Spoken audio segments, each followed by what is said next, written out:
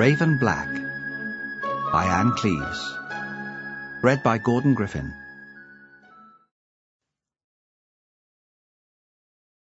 1:20 in the morning on New Year's Day. Magnus knew the time because of the fat clock, his mother's clock, which squatted on the shelf over the fire.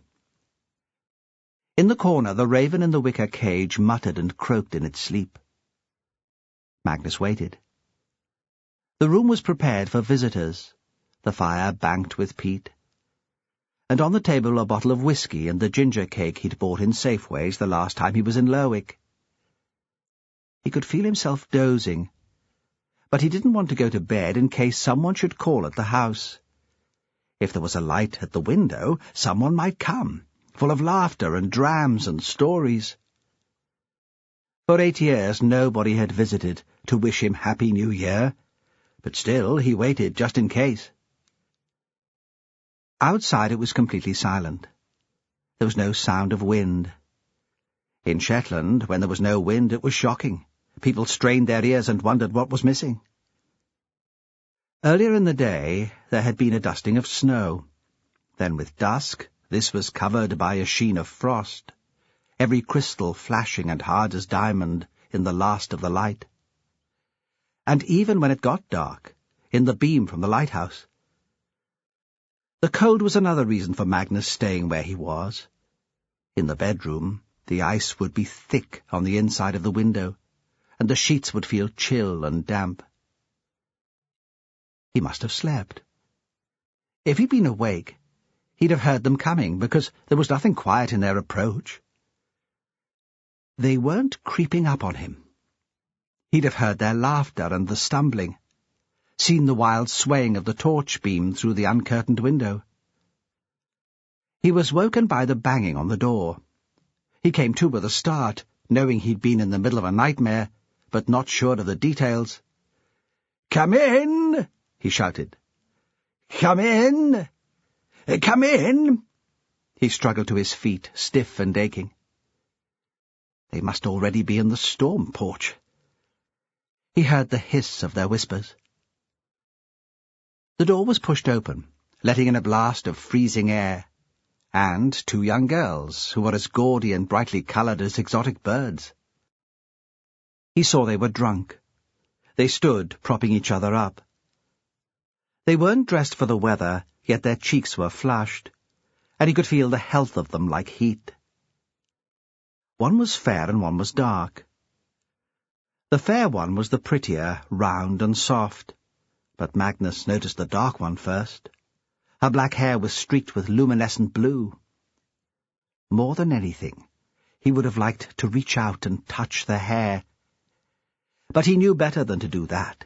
It would only scare them away. "Come in," he said again, although they were already in the room. He thought he must sound like a foolish old man, repeating the same words, making no sense at all. People had always laughed at him. They called him slow, and perhaps they were right. He felt a smile crawl across his face, and heard his mother's words in his head. "Will you wipe that stupid grin from your face? Do you want folk to think you're dafter than you really are?" The girls giggled, and stepped further into the room. He shut the doors behind them, the outside door which had warped with the weather, and led into the porch, and the one into the house. He wanted to keep out the cold, and he was frightened that they might escape. He couldn't believe that such beautiful creatures had turned up on his doorstep. "Sit down," he said. There was only one easy chair, but 2 others, which his uncle had made from driftwood, stood by the table, and he pulled these out. "You'll take a drink with me to see in the new year?" They giggled again, and fluttered and landed on the chairs. They wore tinsel in their hair, and their clothes were made of fur and velvet and silk. The fair one had ankle boots of leather so shiny that it looked like wet tar, with silver buckles and little chains. The heels were high, and the toes were pointed. Magnus had never seen footwear like it, and for a moment he couldn't take his eyes off them. The dark girl's shoes were red. He stood at the head of the table. "I don't know you, do I?" he said. Though looking at them more closely, he knew he'd seen them passing the house. He took care to speak slowly so they could understand him. Sometimes he slurred his speech. The words sounded strange to him, like the raven's croaking. He taught the raven to speak a few words. Some weeks he had nobody else to talk to. He launched into another sentence. "Where are you from?" "We've been in Lerwick." The chairs were low, and the blonde girl had to tip back her head to look up at him. He could see her tongue and her pink throat. Her short silk top had become separated from the waistband of her skirt, and he saw a fold of flesh, as silky as the material of her blouse, and her belly button. "Partying for Hogmanay.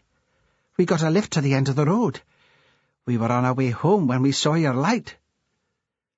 "Shall we have a drink, then?" he said eagerly. "Shall we?" He shot a look at the dark girl, who was staring at the room, moving her eyes slowly, taking it all in. But again it was the fair one who replied. "We brought our own," she said. She pulled a bottle from the woven shoulder bag she'd been clutching on her knee. It had a cork jammed in the top, and was 3/4 full. He thought it would be white wine, but he didn't really know. He'd never tasted wine. She pulled the cork from the bottle with sharp white teeth. The action shocked him. When he realized what she intended doing, he wanted to shout to her to stop. He imagined the teeth snapped off at the roots. He should have offered to open it for her. That would have been the gentlemanly thing to do. Instead, he only watched, fascinated. The girl drank from the bottle, wiped the lip with her hand, then passed it on to her friend. He reached out for his whiskey.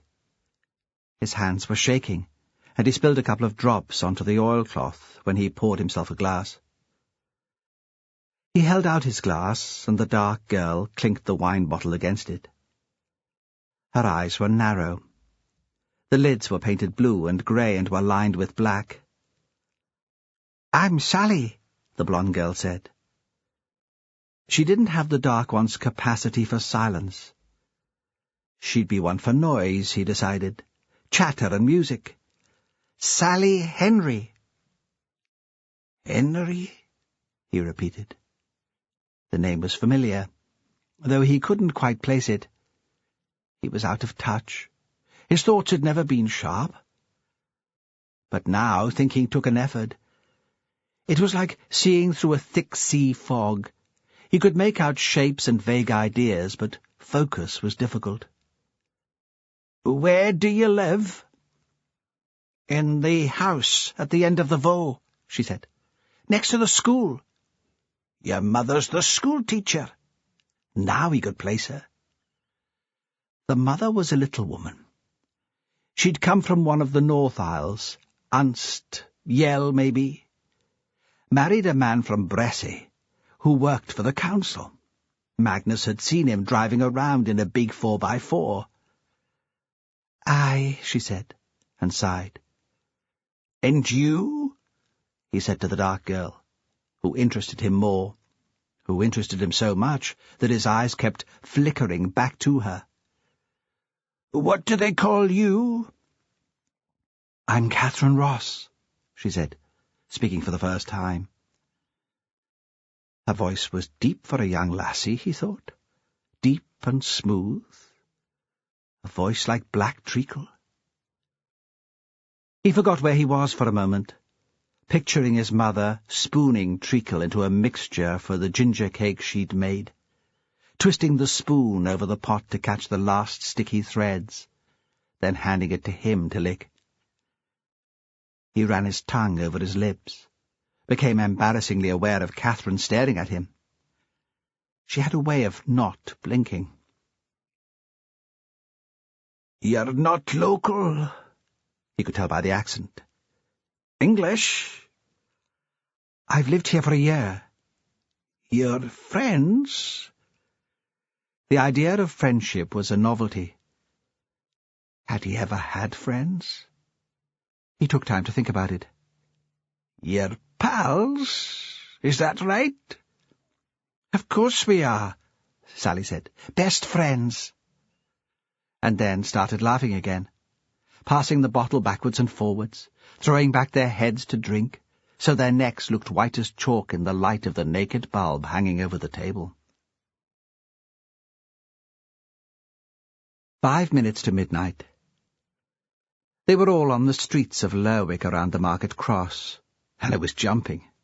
Everyone was steaming, but not fighting drunk, just mellow, and you felt that you belonged. You were part of a laughing, drinking crowd. Sally thought her father should have been here. He'd have realized then that there was nothing to get uptight about. He might even have enjoyed it. Hogmanay in Shetland. It wasn't New York, was it? Or London? What was going to happen? Most of the people here she recognized. The thud-thud of a bass came up through her feet and rolled around her head, and she couldn't work out where the music was coming from. But she moved along with it like everyone else. Then came the bells for midnight, and Auld Lang Syne, and she was hugging the people on either side of her. She found herself snogging a guy and realized in a moment of clarity that he was a maths teacher from Anderson High, and he was more pissed than she was. Later, she wouldn't remember what happened next. Not exactly, and not in sequence. She saw Robert Isbister, big as a bear, standing outside the lounge, a red tin in his hand, looking out at them all. Perhaps she'd been looking out for him. She saw herself sauntering up to him in rhythm to the music, hips swaying, almost dancing. Standing in front of him, not speaking, but flirting all the same. Oh, certainly flirting, she was sure of that. She put her hand on his wrist, didn't she? And stroked the fine golden hair on his arm, as if he was an animal. She'd never have done that if she'd been sober.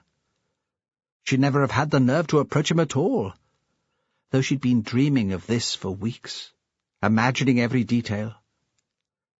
He had his sleeves rolled up to his elbows, although it was so cold, and he wore a wristwatch with a gold bracelet.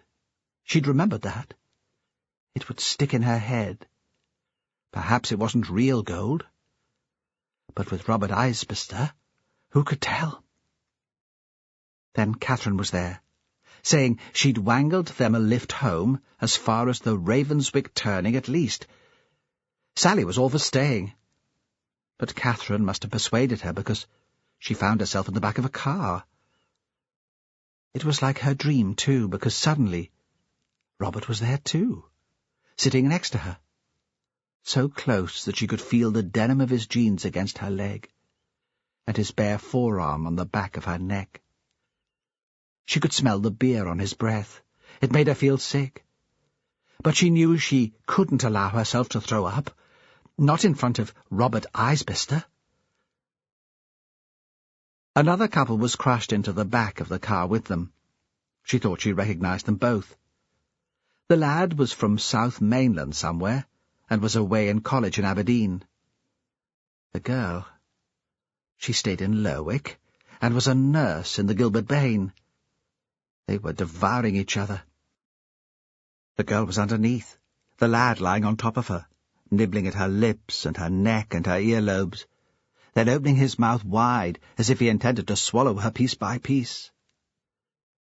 When Sally turned back to Robert, he kissed her, but slowly and gently, not like the wolf from Red Riding Hood. Sally didn't feel that she was being eaten up at all. Sally couldn't see much of the lad who was driving. She was directly behind the driver's seat, and all she could make out was a head and a pair of shoulders clad in a parka. He didn't talk, either to her or to Catherine, who was sitting beside him. Perhaps he was pissed off about giving them a lift. Sally was going to chat to him just to be friendly. But then Robert kissed her again, and that took up all her attention. There was no music playing in the car, no noise at all except for the engine, which sounded really rough, and the slobbering of the couple squashed beside her. "Stop!" That was Catherine. It wasn't loud, but coming out of the silence it shocked them all. Her English voice jarred on Sally's ears. "Stop here! This is where Sally and me get out. Unless you want to give us a lift down to the school?" "No way, man." The student broke away from the nurse, just long enough to comment, "We're missing the party as it is." "Come with us," Robert said. "Come on to the party." His invitation was seductive, and meant for Sally, but Catherine answered, "No, we can't. Sally's supposed to have been at our house. She wasn't allowed into town. If we're not back soon, her parents will come looking."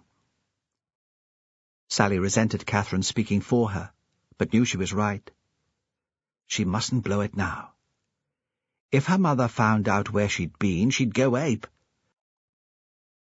Her father was reasonable, left to himself, but her mother was crazy. The spell was broken, and it was back to the real world. She untangled herself from Robert, climbed over him and out of the car. The cold took her breath away, made her feel light-headed and euphoric, as if she'd had another drink. She and Catherine stood side by side and watched the taillights of the car disappear. "Bastards!" Catherine said, with so much venom that Sally wondered if something had gone on between her and the driver. "They could have given us a lift." She felt in her pocket, brought out a thin torch and shone it on the path ahead of them. That was Catherine for you, always prepared. "Still," Sally felt a soppy smile spread over her face. "It was a good night. A fucking good night." As she slung her bag over her shoulder, something heavy banged against her hip. She brought out a bottle of wine, opened, with a cork stuck in the top. Where had that come from? She didn't even have a fuzzy memory. She showed it to Catherine in an attempt to lift her gloom. "Look, something to keep us going on the way home." They giggled and stumbled down the icy road. The square of light seemed to come from nowhere and surprised them. "Where the shit are we? We can't be back yet." For the first time, Catherine seemed anxious, less sure of herself, disorientated. "It's Hill Head, the house at the top of the bank." "Does anyone live there? I thought it was empty." "It belongs to an old man," Sally said. "Magnus Tate. He's daft in the head, so they say. A recluse. We were always taught to stay away from him." Catherine wasn't frightened now. Or perhaps it was just bravado. "But he's there all alone. We should go in and wish him Happy New Year." "I've told you. He's soft in the head." "You're scared," Catherine said, almost a whisper. "I am. Shit scared, and I don't know why." "Don't be dumb. I dare you." Catherine reached into Sally's bag for the bottle. She took a swig, replaced the cork, and handed it back. Sally stamped her feet to show how ridiculous this was, standing out in the cold. "We should get back. Like you said, my folks will be waiting. We can just say we've been first-footing the neighbours." "Go on." "I dare you." "Not on my own." "All right. We'll both go." Sally couldn't tell if this was what Catherine had intended from the beginning, or if she'd boxed herself into a position she couldn't escape from with her pride intact. The house was set back from the road. There was no real path. As they approached, Catherine shone her torch towards it, and the beam hit the grey slate roof, then the pile of peats to one side of the porch. They could smell the smoke coming out of the chimney. The green paint on the porch door rose in scabs over bare wood. "Go on, then," Catherine said. "Knock." Sally knocked tentatively. "Perhaps he's in bed. Just left the light on." "He's not. I can see him in there." Catherine went into the porch and thumped her fist on the inner door. "She's wild," Sally thought. "She doesn't know what she's messing with. This whole thing's crazy." She wanted to run away, back to her boring and sensible parents. But before she could move, there was a sound from inside, and Catherine had the door open, and they stumbled together into the room, blinking and blind in the sudden light. The old man was coming towards them, and Sally stared at him. She knew she was doing it, but couldn't stop herself. She'd only seen him before at a distance. Her mother, usually so charitable in her dealings with the elderly neighbours, usually so Christian in her offers to go shopping, to provide broth and baking, had avoided any contact with Magnus Tate. Sally had been hurried past the house when he was outside. "You must never go there," her mother had said when she was a child. "He's a nasty man. It's not a safe place for little girls." So the croft had held a fascination for her. She had looked across at it on her way to and from the town. She had glimpsed his back, bent over the sheep he was clipping, seen his silhouette against the sun as he stood outside the house, looking down to the road. Now, this close, it was like coming face to face with a character from a fairy tale. He stared back at her, and she thought he really was like something from a picture book. A troll, she thought suddenly. That's what he looked like, with his stumpy legs and his short, thick body, slightly hunchbacked, his slot-shaped mouth, with his teeth jumbled and yellow inside. She'd never liked the story of the billy-goat's gruff. When she was very small, she'd been terrified to cross the bridge across the burn to get to her house. She'd imagined the troll living underneath, his eyes fiery red, his back bent as he prepared to charge her. Now she wondered if Catherine still had her camera with her. The old man would make some picture. Magnus looked at the girls with rheumy eyes which seemed not quite to focus. "Come in," he said. "Come in." And he pulled his lips away from his teeth to smile. Sally found herself chattering. That was what happened when she was nervous. The words spilled out of her mouth, and she didn't have an idea what she was saying. Magnus shut the door behind them, then stood in front of it, blocking the only way out. He offered them whiskey, but she knew better than to accept that. What might he have put into it? She pulled the bottle of wine from her bag, smiled to appease him, and carried on talking. She made a move to stand up, but the man had a knife, long and pointed with a black handle. He was using it to cut a cake which had been standing on the table. "We should go," she said. "Really, my parents will be wondering." But they seemed not to hear her, and she watched in horror as Catherine reached out and took a piece of cake and slipped it into her mouth. Sally could see the crumbs on her friend's lips and between her teeth. The old man stood above them, with the knife in his hand. Sally saw the bird in the cage when she was looking round for a way out. "What's that?" she asked abruptly. The words came out of her mouth before she could stop them. "It's a raven." He stood quite still, watching her. Then he set the knife carefully on the table. "Isn't it cruel, keeping it locked up like that?" "It had a broken wing. It wouldn't fly, even if I let it go." But Sally didn't listen to the old man's explanation. She thought he meant to keep them in the house, to lock them in like the black bird with its cruel beak and its injured wing. And then Catherine was on her feet, dusting the cake crumbs from her hands. Sally followed her. Catherine walked up to the old man, so she was close enough to touch him. She was taller than him, and looked down on him. For an awful moment, Sally was afraid she intended to kiss his cheek. If Catherine did that, she would be obliged to do it too. Because this was all part of the same dare, wasn't it? At least, that was how it seemed to Sally. Since they had come to the house, everything had been a challenge. Magnus hadn't shaved properly. Hard grey spines grew in the creases in his cheeks. His teeth were yellow and covered in saliva. Sally thought she would rather die than touch him. But the moment passed, and they were outside, laughing so loud that Sally thought she would piss herself, or that they would collapse together in a heap of snow.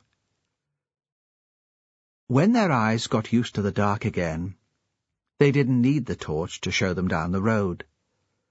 There was a near full moon now, and they knew the way home. Catherine's house was quiet. Her father didn't believe in New Year's celebrations, and had gone to bed early. "Will you come in?" Catherine asked. "Best not." Sally knew that was the answer she was supposed to give. Sometimes she could never tell what Catherine was thinking. Sometimes she knew exactly. Now she knew Catherine didn't want her going in. "I'd better take that bottle from you. Hide the evidence." "Aye. I'll stand here. Watch you to your house," Catherine said. "No need." But she stood, leaning against the garden wall, and watched. When Sally turned back, she was still there. If he'd had the chance, Magnus would have liked to explain to the girls about ravens. There were ravens on his land, always had been since he was a peery boy, and he'd watched them. Sometimes it was as if they were playing. You could see them in the sky, wheeling and turning, like children chasing each other in a game. Then they'd fold up their wings and fall out of the sky. Magnus could feel how exciting that must be. The wind rushing past, the speed of the dive. Then they'd fly out of the fall, and their calls sounded like laughter. Once he'd seen the ravens in the snow sliding down the bank to the road on their backs, one after another, just as the boys from the post office did on their toboggans, until their mother shouted them away from his house. But other times, ravens were the cruelest birds. He'd seen them peck the eyes from a new sickly lamb. The ewe, shrieking with pain and anger, hadn't scared them away. Magnus hadn't scared the birds off either. He'd made no attempt. He hadn't been able to take his eyes off them, as they prodded and ripped, paddling their talons in the blood. In the week after New Year, he thought about Sally and Catherine all the time. He saw them in his head when he woke up in the morning, and dozing in his chair by the fire late at night, he dreamed of them. He wondered when they would come back. He couldn't believe that they would ever return. But he couldn't bear the idea that he would never talk to them again. And all that week, the islands remained frozen and covered in snow. There were blizzards so fierce that he couldn't see the track from his window. The snowflakes were very fine, and when the wind caught them they twisted and spiraled like smoke. Then the wind would drop to nothing, and the sun would come out, and the reflected light burned his eyes, so he had to squint to see the world outside his house. He saw the blue ice on the Voe, the snow-plough cutting a way down from the main road, the post van, but he didn't see the beautiful young women. Once he did catch a glimpse of Mrs. Henry, Sally's mother, the schoolteacher. He saw her come out of the schoolhouse door. She had fat fur-lined boots on her feet, a pink jacket on, with the hood pulled up. She was a lot younger than Magnus, but she dressed like an old woman, he thought, like a woman who didn't care what she looked like, at least. She was very small, and moved in a busy way, scuttling as if time was important to her. Watching her, he was suddenly scared that she intended to come to him. He thought she had found out that Sally had been in the house at New Year. He imagined her making a scene, shouting, her face thrust so close to his that he'd smell her breath, feel the spit as she screamed at him. "Don't you dare go near my daughter!" For a moment he was confused. Was that scene imagination or memory? But she didn't come up the hill towards his house. She walked away. On the third day, he had run out of bread and milk, oatcakes and the chocolate biscuits he liked with his tea. He took the bus into Lerwick. He didn't like leaving the house. The girls might come when he was out. He imagined them climbing the bank, laughing and slipping, knocking at the door and finding no one at home. The worst thing was that he would never know that they had been. The snow was packed so hard there that they would leave no footprints. He recognized many of the other passengers on the bus. Some of them he had been to school with. There was Florence, who had cooked in the Skillick Hotel before she retired. They had been pals of a kind when they were young. She had been a pretty girl and a fine dancer. There'd been one dance in the hall at Sandwick. The Unson boys had been playing, and there'd been a reel when the music had gone faster and faster and Florence had stumbled. Magnus had caught her in his arms, held on to her for a moment, until she'd run off laughing to the other girls.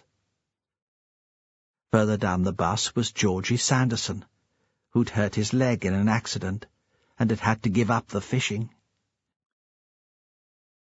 But Magnus chose a seat on his own, and none of them spoke to him or even acknowledged his presence. But that was how it always was. Habit. They probably didn't even see him. The driver had turned the heat full on. Hot air blew from under the seats and melted the snow on everyone's boots until water trickled down the central aisle backwards and forwards, depending on whether the bus was going up or downhill. The windows were covered in condensation, so he only knew it was time to get out because everyone else did.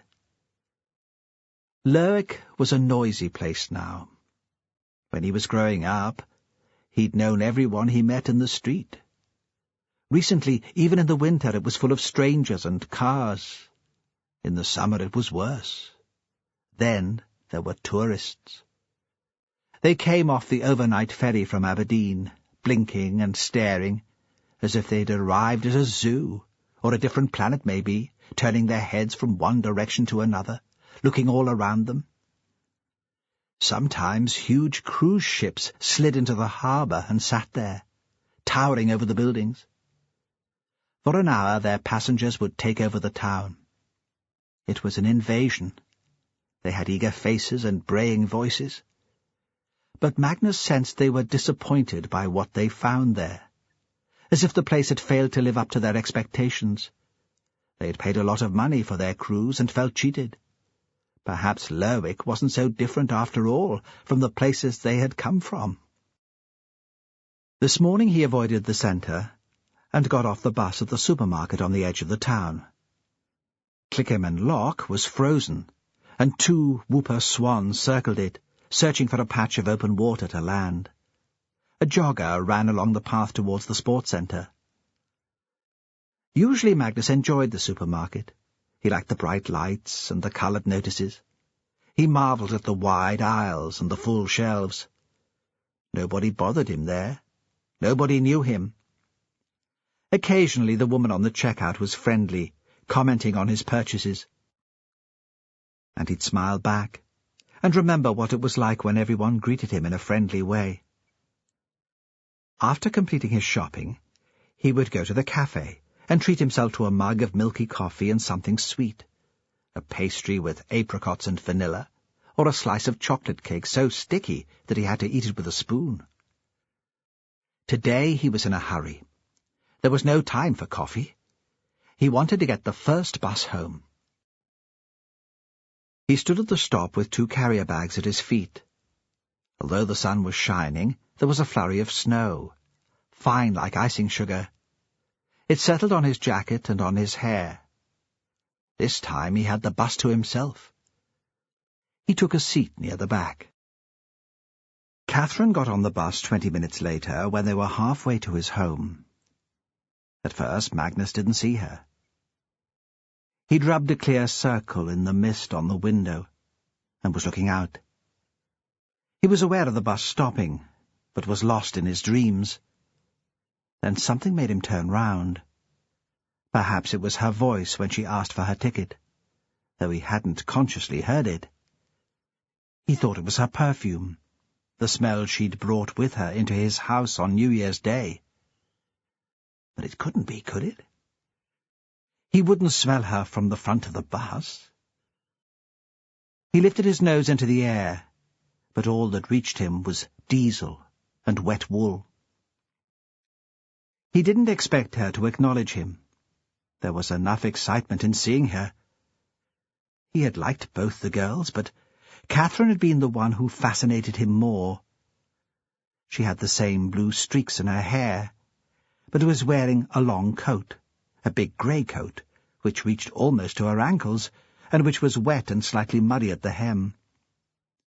Her scarf was hand-knitted, bright red, red as new blood. She looked tired, and he wondered who she could have been visiting. She slumped on the front seat without noticing him, too exhausted, it seemed, to walk further up the bus. He couldn't quite see from where he was sitting, but he thought she had her eyes closed. She got out at his stop.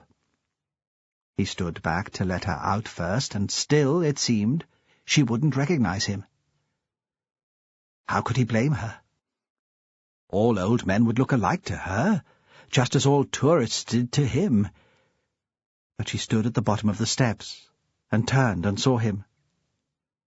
She smiled slowly, and held out her hand to help him down. She was wearing woolen gloves, so he couldn't feel her skin against his. But the contact gave him a thrill all the same. He was surprised by his body's response to her, hoped she didn't sense his excitement. "Hello," she said, in her black treacle voice. "I'm sorry about the other night. I hope we didn't disturb you." "Not at all." His voice was breathless with nervousness. "I was glad that you came by." She grinned at him, as if he'd said something to amuse her. They walked on for a few steps in silence. He wished he knew what to say to her. He could hear the blood rushing in his ears, as it did when he'd worked too long singling turnips, bent over the hoe in the field in the sun, when the breath came in pants. "We're back at school tomorrow," she said suddenly. "It's the end of the holidays." "Do you like school?" he asked. "Not really. It's a bore." He didn't know how to answer that. "I didn't like school either," he said after a while. Then he added for something to say, "Where have you been this morning?" "Not this morning. Last night. I stayed with a friend. There was a party. I got a lift to the bus stop." "Sally didn't come with you?" "No, she wasn't allowed. Her parents are very strict." "Was it a good party?" he asked, genuinely interested. He'd never gone much to parties.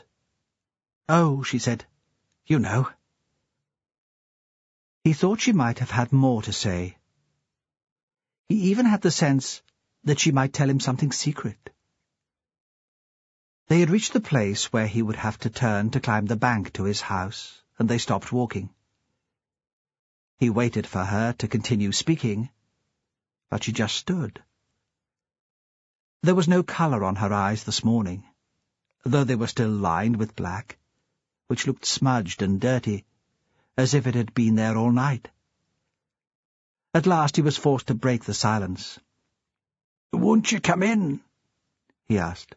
"Take a dram with me to keep out the cold, or some tea?" He didn't for a minute think she would agree. She was a well-brought-up child, that was obvious. She would have been taught not to go alone into the house of a stranger.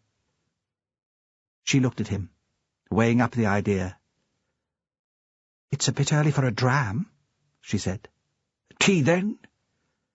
He felt his mouth spread into that daft grin which had always annoyed his mother. "We'll have some tea, and chocolate biscuits." He started up the path to the house, quite confident, knowing she would follow. He never locked his door, but he opened it for her and stood aside to let her in first. As he waited for her to stamp her boots on the mat, he looked around him. Everything was quiet outside. No one was around to see. No one knew he had this beautiful creature to visit him. She was his treasure, the raven, in his cage. Fran Hunter had a car, but she didn't like using it for short trips. She cared about global warming and wanted to do her bit. She had a bike, with a seat on the back for Cassie, had brought it with her on the North Link ferry when she moved. She prided herself on travelling light, and it had been the only bulky item in her luggage. In this weather, though, a bike was no good. Today she wrapped Cassie up in her dungarees-and coat, and the Wellingtons with the green frogs on the front, and pulled her to school on a sledge. It was January the 5th, the first day of the new school term. When they set off, it was hardly light. Fran knew Mrs. Henry already disapproved of her, and didn't want to be late. She didn't need more knowing looks and raised eyebrows, the other mothers talking about her behind her back. It was hard enough for Cassie to fit in. Fran rented a small house just off the road into Lerwick. It stood next to a stern brick chapel, and was low and unassuming in comparison. There were 3 rooms, with a basic bathroom built more recently on the back. They lived in the kitchen, which was much as it had been since the house had been built. It had a range, where they burned the coal brought every month in a lorry from the town. There was an electric cooker, too, but Fran liked the idea of the range. She was a romantic. The house had no land now, though once it must have been attached to a croft. In the season it became a holiday let, and by Easter Fran would have to make a decision about her and Cassie's future. The landlord had hinted that he might be prepared to sell. She was already coming to think of it as home and a place to work. Her bedroom had 2 big skylights and a view to Raven Head. It would do as a studio. In the grey dawn, Cassie chattered, and Fran responded automatically, but her thoughts were elsewhere. As they rounded the bank near Hillhead, the sun was rising, throwing long shadows across the snow, and Fran stopped to look at the view. She could see across the water to the headland beyond. It had been right to come back, she thought. This was the best place to bring up a child. Until that moment she hadn't realized how unsure she had been about the decision. She was so good at playing the part of aggressive single mother that she'd almost come to believe it. Cassie was 5, and as assertive as her mother. Fran had taught her to read before she started school, and Mrs. Henry had disapproved of that, too. The child could be loud and opinionated, and there were times when even Fran wondered, despising herself for the dreadful suspicion, if she had created a precocious monster. "It would be nice," Mrs. Henry said frostily at the first parents' evening, "if occasionally Cassie did as she was told first time, without needing a detailed explanation of why I'd asked her to do it." Fran, expecting to be told that her daughter was a genius, a delight to teach, had been mortified. She had hidden her disappointment with a spirited defence of her philosophy of child-rearing. Children should have the confidence to make their own choices, to challenge authority, she'd said. The last thing she wanted was a child who was a meek conformer. Mrs. Henry had listened. "It must be hard," she had said, when Fran ran out of steam, "to bring up a child on your own." Now Cassie, perched on the sledge like a Russian princess, was beginning to get restive. "What is it?" she demanded. "Why have you stopped?" Fran's attention had been caught by contrasting colours, the possibility for a painting. But she pulled the rope and continued. She, like the teacher, was at the whim of Cassie's imperious demands. At the top of the bank she stopped and climbed onto the back of the sledge. She wrapped her legs around her daughter's body and held a loop of rope firmly in each hand. Then she dug her heels into the snow and launched the sledge down the hill. Cassie shrieked with fear and excitement. They bounced over the icy ruts and picked up speed as they reached the bottom. The cold and the sunlight burned Fran's face. She tugged on the left-hand rope to guide them into a soft snowdrift piled against the playground wall. Nothing, she thought, will compare with this. This is about as good as it gets. For once they were early. Fran had remembered Cassie's library book, her packed lunch, and a change of shoes. Fran took Cassie into the cloakroom, sat her on the bench, and pulled off the Wellingtons. Mrs. Henry was in the classroom, sticking a series of numbers onto the wall. She was perched on her desk, but still found it hard to reach.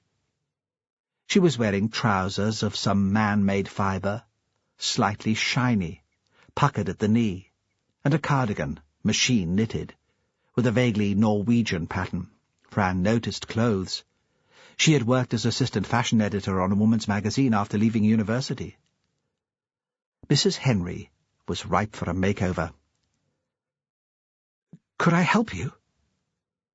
She felt ridiculously afraid of being rejected. She'd managed photographers who could make grown men cry, but Mrs. Henry made her feel like a nervy 6-year-old. Usually she arrived at school just before the bell. Mrs. Henry was already surrounded by parents, and seemed to be on personal terms with them all. Mrs. Henry turned round, seemed surprised to see her. "Would you? That would be kind. Cassie, come and sit on the mat, find a book to look at, and wait for the others." Cassie, inexplicably, did just as she was told. On the way back up the hill, dragging the sledge behind her, Fran told herself it was pathetic to be so pleased. Was it such a big deal? She didn't even believe in learning by rote, for Christ's sake. If they'd stayed south, she'd have considered Cassie for a Steiner school. Yet here she was, thrilled to bits because she'd stuck the 2x table on the classroom wall, and Margaret Henry had smiled at her and called her by her first name. There was no sign of the old man who lived in Hillhead. Sometimes, when they were going past, he came out to greet them. He didn't often speak. Usually it was just a wave, and once he'd thrust a sweetie in Cassie's hand. Fran didn't like Cassie having sweets. Sugar was nothing but wasted calories, and think of the tooth decay. But he'd seemed so shy and eager that she'd thanked him. Then Cassie had thrust the slightly dusty striped humbug into her mouth, knowing Fran wouldn't stop her in front of the old man.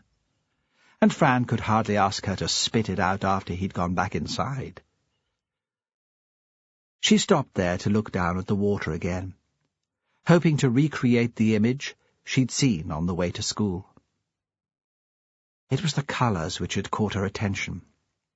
Often the colours on the island were subtle: olive green, mud brown, sea grey, and all softened by the mist. In the full sunlight of early morning, This picture was stark and vibrant. The harsh white of the snow. 3 shapes silhouetted, ravens. In her painting, they would be angular shapes, cubist almost, birds roughly carved from hard black wood.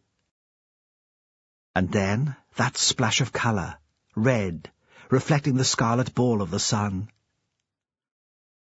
She left the sledge at the side of the track and crossed the field to see the scene more closely. There was a gate from the road.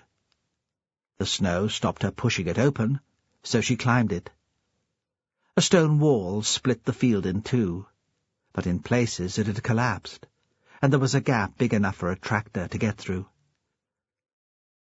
As she grew nearer, the perspective shifted, but that didn't bother her.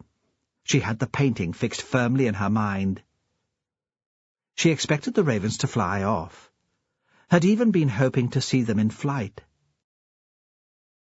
The sight of them aloft, the wedge-shaped tail tilted to hold each steady, would inform her image of them on the ground. Her concentration was so fierce, and everything seemed unreal here, surrounded by the reflected light which made her head swim, that she walked right up to the sight, before realizing exactly what she was seeing. Until then, everything was just form and colour. Then, the vivid red turned into a scarf. The grey coat and the white flesh merged into the background of the snow, which wasn't so clean here. The ravens were pecking at a girl's face. One of the eyes had disappeared. Fran recognized the young woman, even in this altered, degraded state. The birds had fluttered away briefly as she approached, but now, as she stood motionless, watching, they returned. Suddenly she screamed, so loudly that she could feel the strain in the back of her throat, and clapped her hands to send the birds circling into the sky. But she couldn't move from the spot. It was Catherine Ross. There was a red scarf tight round her neck. The fringe spread out like blood on the snow. Magnus watched from his window. He had been there since first light, before that even. He hadn't been able to sleep. He saw the woman go past, dragging the little girl on the sledge behind her, and felt the stirrings of envy. He had grown up in a different time, he thought. Mothers had not behaved that way with their children when he was a boy. There had been little time for play. He had noticed the little girl before, had followed the 2 of them up the road on one occasion to see where they were staying. It had been in October, because he'd been thinking of the old days, when they used to go guising for Halloween in masks, carrying nipi lanterns. He thought a lot about the old days. The memories clouded his thoughts and confused him. The woman and the girl lived in that house where the tourists came in the summer, where the minister and his wife once stayed. He had watched for a while, though they hadn't seen him looking through the window. He had been too clever to get caught, and besides, he hadn't wanted to frighten them. That was never his intention. The child had sat at the table drawing on big sheets of coloured paper with fat crayons. The woman had been drawing too, in charcoal, with quick, fierce strokes, standing next to her daughter, leaning across her to reach the paper. He'd wished he'd been close enough to see the picture. Once she'd pushed her hair away from her face and left a mark like soot on her cheek. He thought now how pretty the little girl was. She had round cheeks, red from the cold, and golden curls. He wished the mother would dress her differently, though. He would like to see her in a skirt, a pink skirt made of satin and lace, little white socks, and buckled shoes. He would like to see her dance. But even in trousers and boots, there was no mistaking her for a boy. He couldn't see down the brow of the hill to where Catherine Ross lay in the snow.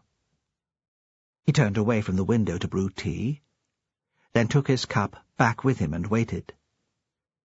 He had nothing to get on with, nothing urgent. He had been out the night before with hay for the croft sheep. He had few animals on the hill now. On these freezing days, when the ground was hard and covered with snow, there was little else for him to do outside. "The devil makes work for idle hands."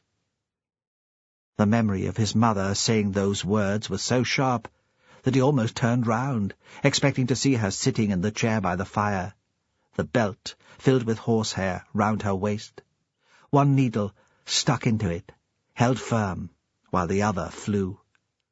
She could knit a pair of stockings in an afternoon, a plain jersey in a week. She was known as the best knitter in the south, though she'd never enjoyed doing the fancy Fair Isle patterns. "What point is there in that?" she'd say, putting the stress on the last word, so she'd almost spit it out. "Will it keep thee any warmer?" He wondered what other work the devil might find for him. The mother came back from the school, pulling the empty sledge behind her. He watched her from right at the bottom of the hill, leaning forward, trudging like a man. She stopped just below his house and looked back across the Vaud. He could tell that something had caught her attention. He wondered if he should go out and call her in. If she was cold, she might be distracted by the thought of tea. She might be tempted by the fire and the biscuits. He still had some left, and there was a slice of ginger cake in the tin. He wondered briefly if she baked for her daughter. Probably not, he decided. That would be another thing to have changed. Why would anyone go to all that trouble now? The beating of sugar and marge in the big bowl, turning the spoon as it came out of the tin of black treacle. Why would you bother with that, when there was Safeways in Lerwick, selling pastries with apricot and almond, and ginger cake every bit as good as the one his mother had baked? Because he'd been preoccupied with thoughts about baking, he'd missed the moment when he could have invited the woman into the house. She'd already wandered away from the road. There was nothing he could do now. He could just see her head. She was wearing a hat, a strange knitted bonnet, as she slid down the dip in the field. Then she was lost to view altogether. He saw the 3 ravens, scattering, as if they'd been shot at. But he was too far away to hear the woman screaming. Once she disappeared from view, he forgot about her. She wasn't important enough to feature as a picture in his head. The teacher's man drove up the road in his Land Rover. Magnus recognized him, but had never spoken to him. It was unusual for him to be so late, leaving home. Usually he left the schoolhouse early in the morning and returned after dark. Perhaps the snow had altered his plans. Magnus knew the movements of everyone in the valley. There had been nothing else to take his interest since the death of his mother. From overheard gossip in the post office and the bus, he learned that Alex Henry worked for the Islands Council. He was something to do with the wildlife. Magnus had heard the men complaining. A local man should know better, they said. Who did Henry think he was, laying down the law to them? They blamed the seals for taking fish, and thought they should be allowed to shoot them. They said people like Henry cared more for animals than men's livelihoods. Magnus liked to see the seals. He thought there was something friendly and comical about the way they stuck their heads out of the water.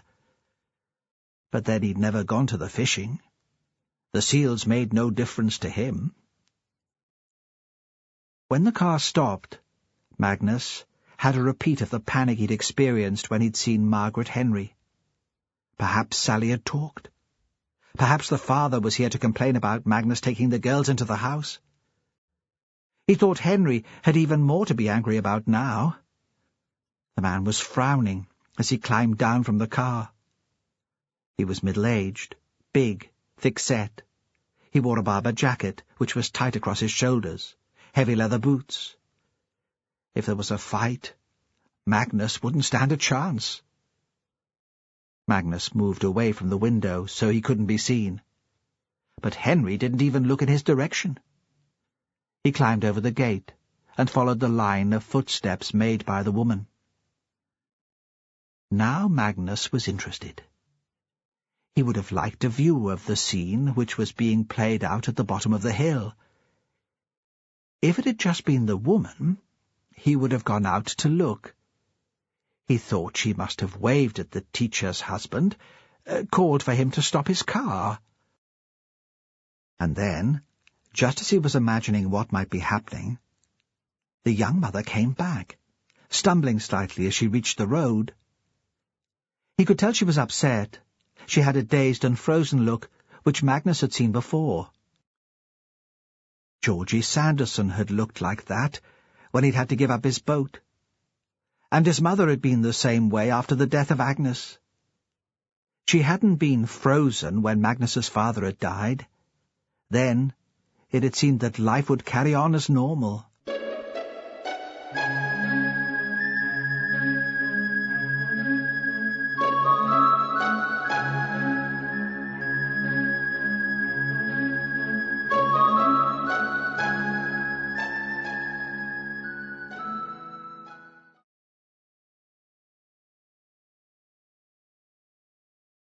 CD 2.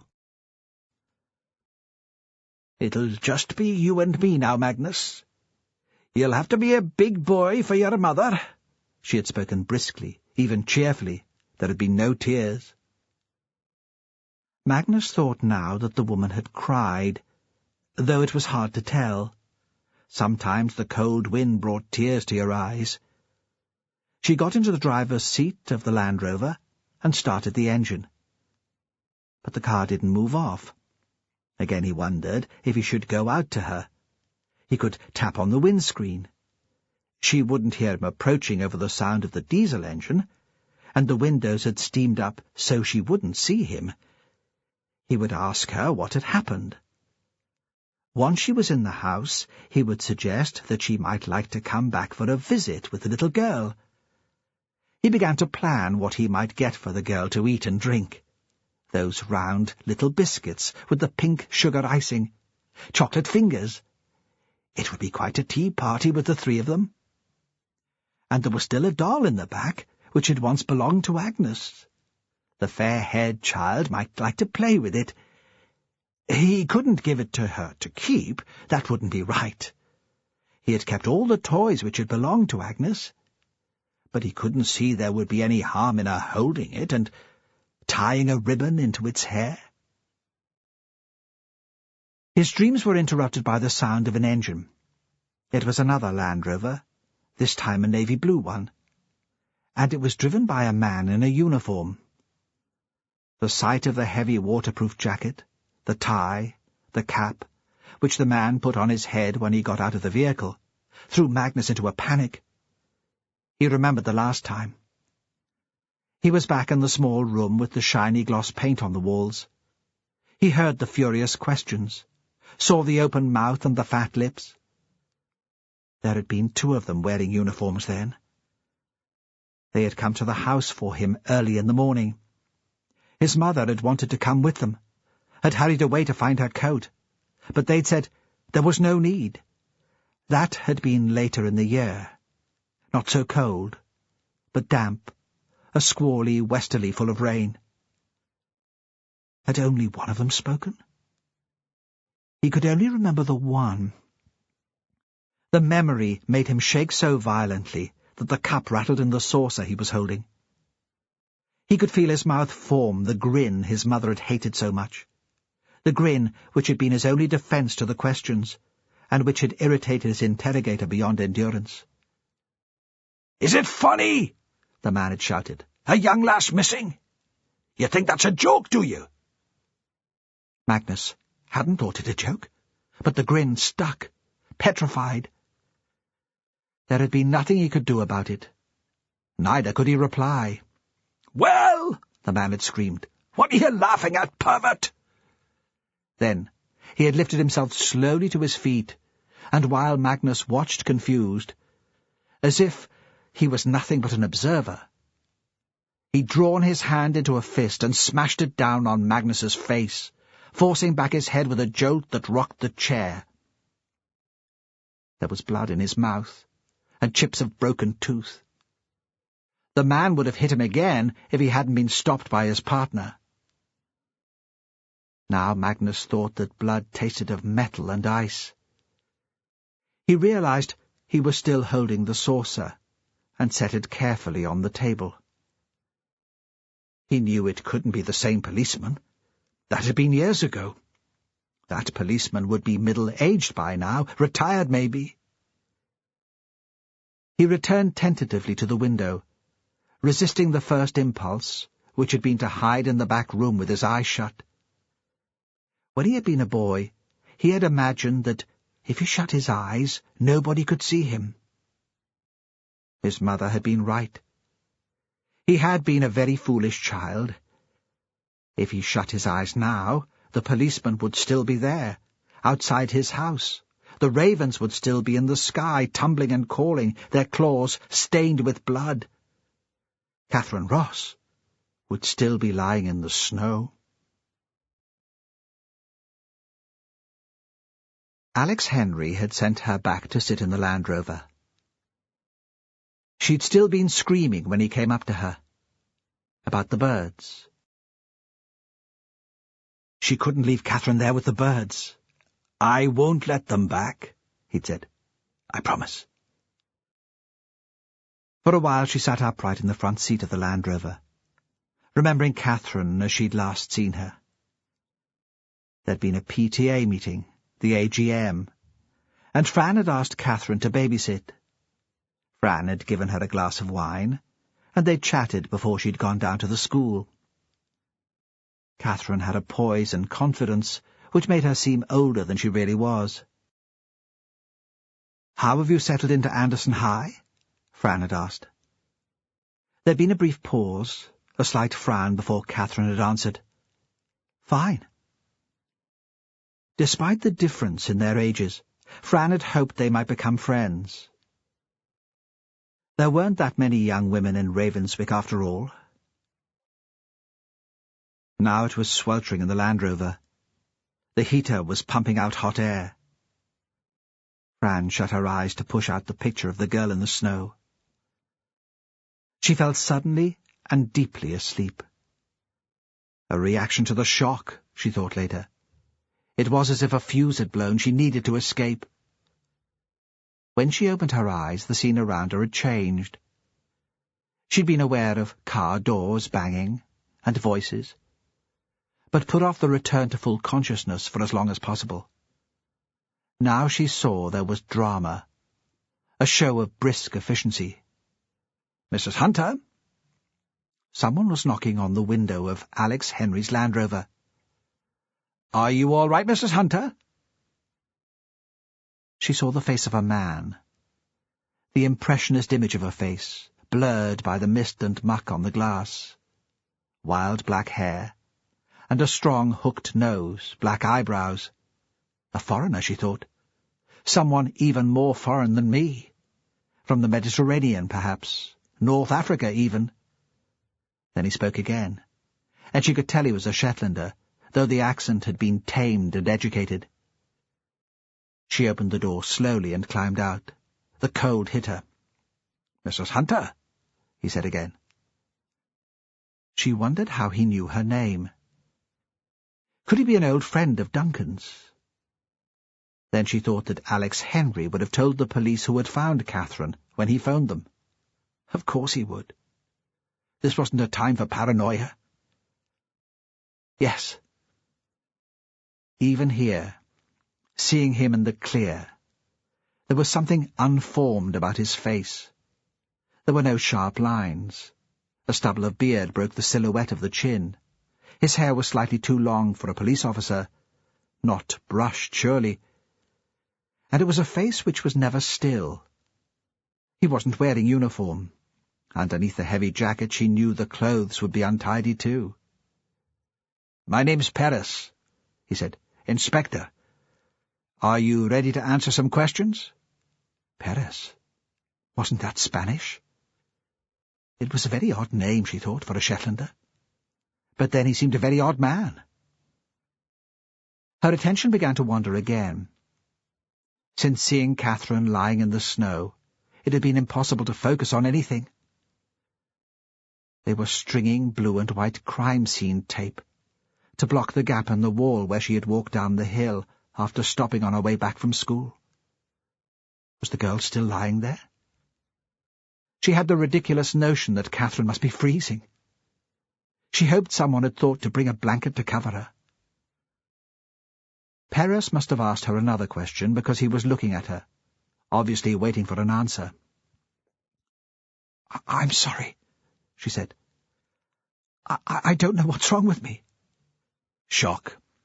It'll pass. He looked at her, as she might once have looked at a model during a photo shoot, appraising, dispassionate. Come on.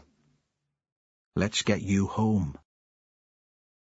Inspector Perez knew where Fran lived, drove her there without asking, took her keys and opened the front door for her.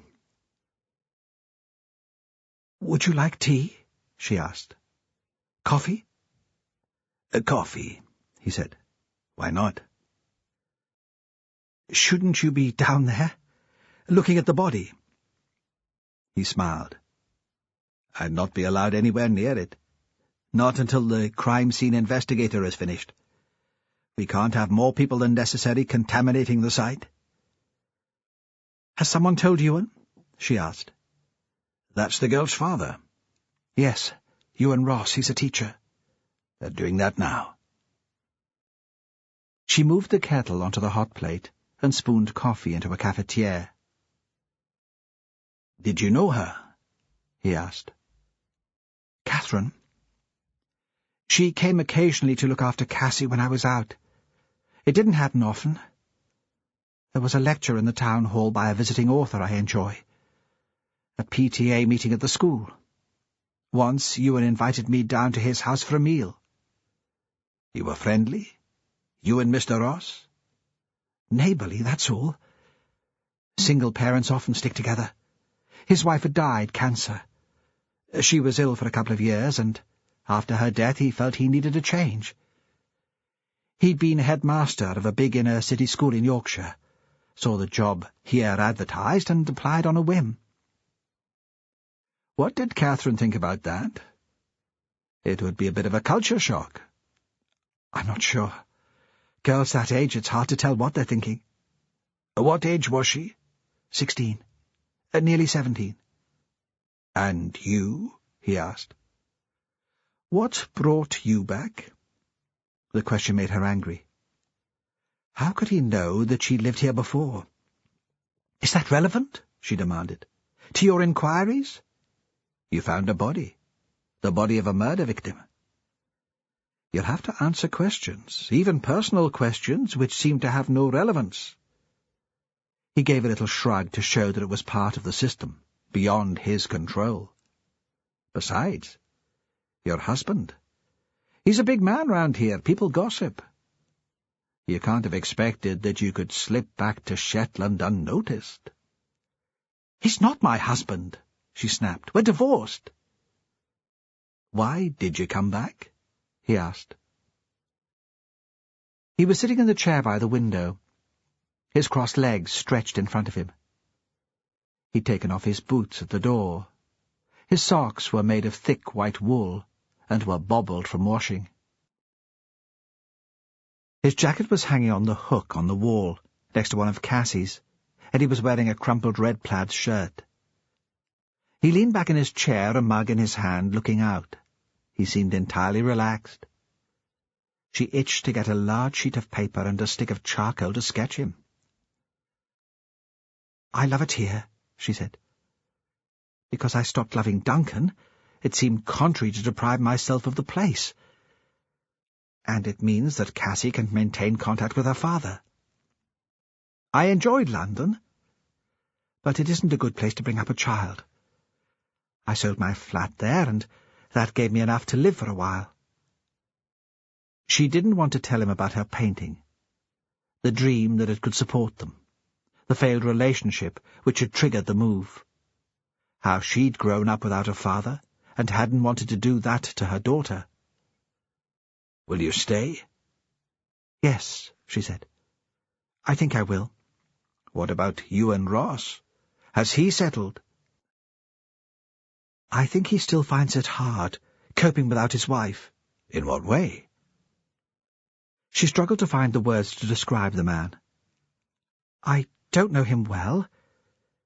It's hard to judge." "But?" "I think he might still be depressed. I mean clinically depressed. He thought the move would change things, solve things. How could it, really? He's still without the woman he was married to for 20 years. She paused. Perez looked at her, expecting her to continue. "He called in the day I arrived to introduce himself. He was very kind, charming. He brought coffee and milk, some flowers from his garden. He said we were almost neighbours. Not quite, with Hillhead in the way, but he lived down the hill between here and the school. I'd never have realised on that first meeting that anything was wrong, that there was any sadness at all in his life.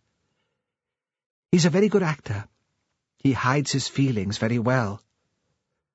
When he saw Cassie, he said he had a daughter too, Catherine. If ever I needed a babysitter, she was always desperate for cash. That was it. He didn't mention his wife at all. Catherine told me about that the first time she came to look after Cassie. When he invited me for a meal, I wasn't sure what to expect. I mean, a single woman of my age, sometimes men hit on you. Think you're desperate, try it on. You know what I mean? I hadn't picked up any of those signals, but sometimes you get it wrong. You went anyway, even though you were unsure of his motives. Yeah, she said.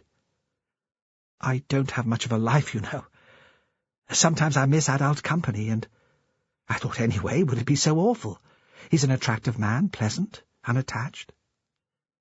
There aren't so many of those around here. Was it a good night? He smiled at her, in an encouraging, slightly teasing way. The style was fatherly almost, though there could scarcely be any difference in their ages. To start with, he'd gone to a lot of effort. It's a lovely house, do you know it? There's that new extension, all wood and glass, with wonderful views down the coast. Lots of photos of his dead wife. I mean, they were everywhere, which seemed a bit spooky. I wondered what it must be like for Catherine, growing up with that. I mean, would you think you were second best? That he wished you had died instead of your mother?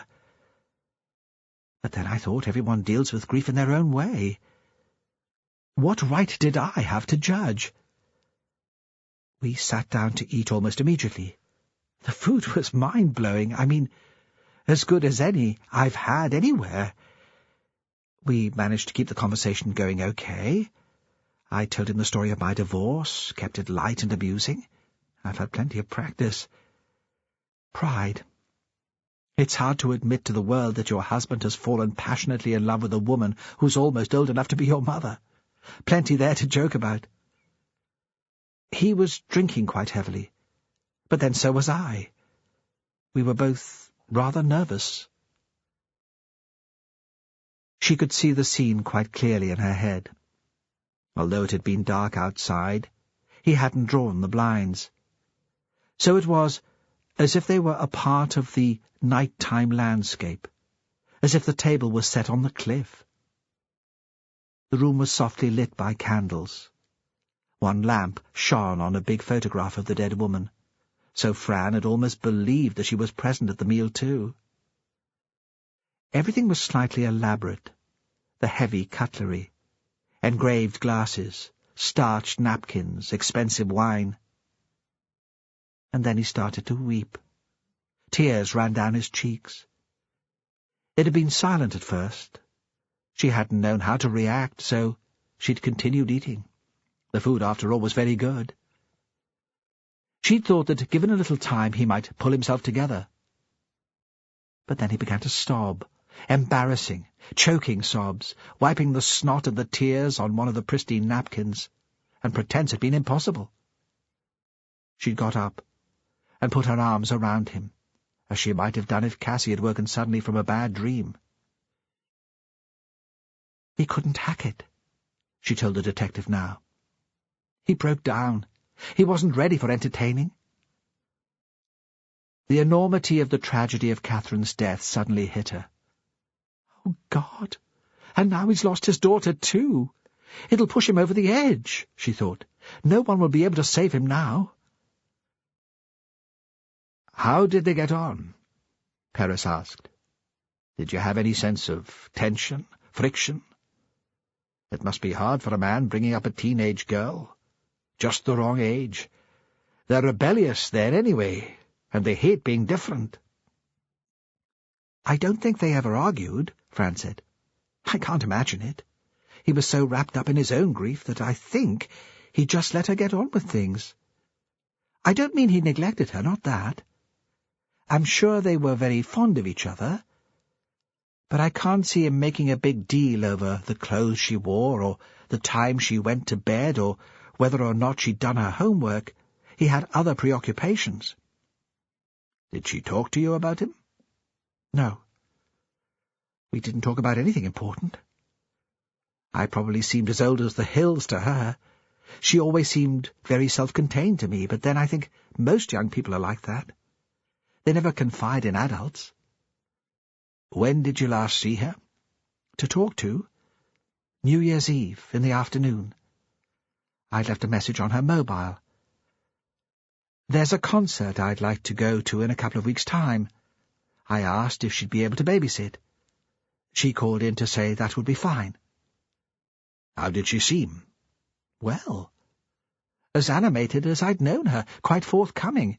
She said she was going into Lerwick with her friend that evening to see In the New Year." "Which friend?" "She didn't say, but I presumed it would be Sally Henry. She lives at the school. They seem to knock around together." "And that was the last time you saw her?" "To speak to, yes. But I did see her yesterday. She got off the lunchtime bus. She walked down the road with the strange old guy who lives in Hillhead." The police came to Magnus at the only moment that day when he wasn't looking out for them. He was in the bathroom when they knocked at the door. His mother had got Georgie Sanderson to build a bathroom at the back of the house. It was when Georgie's leg was so bad that he couldn't go to the fishing anymore. A sort of favour, because he hated being idle. And she would pay him for the work. Georgie was a practical kind of man. But there would have been better people to ask. The bath had never fitted properly against the wall. The light had fused soon after Magnus's mother died, and Magnus had never bothered getting it fixed. What would be the point? He shaved in the sink by the kitchen, and he could see the toilet from the light in the bedroom. He'd been aware for some time of the need to relieve himself, but he'd not been able to leave his post at the window.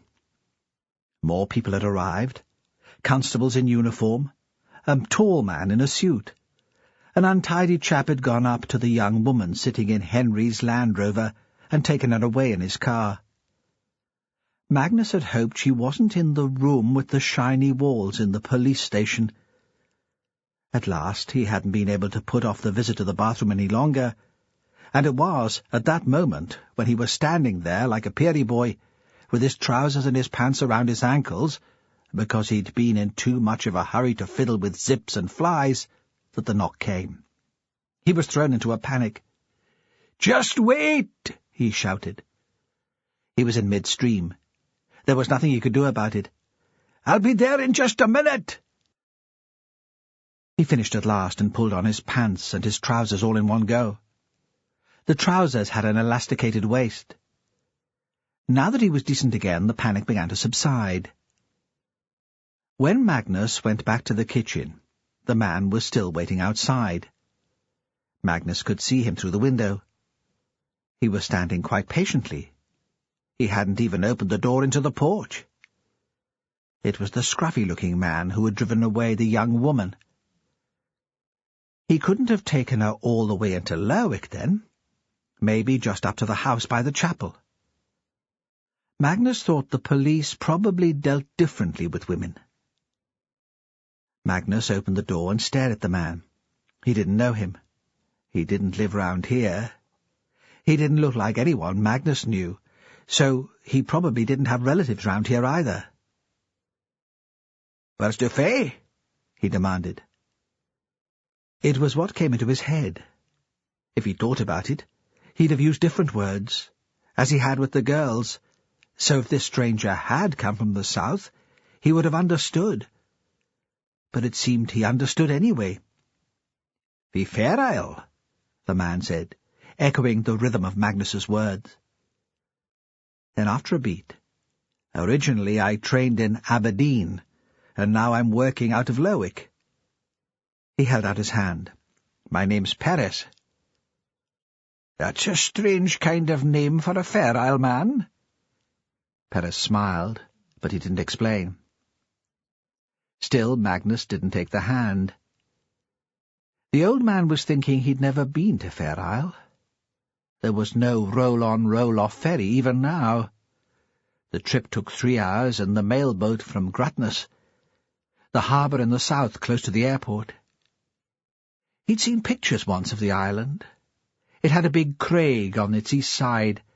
The minister who'd lived in that house next to the chapel had been preacher on Fair Isle. There'd been a slide show in the community hall, and Magnus had gone with his mother. But he couldn't remember any more details. "What like is it there?" he asked. "I like it fine." "Why did you leave, then?" "Oh, you know, there's not an awful lot of work." Magnus saw the hand then, and reached out and shook it. "You'd best come in," he said. He looked past Perez down the bank, and saw a constable in uniform staring up at him. "Come away in," he said, more urgently.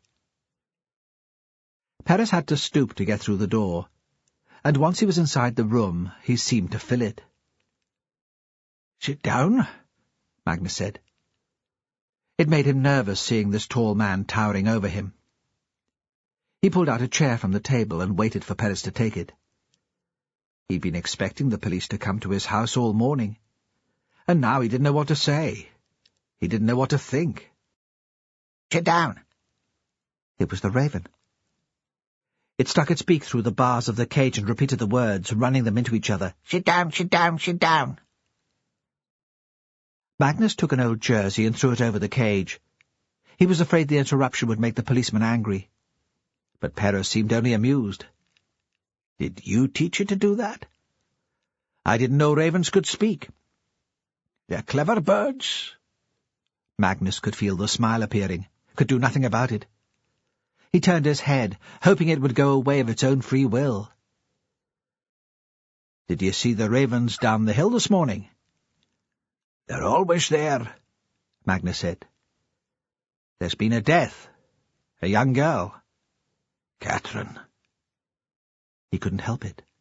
Like the daft grin, the words had come out despite his efforts to stop them. "Tell them nothing," his mother had said. Her last words to him when the 2 policemen came to take him into Lerwick all that time ago. "You've done nothing, so tell them nothing." "How did you know she was dead, Magnus?" Perez was speaking very clearly and very slowly. "How did you know it was Catherine who was on the hill?" Magnus shook his head. "Tell them nothing." "Did you see what happened to her down there? Did you see how she died?" Magnus looked wildly around him. "Perhaps you saw the ravens, and wondered what had disturbed them." "Yes," he said gratefully. "And you went out to look?" "Yes," Magnus nodded violently. "Why didn't you tell the police, Magnus?" "She was already dead. I couldn't have saved her." "But the police should have been told." There's no phone in the house. How could I tell you? One of your neighbours would have a phone. You could have asked them to call for you. They don't speak to me. There was a silence. Underneath the jersey, the raven scratched and scuffled. "When did you see her?" Perez asked. "What time was it when you went down the hill to look?"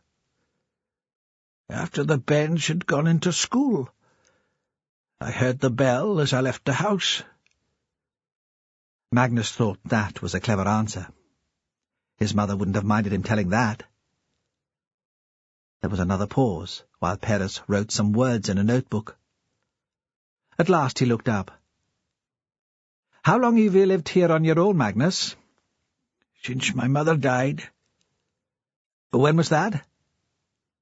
Magnus tried to find an answer. How many years would it have been? He couldn't guess. "Agnes died too," he said, so he wouldn't have to work out the number of years in his head. "Who was Agnes?" "She was my sister. She caught the whooping cough. It was more bad than anyone realized. She was 10. He shut his mouth tight. It was none of the policeman's business. "It must have been lonely here, after your mother died."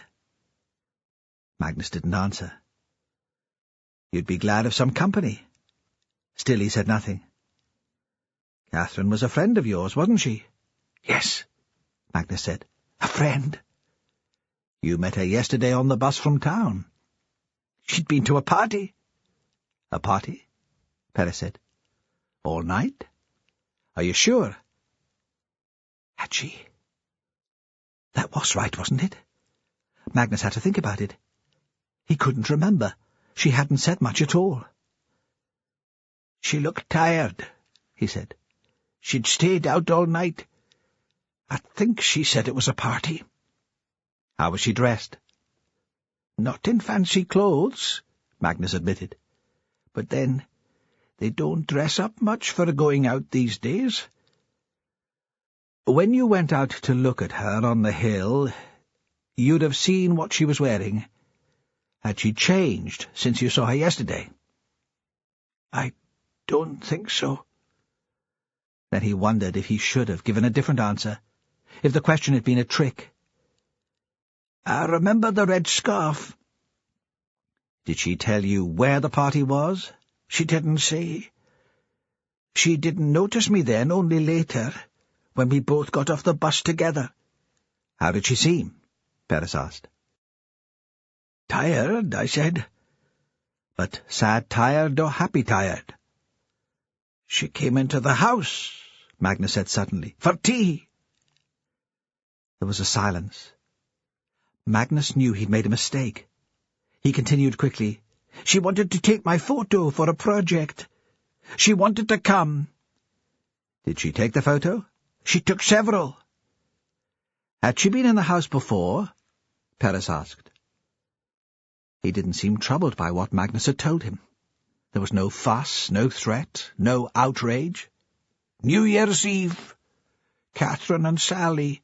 They were on their way home. They saw the light and called in to wish me Happy New Year." "Sally?" "Sally Henry, the teacher's lass." "But yesterday Catherine was on her own." "On her own, yes." "Did she stay long?" "She took some cake," Magnus said. "A cup of tea." "So she wasn't here all afternoon?" "No. Not long." "What time was it when she left?" "I can't say for sure." Perez looked round the room. "That's a fine clock." "It belonged to my mother." "It keeps good time?" "I check it with the wireless every night." "You'd have noticed what time the girl left, surely. The clock sitting there on the shelf. You'd have glanced at it when she went out. It would be automatic." Magnus opened his mouth to speak, but the words wouldn't come out. His thoughts seemed frozen, sluggish. "I don't remember," he said at last. "Was it light when she left you?" "Oh, yes. It was still light. Because this time of the year it gets dark so early. Perez paused, looking towards Magnus, as if expecting him to change his mind. When there was no response, he continued, "Where was she going?" "Home." "Did she say that was where she was going?" "No, but that was the direction she was headed in, to that house halfway down the bank where the building work was done, the one with all the glass at the front. She lives there." "Did you see her go in?" Was that another trick? Magnus looked at the policeman. He became aware that his mouth was open, and he shut it. "It'd only be natural," Perez said. "You'd watch her go down the hill, wouldn't you? Nothing wrong with watching a pretty young girl, anyway. But you must spend a lot of time sitting here, looking at the view. This weather, there's not much else to do." "Yes," Magnus said. "I saw her go in." They sat. The silence lasted for such a long time that Magnus wondered if that was it. If the policeman would go now and leave him alone. Suddenly he wasn't even sure that was what he wanted. "Would you like some tea?" he asked. He frowned, imagining how it would be in the house, with the policeman gone, and only the noise of the ravens calling from the hill outside. "Yes," Perez said. "Tea would be fine." Neither of them spoke until the tea was made, and they were sitting together back at the table. 8 years ago, Perez said, a girl went missing. She was younger than Catherine, but not that much younger. Katrina, she was called. Did you know her, Magnus? Magnus wanted to shut his eyes, to shut out the question, but knew that if he did, he'd imagine himself back in the police station with the fist pulling back from his face, the taste of blood in his mouth. He stared into space. You did know her, didn't you, Magnus? She came to visit you for tea too, like Catherine. She was very bonny, I hear. She was never found, Magnus said. He tried to compose the muscles in his jaw to stop the dreadful smile. He fixed his lips tight shut and remembered his mother's words. Tell them nothing. Perez drove back to Lerwick after leaving Magnus Tate's house. He wanted to talk to Catherine's father, and knew that the man was still at the high school. There might not be much he could do at this stage, the man would be in shock, but it seemed respectful to introduce himself and explain the procedures. He couldn't imagine what it must be like to lose a child. Not really. Sarah, his wife, had had a miscarriage, and that for a while had seemed like the end of the world.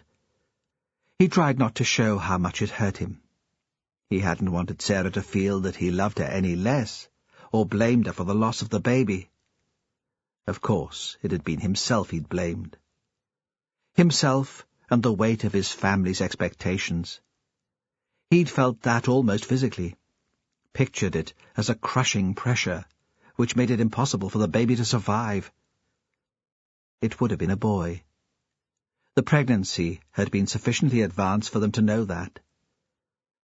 There would have been another Perez to carry on the family line. Perhaps he'd played the role too skillfully. Perhaps Sarah had thought he really didn't care. Though surely she must have known him well enough to realize it was an act for her benefit. It was from the miscarriage that he charted the breakdown of his marriage. Sarah grew grey and distant. He spent more time at work. When she told him she was leaving, it was almost a relief. He couldn't bear to see her looking so miserable. Now she was married to a GP and living somewhere in the borders. It seemed she'd had no problems conceiving with her new partner.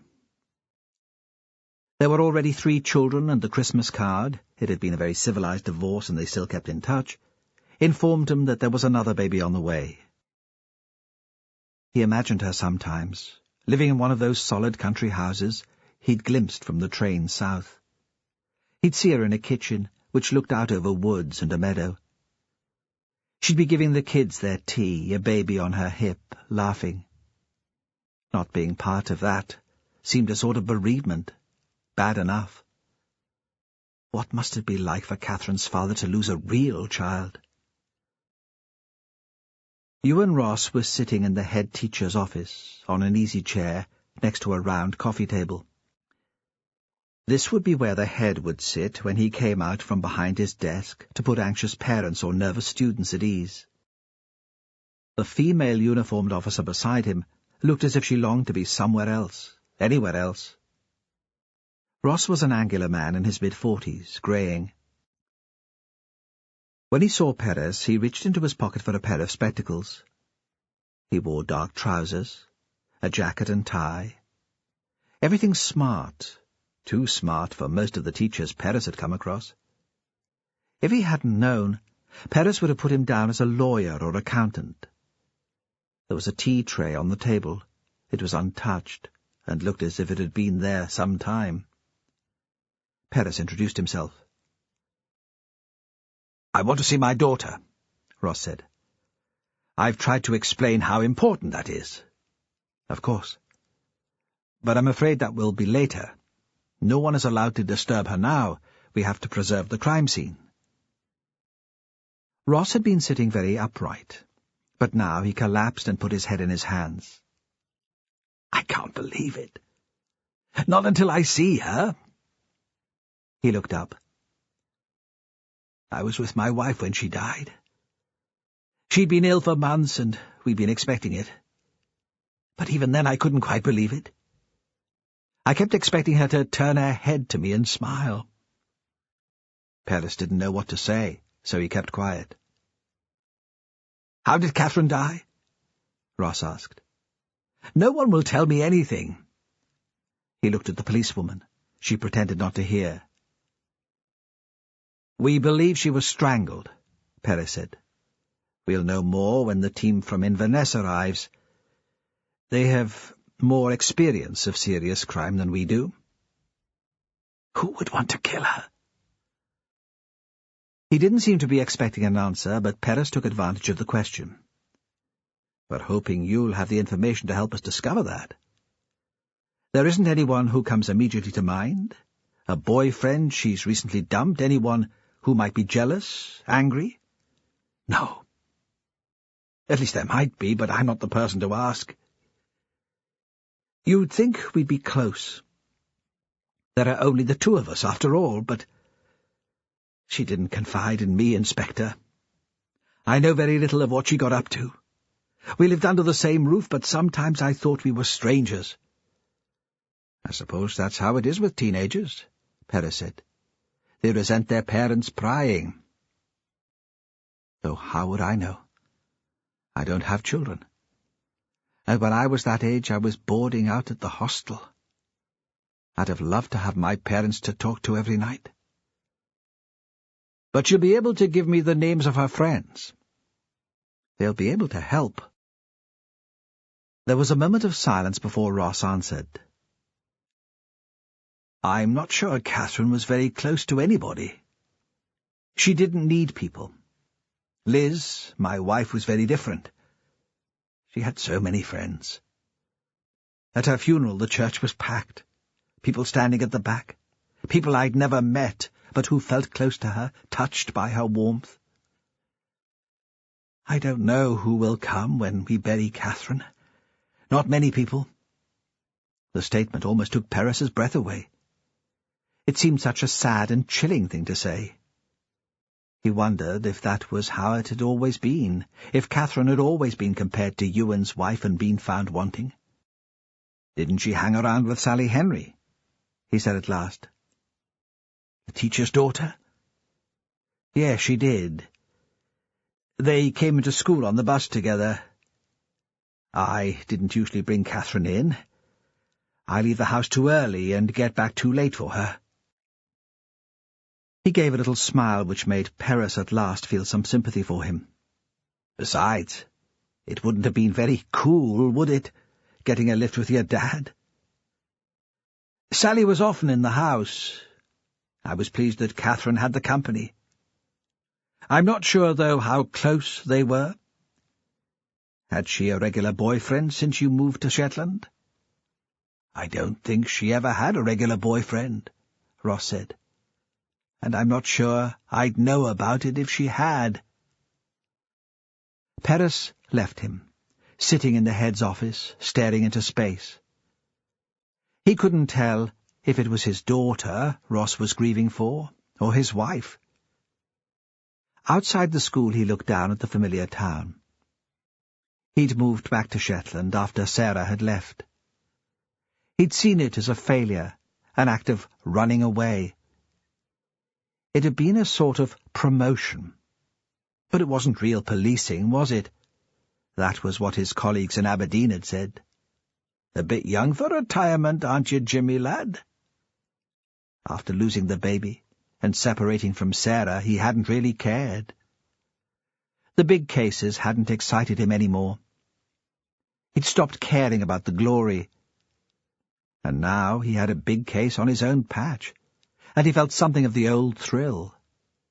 Nothing to make a song and dance about just yet, but something stirring in his guts. So he felt a bit more alive, the possibility of getting it right. When Fran arrived at the school to collect Cassie, a crowd of adults was already there. This was unusual. Most of the children, even the younger ones, were allowed to make their own way home. Fran stood apart for a moment watching the group. There was something intimidating about them, gathered in a circle. It was almost dark, and it was hard to make out individuals. They stamped their feet against the cold, and talked in low, intense voices, in a dialect she had problems understanding. Then she thought she had as much right to be there as they did. And when she approached them, they welcomed her, said how much of a shock it must have been to come across the body like that. They were sympathetic, and she was the centre of attention. Inside the school, the lights were on. They shone on the playground, reflecting from the ice where boys had made a slide and a half-built snowman. At first their curiosity offended her, but she thought none of them had really known Catherine. It wasn't as if she'd grown up there. They saw the girl as a character, someone they might have seen on TV. They crowded around Fran, asking for details. Was it true that the birds had ripped out both her eyes? That Catherine had been naked? Was there blood? Despite herself, Fran answered. I saw that detective from Fair Isle was in Magnus Tate's house. Fran didn't recognize the speaker. It was a sharp-faced, pinched little woman. In her 40s, she could have been a mother or a young grandmother. She continued shrilly, breaking in on the conversation around her. Perhaps this time they'll put him away where he belongs. What do you mean? Didn't you know? It's not the first time it's happened. A girl was killed here before. Now, Jennifer, we don't know she was killed. Well, she'd not have disappeared into thin air, would she? And although it was summer, it was stormy that week. I minded fine. There were no planes or boats south for days. Not that Katrina would have got on either without someone realizing it was odd for a young girl to be on her own. Who was she? Fran told herself this was malicious gossip. She should stand apart from it and not get involved. But it didn't prevent the question. Katrina Bruce, 11 years old. The family lived in the house where you and Ross stays now. Some coincidence, huh? They had to move. How could they stay there with reminders of her everywhere and not knowing for certain what happened to her? I think it was a worse crime than killing her, not letting on what he'd done with the body. But if Magnus was never charged... Fran's guardian values reasserted themselves. You can't be certain it was him. It was him, all right. We always knew he was daft in the head. He was like a child himself. Everyone thought he was harmless. We were more innocent in those days, maybe. People thought they were doing a kindness, letting their children in to talk to him. We know better now. I let Cassie talk to him, Fran thought. Nobody warned me not to. She remembered Magnus hurrying out of his house to greet them, almost stumbling in his eagerness to catch up with them, before they'd walked on. She shivered. Inside the school a bell rang and the children ran out. By the time they arrived home it was quite dark. This time of year, once the sun fell below the horizon, night came very quickly. She went in and drew the curtains before switching on the lights. She'd hurried Cassie past Magnus's house, tugging on the mittened hand, jollying her along with the promise of treats at home. She'd wondered how she'd react if Magnus came out, but wasn't put to the test. She'd glanced once towards Hillhead, thought she'd glimpsed a pale, staring face, and had looked quickly away. Perhaps she'd imagined it. Perhaps he'd already been arrested. Now she imagined what Ewan must be going through. The police would have gone to the high school and told him about Catherine's death. Surely they wouldn't expect him to look at the body, not lying where it was in the field. Perez had told her that it would be there all night, but perhaps he would want to see his daughter. Perez had said a team would come from Inverness, and the detectives and scene-of-crime officers would need to see the body on sight. He thought it hardly likely they'd make the 3 o'clock plane from Aberdeen. More likely the 6:30. But she supposed there would be questions for Ewan. Perhaps that would be a distraction of a sort. She thought the worst time would be returning to the big glass house and his dreams of 2 dead women. She considered phoning to check if he was home. It wasn't having to confront the image of Catherine's death which prevented her. She hated seeming like the relatives waiting by the school gate. What if Ewan thought her prurient and intrusive? What if her motives had more to do with curiosity than an attempt to provide support? There was a knock at the door. Cassie was engrossed in a television program and hardly looked up. The tension and excitement outside the school seemed to have passed over her head. Usually Fran would have shouted, "It's open! Come in!" Today she hesitated, opened the door a crack. Thought, in the moment of opening it, what if it's the old man? Would I turn him away? Ewan stood outside. He was wrapped up in a long black overcoat, but he was shaking. "I was on my way home," he said. "They offered to send someone with me. I told them I preferred to be on my own. But now I can't face going into the house. I don't know what to do." She felt she should offer him comfort, put her arms around him, as she had when he'd broken down talking about his wife. But now he was too cold and distant. She thought it would be like attempting to hug a formidable headmaster, if you were still at school. Impossible. "Come in," she said. She sat him by the fire and poured him whiskey. "I was teaching a group of 3rd years. A Midsummer Night's Dream. Maggie came in. She's in charge of RE. Maybe they thought that was appropriate. Could she have a word? I could tell it was serious, but I thought one of the kids in my class—" He stopped. "I don't know what I thought. But not that." "I'll phone Duncan," Fran said. "He's always wanting extra time with Cassie. She can spend the night with him. Then I can come back with you to the house, see you in. I can spend as long there as you need." At first she wasn't sure if he'd heard her, but eventually he nodded. He sat with his coat still on while she made the arrangements, but after a few moments set the whiskey carefully on the table and took off his gloves with great concentration. Duncan arrived with a flourish, his palm on the horn. She took Cassie out to him, although on other occasions this loutish behaviour would have kept her in the house, forcing him out of the comfort zone of his 4x4 to knock at the door. "Shall we go?" she said to Ewan. He had sipped the whiskey, but barely touched it. He stood up without a word. She was reminded of a visit to a psychiatric hospital to see one of her London friends who was being treated for anorexia. Ewan had the same stiff gait and immovable features of some of the other patients in the day room, drugged up, she'd supposed, to keep them quiet and safe. Automatically polite, he opened the passenger door for her and drove slowly down the hill. At his house he braked a little sharply, forgetting the snow, and the car skidded for a few yards before stopping. She walked into the house before him and switched on all the lights. He hesitated before following. He stood in the hall, apparently bewildered. It was as if this place was strange to him. "What would you like me to do?" she asked.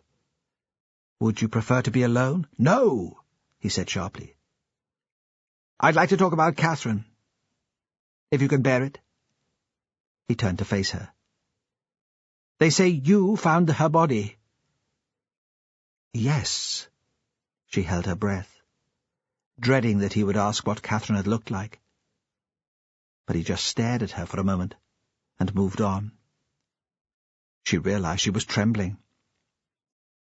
He led her through to the back of the house, to a room she hadn't seen on her previous visit. It was small. The walls were painted deep red, and there were a couple of posters for art house movies. At one end stood a desk with television and DVD player and a rack of DVDs. Against the wall was a small sofa, which looked as if it let down into a bed. There was a book face down on the sofa, a paperback anthology of Robert Frost's poetry. Fran supposed it was a school-set text. "This is where Catherine brought her friends," Ewan said. She liked her privacy, kept her bedroom to herself. "The police have already been in here. I gave them a key earlier. She'd have hated that, the thought of them going through her things." He looked around him. "It's not usually this tidy. Mrs. Jameson came in yesterday to clean." "Do the police have any idea what happened?" "They didn't tell me anything. I'm to have someone attached to me to keep me informed. But apparently, until the specialist team arrives from Inverness tonight, there's nothing to say." "Who did you see?" "Perez, the local guy. He's in charge until the team from the mainland arrives." He paused. He was sensitive enough. The questions he asked made me realize how little attention I'd given Catherine recently. I was so wrapped up in myself. Self-pity. Such a destructive emotion. And now it's too late. I could tell the inspector thought I was a dreadful father, that I didn't care.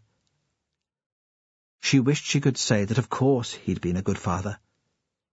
But he'd have seen through the lies. "I'm sure Catherine understood," she said. He asked me about her friends. Did she have a boyfriend?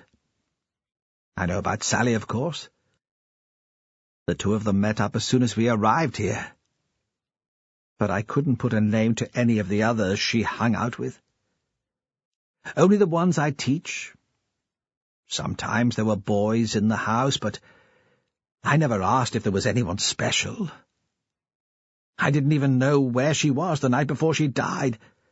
It didn't occur to me to worry about her. This is Shetland. It's safe. Everyone knows everyone else. The only crime comes out of binge drinking in Lerwick on a Friday night. I thought I had time. I could allow myself the space to get over Liz's death, and then I could get to know my daughter. He still spoke in the impassive tone he'd used since he'd turned up on her doorstep. She thought it wasn't real yet. He was trying to convince himself. He needed to feel in his gut that Catherine was dead. "Have you got anything to drink?" She was finding the tension unbearable. "In the kitchen. Wine, beer in the fridge, whiskey in the pantry. Which would you prefer? He considered, as if it was a matter of great importance. Red wine, I think. Yes, that's in the pantry too. He didn't offer to get up. Perhaps he was incapable of moving. In the kitchen she laid a tray. 2 glasses, the bottle opened. A plate with a lump of Orkney cheddar she'd found in the fridge, a tin of oatcakes, 2 small blue plates, and a couple of knives. She realized she hadn't eaten all day and she was hungry. When she returned, he was sitting in exactly the same position as when she'd left him. She didn't want to squeeze onto the sofa with him, and sat on the floor next to a low table. She poured the wine for him and offered the cheese, which he refused. At last, to break the silence, after all, he had said that he wanted to talk about Catherine, she asked, "When do the police think she was killed?" "I've told you. I don't know anything." He must have realized that he sounded rude. "I'm sorry. It's not your fault. That was unforgivable. It's guilt again." He twisted the stem of his glass. "I didn't see Catherine last night. I hadn't seen her for 2 days. That wasn't unusual. You know what it's like here. Transport is difficult. Last night I was late home. I'd been in school all day, although term didn't start for the kids until this morning." He looked up at her. "We'd had a training session, and in the evening all the staff went out for a meal together. It's the first social event that I've gone along to. They've invited me before, of course, but I've always managed to refuse. This time I couldn't say no. The meal was almost an extension of the training day, team building, you know, the sort of thing." She nodded quickly. Now that he'd started talking, she didn't want to interrupt. It was actually a very pleasant evening. We sat talking over coffee. It was later than I realized when I got back. There'd been a text message from Catherine sent in the morning. "Don't worry if you don't see me tonight. Might stay out again." He paused, punishing himself. "Lots of love, Catherine." She'd been to a party the night before. When she wasn't home when I got back from Lerwick, I assumed she was staying out again, and that she'd go straight to school this morning. "Where was the party?" "I don't know. I never asked." He stared into his wine. "But in one sense it doesn't matter. We know she did come home at lunchtime. The police told me that much. She was seen on the bus and by that old man who lives at Hillhead. And by me," Fran thought. "I saw them together." Ewan continued. "They seem to think she was killed close to where her body was found. They won't let me see her." "I can't bear that." "What did the police say about the old man?" "Nothing." "Why?" She hesitated only briefly. He would hear the rumours eventually. Better that the information come from her.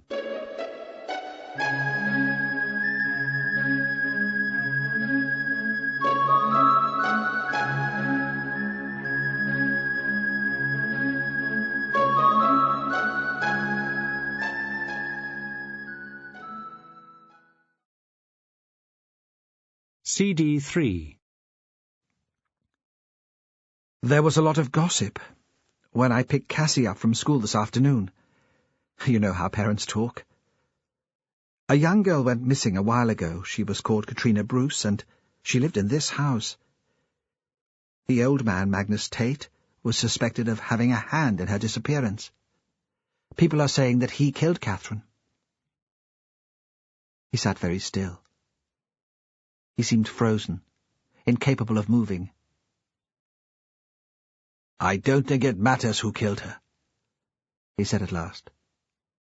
"Not yet. Not to me. Later it might seem important, but it doesn't now. All that matters now is that she's dead." He reached out and poured himself another glass of wine. Fran wondered at the difference in his mood tonight, and when he'd broken down, talking about his wife. She supposed this was shock. It didn't mean that he cared less for his daughter. Had he been this calm in his dealings with the police? What would Perez have made of it? Soon after, she said she would go home. He made no objection, but looked up, just as she was about to leave the room. "Will you be all right? Should I walk up with you?" "Don't be silly," she said. "There are police all over the valley."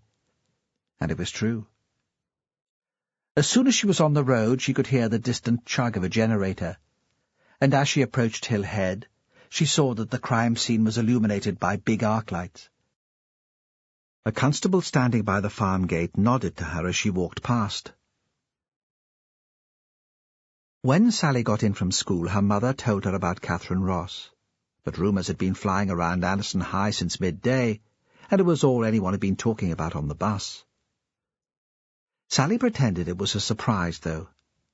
She spent her life pretending to her mother. It had become a habit. They discussed it, sitting together at the kitchen table. So Sally knew something was wrong. Her mother didn't like sitting without something to do, a pile of mending, or her knitting, or the ironing, or preparation for her work in the school. Often the table was spread with shiny white card, while her mother wrote out lists of words in thick black felt pen under various headings, nouns, verbs, adjectives. Margaret despised inactivity. It wasn't in her nature to make a drama out of the incident, but Sally could tell she was concerned, as close to agitated as she could get. "Your father drove past after Cassie Hunter's mother found the body. She was in quite a state, apparently, hysterical. He had to call the police. She refused to move." Margaret poured tea and waited for a response from her daughter. "What does she expect from me?" Sally thought. "Does she think I should cry?"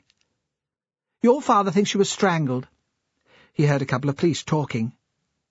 Margaret set down the teapot, fixed her gaze on her daughter. "They'll want to speak with you, because you were friends. They'll want to know who she knocked about with, boys. But if it's too upsetting, you must say. They can't force you to speak to them." Why would they want to know that stuff? She was murdered. Of course there'll be questions. Everyone's saying that Magnus Tate must have done it. But there's one thing knowing who killed her and another proving it. Sally found it hard to focus on her mother's words. She found her thoughts slipping back to Robert Isbister. But that wouldn't do. It was important to concentrate. "When I speak to the police, will you be there?" "Of course, if you'd like us to be." Sally could hardly say then that it was the last thing she wanted. "I was never sure about that, Catherine." Her mother stood up. She sliced a loaf and began buttering the bread, making smooth, easy motions with the knife. She had her back to Sally. Margaret could never keep quiet if she felt there was something needed saying. It was a matter of pride with her. "What do you mean?"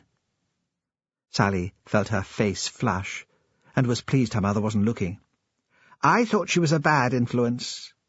It changed you going round with her. Maybe Magnus didn't kill her. Whatever people think, maybe she was the sort of woman who brings violence on herself." "That's a dreadful thing to say. It's like seeing some women ask to be raped." Margaret pretended not to hear that. "Your father phoned to say he'd be late. A meeting in town. We'll eat without him." Sally thought there'd been more and more meetings in town lately. She wondered sometimes what he was up to. Not that she blamed her father. She hated meal times at home and tried to avoid them if she could. It would have been different if there'd been brothers and sisters, if her mother was less intrusive. All she got was questions. "How was school today, Sally? What marks did you get for that English coursework?" Her mother, picking away at her, probing. Margaret should have joined the police, Sally thought. Really, after fending off a lifetime of her mother's questions, she had nothing to fear from a detective. They ate the meal as always at the kitchen table. No television. Even when her father was with them, Even on a special occasion there was no alcohol. Margaret often said with pursed lips that parents should set an example. How could you blame children for drinking themselves stupid in Lerwick on a Friday night, when the parents could scarcely go a day without a drink? Self-control was an old-fashioned virtue, Margaret said, which should be practised more often. Until recently, Sally had presumed that her father shared these views. He never disagreed with them. Occasionally, though, she thought she caught a glimpse of a more relaxed individual underneath. She wondered what kind of man he'd have turned out to be if he'd married someone else. The meal was over. Sally offered to wash the dishes, but Margaret waved a hand, dismissing the idea. "Leave them. I'll see to them later." Like sitting down before tea was prepared, this was another indication that a seismic shift had taken place somewhere in her mother's consciousness. Margaret couldn't bear to see dirty dishes standing. It was as if she had a physical response to them, like some people have allergies which brought them out in lumps. "I'll go and start my homework then." "No," her mother said. "Your father will be in just now, and we want to talk to you." And that sounded serious. Perhaps she'd found out about New Year's Eve. This place you couldn't fart without the whole of Shetland knowing about it. Sally wondered what else it could be that kept her mother in her seat, with dirty plates still on the draining board. She steeled herself for questions, began to rehearse the lies in her head. Then there was a knock on the door, and Margaret jumped up to get it, as if she'd been expecting it all the time. There was a blast of cold air, and a man came in, followed by a young woman in uniform. Sally recognized the woman, who was a kind of second cousin on her father's side. So Margaret would have been expecting the call.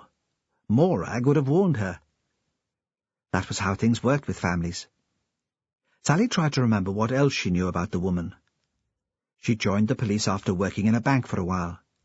Margaret had had things to say about that, too. She always was a flighty young madam. Now she greeted the constable as if she was a bosom pal. "Morag, come away in by the fire. It must be freezing out there." Sally looked at Morag critically, and thought she'd put on weight. Sally was aware of how people looked. She knew it mattered. Didn't you have to be fit to work for the police? And there was nothing flattering about that uniform. The man was very big, not fat but tall. He stood just inside the door waiting for Morag to speak. Sally saw him nod towards her, encouraging her to take the initiative. "Margaret, this is Inspector Perez. He'd like to ask Sally some questions." "About young girl that died?" Margaret was almost dismissive. "She was killed, Mrs. Henry," the detective said. "Murdered. You have a daughter the same age. I'm sure you want him caught." "Of course. But Sally was a close friend of Catherine's. She's had a bad shock. I don't want her upset. That's why I brought Morag, Mrs. Henry. A friendly face. Now, why don't we take Sally into another room so we don't disturb you?" Sally expected her mother to object. But something about him, the authoritative easy tone, the assumption that he'd get his own way, must have made her realize there was no point in putting up a fight. "Through here," she said stiffly. "I'll just put a match to the fire. Then I'll let you get on with it." The room was tidy, of course. Margaret couldn't abide clutter. She allowed the music stand and Sally's fiddle to stay out, either to encourage spontaneous practice or to give the impression to guests that they were a cultured family. But everything else was in its place. She never let her marking or preparation for school escape into here. Perez folded himself into a seat, with his back to the window, stretched out his long legs. Margaret had already closed the curtains. It was a ritual, one of many. In winter, as soon as she came in from school, she shut the curtains in every room in the house. Morag sat beside Sally on the sofa. Sally thought this was a pre-arranged move. Perhaps she was there to offer comfort. Oh, my God, Sally thought. I hope she doesn't touch me. Those fat, fleshy hands, I couldn't bear it. Perez waited until Margaret had left the room before speaking. It must be a terrible shock, he said. The news about Catherine. They were talking about it on the bus on the way home. But I couldn't believe it. Not until I got home and my mum said what happened. Tell me about Catherine, he said. What was she like? Sally hadn't been expecting that. She'd thought there'd be specific questions. When did you last see Catherine? Did she mention a row with anybody? How did she seem? She hadn't practiced the answer to this. He saw her confusion. I know, he said. It probably isn't relevant, but I'd like to know. It seems the least I can do for her. Treat her as an individual. Still, Sally didn't quite understand. She came from the south, she said. Her mother had died. It made her different from the rest of us. Yes, he said. I can see that it would. She seemed very sophisticated. She knew about films and plays, different bands, people I'd not heard of. Books. Perez waited for Sally to continue. Catherine was very smart. At school she seemed way ahead of us. That wouldn't have made her popular. With the teachers, maybe, but not with the kids. She didn't care about being popular. At least, that was the impression she gave. Of course she cared, he said. Everyone does to some extent. We all want to be liked. I suppose so. Sally wasn't convinced. But you were friends. I've spoken to her teachers today and to her father. They all say she got on better with you than with anyone else. She lived just up the bank, Sally said. We got the bus into town every day. There's no one else of my age lives here. There was a silence, broken by the clatter of plates in the room next door. The inspector seemed to be giving Sally's words more significance than she thought they deserved. Morag shifted in her seat, as if it was torture for her to keep quiet, as if there were questions she was dying to ask. I went to the Anderson, Perez said at last. I expect things are different now. Then it was all cliques. We had to stay in the hostel. I came from Fair Isle, and us and the Fuller kids, we couldn't even get home at weekends. Then there were the people who came in by ferry every week, from Halsey and Outskerries. The lads from Scalloway were always fighting with the Lerwick boys. It wasn't that you didn't make friends from a different group, but you knew where you belonged. He paused again. As I said, I expect things are different now. No, she said. Not very different. You're saying you two were thrown together, then? You didn't hang around because you had much in common. I don't think she was close to anyone. Not to me, not to her father. Perhaps her mother. I had the impression the two of them were more like friends. Perhaps after that? Aye, Perez said. After that, it would be difficult to trust anyone. The fire cracked and spat sparks. Did she have a boyfriend? I don't know. Come on. She'd have talked to you about stuff like that. Even if it wasn't common knowledge, she'd have wanted to tell someone. She didn't tell me, but... She hesitated. This is confidential, he said. I'll not tell anyone. And if it gets back to your parents, Morag gets the sack. They all laughed. But there was enough of a threat in his voice for Morag to take it seriously. Sally could tell that. New Year's Eve, she said. Yes? I wasn't allowed into town. My parents disapprove of bars, but all my friends would be there. I told them I was at Catherine's house, but we both went to the Market Cross. Catherine's father never seemed to mind what she did. We got a lift back. I thought maybe Catherine knew the lad who was driving. Who was it? I couldn't see. I was sitting in the back of the car. There were 4 of us, all crushed in. You couldn't see a thing. They were all off to a party except Catherine and me. Catherine was in the front with the driver. They weren't talking, but it seemed like they knew each other. Perhaps because they weren't talking. There was none of that polite conversation you get with strangers. Maybe that's silly. No, he said. I know just what you mean. Who else was in the car? She named the student and the nurse. And the 4th person? Robert Eisbister. She didn't need to say anything else. Everyone in Shetland knew Robert. His family had made a shed load of money when the oil first came ashore. His father had been a builder, ended up with most of the construction contracts, still owned the biggest building firm in the place. Robert had a pelagic fishing boat, the Wandering Spirit, which went out of Walsey. Tales of the boat were told in every bar on the island. When he'd first bought it, he'd brought it into Lerwick and thrown it open for people to look round. The cabins had leather seats and televisions with Sky TV. In the summer he took groups of his friends to Norway. There were wild parties as they sailed up the fjords.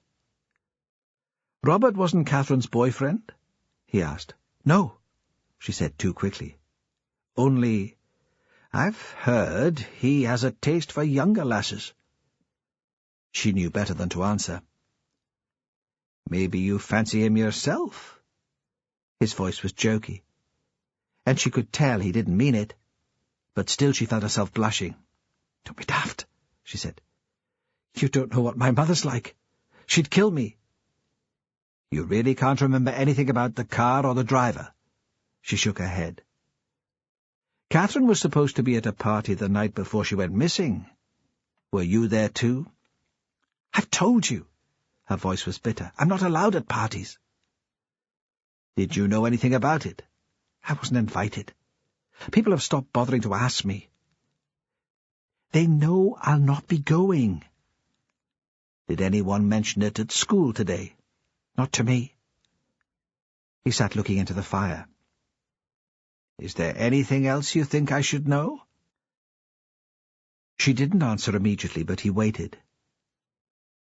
"That night we came back from Lerwick," she said. "Early New Year's Day?" "Yes." "We went up to see the old man, Magnus. We'd both been drinking, and his light was on. It was a sort of dare to knock on the door and wish him Happy New Year." Perez showed no surprise. Perhaps she'd been hoping to surprise him. "Did you go in?" "Yes. For a while." She paused. He seemed obsessed with Catherine. He couldn't stop staring at her. It was as if he'd seen a ghost. When he left the school at Ravenswick, Perez set back towards Lerwick. He thought he might just fit in a visit to Robert Eisbister before the plane arrived from Aberdeen. There'd been delays at the airport, and the Loganair people weren't sure when it would get in. It seemed he'd spent all day driving backwards and forwards down the same bit of road, but he wanted to show the team from Inverness that he'd made some progress, that he hadn't just been sitting waiting for them to arrive. Perez never quite knew what to make of Robert Eisbister. He'd been spoiled, that was clear. His father was a good man, who had been surprised by his sudden affluence. He was generous to his friends and family in a discreet, almost embarrassed way. Robert worked hard enough at the fishing, but everyone knew he hadn't paid for that showy big boat by himself. Michael Eisbister would have given him the money. And then everyone knew, too, that Robert's parents hadn't much of a marriage. It can't have been easy growing up in that family despite the wealth. It must have been hard knowing that everyone talking about them had a kind of smile on their face, which was half sneer and half sympathy. Throughout his life, Robert would be compared to his father. It was a lot to live up to. Perez knew something of what that was like. His father was skipper of the Fair Isle mailboat. Before any decision was made about life on the Isle, he was consulted. But for Robert it was worse. Although he was a quiet and unassuming man, Michael Isbister was famous everywhere in the islands. He was a musician, an expert in the dialect words and traditional songs. He'd been on the Up-Heliar committee since he was a young man. This year he'd been awarded the honour of being made Geyser Jarl. It meant a lot to him. More than an honour from the Queen. He would lead the procession of the Fire Festival, appear on television, give radio interviews. For this year at least, he would represent Shetland to the rest of the world.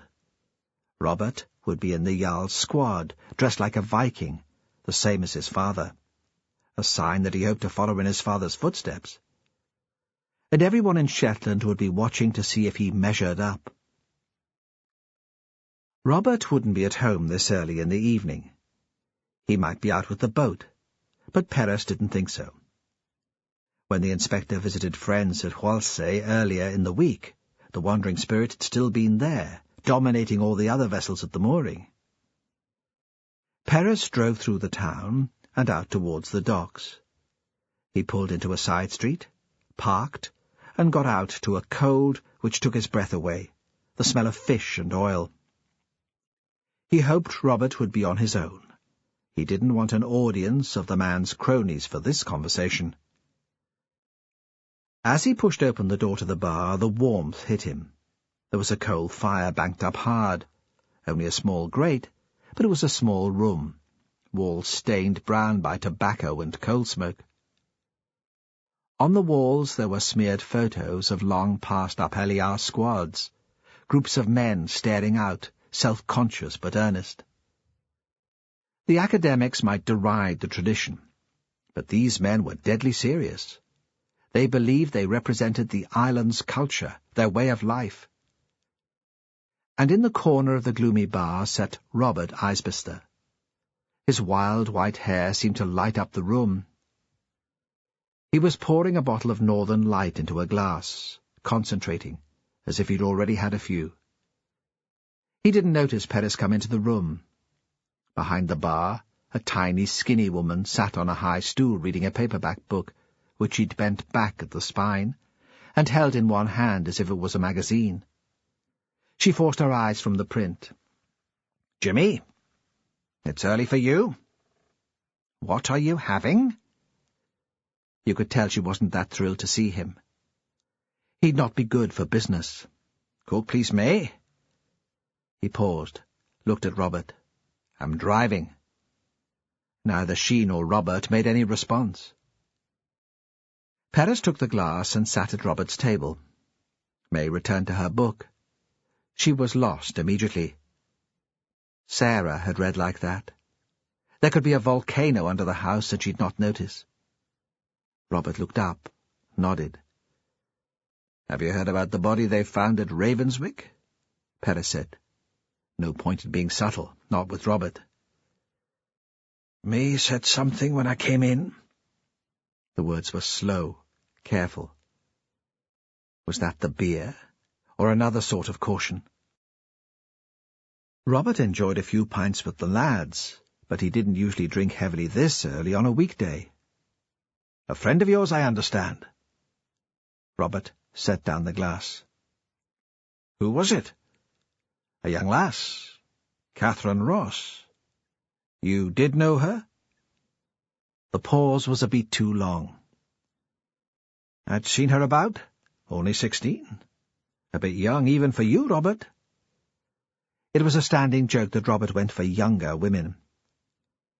Perez thought it was because he'd never grown up. The big boat was to prove he was a man. He continued. "New Year's Eve?" "What about it?" "After the market cross you went to a party." "Aye?" "The Harvey girls' place in Dunrossness." "You gave Catherine Ross a lift home, as far as the Ravenswick turn-off?" Robert turned his head, so Perez was looking into the pale blue eyes, bloodshot, worried. "I wasn't driving," Robert said. "I'm not that stupid." "Who was?" I don't know his name. A young lad still at school. Friend of Catherine's? I don't know. Maybe. Any idea where he comes from? Somewhere in the south? Quendale? Scatness? The family haven't been in Shetland long. You say you'd seen Catherine around. Where had you seen her? Parties? Bars in town? You know how it is? She was the sort of girl you'd notice, then, the sort of girl you'd pick out in a crowd. Oh, yes, Robert said. You'd notice her. She didn't say much. She was always watching, weighing you up. But you couldn't help noticing her. He picked up his glass, took a drink. Suddenly he seemed more relaxed. How did she die? He asked. Hypothermia? Was that it? Too much to drink and passing out in the cold? Did she drink a lot? Robert shrugged. They all drink too much, don't they? These young girls. What else is there for them to do in the winter? It wasn't hypothermia, Perez said. It was murder. Magnus had thought the police would come back for him. He sat all evening waiting, stiff and upright in his chair. 5 times cars went past, but none of them stopped. The blue and white tape still fluttered across the gap in the wall. The headlights caught it as they dipped down the hill. And Catherine was still there, lying under a tarpaulin. He hated to think of it. What would her body be like now? At least the ground would be frozen, he thought. There would be no decay, no animals or insects to tear into the flesh. Last time it had been summer. He knew how quickly a dead lamb began to rot when the sun was on it. The earth soon warmed. The next car did stop. He waited for the knock on his door, but the men stood by the side of the road, their hands in their pockets, chatting, waiting for something to happen. Then there was a transit van. It pulled right onto the grass to let other cars past. They manhandled a small generator out of the back and lifted it onto a trolley to pull it across the field. There were cables and 2 big lights on stands. They all disappeared over the hill and out of Magnus's line of vision. He could imagine what Catherine would look like, pale and frozen under those powerful white lights. He looked at his mother's clock. 8 o'clock. The plane from Aberdeen would have landed by now. The team from Inverness would be driving north from Sombra. They had sent a special team last night, but they'd achieved no more than the local men. There flashed into his mind the image of a little girl's face, clear as a photograph.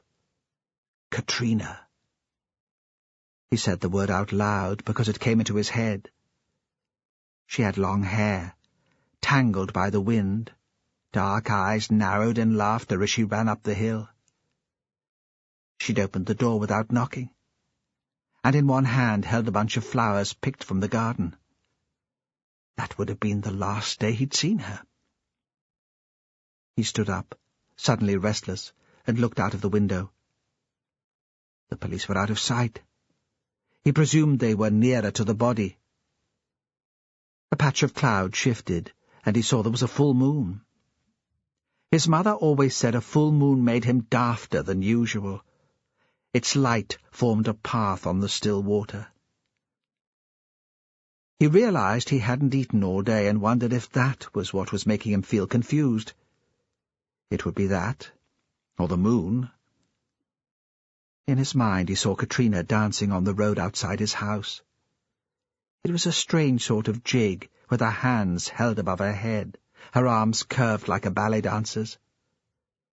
He imagined that she tilted her head in his direction and gestured for him to follow her. He knew that it must be his imagination. Even if she'd lived, Katrina would be a young woman now, older than Catherine.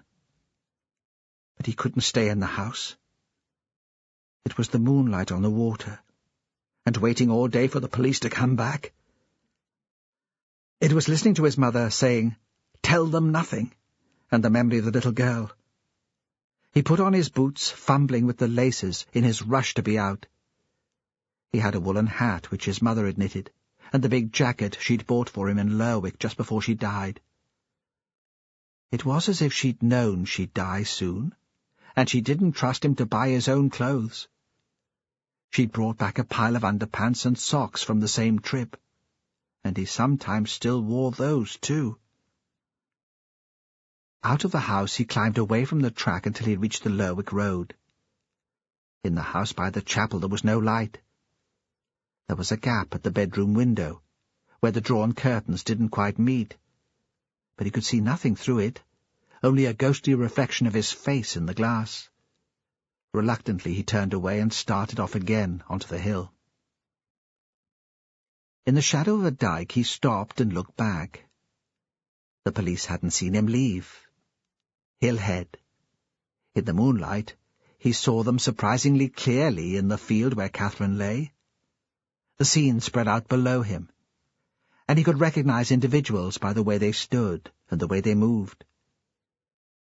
They were blinded by the fierce white lights, and their concentration on the small body, covered by the tarpaulin shroud. When they turned away from the crime scene, it was to look out for headlights from the south. Soon the team would arrive from Sunborough. Magnus continued his climb. He walked slowly.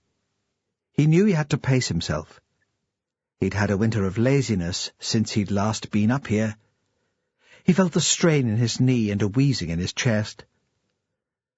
The sunshine during the day had melted the snow in patches, so he could see the peat and the dead heather through it. He reached the top of the bank, and ahead of him there was nothing but bare hillside. They told him at school that once Shetland had been covered with trees. He couldn't picture it. Now the only trees were in folks' gardens. He thought this must be what the moon must look like, if you were standing on it, not looking at it from the earth. He stopped for a moment to catch his breath, and looked behind him again. The figures in the field looked less important from here. Beyond them he saw the silver ice on the Voe, and the houses of Ravenswick.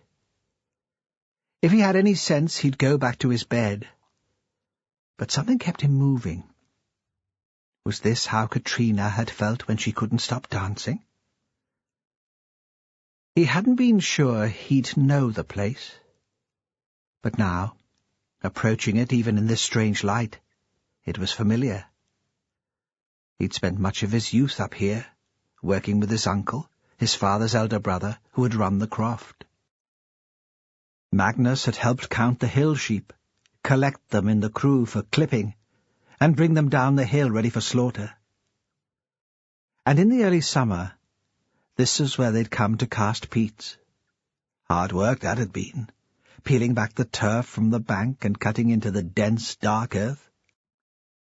The digging had been back-breaking work, and even worse was wheeling the peats down to the road in a barrow. Now, if they dug peat, and not so many did, they used a tractor and trailer.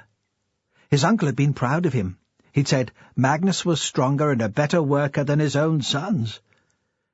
In those days, Magnus had had a father and a mother, an uncle and cousins. Then he'd had a sister. Now, he had nobody. He came to a small loch, where his cousins had come in the winter to shoot geese. You'd hear the birds flying in from the north, calling.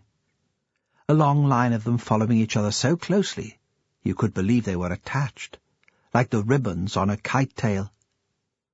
And the cousins would be out then with their guns. Magnus had never been allowed a gun. But afterwards his mother would cook the goose, and they'd all come together to eat it. Out on the freezing hillside, he had a picture of them, gathered round the table in the hill-head kitchen. And it was so real he could smell the goose fat, and feel the heat from the range on his face. Magnus wondered if he had an illness.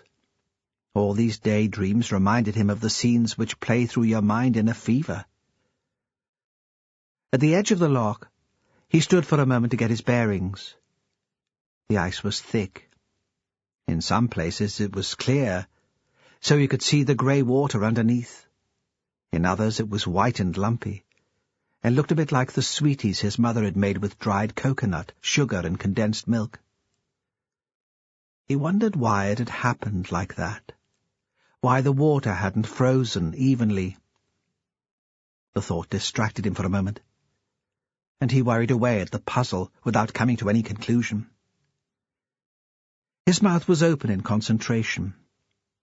Then the need for movement came on him again, and he set off up the hill. He had a map in his head, like the treasure map in a story they'd read to him at school, though he'd never drawn it or written down directions. What would the directions say? Walk west from the loch until you reach the gilly burn. Follow the burn up the hill to the gully where the land always slips after heavy rain. And it was just as he pictured it. When the thaw came, the burn would be full of peaty water. Now it was deep with soft snow. And he came to the peat bank and the mound of rocks which looked like a small landslide. It wasn't unusual for this to happen on the hill, especially after a dry summer followed by heavy rain. The water seeped into the cracks in the dry earth and loosened it, sending rocks and soil and peat spilling down the bank. Even in the snow he recognized the place. At last he lost the urge to continue moving. He stood with his face to the sky and let the tears run down his cheeks. He might have stayed there all night, but a distant explosion, a lifeboat maroon which seemed unusually loud in the still night, brought him to his senses. What would his mother say? "Don't you be a baby, Magnus." He made his way home because there was nothing else to do, crossing the steep peat banks crabwise, sure-footed despite the icy surface. The constables were still standing guard over Catherine's body, but the other man was sitting in his car, waiting, his eyes closed. The plane from Aberdeen must have been delayed. The van which had brought the lights and the generator had gone. As Magnus watched, one of the constables unscrewed the top from a vacuum flask, poured out steaming liquid, handed it to his colleague. "They'll be pals," Magnus thought. "Working together like that, up all night, it would make you close." He felt a vague nostalgic longing, which became almost unbearable. He wondered how it would be if he took his bottle of grouse out to them and offered them a dram. They'd welcome that, as it was so cold. And wouldn't they talk to him as they were drinking it, just to be polite? If it hadn't been for the detective from Fair Isle, he might have gone out to them. But drinking on duty probably wasn't allowed. He thought the constables would turn him down, with their boss watching. Then he remembered the police station, and the room with the shiny walls. He'd probably be better drinking on his own. He'd find it hard not to tell them everything. He was in the house, with a small glass of whiskey in his hand, when a small convoy of cars turned up. He didn't want to think what they might be doing to the girl with the hair the colour of a raven's wing. He took his drink with him to bed. Sitting in the car with his eyes shut, Perez heard the silence. He was listening for the vehicles coming from the south, although he'd already confirmed that the plane from Aberdeen was running late. He didn't mind waiting. He was glad of the time to think, to consider the events of the day. Usually he had to focus on procedure. Even in Shetland there were targets to meet and forms to complete. Now he had nothing to do but wait and think. He could allow his thoughts to follow a path of their own. He wondered how it must have been for Catherine Ross, coming to Shetland as an outsider. He understood something of that with his Spanish name and his Mediterranean features. But his family had lived on Fair Isle for generations, for centuries if you believed the myths. And he did believe the myths. After a few drinks, at least. Really, it hadn't been like Catherine's experience at all. It had been hard for him to leave home to come to school in Lerwick. The town had seemed so big and full of noise and traffic. The streetlights made it seem that it was never dark. For Catherine, living here after the Yorkshire city, it would be the quiet she'd notice the most. Again his thoughts slid away from the murder investigation, back to Fair Isle and the legend of his family name. The story was this. During the Spanish Armada, a ship, El Gran Grifon, was blown off course. Far off course from the English mainland, which had been her destination. She'd been wrecked off the island, and this at least was true. Divers had found her. There were records. Archaeologists had recovered artifacts. Some people claimed the wreck was the source of the famous Fair Isle knitting. It had nothing to do with the Scandinavians, they claimed. The Norwegians knitted too, of course, but their patterns were regular and predictable. Small square blocks, restrained and boring. Traditional Fair Isle knitting was brightly coloured and intricate. There were shapes like crosses. It was the sort of design a Catholic priest might wear, splashed across his robes. These patterns, people said, had arrived with El Gran Grifon. More specifically, they had arrived with a Spanish seaman, a survivor of the wreck. By some miracle, Miguel Perez had managed to swim ashore. He had been found on the shingle of the South Harbour, scarcely alive, the tide still licking at his ankles. He had been taken in by the islanders, and of course there had been no escape. How could he get back to the heat and civilization of his native land? In those days it would have been an adventure to set off for the Shetland mainland. He had been stranded. What had he missed most, Perez wondered sometimes? The wine, the food, the smell of oranges, olives, and baked dust, the distilled sunlight bouncing off old stone. Legend had it that he'd fallen in love with an island girl. There was no record of her name. Perez thought the sailor had just made the best of it. He'd been at sea for months. He'd be desperate for sex. He'd pretend to be in love, if that was what it took. Though surely love would have hardly come into it, even when it came to island couplings. Women wanted strong men who could manage a boat. Men wanted housekeepers, brewers, and bakers. Whatever the attraction between the two of them, they must have had a boy child, at least one, because since that time there had been a Perez on Fair Isle, working the land, crewing the mail boat, finding the women to provide more male heirs. Jimmy Perez shifted in his seat. The cold brought him back to the matter in hand. Catherine Ross hadn't been brought up in a small community of less than 100 people, many of them related. It would be new to her, this sense of living in a goldfish bowl, everyone knowing her business, or thinking they did. Her mother had died after a long illness. Her father, wrapped up in his grief, had been distant to the point of neglect. She must have been lonely, he thought suddenly, especially here, surrounded by people who knew each other. Even with Sally Henry down the bank, and some boyfriend they still had to trace, she must have felt terribly alone. That led him to think about Magnus Tate, because mustn't the old man be lonely too? Everyone was convinced that Magnus had killed the girl. The only reason he wasn't in custody already was that, once in the station, they'd only have 6 hours to hold him. It wasn't like in England. And no one knew when the team from Inverness would arrive. What if there'd been a fault with the plane, and it didn't turn up until the morning? They'd have to let Magnus go in the middle of the night. At dusk, Sandy Wilson, one of his constables, had asked if they should have a man posted at Hill Head. "Whatever for?" Perez had demanded. Sandy always provoked in him an unreasonable impatience. Sandy had blushed, chastened at the sharpness of the tone, and Perez had pushed home his advantage. How's he going to get off Shetland at this time of night?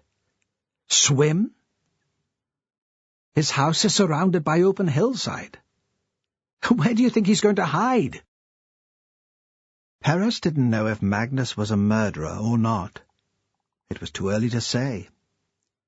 But the easy assumption of his colleagues that Tate had killed the girl annoyed him.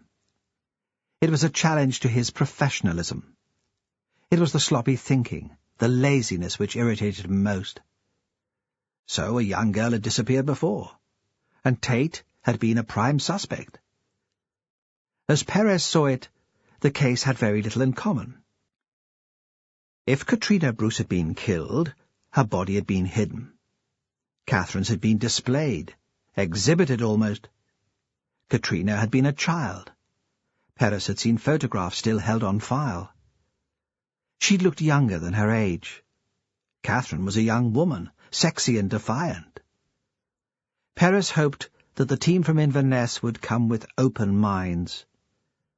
He planned to get at them before they were infected by the Shetland gossip and the locals' distrust of an old man who'd become an outsider. The silence was broken by the buzz of the small generator they'd brought in to power the lights. For some reason, Sandy must have started the engine. A couple of minutes later, Perez's phone rang. It was the constable who'd been sent to Sombra to meet the plane. "It's landed. We'll be on our way shortly." Perez was amused, but not surprised, that Sandy Wilson had been informed of the news before him. Brian at the airport and Sandy had been brought up on Halsey together. It was how things worked. There were 6 of them in the team from Inverness. 1 crime scene investigator, 2 DCs, 2 DSs, and a DI, who would act as senior investigating officer. The same rank as Perez, but with more experience, so he'd take charge. They came in 2 cars. Perez felt momentarily resentful at the intrusion on his daydreams. He felt soporific. It was an effort to move. He opened his door and stepped out. In the warmth of the car, he had forgotten how cold it was. He was still feeling half asleep as the DI introduced himself, was aware of a loud, eager voice, and a knuckle-squeezing handshake. There wasn't a lot to do until the crime scene investigator went in. Jane Meltham was a cheerful, competent woman with a broad Lancashire accent and a dry black humour. They watched her open the boot and bring out her case. "What'll you do with the body when you've finished with it?" she asked. "It'll go to Annie Gowdry's mortuary," Perez said. "She's the undertaker in Lerwick. We'll keep it there until we can ship it south." "When'll that be?" "Well, it's missed the ferry tonight. We can't get it on a plane. It'll be tomorrow evening now." "No rush, then." She was climbing into a paper suit. "I hope this is big enough to get over my jacket. If I have to take off my coat, I'll freeze, and it'll be the pair of us you'll be shipping to Aberdeen." She pulled on the hood, clipping back stray hairs. "Don't the other passengers mind sharing the boat with the body?" "They don't know," Perez said. "We use an old transit van. It's kind of anonymous." "Who's doing the post-mortem?" "Billy Morton at the university." "Great," she said. "He's the best in the business." Perez thought she was a woman of sound judgment. He rated Billy Morton, too. Jane looked up at him. "You realise I probably won't get done tonight? I'll have to come back at first light." "I was hoping," Perez said, "we wouldn't have to leave the body. That's a school down there. The kids have to come past. And it's been out here for a full day already." "Okay." He could tell she was considering the matter carefully. She wasn't one of those officials who make problems just for the sake of seeming important. "If there's any way we can manage it, we'll shift her tonight." She went through the gap in the wall. They watched her circle the field to approach the body from a different angle, avoiding all the footprints in the snow. When she was almost at the body, she shouted back at them. "What's the weather forecast for tomorrow?" "Not much change." "Why?" "If there was going to be a sudden thaw, I'd work on these now. There seems to have been a lot of tramping backwards and forwards. Nothing's very clear. It's possible that we get something, but I'll leave it until the morning. Concentrate on the body." She looked very odd in the fierce light. Everything was white. It made Perez think of a horror movie he'd seen once, about the world after nuclear fallout, all mutants and monsters.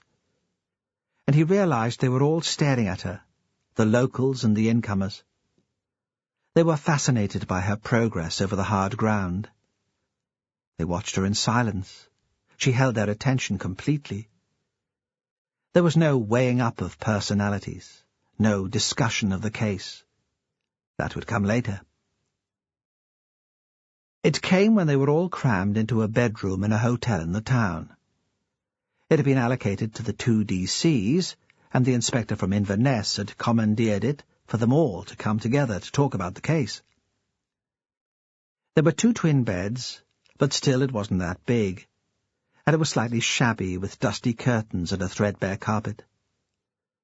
For some reason, Perez felt slightly embarrassed by it. Was this the best they had to offer the incomers? What would they think? Roy Taylor, the DI, had opened a bottle of Bell's, and they were drinking out of whatever came to hand. Teacups, plastic mugs from the bathroom, a polystyrene mug which had held airport coffee. Perez was sitting on the floor, watching. Taylor held centre stage from one of the beds. Perez hadn't decided yet what he made of him.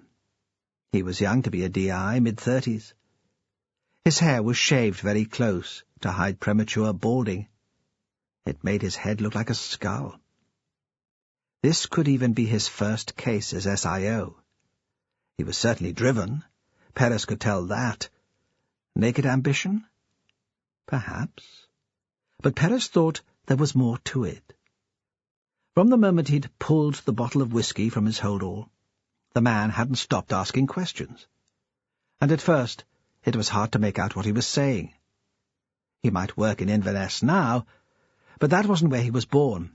"I'm from Liverpool," he said, when Perez asked. "The greatest city in the world." Taylor listened to the answers as ferociously as he fired out the questions. He didn't take notes, but Perez thought the replies must be branded on his brain.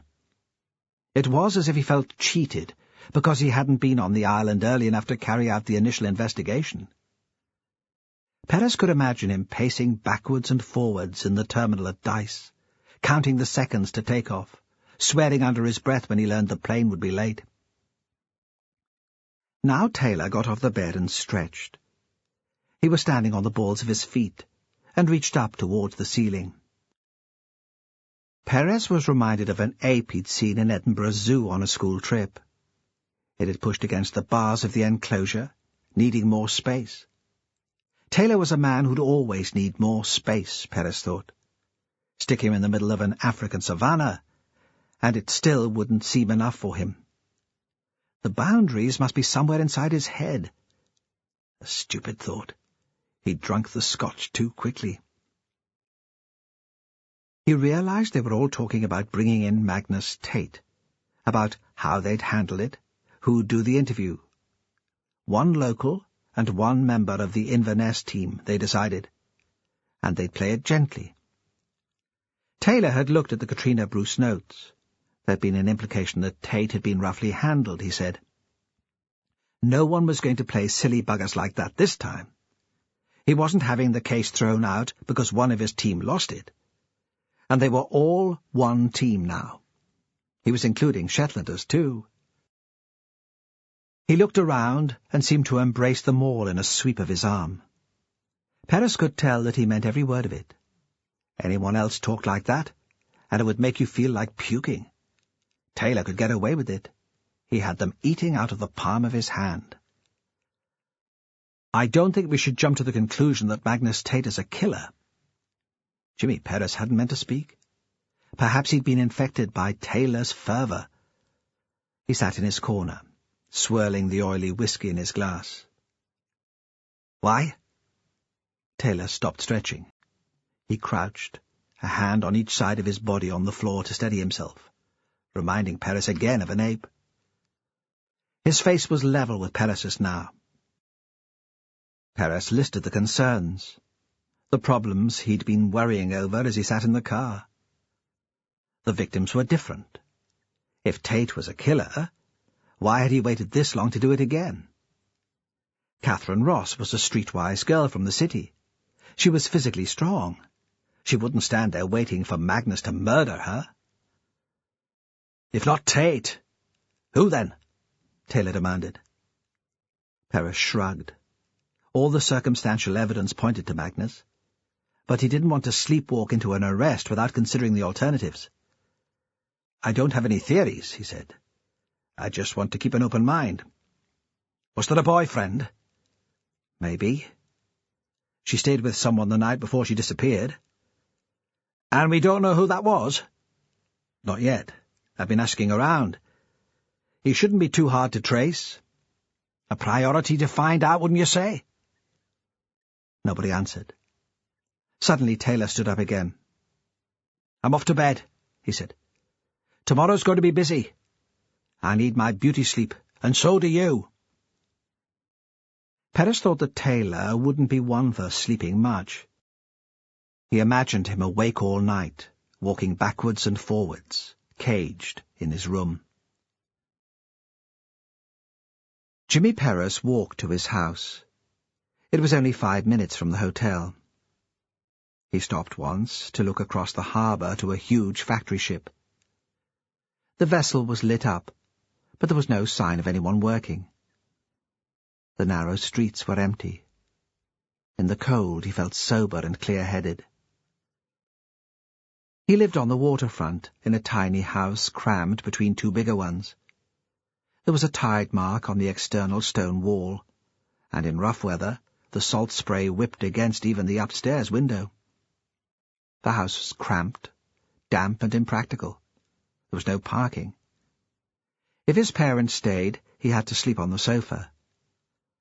He'd bought it on a romantic whim after Sarah had left, and he'd moved back to Shetland. He couldn't quite regret it. It was like having a home on a boat. Inside it was very much like a boat too, very tidy, everything in its place. He didn't care about his appearance, but he cared how the house looked. The walls of the living room were lined with horizontal wood panels, neatly fitted carvel fashion, painted grey, an attempt, he realized now, to hide the effect of the damp. Wallpaper would be impossible. The only window was small and looked out over the water. He could stand in the middle of the galley kitchen and touch each wall. It was precisely midnight when he stepped through the door. Taylor had said he wanted everyone in the incident room an hour before first light the next day. But Perez wasn't ready for sleep. As he switched on the kettle to make tea, he remembered he hadn't eaten since lunchtime, and stuck sliced bread under the grill, fished margarine and marmalade from the fridge. He'd have breakfast now, save time in the morning. As he ate, he read the previous morning's mail, a thin airmail letter from an old Fair Isle friend who decided in her 30s that she needed to see more of the world than the North Isles. She was working as a teacher for VSO in Tanzania. With her words, she conjured up dusty roads, exotic fruit, smiling children. "Why don't you come to visit?" When he was 15, he'd loved her. He thought he probably still did. But then he'd loved Sarah when he'd married her. Emotionally incontinent. A phrase he'd picked up from somewhere.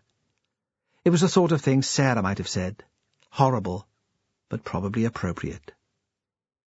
He leaked unsuitable affection. Already in this investigation he felt protective towards Fran Hunter and her child, and an almost overwhelming pity for Magnus Tate, whether he was a murderer or not, and police officers were supposed to be detached. He rinsed the cup and plate and set them on the draining board, filled a glass with water to take with him to bed. but still he didn't go upstairs. He lifted the handset on the phone and heard the signal, which meant there were messages. The first was from his friend John, and was timed at 8:15. John was in the lounge, a bar in town, and was calling from his mobile. In the background, Perez heard fiddle music and laughter. "If you're free, come along, and I'll buy you that pint I owe you. But I guess you're probably tied up. Catch up with you soon." That meant news of the murder must be common knowledge. The second message was from his mother. She didn't bother to identify herself. "I thought you'd be interested to know that Willie and Ellen have finally decided to leave Skerry. They're moving south to be closer to Anne. Phone me sometime." He recognized a suppressed excitement in her voice. He knew what that was about. Willie and Ellen were an elderly couple who'd been farming on Fair Isle since they were married. Willie had been born on the island, was a sort of relative through Perez's grandmother.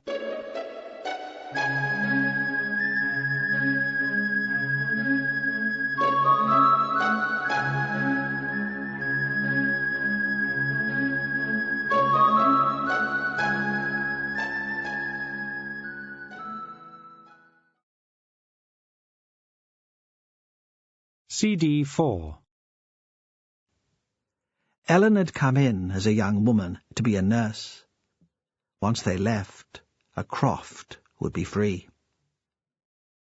What was his response to the news? Panic?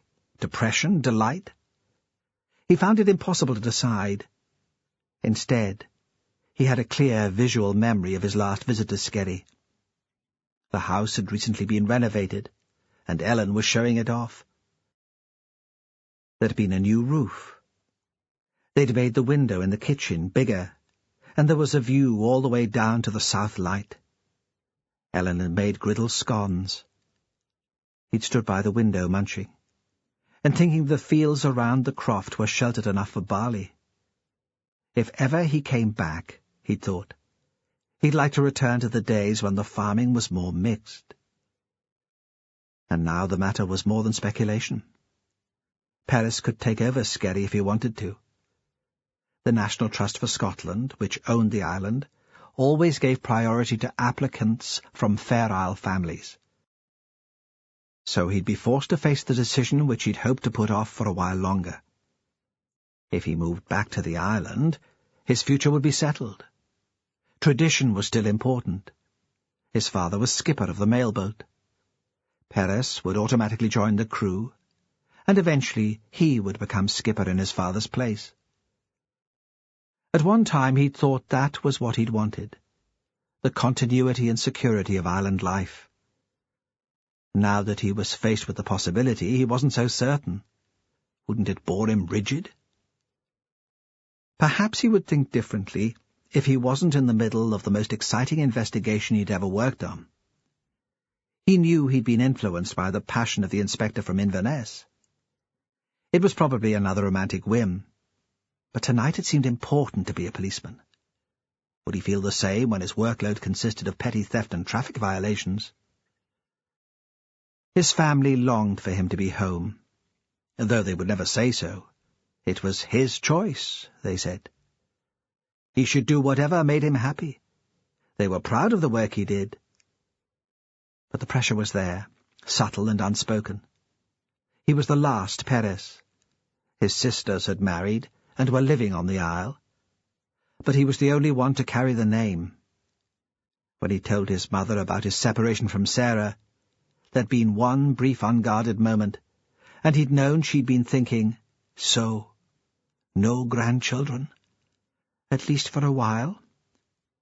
Sarah must have felt the pressure too, throughout the pregnancy and after the child was lost. He carried his drink upstairs. He was in no state to make any rational decision tonight. He looked out of the window and closed the curtains. Usually he fell asleep to the sound of water, almost imperceptible, not consciously noticed. Tonight the sea closest to the shore was still frozen, and there was silence, except for the occasional strange creak. He had thought the image of the dead girl, her face pecked by birds, might keep him awake. But he was haunted by the view down Fair Isle from Skerry, sunlight over the South Harbour, and cloud-shaped shadows racing over Malcolm's head. When he arrived at the station the following morning, Taylor was already waiting for him. He called him into one of the meeting rooms, and already seemed to know his way about the place. Perez thought he couldn't have had much sleep. "Just a quick chat," Taylor said, "before we meet the troops. Talk me through what steps you took yesterday, who you met. We know about the old man. Who else did you speak to?" Perez told him. It felt strange. It had been a long time since he'd answered to another detective. "I need to get the timetable clear in my mind, the order of events." Taylor tore a sheet of paper from a flip chart, laid it on the table, and started to scribble in thick black marker pen. Perez hoped nobody else would be expected to read it. It was unintelligible. "The early hours of New Year's Day, she and her best mate fetch up at Magnus Tate's place. A sort of dare. The night of the 3rd she tells her father she's at a party and not to expect her home. Then there's the text on the 4th saying she might stay out again." He looked up from the paper. "Didn't he ask where she was? Who was having the party?" Perez shook his head. "His wife died not long ago. He still seems to be suffering some sort of depression. I think the girl was allowed to get on with it. Okay. A place like this, we shouldn't have any trouble finding out. Late morning on the 4th, and she's catching the bus home. Tate is on the same bus and asks her in for a cup of tea. He says she leaves his place before it gets dark, but that's the last time anyone admits to seeing her. The next morning, the 5th, her body is found on the hill not far from Hillhead. Is that right?" "Yes." He almost said "sir," stopped it just in time. This was his patch. "Let's go and see what the rest of them have got for us, then." Perez had asked Sandy to manage the incident room. The constable had an instinct for computers, and was good at routine, and Perez preferred him in the office, safely out of the way of the public. Sandy was fit for drunken scraps in town on a Friday night, but not for anything requiring more subtlety or tact. He stood now, scratching his bum, waiting for Taylor's response to the layout of the room, making Perez think of a Cub Scout waiting for Arcala's inspection. That was Sandy's problem. He still thought like a Peary boy.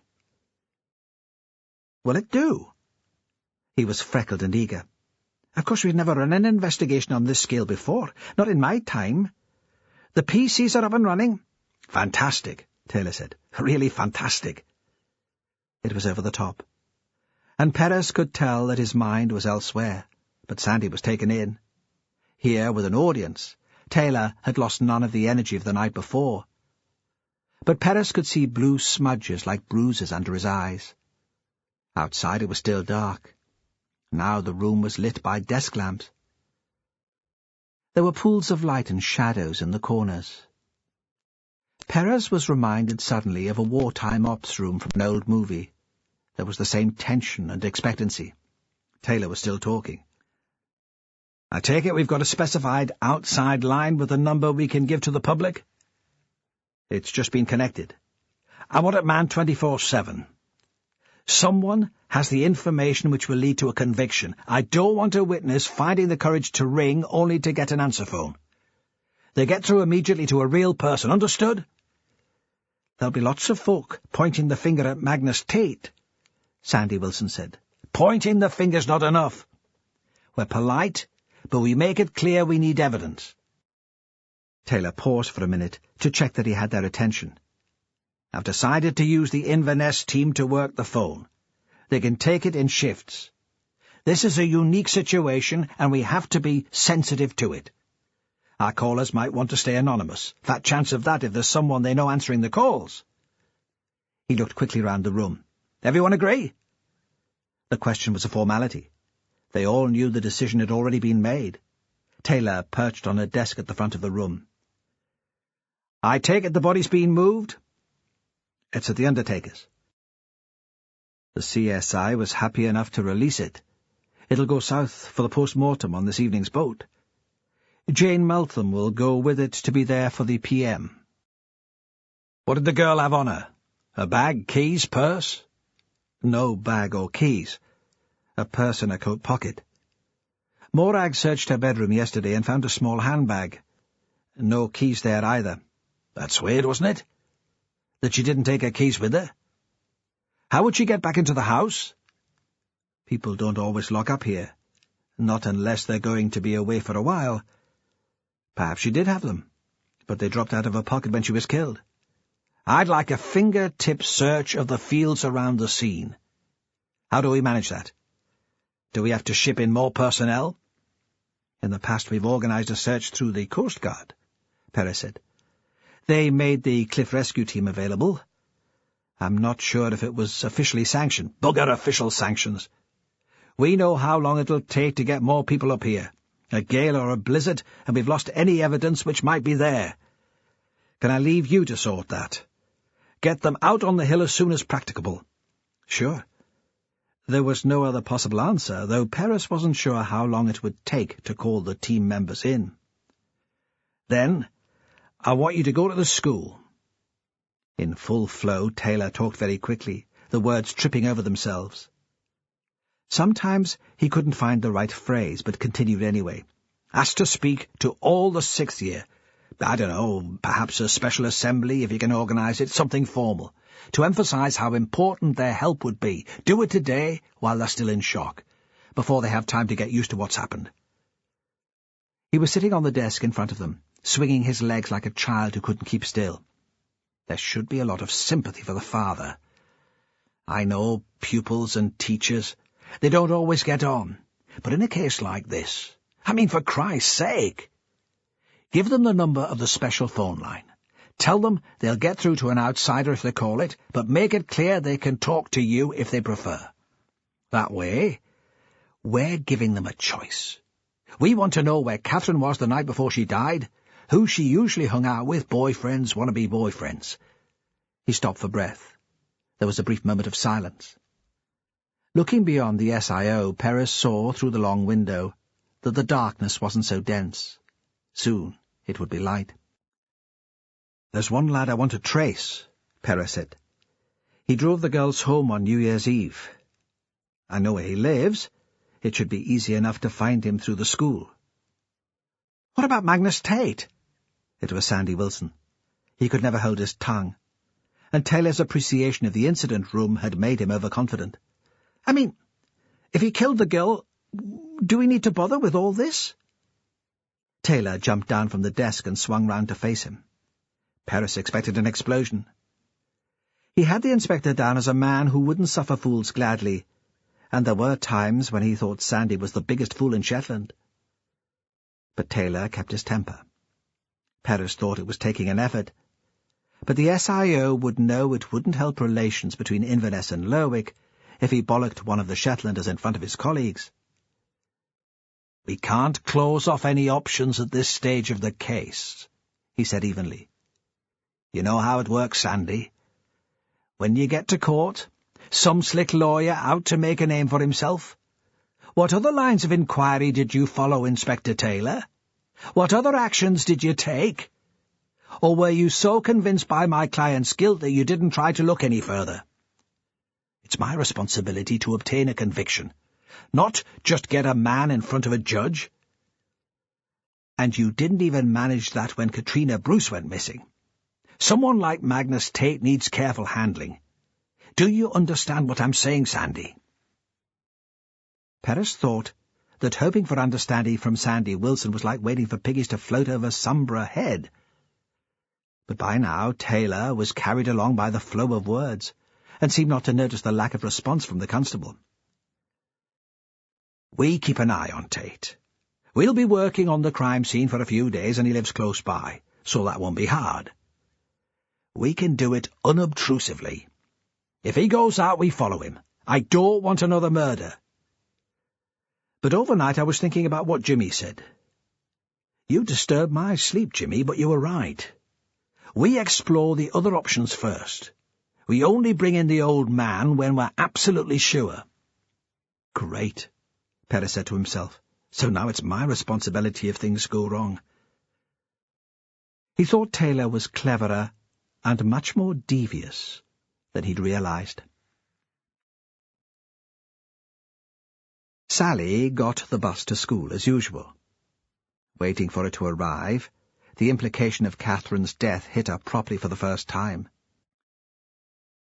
Until now, the events of the previous day had been like a drama, so exciting and different from everyday life that she hadn't been able to take it in. It had been like watching a video. Soon the film would end, and she'd go back to the real world. Now, standing at the bus stop in the dark, her feet frozen already, and no one to keep her company, she realized this was the real world. The absence of Catherine was more solid than the presence had ever been. In life, Catherine's mood changed every minute. You never knew where you were with her. Death was constant. Sally felt if she reached out her hand, she'd be able to touch the hole where once Catherine had been. It would feel hard and shiny, like ice. Sally could have stayed at home if she'd asked. Her mother wouldn't have minded, and had almost suggested it. She turned from the cooker where she was stirring porridge when Sally came down for breakfast. "Are you okay to go in?" she'd asked, dead sympathetic. It would have only taken Sally to hesitate for a moment for her to add, "Why not stay at home? I'm sure they'd understand." But Sally had answered firmly and immediately, "I'd rather be with the others. Take my mind off things."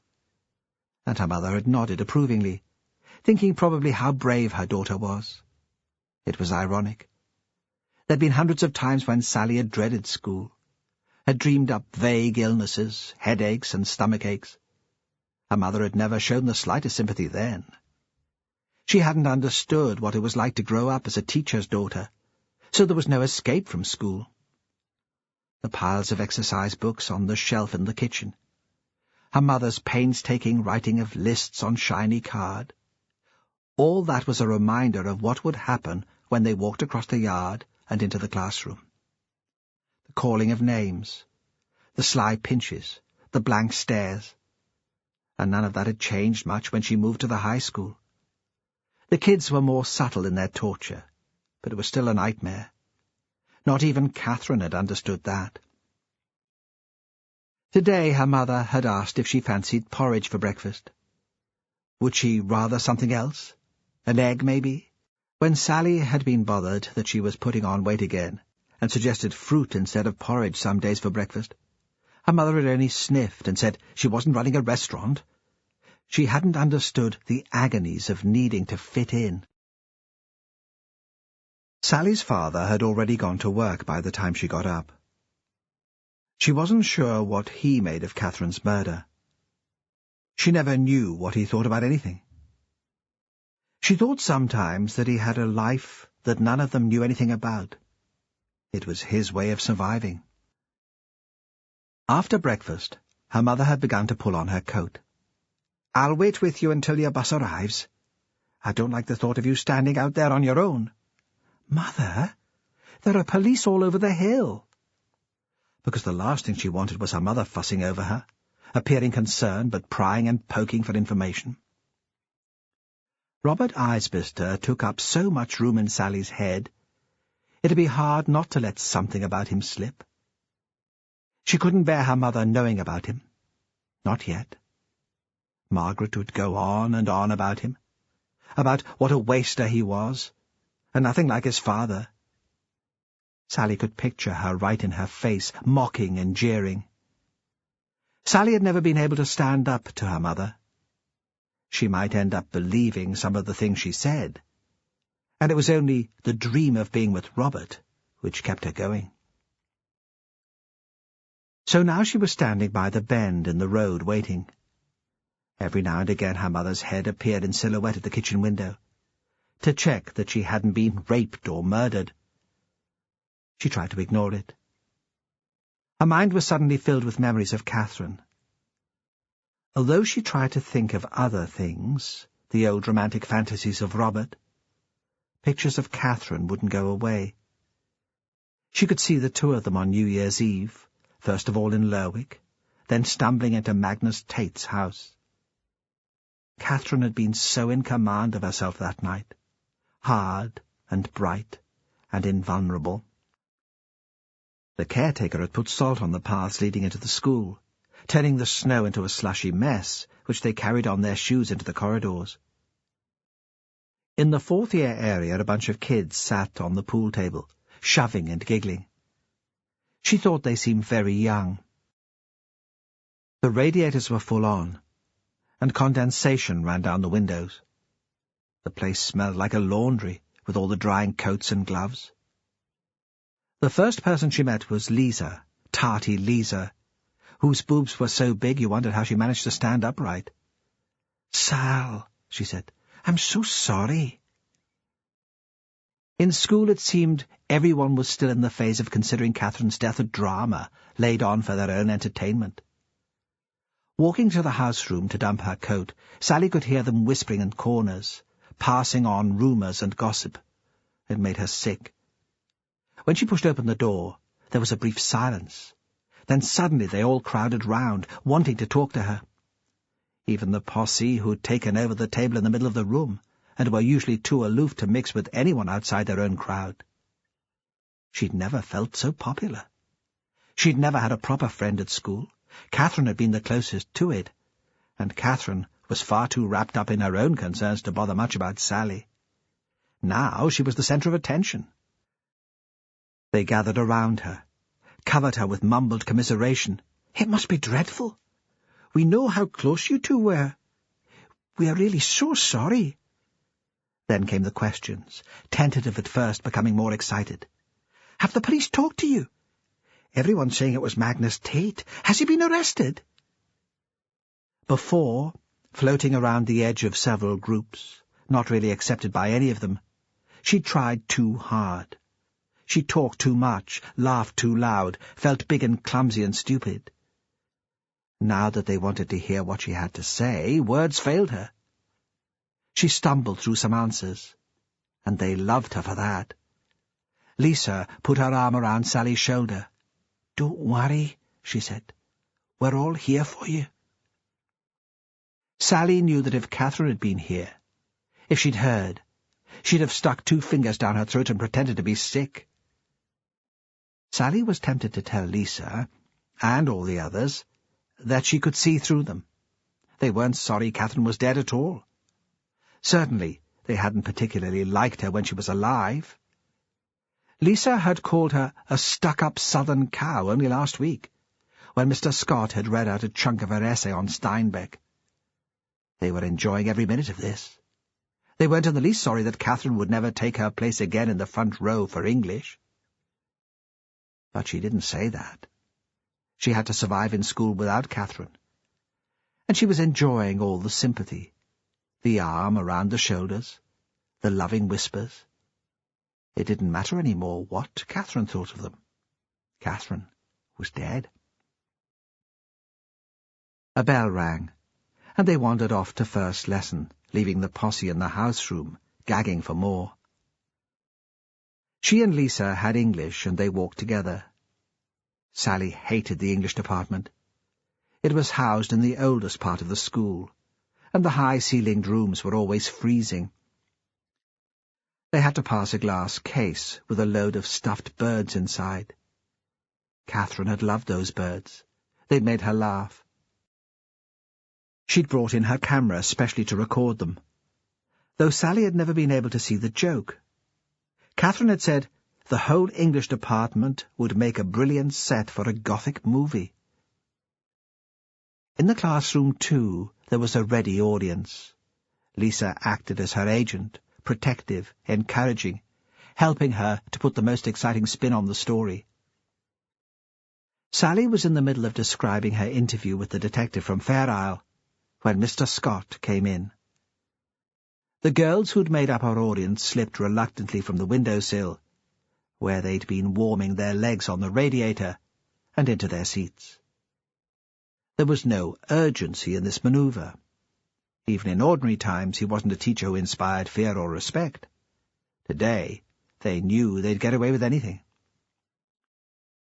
Mr. Scott was a young man, straight from college, unmarried. Everyone said he'd fancied Catherine. That was why she'd got good marks, why he raved about her work. It was because he was trying to get into her knickers. And perhaps there was some truth in the rumours. Sally had seen him staring at Catherine when he thought no one was looking. She knew about unrequited lust. She'd dreamt of Robert Isbister for months following the dance when they'd first met up.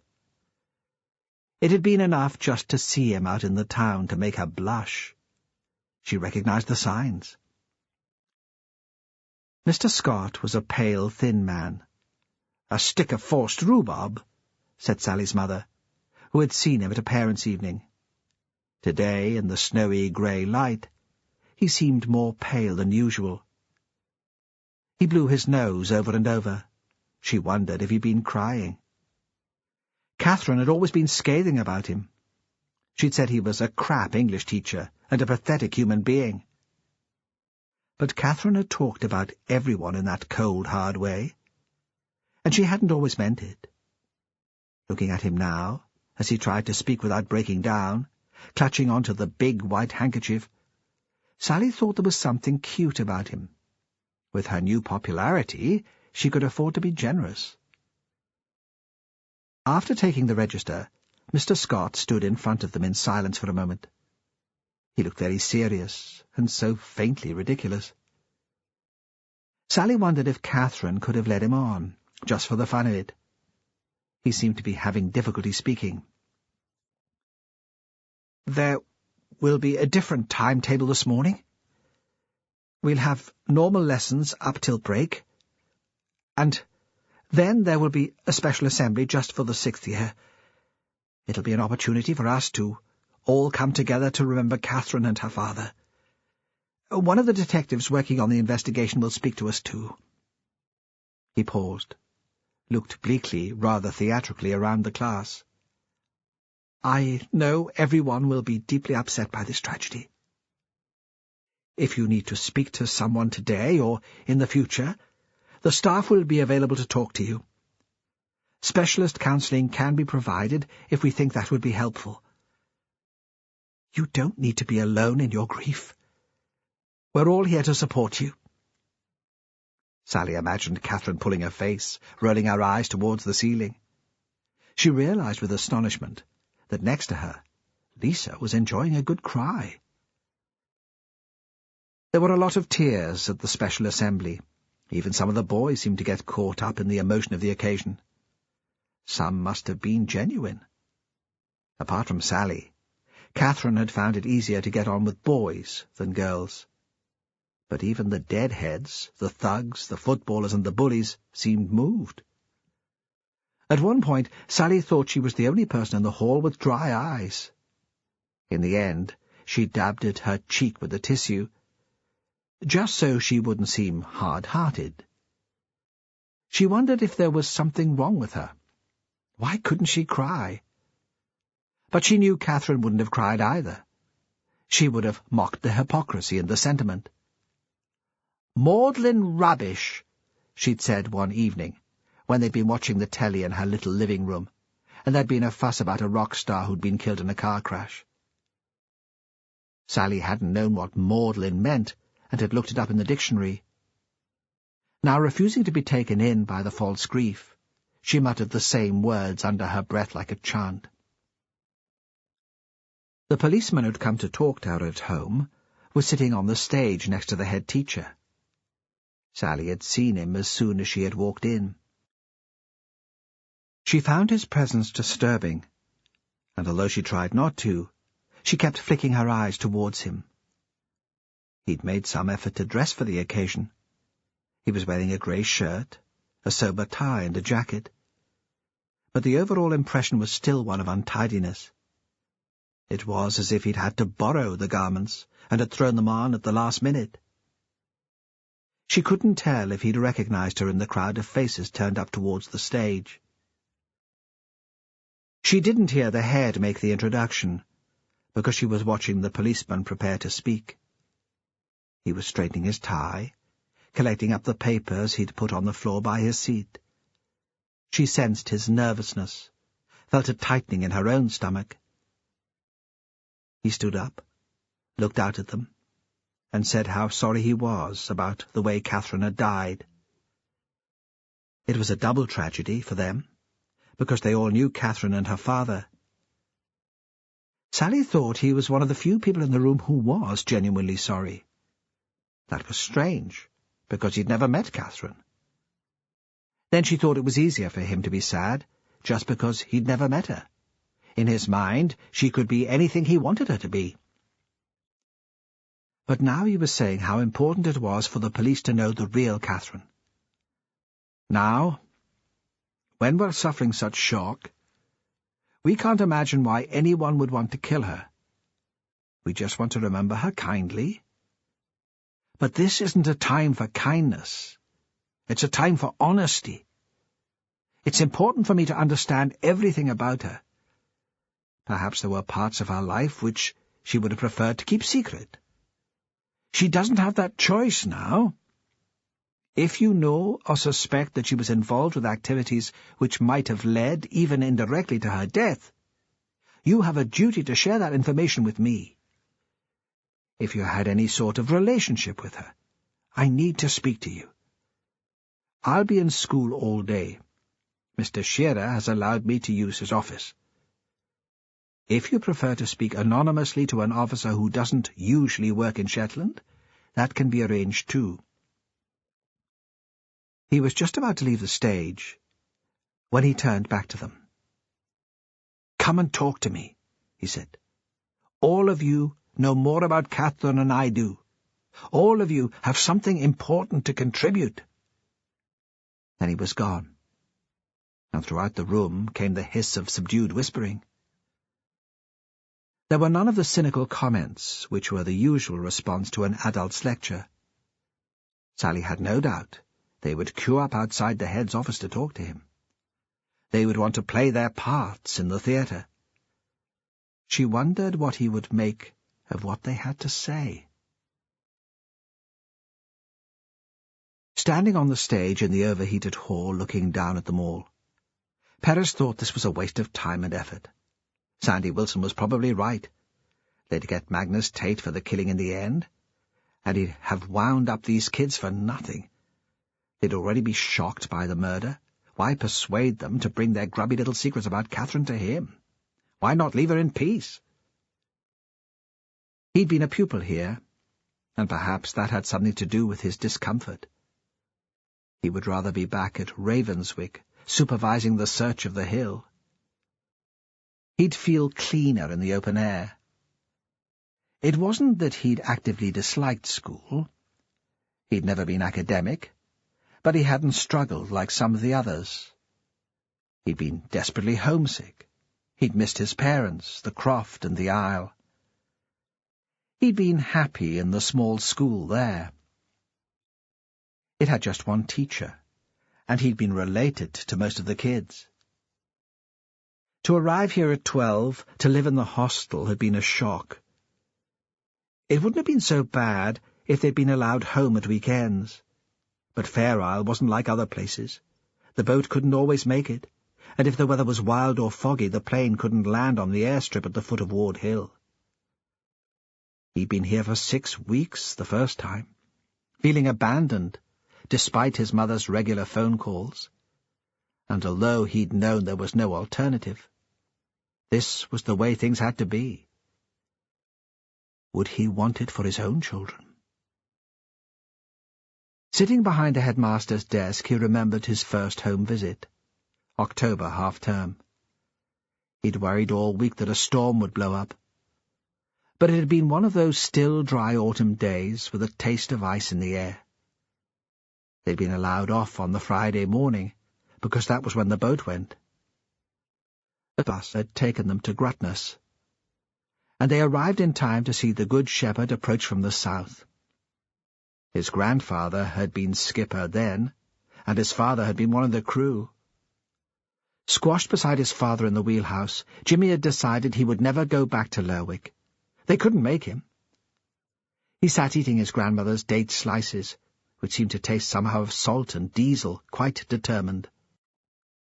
Though, of course, when the time came, and he'd stood with the other children in the dark early morning at the North Haven, he'd got onto the boat without a fuss.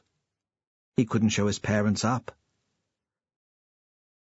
He knew it was the awareness of the imminent vacancy at Skerry which triggered the memories, not just the noise and the smell of Anderson High. He'd have to speak to his mother about it this evening. She wouldn't expect a decision immediately, but he'd have to work out what tone to take. He couldn't raise her hopes if there was no possibility of his applying for the Croft. That was still at the back of his mind when there was a knock at the office door. He felt out of place behind the headmaster's desk, impudent for being there. There was a pause. He realized a response was expected. "Come in!" he shouted, again feeling like an imposter. "Come in!" He'd prepared himself to greet a student, to be informal and welcoming, but an adult hesitated inside the door. Just an adult, he decided. There was something about this man which was still unformed. He looked as if he might grow further, fill out at least. His clothes hung on him. At the same time he had an air of someone prematurely middle-aged. There was a stoop, and his dress, a shirt with a round-neck sweater topped by a cord jacket, was the uniform of a teacher close to retirement. Perez rose from his chair and held out his hand. The man approached.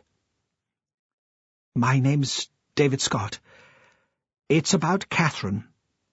His voice was English, the sort of accent Perez thought of as public school. Perez said nothing. Scott looked around him, as though he was searching for a seat, although there was a chair just in front of him. "I taught Catherine English. I was also her form teacher." Perez nodded. Scott lowered himself into the chair. "I wanted to talk to you before any of the students. I'm aware there have been rumours." Perez waited. "I admired Catherine. She had a wonderful grasp of language, a fine mind." He pulled a large handkerchief out of his jacket pocket. No other words were forthcoming, and Perez asked, "Did you ever see her outside school?" He suspected a fine mind wasn't the only attraction.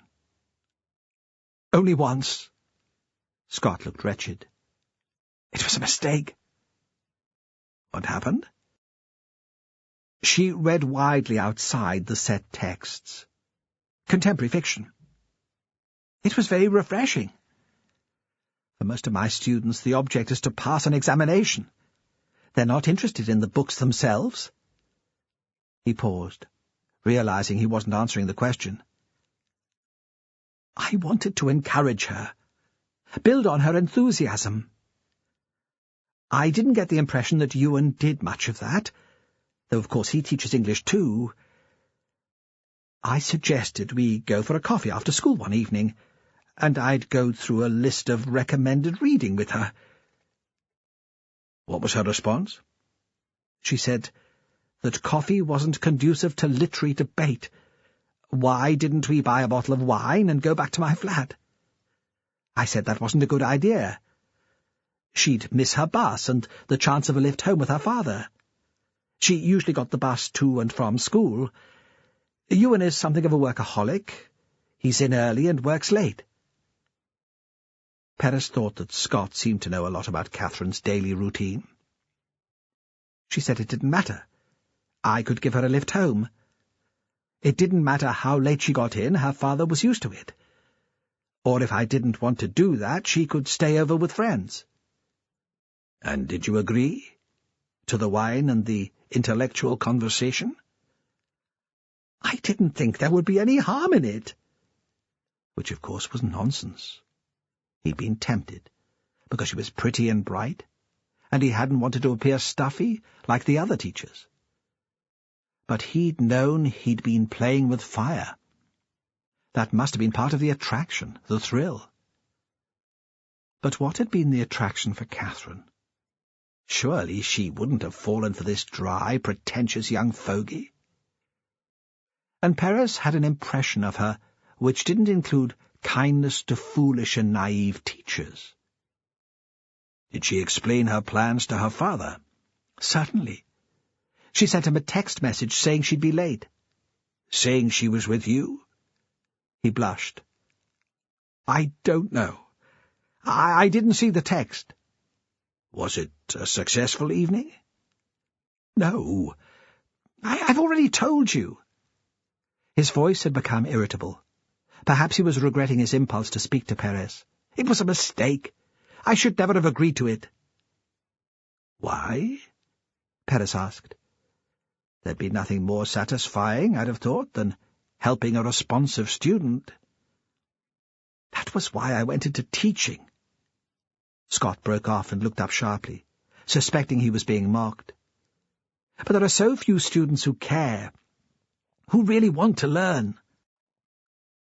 Tell me about the evening. It was the last week of term. Everyone was in festive mood. At any other time, I don't think I would have even considered her suggestion, but just before Christmas, that's when rules can be relaxed. It was already dark when we left the building, of course, and it was very foggy. Perhaps you remember those few days in the middle of December when the fog never lifted, and it never seemed to get light. She'd waited for me outside the staff room. What I'm saying is that there was nothing furtive or secret about our movements. Anyone could have seen us. Now that he'd started talking more freely, Scott seemed to find some relief in sharing the experience. It was as if he'd forgotten Perez was a policeman. She seemed in a very good mood, elated even. I put that down to the end of term, too. It's a frantic time, preparation for the bean feasts, our Christmas dances, but everyone enjoys it. She was singing something under her breath as we walked. I didn't recognize the tune, but it stayed with me afterwards, haunted me. She offered to buy the wine. I said I had some at home, there was no need. Of course, I didn't want her going into an off-licence and breaking the law, and I hoped that when we got home she might forget about the idea, make do with a coffee. My flat's in the town, near the museum. The fog seemed even thicker there. Even with the street lights, it would have been easy to lose our way. When we got to the flat, she seemed completely at ease. She looked at my bookshelf, then chose a CD.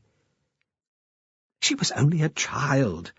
Perhaps she was more used to adult company than her peers.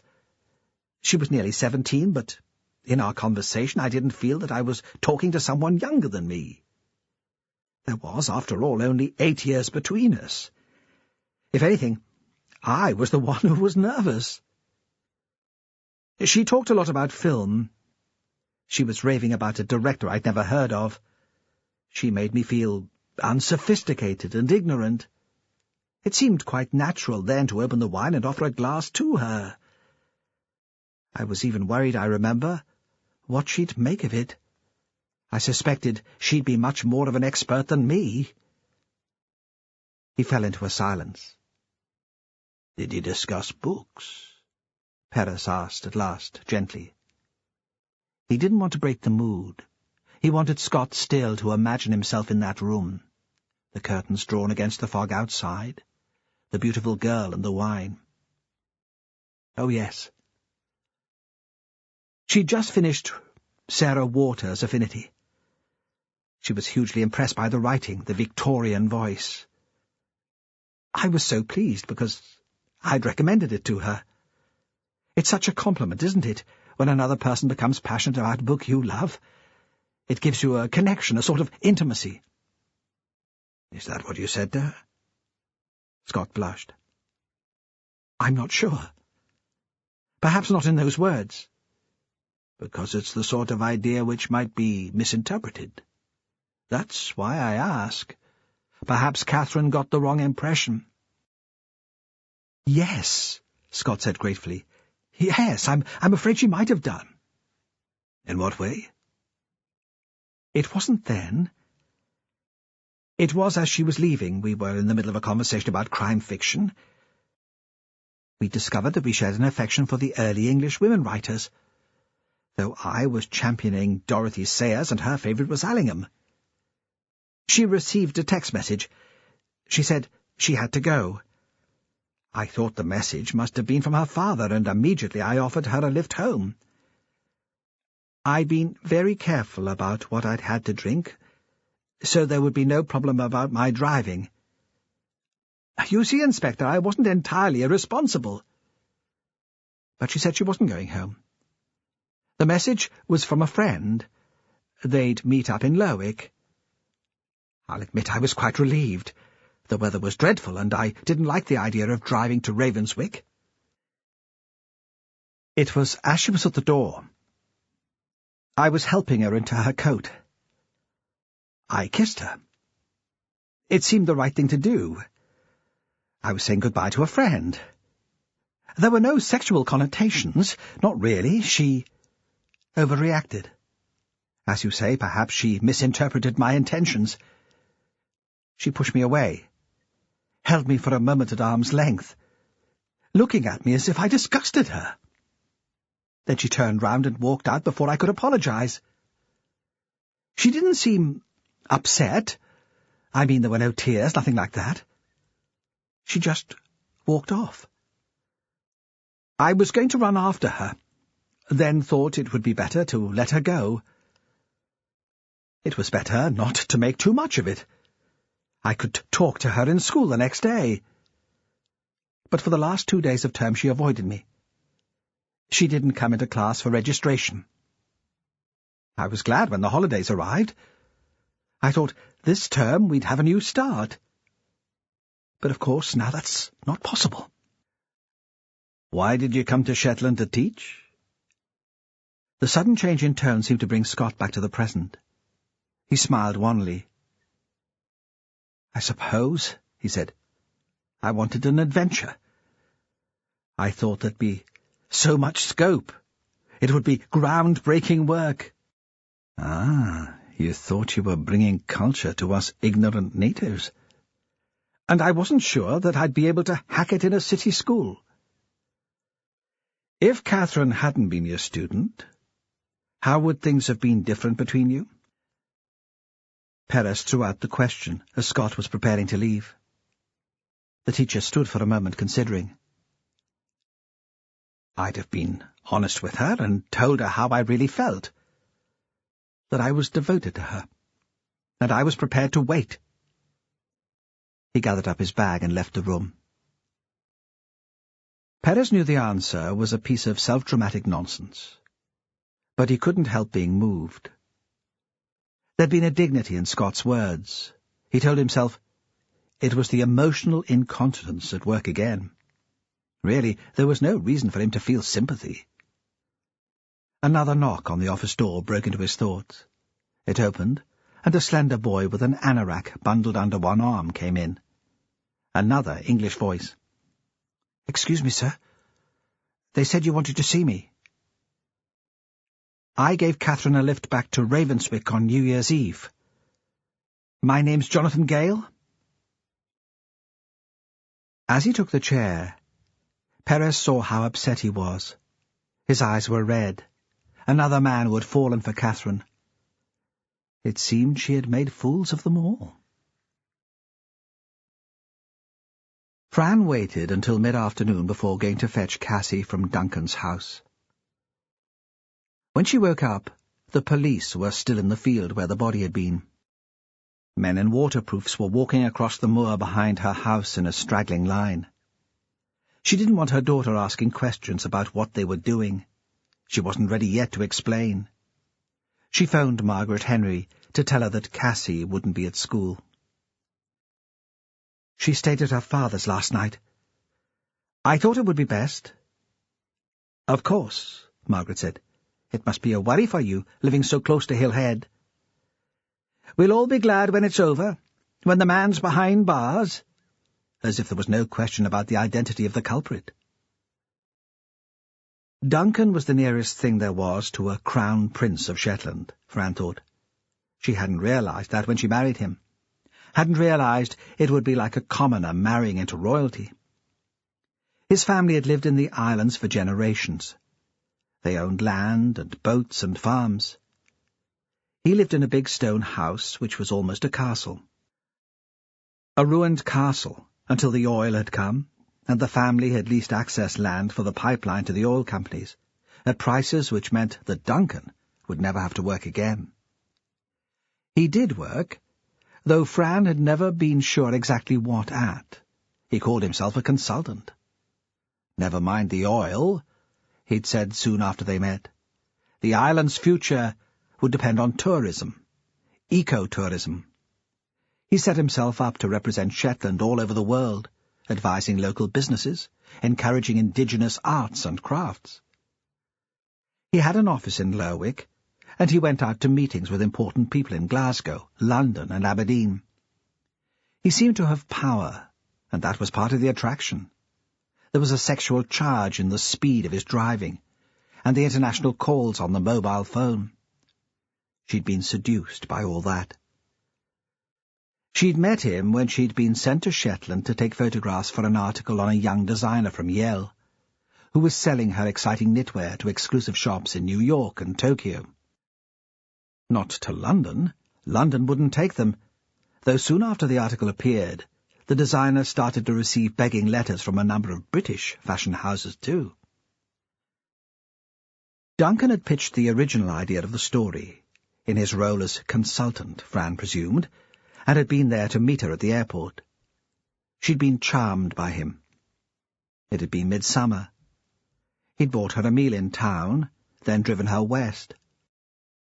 They'd walked along the cliffs and seen the Fuller lighthouse in the distance. They'd made love in a loft bed in a converted boathouse in Scallowa, the windows open to let in the sound of the water and the perpetual light. She had thought that he lived there. Hadn't realized then it was only one of the buildings he owned and let out to tourists, only part of his empire. Fran had thought that was it, had never believed she'd see Duncan again. She'd flown home, the next morning exhausted and a bit ashamed. It had been her first one-night stand. Then he turned up at her office in London with champagne, and one of the beautiful sweaters made by the young designer, which she knew would have cost her almost a month's salary. "You need something warm to wear when you come to live with me. But that doesn't mean you can't be glamorous." And eventually she had gone back to live with him, because she'd been as much a sucker for the grand gesture as the next woman. And anyway, she'd loved the islands, even on that first visit. Had it been Duncan she'd fallen for? Or the place? Would champagne and a jumper have persuaded her to move to Birmingham? They hadn't married until Cassie was on the way. Cassie hadn't been planned exactly, and Fran had been surprised by Duncan's ambivalent attitude. She'd expected him to be as thrilled as she was. Pregnancy was a drama, wasn't it? And he did so like dramas. "I suppose we should marry, then," he'd said tentatively, almost as if he was hoping she'd suggest another option. "Why?" she'd cried. She was an independent woman after all. "We don't have to get married. We can stay as we are. Only there'll be a child." "No," he'd said. "If there's a child, then we should marry." It was a proposal of sorts. She had dreamed of his proposing to her, but had imagined something wonderful. Paris, at least. Then, when Cassie was 6 months old, Fran had caught him in bed with another woman, an older woman, another Shetland aristocrat who could trace her family back to Norwegian rule. She, too, was married. It seemed the relationship had been going on for years, certainly before Fran had arrived to take her photographs. Most of their friends had known about it, taken it for granted. Fran had known the woman, Celia, well, had considered her a friend. Celia was the sort of woman Fran would have liked as a mother, strong, independent, unconventional. She had a style which was unusual among the island women. She wore a lot of black and bright red lipstick, long earrings made of silver or seashells or amber. She'd married against her family's wishes. Fran had collected together the baby's things and taken the first flight south. She refused to listen to Duncan's explanations. She thought he was pathetic. What was it with the Oedipus complex? She could see that he would never give up Celia. Fran would make her own life again in London. She told herself she was more hurt by the betrayal of a woman whom she'd admired than by her husband. Then, when Cassie was approaching school age, Fran had experienced some sort of crisis of her own. There'd been a bruising end to a relationship, the usual thing, nothing noble or uplifting. She just felt the need to run away and hide. Pride again. She hated the thought of having to relive the humiliation in conversation with her friends. Shetland was as far as she could go. And it wasn't fair on Cassie, after all, to deprive her of her father's company. He might be a screwed-up little shit, but he loved his daughter. She'd never known her father. He'd separated from her mother when she was a baby, started a new life and a new family, and had wanted nothing to do with her. It still hurt. She wanted better than that for Cassie. She was rerunning all this in her mind as she drove very slowly over the icy roads north across the huge bare expanse of the peat moor. As always, it came down to this. What was it that Duncan saw in Celia? She might have a sort of quirky attractiveness, but she had a grown-up son. Her hair would have been grey if she didn't dye it. Surely Fran should have been able to compete with that. The question, which still provoked a sense of anger and insecurity, took her mind off Catherine Ross's death and the mad old man at Hillhead. Usually, when she collected Cassie, she didn't spend any time with her ex-husband. She said enough to be polite, to present a united front for the little girl. Today she was inclined to linger. She didn't want to go back to the house in Ravenswick immediately. Even with the police and the Coast Guard on the hill, she didn't feel safe there. In London there had been muggings and rapes in her neighbourhood, a shooting once in her street. Yet she'd never felt this exposed. Duncan's house was built on low ground close to a wide sandy bay. It was huge, a 4-story granite and slate Gothic heap, a house from a fairy tale with a turret at one corner. It was built into the slope of the hill and sheltered from the prevailing winds. There was a walled woodland on one side of the house, mostly scrubby sycamores growing in the shelter of the valley, but the only trees for 20 miles. She remembered when she'd first seen the house. Duncan had made her keep her eyes shut until they came to this point. Then she'd opened them. And it was all part of the fairy tale. She'd imagined herself living there when she was old and surrounded by grandchildren. Here in the shelter of the hill, the road was clear of snow. The sun was coming out. Driving towards the house, Fran saw that Duncan was on the beach with Cassie. They were collecting driftwood, pulling it above the tide line. Duncan always lit a big bonfire for Apeliar. She realized that the festival was almost upon them. It was held in Lerwick on the last Tuesday of January every year. For some people in the south, that was all they knew of Shetland, the pageant of men dressed as Vikings, and the longboat paraded through the streets before it was burned. Postcard images promoted by the tourist board to boost the number of winter visitors. The main event was in town, but other communities held their own celebrations over the winter too. As she drove through the big stone gateposts, she lost sight of her husband and child on the beach. She parked by the front door. Celia seemed to spend as much time at the Hall as she did in the house on the edge of Lerwick, which she shared with her husband. It seemed she didn't object to Duncan's many flings. She indulged him as she did her grown-up child. Fran still found it hard to be civil, and to avoid her walked around the house to the beach. The garden was held back from the sand by a whitewashed stone wall. Beyond the wall, someone had collected a pile of seaweed to rot down for compost. They had given up the search for wood. Duncan was skimming stones over the shallow water. Cassie was drawing with a stick in the sand, frowning in concentration. She heard the sound of Fran's boots on the shingle and turned round with a squeal of joy. Fran looked at the picture in the sand, already blurring at the edges, where the water was seeping underneath. Who is it? It was the drawing of a person, a stick figure with enormous fingers carefully counted, and spiky hair. She hoped Cassie would say it was her. She knew there should be no competition for their daughter's affection, but it always crept in, the old insecurity. She couldn't bear it if Cassie had been drawing Celia. "It's Catherine. She's dead."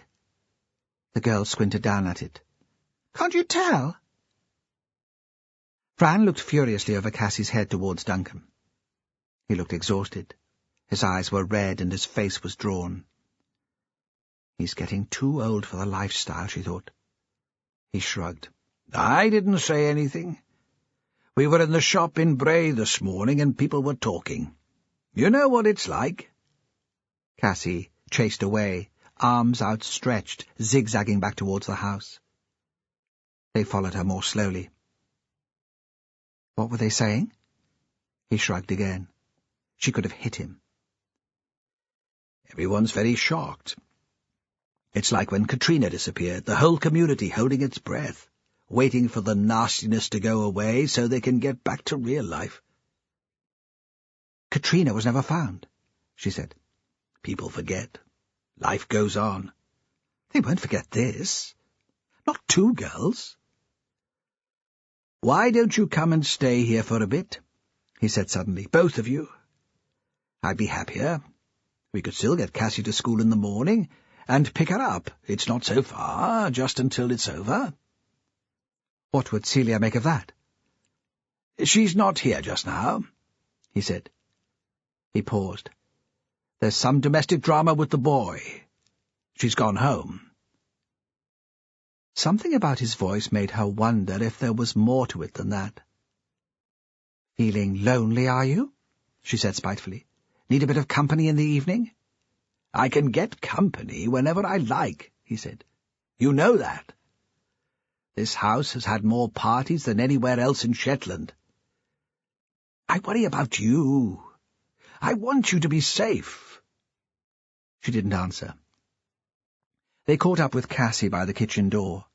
She was trying to pull off her Wellingtons, balancing on one leg. Duncan took the girl into his arms and threw her into the air, catching her again at the last minute. Fran stopped herself, shouting at him for his recklessness. Cassie was giggling. He made her tea. Cassie disappeared for illicit television. Duncan let her get away with anything. "Does it feel odd?" he asked. "To be a stranger in your own house?" "It's not my house. Not any more." She looked around the kitchen. She wondered how long Celia had been gone. The room had a cold, uncared-for air. There were dirty plates waiting to go into the dishwasher, and spills on the worktops. Celia was tidier than her. "It could be." "Don't be silly, Duncan. Do you expect Celia and me to take turns to make supper?" "She's not coming back."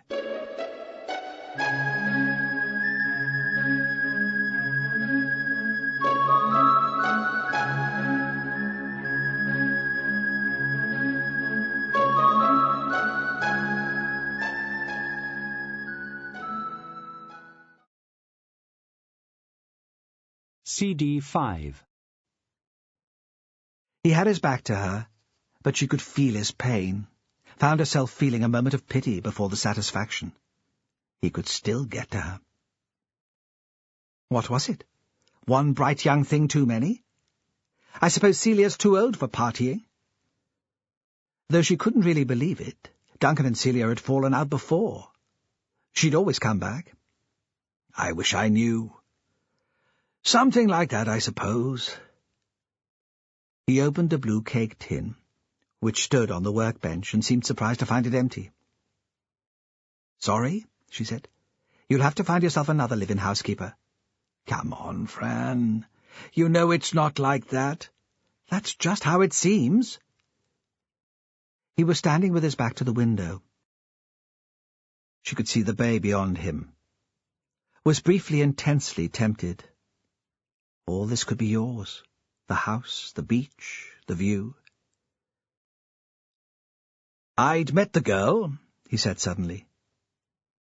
She was distracted by her desire for the place, confused. "Which girl?" "Catherine. The girl who was murdered." "How did you know her?" "She came here." What was Catherine Ross doing here? She thought of Catherine as a schoolgirl, not the sort of person Duncan would usually mix with.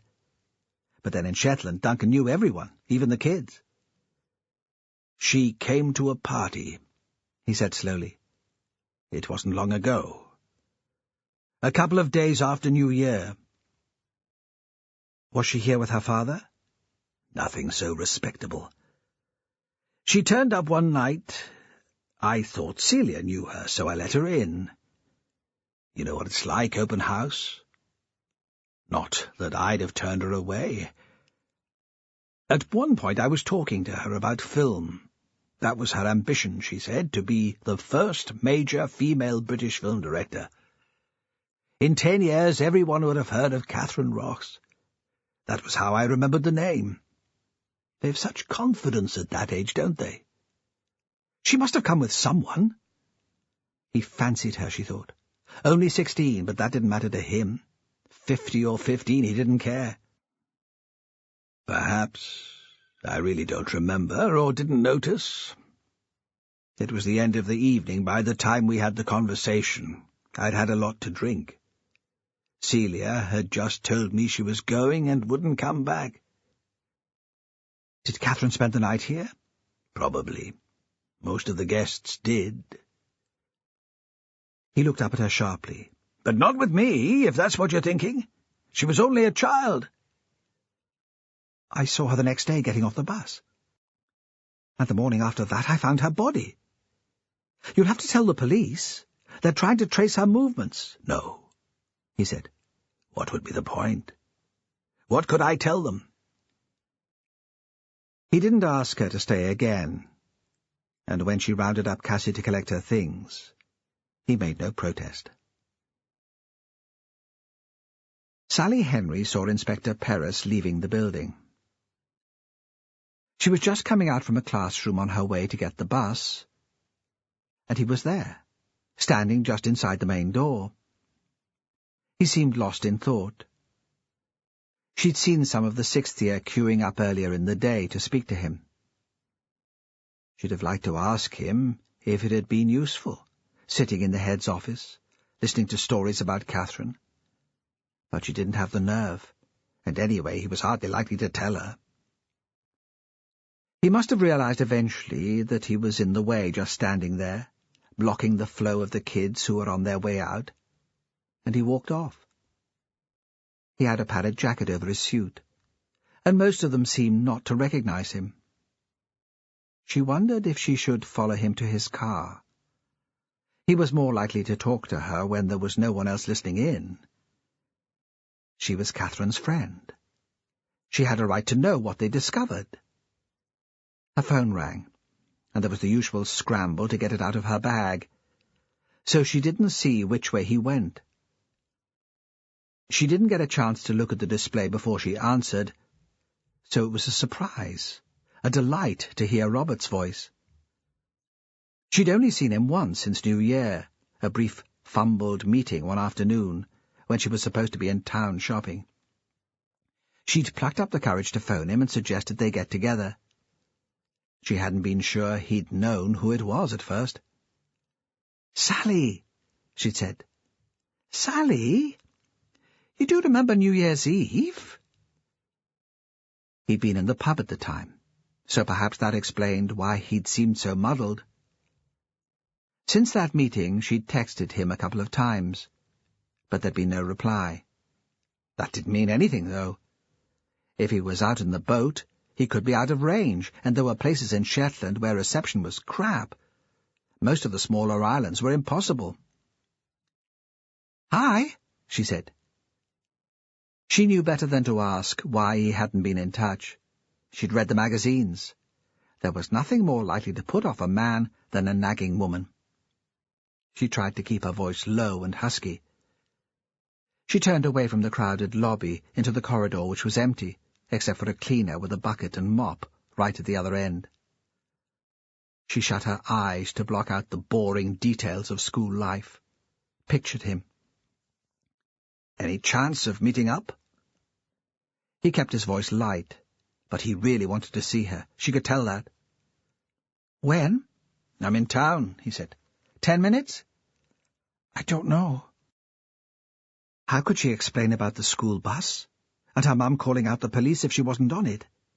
Because she'd always been paranoid? But after Catherine's death, she'd turned seriously weird. How could she explain all that without sounding like a 6-year-old? It might be awkward. "Please, babe. It's important." And then he seemed to guess the sort of problem she might have, which proved to Sally just how sensitive he was. How he wasn't at all the boorish lout everyone made him out to be. "Just one drink, and then I'll give you a lift home. You'll still be back ahead of the bus." That was probably true, because the bus zigzagged all over the place to drop kids off, and Archie the driver was about 104 and drove so slowly sometimes she thought it'd be quicker to walk. "Okay," she said. "Why not? One drink." They met in the back bar of one of the town centre hotels. Not in the bar near the docks where he usually drank. Upstairs in the dining room there was a funeral tea. Through the open door she saw a trestle table covered with a white cloth and plates of sandwiches curling at the edges. Elderly people dressed in black. The voices were becoming loud and a little desperate. One of the women was weeping. Robert was waiting. She was pleased. Her only visits to pubs had been with Catherine, on occasional illicit visits to town. She wouldn't have had the nerve to go in by herself. Before setting out, she stopped to put on some slap, just a bit of powder to hide the spot which might be starting by the side of her nose, and some mascara. But all the same, you must be able to tell that she'd just come straight from school. She had her bag with all her books and files in. She looked into the room. It was narrow as a corridor, wood-panelled, 4 grubby tables, a variety of unmatched chairs. You could smell lunchtime's fry-ups and cigarette smoke. He stood up as soon as he saw her. "What'll you have?" She thought of her mother, standing by the stove stirring pans, X-ray eyes and X-ray nose for smelling alcohol. "Diet Coke." He nodded and went straight to the bar without touching her. She supposed he was thinking of her, being discreet. But there was no one else in the room, except a little grey man slumped asleep in the chair by the fire. Robert came back with the Coke and a whisky for himself. Then he did reach out and touch her hand. She grasped his, rubbed the fine gold hairs with her thumb. "How are things?" he asked. He seemed anxious. Usually he walked into a bar as if he owned the place. That's what Sally loved most about him, that confidence. It sort of rubbed off on her. It cancelled out all the snide remarks from the kids at school about her being the teacher's girl. When she was with him, she ought to feel she owned the place too. "Strange," she said. "You heard about Catherine Ross?" "Aye. She was my best friend. Lived near me. You remember? She was there in the car on New Year's Eve." "I mind that," he said. "Did you know her?" Sally looked at him over the Coke. "I mean, apart from then. Had you met her?" "I'd seen her around, parties." Sally was going to press for more details, but decided against it, and continued. They found her on the hill just up from the school, lying in the snow. A detective came to the house last night to interview me, and he's been in the school all day talking to the kids." "How was she killed?" he asked. He had pulled his hand away gently and was playing with the glass, twisting it round and round on the table. "No one's saying. It said on the radio they had to do forensic tests, but they're treating the death as suspicious." He lit a cigarette, narrowing his eyes as he flicked at the lighter. Suddenly she wondered what she was doing there. It was different from the fantasies, the romantic book she'd escaped into when things at school got really rough. Once her father had taken her to the cliffs at the north end of Unst. It had been spring, the air full of wheeling, screaming seabirds, and the sharp stench of their untidy nests. Looking over the cliffs, even at a safe distance, she'd felt dizzy and breathless. She could see the waves breaking on the boulders below, but couldn't really believe in them. It was like staring down into nothing. She thought she was at the end of the world, and there was nowhere else to go. Now, sitting opposite Robert Isbister, she had the same feeling of panic. What really did she want to come out of all this? To be loved by him? Oh, that certainly. It was what she'd been dreaming of. The small gestures of affection, his hand on her neck, stroking her hair, the gifts. But that he should make love to her? On the way home, perhaps, in the back of his van? Then that she should stroll into her mother, as if she'd just got off the bus to answer questions about her day at school. Was she expecting that? She felt out of her depth, really out of her depth, as if the water was coming over her head and she was gasping for breath. She realized that he'd asked her a question. "Sorry?" "Everyone's saying Magnus Tate did it." "What did Perez tell you?" "Nothing about that," she said. "He wouldn't, would he? He just wanted to know about Catherine." "What about her?" "Everything. Did she have a boyfriend? Who her mates were?" He was trying to find out where she'd been the night before she came back to Ravenswick on the bus. Robert leaned back in his chair. The little man by the fire snored, a rush of air through his nose so loud that it woke him up. He looked blankly around him, then fell immediately back to sleep. "And did she have a boyfriend?" Robert asked. "Not that I knew." "And you would know, wouldn't you?"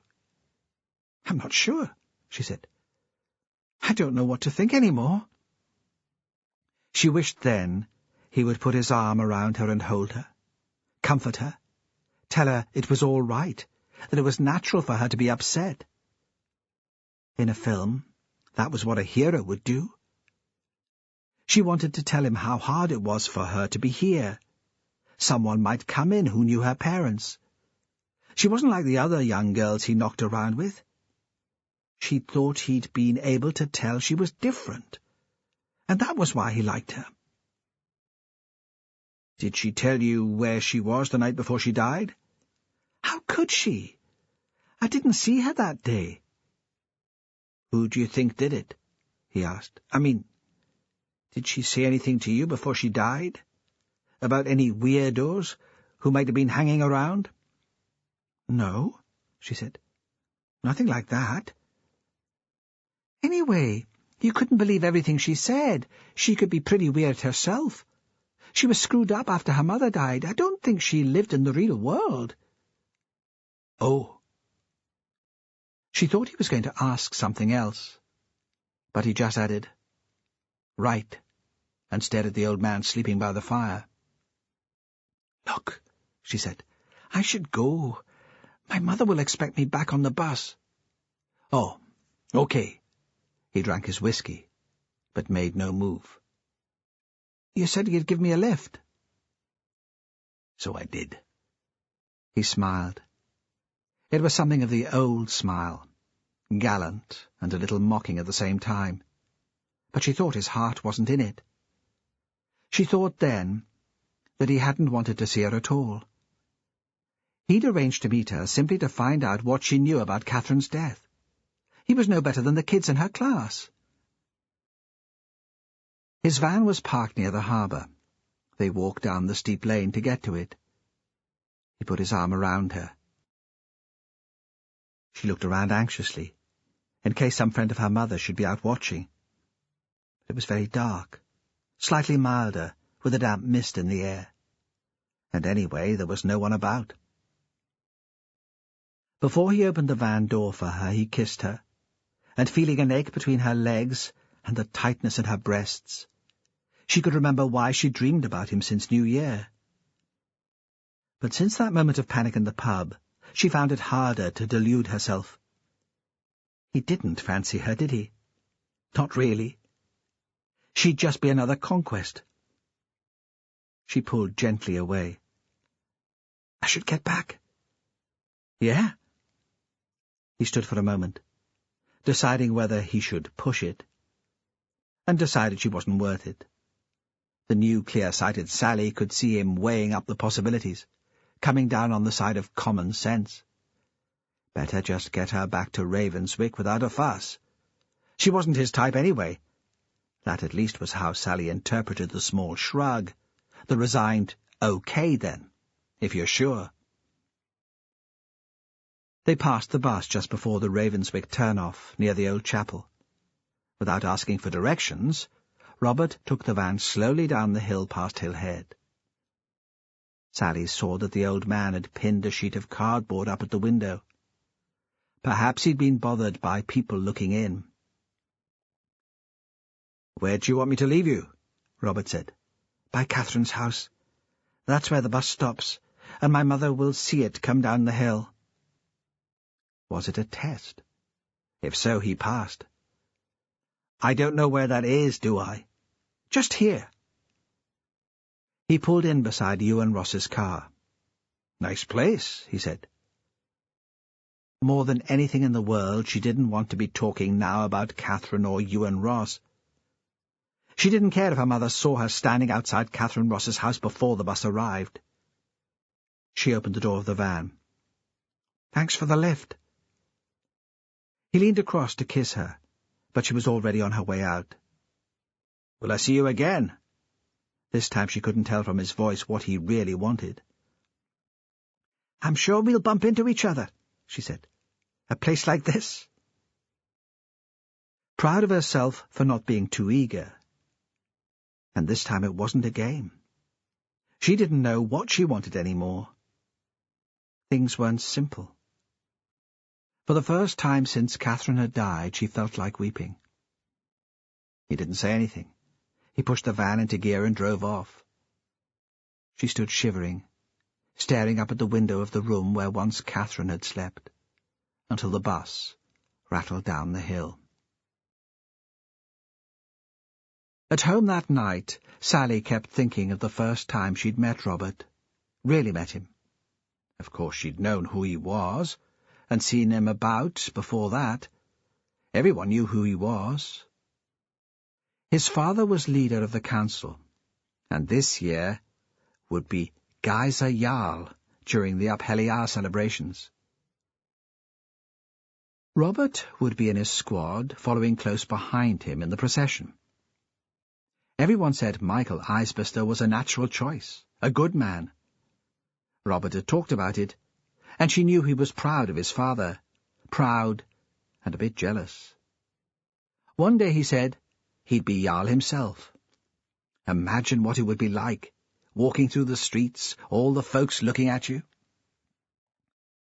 She'd first met Robert to talk to touch, in the autumn at a dance in the hall, to support some charity her father was working with. Something to do with rare plants or dolphins. It was always a cause like that where her father was concerned. She hadn't wanted to go. What would they say at school when they found out? They didn't give her such a hard time now Catherine was on the scene, but even so, they could make her life pretty miserable. Her mother hadn't been keen either. But although you always thought of Margaret as being the strong one, when it came down to it, her father usually got his way, and Margaret had turned out anyway, in martyr mode. Sally hadn't made much effort getting ready. She'd been wearing that dreadful dress her mother had bought her from the catalogue last Christmas. No makeup. She hadn't even bothered with concealer on her zits. And it had been as boring as she'd suspected it would be. A couple of old men sawing away on fiddles. A fat lass squeezing an accordion. The pooled supper. She'd eaten more than she should. Couldn't help it. There'd been nothing else to do. Then Robert had turned up. Slightly drunk, obviously. Ready for a laugh. What would he have been doing there otherwise? It had been the first cold night of the season, and every time the door of the hall opened a blast of cold air came in.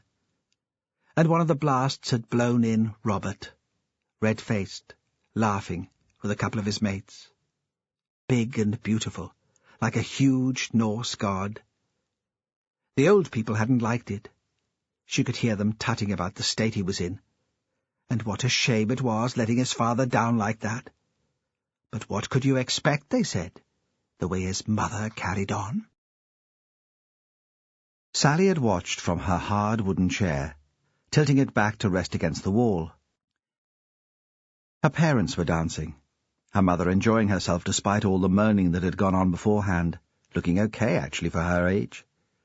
She was a good dancer, light on her feet, although she had a square, solid frame.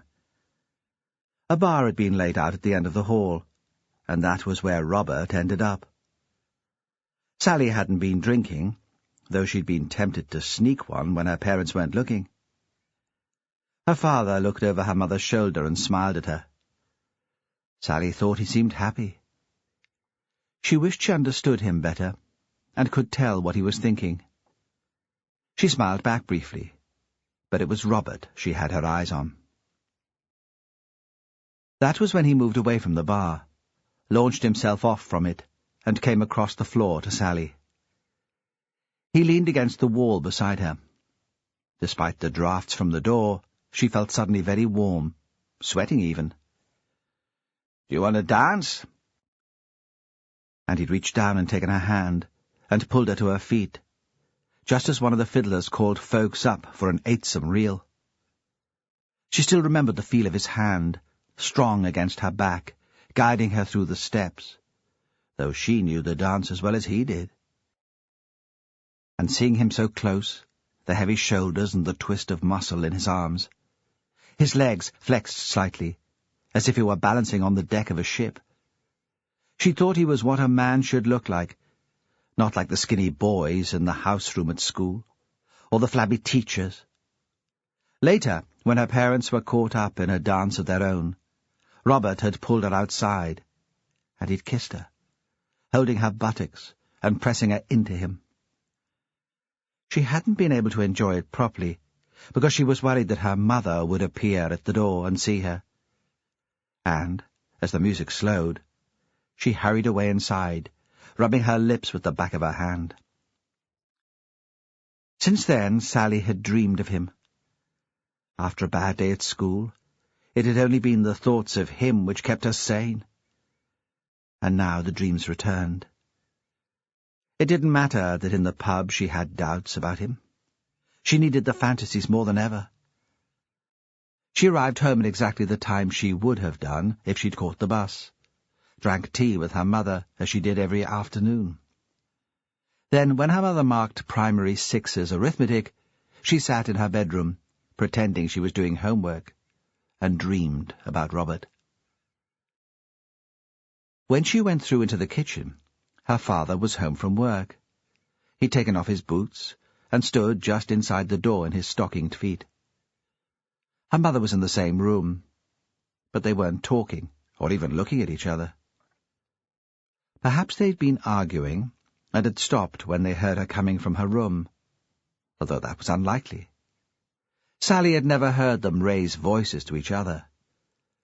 Usually her mother did as she pleased, but if Alex was insistent, Margaret gave in quickly. She knew there was no point in putting up a fight. In matters which meant a lot to him, he was stubborn, immovable as rock, What meant most to him was his work. That was what Margaret said occasionally, muttering it under her breath like a defiant schoolgirl. Not quite brave enough to say it out loud. Sally had heard her, though. Perhaps Margaret had meant herself to be heard. Anyway, she sensed Alex's work as a presence, forcing her parents apart, like the experiment they'd done in physics in the first year, when the magnets couldn't come together no matter how hard you pushed them. Now Sally's mother was doing her best to be pleasant. "Good day?" she asked, speaking to Alex, not to Sally. Sally had already had the questions about her day at school. "All right," he said. "There's been some oil found on the beach near Haraldswick. Some skipper washing out his hold. You'd think by now they'd know. This time of year, there's not much harm it can do.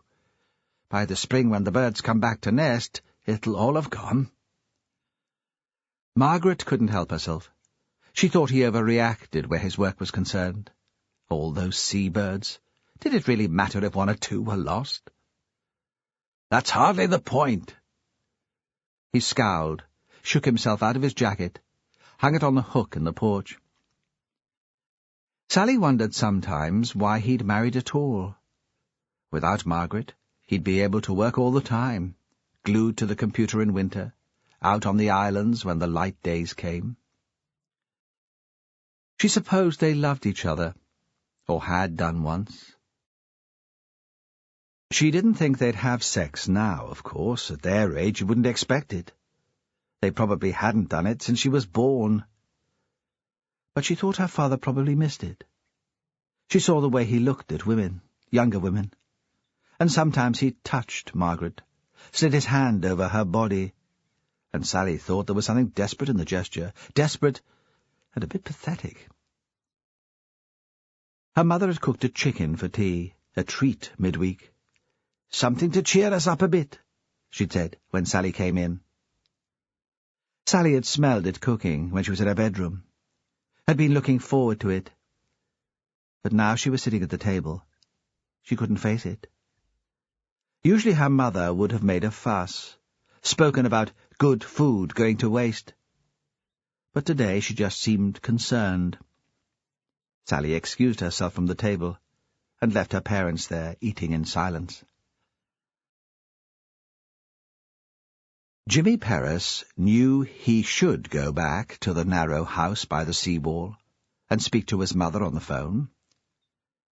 When Sarah had left, all that he'd wanted was to scuttle back to Fair Isle, where he'd always been safe. The promotion in Shetland had been the next best thing, but, he'd told himself, he was just waiting until a croft became vacant at home.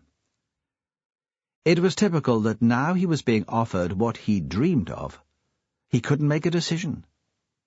The drama of the investigation was confusing him. He couldn't see straight any more. As he approached Fran Hunter's house on the way to Ravenswick, Robert Isbister's van was coming up the hill. The van had to stop at the junction, and Perez saw the personalized number plate, caught a glimpse of Robert's mane of hair in his headlights.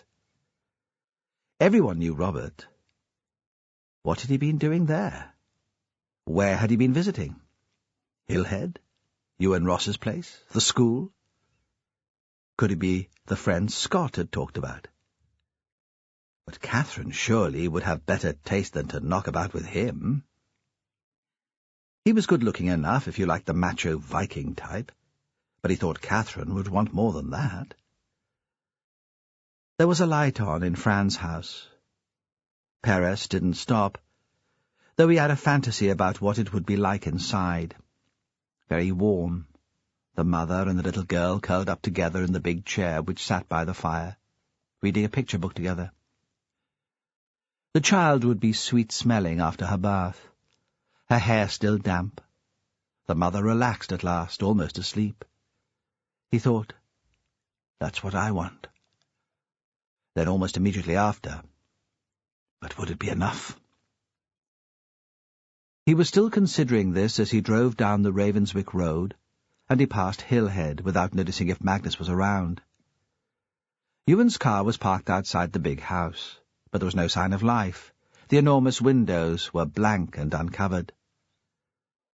When he rang the bell at first, there was no response.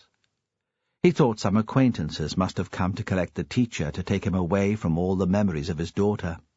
He must, after all, have some friends at the school. Then a light appeared at the back of the house. Perez saw it, through the glass, as a wedge through an open door. And there were footsteps. Slow, old footsteps. Then the front door opened. "I'm sorry to disturb you," Perez said. "Could I have a word?" Ewan stood for a moment, blinking, as if he didn't recognize the inspector, or as if he'd just woken and wasn't quite sure where he was. Then he made an effort to pull himself together, and when he spoke he was as courteous as always. "Come in," he said. "I'm sorry to have kept you waiting." "Did I wake you?" "Not exactly. I find it difficult to sleep. A sort of daydream, perhaps, reliving old times, trying to capture something of her, while there's still a flavour of her in the house. It's real, you know. A perfume, the shampoo she used, I think. Something else I can't pin down. I know it won't last for long." He turned and led the way into the house. Perez followed. They ended up in the kitchen, though this wasn't where Ewan had been sitting.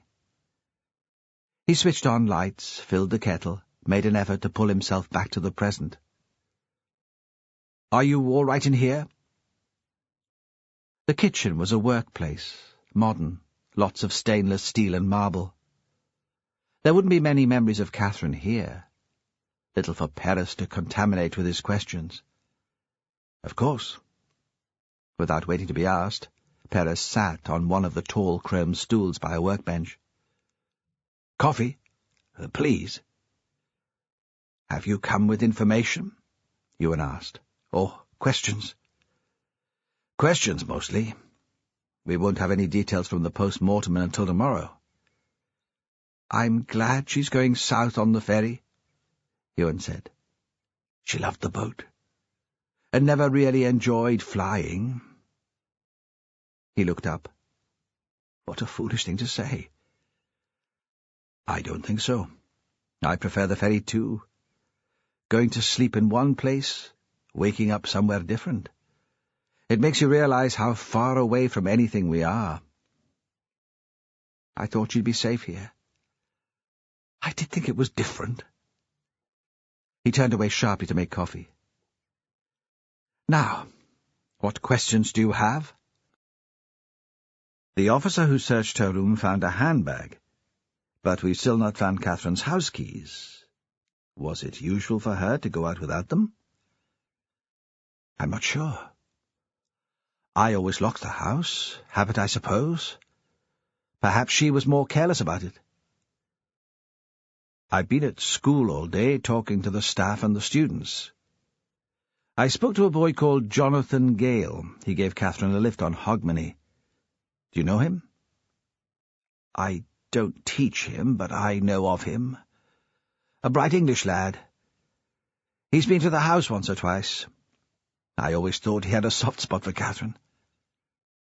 "You don't think he killed her?" "Not at all. Just checking out his story." He paused. "Does the name Robert Isbister mean anything to you?" Ewan frowned.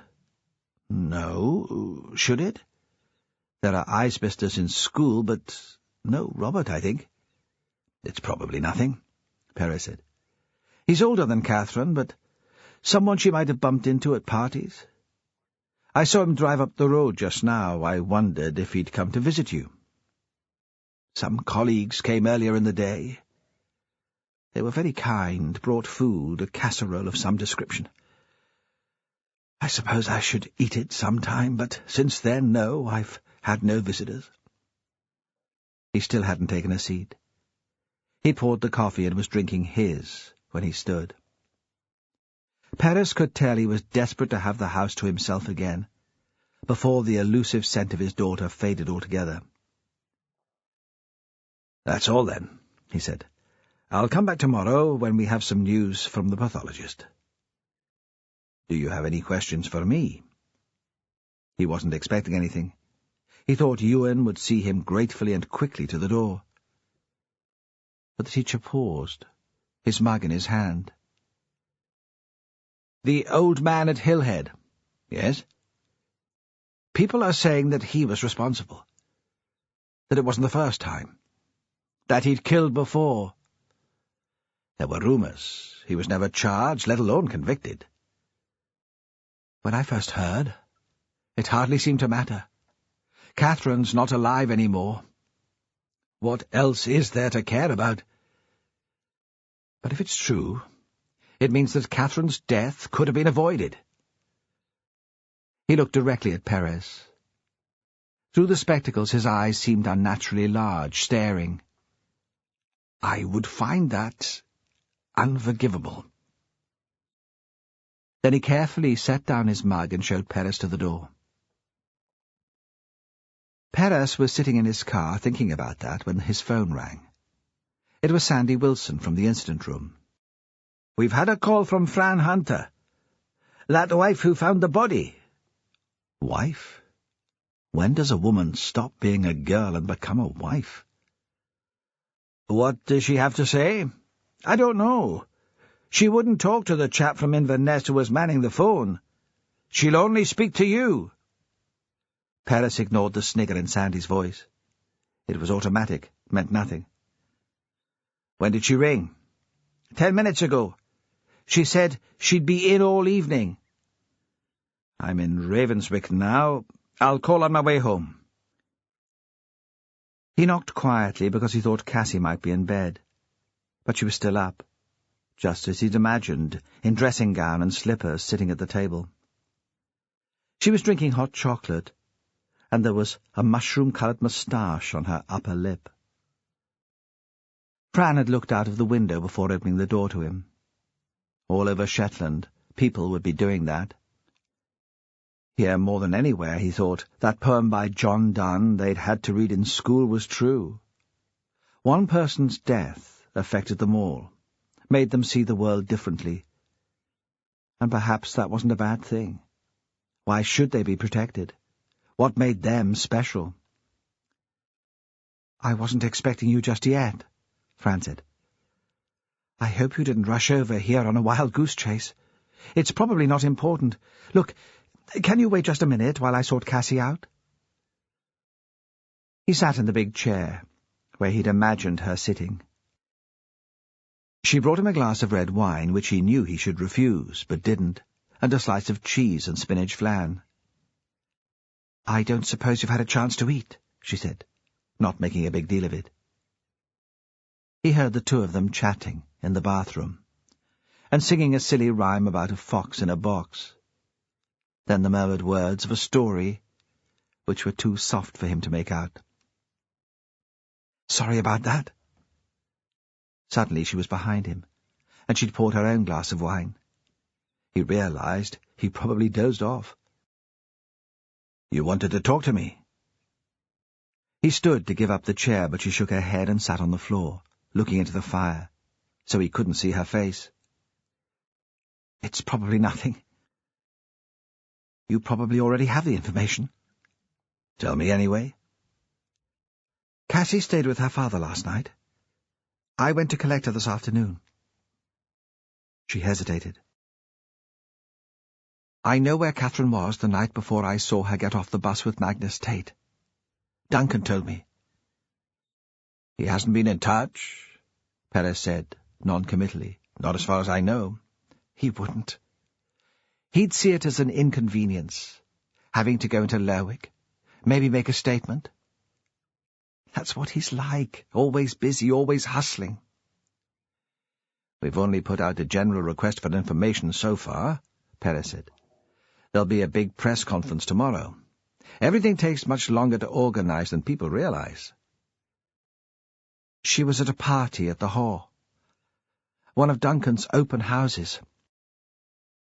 Half of Shetland will have been there. You'll be able to confirm it." Perez had been to Duncan's parties. They were legendary. No invitations, nothing formal ever. Word would get out. A do at the Heart tonight. The parties never got going until late. When the bar started to think about closing, then he'd get a taxi or a friend not quite as pissed as everyone else and drive up the island. You never knew who you were going to see there. Often musicians. Duncan liked to encourage local talent. That was how he described it, though Perez was never sure what the kids with their fiddles and guitars got out of the event, besides a hangover and a sense that they'd brushed against celebrity. Because occasionally you'd bump into a minor star as you passed round Duncan's bottle of Highland Park, an actor on holiday, or a politician up for some conference, a small-time director or producer, only the arty set had ever heard of. Duncan liked to encourage the arty set, and sophistication. Perhaps that's what the kids felt they got out of it. The guests dressed differently, talked about different things. It wasn't like going to a dance in the village hall. Did Duncan say who she was with? He didn't seem to know. I think he was even more out of it than usual. He'd had a row with Celia. Celia Isbister, Robert's mother. That was the way things worked in Shetland. It wasn't necessarily significant. People were related in complicated and intimate ways. Coincidence couldn't be allowed to appear sinister. Do you know if Robert was there? I don't know. Duncan didn't say. Quite often he was. Her voice was dry, slightly hostile. You don't like him? He's a spoiled rich kid. Hardly his fault, I suppose. Not a kid any longer. Shame he still acts like one. She turned round, brushing Perez's knee with her shoulder. Look, take no notice. I hardly have an unbiased view of that family. His mother wrecked my marriage, at least Duncan wrecked it. She was complicit. Only it seems she's had enough. She's walked out too, gone back to Michael full-time. Convenient, just before Aphelia. She'll be there to support him in front of the cameras. Everyone will say what a lovely family they are, Duncan on his own again. Poor lonely Duncan.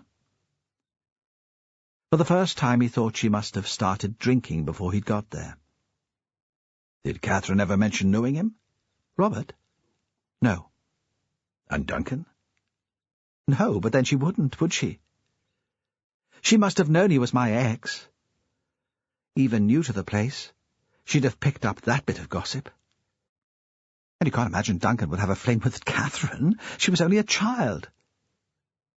But as she spoke, he saw that she was considering the possibility, and not dismissing it out of hand. Perhaps she'd considered it before. Can you tell me anything else about the party? Did Duncan mention any of the other guests? No. But I had the impression he was in such a state about Celia that Posh and Bex could have wandered in, and he'd not have taken any notice. Not like him at all. Perez stood up reluctantly. Different circumstances, and he'd have stayed to share the rest of the bottle with her. Suggested that they might go out sometime. The film club. She was an arty woman. It might be the sort of thing she'd like. By the end of the week, knowing him, he'd probably have told her he loved her. It was probably just as well that she was involved in a murder case, and he couldn't even kiss her on the cheek as he walked out. Magnus sat upright in his chair and listened. He couldn't see outside the house. That was his own doing. During the day, there had been people looking in, and by the afternoon he hadn't been able to bear it. The first caller had been a young policeman asking for his boots. What boots? He hadn't understood. Was it a trick to stop him going out? The boots you were wearing when you saw the girl, the man said. You told Inspector Perez you crossed the field and saw her. Aye, we need them, to compare with the footprints we found. Still Magnus didn't really understand, but he'd pointed to the boots, which were standing on a piece of sacking in the porch. The policeman had stooped, lifted them into a plastic bag, and carried them away. Soon after, there'd been another sharp knock. Magnus had opened the door, expecting more police. But it had been a woman from a newspaper with a notebook, talking so quick, clack, clack, clack, that he couldn't make out what she was saying. She'd scared him with her squawking voice, her pointed nose pushing into his face, the pen she poked towards his chest. After that, he didn't answer to their banging. He sat at the table pretending to read an old magazine which had been lying around since his mother had died. Why had he kept it? He thought once there had been a reason, but he couldn't remember now. They'd seen him through the window, peering at an angle to make him out and rapping on the glass to catch his attention, scaring the raven in its cage. That was when he acted. He flattened out a couple of boxes and nailed the cardboard over the window. Now nobody could see in, but he couldn't see out, and that made him feel like a prisoner already. He couldn't tell what the weather was doing, or if the Coast Guard team had finished walking over the hill. It must be dark. He could tell that from the time on his mother's clock. In his head, there were still people waiting for him outside the house, waiting to shout filth and push their faces right against the glass, and their shoulders to the door. He hadn't heard anyone outside for some time, but they could be there, silent, waiting to surprise him, like the monsters in a nightmare he'd had as a boy. After Agnes died, the nightmares became worse. In his dreams, he'd seen her, pale and thin as she'd been when the whooping cough turned to pneumonia, and they finally took her to the hospital, spitting out blood when she coughed. Arms and legs white and bony, so they reminded him of a sheep's bones when the carcass had been left out in the weather and picked over by animals and birds. But in his dream, she was still at Hill Head, doing the things she always did, helping his mother with the cooking, peeling tatties or baking, milking the cow that they'd had then in the byre by the house, squatting beside the animal, pulling and squeezing the teats, murmuring a little song to herself as she worked, and all the time getting thinner. So at the end of the dream, just before he woke up sweating, all that was left of her was her smile, caked in blood, and her slanting grey eyes. Now, sitting in his mother's chair, watching the hands of her clock, those nightmares returned. The people he imagined waiting outside weren't strangers. He had a vision of his sister banging on the window, rattling the door, surprised that it was locked. He stood up and poured himself a tumbler of whiskey. His hands were shaking. He was going daft, sitting there. Anyone would be the same, locked in a room with no view out, just waiting for the police to take him. He shook his head to clear it of the foolishness, and tried to remember Agnes as she was when she was well. He'd always been ungainly and slow, but she was dainty as a bird, flying across the fields on the short cut to school, her hair streaming behind her. "Look at your sister," his mother would say, trying to shame him. "She's younger than you, and she doesn't break everything she touches. She's not a big, clumsy fool. Why can't you be more like her?" He pictured her in the schoolyard skipping. 2 other girls were holding the ends of the long rope, and Agnes had been jumping, not chanting the rhyme, but frowning in concentration, counting the steps in her head. He watched, proud of her, so proud that the grin had spread across his face and had stayed there all day. She'd been wearing a cotton print dress, faded from too much washing, and so short now that when she jumped you could almost see her knickers. Had Katrina been one for skipping? It bothered him that he couldn't be certain. He'd seen her sometimes in the schoolyard, when he'd found reason to walk down to the shore, to pull out a useful piece of driftwood, some netting or a barrel. Mostly she'd been standing, surrounded by 2 or 3 of her chums, chatting and giggling. Those had been different times, he thought. It wasn't like when he and Agnes were children. When Katrina was growing up, she had television in the house, and there'd been catalogues to buy modern clothes from. There'd been more to play with than an old piece of rope. The oil had come to the islands, and there'd been money for computers and fancy games, and the teachers had taken the children on trips south. Once there'd been a school trip to Edinburgh.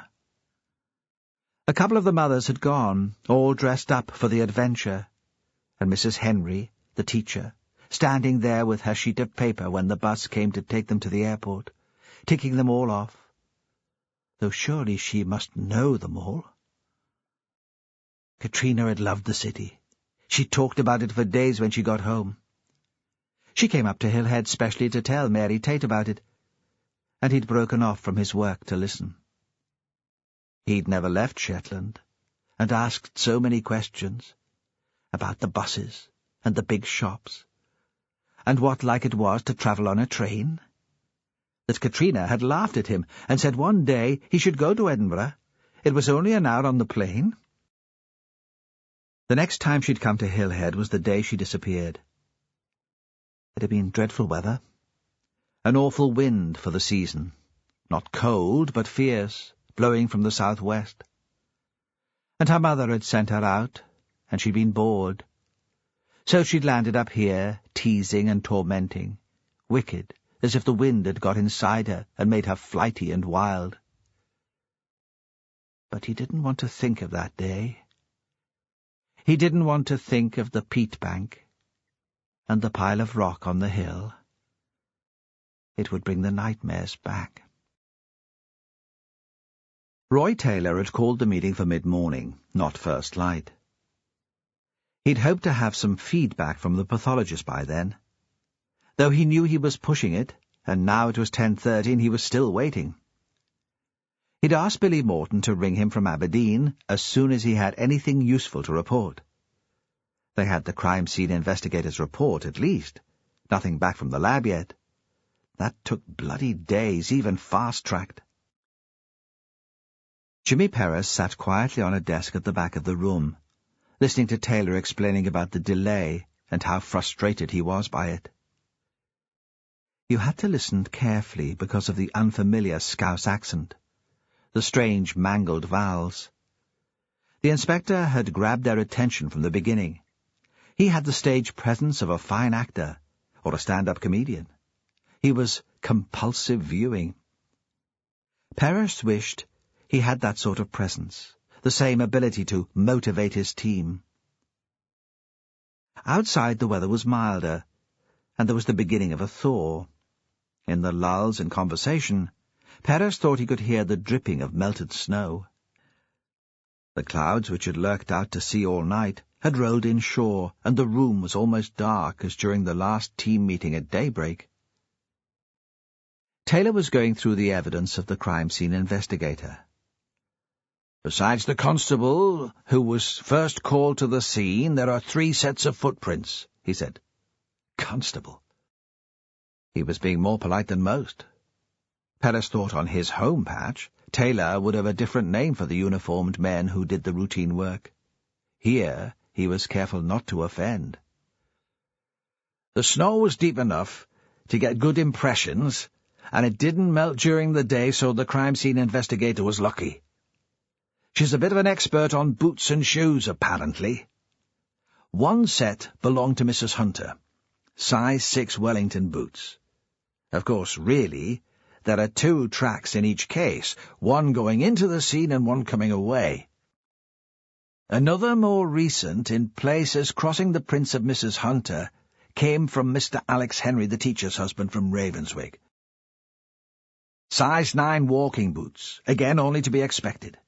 We know that Mrs. Hunter waved at him, he crossed the field to join her, and he used his mobile to call us. The 3rd set belongs to Magnus Tate. His prints aren't very clear. It's hard to tell how long he was there and what he was up to. That's because the other sets are laid on top of his. He was there before either of the others. Our examiner is quite clear on that. Sandy Wilson gave a cheer, punched his fist in the air, then fell silent, when everyone else just sat and watched him. "You think this is a cause for celebration, Sandy?" Taylor asked.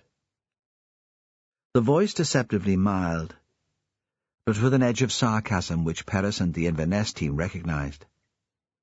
He could be polite only for so long.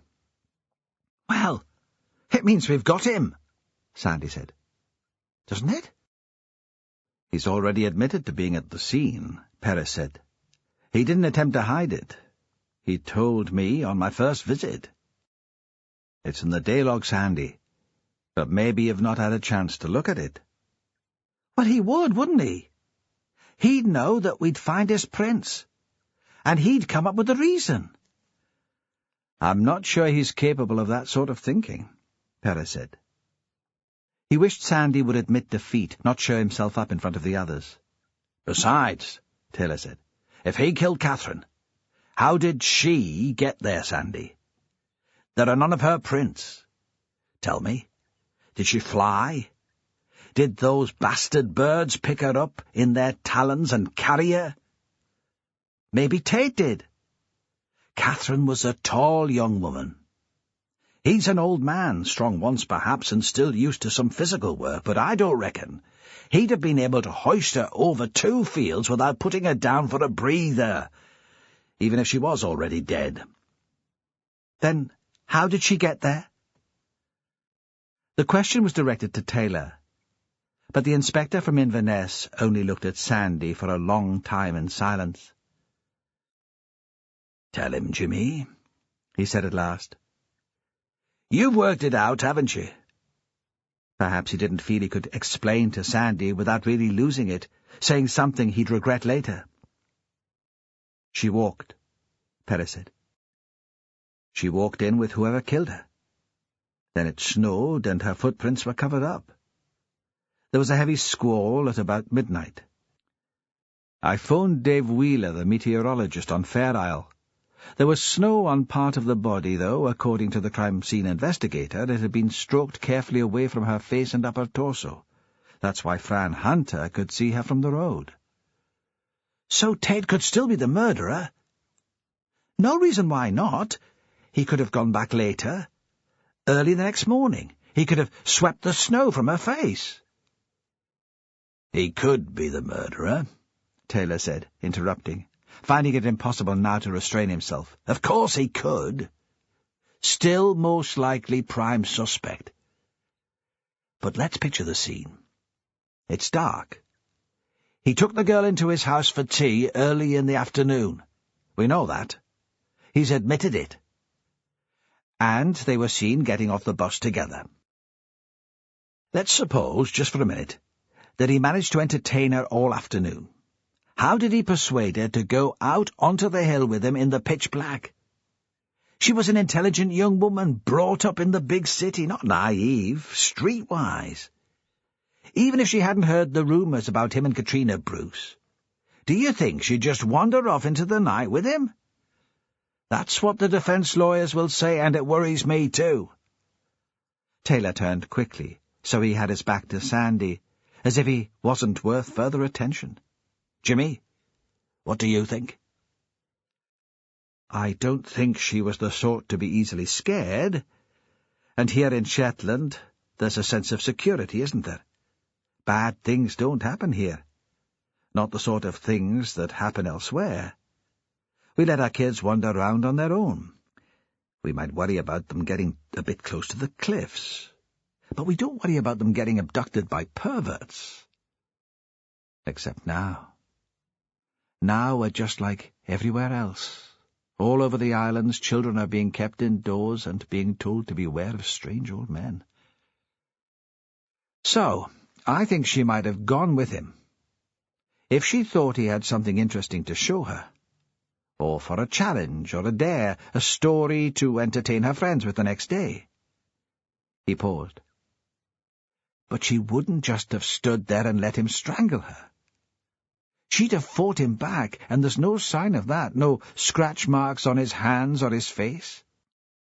They'll take a sample from under her fingernails. Perhaps we'll know more then. So how do you see it, Jimmy? Taylor asked. Set the scene for me. Tell me what you think happened. I think she walked out there with someone she knew and was comfortable with. Someone she'd stand close to, arm in arm perhaps, to keep out the cold. When the attack came, it was without warning. The scarf she was wearing pulled hard around her neck. She'd still try to fight, but perhaps it was so sudden that she didn't stand a chance. Either that, or someone with sufficient strength to catch her off guard. You're thinking a boyfriend, then? Aye, perhaps. Probably, but not necessarily. Fill us in on the wannabe boyfriend you've tracked down, the lad who gave them the lift back New Year's Eve. Jonathan Gale. Family's English, moved to Quendale not very long ago. He's a year older than Catherine. At the high school, too. He came to see me while I was there. Father's a travel writer. Anyway, they were both outsiders, so you'd expect them to get on. And he'd certainly fallen for her. Big style. I could tell, though he wasn't saying a lot. Apparently she didn't reciprocate. According to Sally Henry, Catherine hardly spoke to him in the car back from Lerwick. And Ewan said she didn't seem interested. But Gale couldn't have killed her. Not according to his parents. He was with them all evening on the 4th. They watched a video. Until midnight? No. But they claim he couldn't have driven away from the house without them hearing.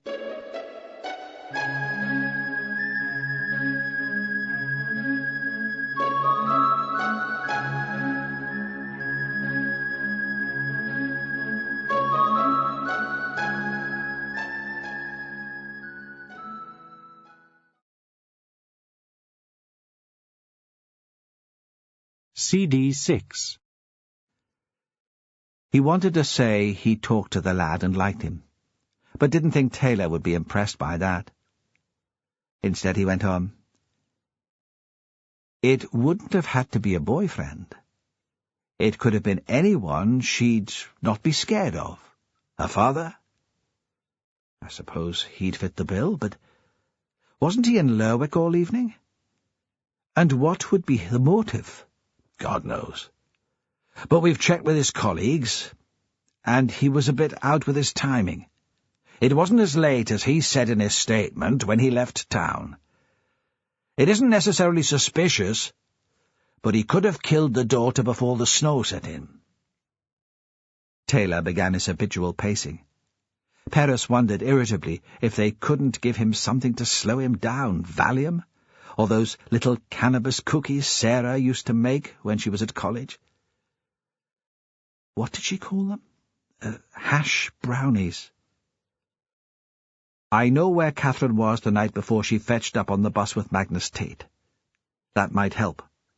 Taylor stopped abruptly. For God's sake, man! Why didn't you say so before? Where? Perez was tempted to say that he hadn't been able to get a word in, but let it go. At the Haw. One of Duncan Hunter's parties. There was a mutter of recognition, almost of amusement from the Shetlanders. Taylor, though, was not amused. Is this supposed to mean something to me? Duncan's a sort of local playboy, businessman, entrepreneur. He throws famous parties. We've all been to them at one time or another. Though few of us can remember much of what went on. Isn't the woman who found the body called Hunter? Duncan's her ex-husband. Any significance there? Only in the fact that it was she who told me the girl was at the Haw that night. Duncan wasn't going to bother letting us know. Hard to keep it quiet out of thought. Taylor was scowling, trying to make sense of it. Perez thought he was like an anthropologist, coming to terms with some remote tribe's rituals and mores. I mean, I take it she wasn't the only person there. We'd have got to hear of it as soon as we put out a request for information at the news conference. I don't think we need assume Duncan was trying to keep it quiet, Perez said. He's the sort who thinks rules are for other people. Like I said, he just couldn't be asked to pick up the phone. An arrogant bastard. Aye, something like that. Should one of us go to speak to him? One of us? One of the outsiders? The team spirit hadn't survived long. Let me speak to him first, Perez said. If I think he's messing me about, one of you could have a shot. They sat for a moment in silence. Even Taylor's thinking was showy, energetic. Looking at him frowning, you could imagine the synapses jumping and fizzing. A phone rang. Sandy answered it. Boss? Diffident now, though he still wasn't entirely sure what he'd done wrong. Professor Morton from Aberdeen. The inspector took the call in his office, and while they were waiting there was an edgy silence. Perez wandered over to the window and looked out at the town. The straight lines of the grey houses were blurred by the rain which was coming down now in hard straight lines. When Taylor returned, he was carrying an A4 writing pad. He'd made notes, very detailed, Perez saw, the writing small and cramped. Caroline Ross was strangled, he said. Not manually, but with a scarf we found with her. Just as we thought, no sign of struggle, time of death not very helpful, between 6 p.m. and midnight, the night of the 4th. She'd had quite a bit to drink soon before she died, very little to eat. Almost certainly she was killed where she was found. He looked towards Sandy. And if a scientist says almost certain, that means 110% definite. Otherwise, she was a healthy and fit young woman. He paused. Any questions? Any trace of recent sexual activity? Perez asked the question before Sandy could find another, less delicate way of phrasing it. No, Taylor said. Nothing like that. He paused again. She was a virgin. The two of them met up together after the rest of the team had dispersed. Taylor's idea. Anywhere we can get a decent coffee in this place? Perez had taken him to the Peary Cafe in the narrow lane up from the harbour. Downstairs was full with middle-aged women in anoraks, taking a break from shopping and the weather. A couple of young mums were deep in conversation in a corner. One of them was discreetly breastfeeding, the child's head almost hidden by a baggy sweater, and Perez wondered how it could breathe. Upstairs they found a table. There was so much background noise that no way could they be overheard. So, Taylor said, what do you think? I mean, I'd always assumed that if Tay was involved, the motive would be sexual. But there was nothing. Doesn't mean he didn't kill her. Perhaps he liked them innocent, Taylor said. We thought Katrina and Catherine had nothing in common. But there was that, being untouched. You wouldn't know, though, to look at Catherine. First names both starting with C. Taylor was getting into his stride. Both living in the same house. That's some coincidence. Maybe, Perez said. Still doesn't mean it was Tate. What's he like, this Duncan Hunter? Perez shrugged. I can't stand the man. Doesn't mean he gets his kicks killing lasses. Would he have been around when Katrina Bruce disappeared? He's always been around. Big fish in a little pond. His ego had not survived in the big world outside. Taylor's smile was mocking. So, what's he done to you? We were at school together. Big mates at one time. And then? Perez shrugged again. I'd best go to see him. See what he's got to say about Catherine. Do you want me to do it? No. He'll say nothing to you. Taylor looked slightly wistful. It was like a recent non-smoker taking in the fumes. He liked being senior investigating officer, but he missed being out there talking to people, getting a feel for the case. "Come and see me when you get back," he said. "Let me know how you got on." Perez nodded, eased himself from the chair, and out into the street. At the time, Perez thought Duncan had saved his life. That was what it felt like. He was 13. It was September, the start of a new school year, and it was like having to get used to Anderson High all over again. Classes, and living in the hostel, and only being able to talk to his family on the phone. After a summer of being on the Isle, helping his dad with the sheep and the boat, it was like being in prison. Worst of all was being back with the two Fuller lads, who'd made his life a misery during the first year, and who hadn't forgotten what fun that was over the holidays. During the week it wasn't so bad. There were other kids who boarded weekly. There was a bit of a buzz about the place. More staff on duty. Weekends were a nightmare. Other kids looked forward to the weekends. Jimmy Perez hated them. He anticipated them with dread. He imagined himself at the wheel of a small boat, and a huge wave rising up on the horizon and bearing down towards him. Inevitable, unavoidable. And when Friday night did arrive, he counted off the minutes until it was Monday morning, doing the schoolboy sums in his head, working out the percentages of misery time past and the nightmare still to come. Then Duncan Hunter took a liking to him. How had that happened? Was there one moment of recognition, the realization that they might be friends? Perez couldn't remember. He had one image in his head. A breezy, sunny day. The water in the harbour whipped against the tide into tight little waves. He and Duncan would have been nearly 14, and there'd been a joke. Perez couldn't remember which of them had told it, but he remembered the pair of them laughing.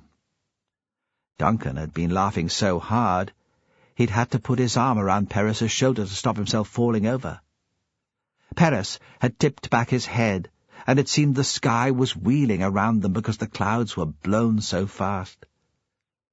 And when he'd straightened up, spent and dizzy, there were the two Fuller boys, sullen and resentful, because he had a friend, an ally, and they'd have to find someone else to torment. Then Perez started looking forward to weekends, too. On Friday nights he'd go with Duncan in the bus to North Mainland, and they'd walk together down the long drive to the Haw. When he'd first seen the house, he couldn't take it all in. It was bigger than anything he'd ever seen. "Which part do you live in?" he asked. Duncan didn't quite understand. "The rooms near the shore are so damp. We don't use them much. And there's no staff, not really, so no one sleeps right at the top."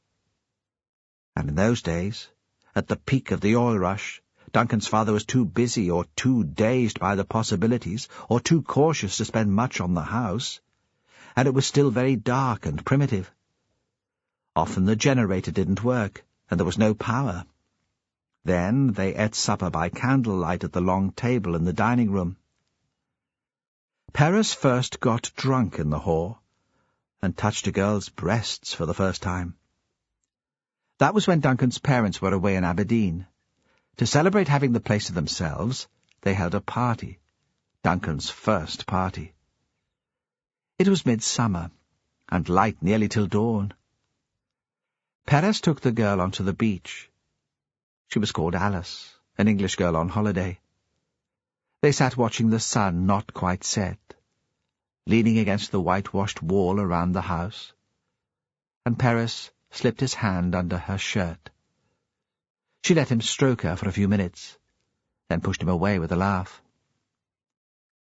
Once he asked Duncan, "Don't your parents mind me being here every weekend?" Duncan had seemed surprised by the idea. "No. Why should they? They know I like it." Perhaps that was the first time Perez had been aware of the gulf between them. Whatever Duncan liked, he got. He considered it his right. The gap was more noticeable when Duncan spent a few days with him on Fair Isle. There was nothing you could put your finger on. Duncan was charming, polite to his parents. There was a dance at the hall, and he joined in, swirling the middle-aged women off their feet, so they giggled and said he was a rascal and should come back another time. But occasionally Perez saw that he was bored. Some of the comments were patronizing. He knew the whole family, himself included, were relieved when they waved Duncan off on Loganair. And now? Now, as he told Roy Taylor, he couldn't stand Duncan Hunter. He hated the fake shows of friendship when they met, the remembered incidents from their childhood, which were always discussed, because in the present they had nothing in common to talk about. That wasn't the only reason for the dislike. There was something more concrete, too. Blackmail. But that was never discussed. He knocked at the front door of the hall, not expecting to find Duncan in. These days Duncan spent as much time in Edinburgh as he did in Shetland. Perhaps Celia would be back. Duncan had a way with women. Most of them returned in the end. Perez hoped it would be Celia who opened the door. He'd always liked her, and she could fill him in on Catherine Ross, and what the girl had been doing there. He wouldn't have to go through that business of pretending to be old mates before he found out anything useful. He thought at first that the place was empty, and he'd have to come back. The blanket of cloud seemed to hold in the smell of salt and rotting seaweed from the beach. The rain was heavier than ever, and standing at the front of the house, banging on the door, he got soaked. Water spilled from the gutter and splashed out of the drain. Then there was another sound, the slap of slippers against the flag floor, the turn of a key in a lock. Duncan stood there, hangover personified, unshaven, sour-smelling, blinking against the light. "For Christ's sake, man, what do you want?" At least, Perez thought, he was spared the usual male hug and reference to the old days. "It's business," he said quietly. "Police business. Can I come in?" Duncan didn't answer. He turned and shuffled back towards the kitchen.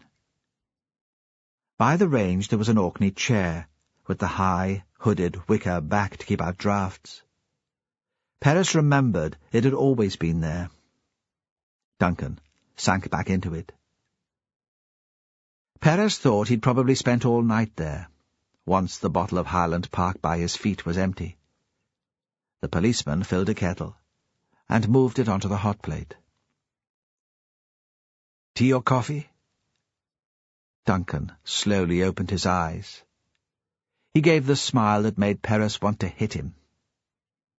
"Good old James," he said, "always there to save the day." "This is murder. Nothing I can do to make that go away." It was as if Duncan hadn't heard him. "Tea," he said. "A good, strong cup of tea." The kitchen looked as if half a dozen students had been camping out in it for a term. Duncan saw Perez looking at the mess. "You can't get the staff these days," he said. "No Celia? She left." The smile and the flippancy disappeared. "I thought she was besotted." "So did I." The kettle boiled.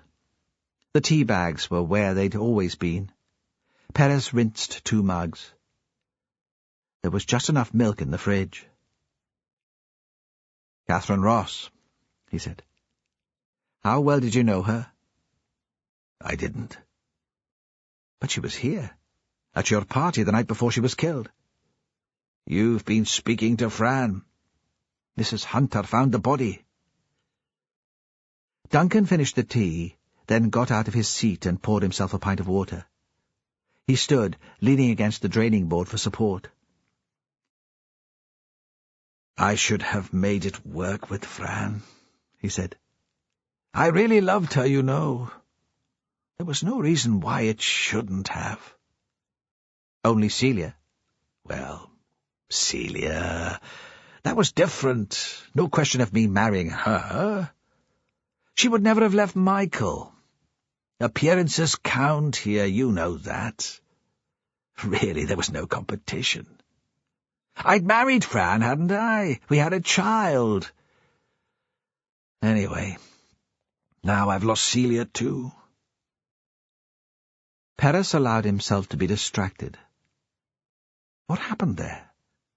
I thought you had that worked out. A relationship of convenience on both sides. So did I. But recently, she's been a bit possessive, insecure.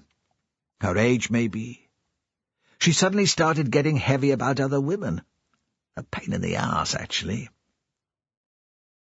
He took a mouthful of water, stared gloomily outside. The rain splashed against the window. But you didn't ask her to leave. She left you. Why? Honestly, I'm not sure. It was all very sudden. It happened the night the girl was here for the party. I wasn't doing anything I hadn't done dozens of times before. Chatting, flirting maybe, harmless stuff. We were in the middle of a conversation, nothing heavy. Her saying, "You know you're too old for this. Why don't you get rid of them? Let's have the house to ourselves." Stuff she'd said 100 times before. And I promised, like I always did, "This is the last time, the last whore party. You're right. I should be thinking of settling down." Then she said she was leaving and wouldn't be coming back. She didn't make a big scene, that's not her style. Dignified. Celia's always been dignified. She packed a bag and then I heard her car. I knew she meant it. I knew I'd really blown it. Did anything happen while you were talking to make her leave suddenly? Was this relevant? Why was he so interested after all? Because he was taking a delicious pleasure in Duncan's misery. It served the man right. Duncan shook his head. He closed his eyes again for a moment, as if a wave of pain from the hangover was hitting him. Then he opened them. She had a text message. She read it while I was still talking, then announced that she was leaving. He looked across at Perez, suddenly horrified. "Do you think it could have been from another man? That she had a lover all the time she was with me?" "Did she often get text messages?" "Only from her son. Robert can't wipe his bum without clearing it with her first." "Wasn't Robert there that night?" "I think he was earlier. Not when Celia ran off. He hates my guts, but he still comes to my parties." "Did he arrive with the girl who died?" "Hey, man, you know what it's like at my parties. The doors open and people wander in." "You told Fran you let Catherine stay because Celia knew her." "Did I?" "I'd have let her stay, whatever. She was bloody gorgeous." "You did talk to her, then?" "Yes, I talked to her." "Before Celia left or after?" "Both, probably." "Yes, both." "Was she with anyone? I mean a boyfriend?" "No." "Did you ask her?" "Maybe. But you notice, don't you, there's an attractive young woman. You look to see if she's with anyone." "She wasn't with Robert?" "Not in that way. I mean, I think I saw them talking when she first got here. Anyway, please, Robert eyes-pissed her. This was a beautiful girl with a brain. What would she be doing talking to Robbie? I mean, all he wants in the world is to be as famous as his father." "What would she be doing talking to you?" "You did speak to her, though. What about film?" I told Fran that. She was a film freak. She even had a camcorder with her. She showed me how it worked. She was filming the party? I don't know. Maybe. She was talking about the film club. Why was it that all they had were blockbusters? Why couldn't we get some European stuff occasionally? She said that was the one thing she missed about living in Shetland, a good art house cinema. She was pretentious, you know, in the way bright kids are. But she didn't take herself too seriously. Did you try it on? Not seriously. What does that mean? She made it clear she wasn't interested. You know me, I don't need to work at it. There are lots of women out there. But Perez remembered other conversations with Duncan. The effort he'd put into charming Fran. If he'd been really taken with Catherine, he'd have worked at it. How did she seem? I mean, what sort of mood was she in? She was buzzing, really elated. I told her, whatever you're on, I want some of it. Do you think she had been using? No. She was young, that was all, young and pleased with herself, the way I used to be. Did she stay the night? Apparently. According to Fran, she was seen on the bus from town at lunchtime the next day. But she wasn't with me. I was feeling sorry for myself. Got maudlin drunk and passed out. It's been happening a lot recently. I only held it together yesterday because Cassie was here. He paused. Did you see her at Fran's? My beautiful Cassie. Yes. I wasn't sure I wanted a child when Fran told me she was expecting. I didn't think I was ready for it. Now I can't imagine life without her. I couldn't bear it if Fran took her away again. Is there any danger of that? I'm not sure. She seems settled enough here, but you can never tell, can you? She'll meet someone else eventually. Now, you have to go. I need to shower and change. I'm taking the afternoon flight south. Work. Perez stood up. When will you be back? Tomorrow evening. You don't need to worry, I'm not planning on running away. Before going back to his car, and despite the rain, Perez walked round to the back of the house, which faced towards the shore. He stood for a moment, trying to find some shelter under the wind-stunted sycamores, and looked down at the beach where he'd sat with Alice. He'd been convinced that he loved her, and couldn't understand why she didn't reply to his letters once she got home. It was Saturday. No school, but no rest. Usually on Saturday, Sally went into Lerwick for youth orchestra practice. Her father often gave her a lift and stayed in town to do some work in his office.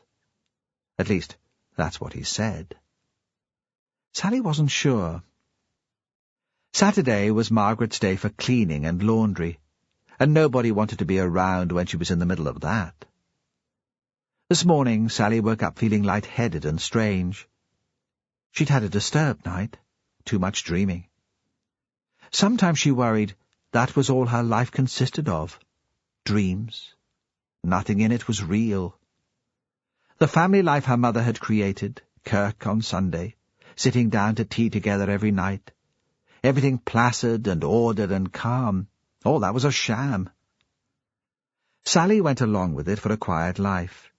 She pretended to be a dutiful daughter. Yet there were times when she wished her mother was dead. Even her friendship with Catherine hadn't been what it seemed, and it had been a real effort to keep the resentment and jealousy from floating to the surface. Sometimes the effort of all that acting made her feel weird, cut off, like she was looking down at herself. She tried to explain it once to Catherine, who hadn't understood it at all. At breakfast, Sally still didn't feel like eating. She could tell her parents were anxious, and she quite enjoyed the idea that they were worried about her. It made a change. All that time when the kids at school had been picking on her, she tried to explain to them what was going on, but they hadn't really taken it in. "Take no notice," her mother had said. "Sticks and stones. Why don't you give orchestra a miss today?" Margaret was putting the pans to soak in soapy water. Even at the weekend she didn't believe in a leisurely breakfast, and the plates were snatched away as soon as you'd finished. "It's delayed shock, I expect. Maybe we should ask the doctor to take a look at you. Have a day at home." But that was the last thing Sally wanted. "I'll probably feel better if I'm out." Her father poured himself a last mug of tea from the pot. "Why don't you come with me? It's my day for the beached bird survey. Fresh air and a bit of exercise, that might do the trick." She couldn't come up with any reason to refuse him. She could tell he really wanted her to go, and like her mother she found it hard to stand up to him. She went into the bedroom and changed into jeans and an old sweater, then stood in the porch to pull on her Wellingtons.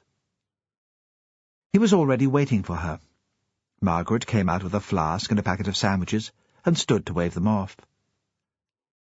Sally could tell she was eager to have the house to herself. They only made it untidy.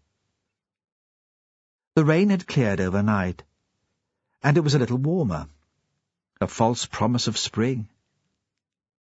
Sitting high up in the front seat of the Land Rover, there was a view across the fields to where Catherine had been lying.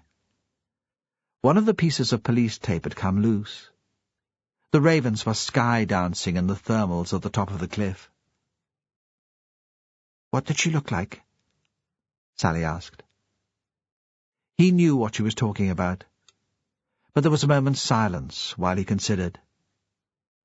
She thought he was going to tell her not to think about Catherine, that she should put all thoughts of the murder from her mind. At last he said, "She looked dead. I'd never seen a dead body before." "You think it'll just look like someone sleeping, but it doesn't. You mustn't worry about what happened to her out there. The birds, all the rumours that are flying around. Whatever made her Catherine had gone by then, long gone." He paused. "Do you understand what I mean?" "Yes, I think so." Every month, Alex walked a stretch of the coast looking for birds which had been washed up dead. He wasn't the only one. All around the islands there were people walking their own patch. Pete, from the RSPB, Paul, Roger, all the volunteers. It was a census, a snapshot of the health of the island's bird population. He explained this to Sally as he manoeuvred the Land Rover down a narrow track towards a small farm. She listened, glad of the distraction. There was something comforting about her father's obsessions. They were always the same. The house at the end of the track was freshly whitewashed, and a line of nappies blew behind it. As they approached, a young woman came out and scattered grain to the chickens which pecked around the garden. She waved at Alex before disappearing inside. "A young couple's just taking it over," he said. "Incomers. At least they're living there. It was a holiday let for a few years." She was surprised that he knew about the new family. She'd thought he didn't notice much about people. He led her past the house onto a pebble beach. It shelved steeply into the water, and there was a line of seaweed piled up which marked the high tide. She could smell it from where they were standing. "We might find a few oiled birds," he said. "There was some pollution further north." He was talking to himself. She scrambled down the beach after him, almost tripping when the shingle shifted underneath her boot. He turned and caught her elbow just in time to stop her falling. His grip was strong, and the physical contact shocked her. Even when she was young, she couldn't remember him touching her. He'd never been one for giving a cuddle. Once he realized she was firm on her feet, he pulled his hand away and walked ahead of her, his head bent to look at the shore. Almost immediately he found a long-tailed duck, freshly dead, and held it out, stretching the wing carefully so she could see the individual feathers. "It's been oiled," he said. "Not badly, but enough to kill it." She didn't know what to say. She couldn't pretend to be sad about a dead sea duck. She wandered down to the water, let it wash over her Wellingtons, until he'd moved on. She stood looking out over the grey sea, letting her mind go blank. When she caught up with him, he had another corpse in his hand. "Guillemot," he said. He turned it over, felt along the bone between its wings. "There's no fat at all. Precious little muscle." She expected him to drop it into the black bin bag and continue walking. But he couldn't help explaining about it. About climate change, the melting polar ice, the effects it seemed to be having on plankton and sand eels. "The food for sea birds is disappearing," he said. "Last summer, puffins, red-throated divers, Arctic skuas, raised no young at all." Sally understood why her mother resented his passion. He cared too much about it. And it was all too big. How could they compete with his concern for the whole planet? Even the brutal murder of a schoolgirl seemed insignificant in comparison. Sally remembered then that Catherine had wanted to interview her father. She'd heard him speak on Radio Shetland and been impressed by him. And she hadn't been impressed by many people. They'd been sitting in the little living room at the back of the Ross house, doing some homework, the radio on in the background, when his voice had suddenly filled the room. Sally had been excited despite herself. "That's my dad." She couldn't remember now what he'd been talking about. Overgrazing, maybe. That was his party piece. And Catherine had said, "He's so committed. He really cares about that stuff, doesn't he? Do you think he'd let me interview him?" And she'd sounded as passionate as him, very alive. It was difficult now to think that had gone. It seemed as if Alex had read her thoughts. "You must miss her. That Ross girl." Sally remembered how lonely she'd felt, waiting for the school bus. "Yes," she said. "I miss her a lot." "I didn't know her, not really, but she seemed a strange kind of girl." "I liked her." "You mustn't be scared," he said. "I wouldn't let anything bad happen to you." It was the first time she thought there might be anything to be scared about. "Did she ever interview you for her project?" Sally asked. She'd have expected Catherine to tell her if she had, but with Catherine you never knew. She had her own secrets. He frowned. "What project would that be?" "Something we were doing for school, about Shetland. Her impression of it as an outsider, I think. She wanted to talk to you about your work." "No," he said. "She never did that." Something about his voice made Sally think that he would have liked that, and he was sorry it had never happened. Robert phoned her when they got back to the Land Rover. She was sitting in the passenger seat on her own, fiddling with the radio, trying to get some decent music. Alex had gone to chat to the woman in the farm. The new people were interested in natural history, he said. He'd get them to look out for more oiled birds on the beach. She watched him walk up to the front door. He opened it without knocking and took his boots off, leaving them on the step. And that was when Robert phoned. It couldn't have been better timing. Almost as if he'd been watching, waiting until she was on her own. "Do you want to come out tonight?" "I can't." She didn't have the energy to make up an excuse to get away from her parents. It would be a nightmare without Catherine to cover for her. When then? I don't know, she said. Give me a ring next week, during the day. If I'm in class, I'll call you back later. She wanted to ask what he'd been doing, to chat, to make ordinary conversation. But he said, I don't know when it'll be. I'm taking the boat out. Then he hung up. It was a quarter of an hour later when her father got back, and by then she was very cold. She wondered what he could have been up to in the house with the young woman. She was proud of herself for not falling in straight away with Robert's plans, but she wished she had something more definite to look forward to. The following morning she went to the kirk with her parents, because she didn't have the energy to make a fuss. While they were praying for peace in the world, she was thinking about Robert Isbister. Of course, he was always there, distracting her, worming his way into her head. Why hadn't she gone with him when he asked her? Why hadn't she fixed a definite date for later in the week? The familiar words washed over her, and she joined in the responses, but she didn't hear a thing.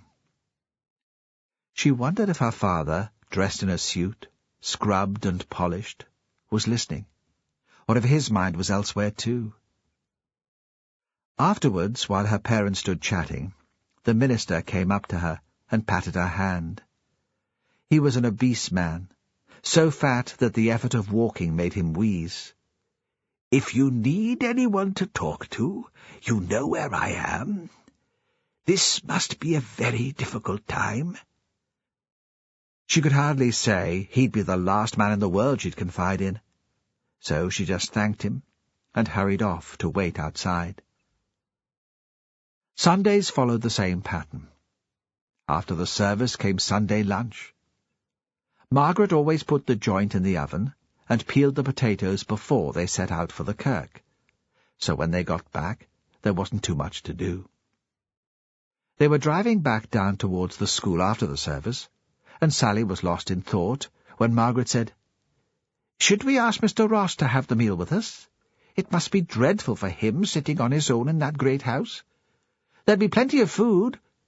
Sally was horrified. She tried to imagine Mr. Ross sitting at their kitchen table while her mother hacked at the overcooked meat and picked away at him with her questions. "I think it's too soon," Alex said. "He'd see it as an intrusion.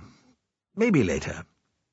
Her mother seemed to accept that, and they ate as usual, on their own. They were sitting by the fire when the phone went.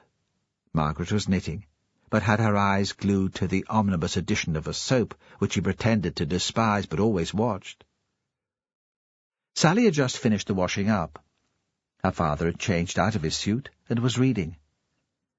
He got up to answer the phone, but her mother set down her knitting and said, "It's all right. I'll go.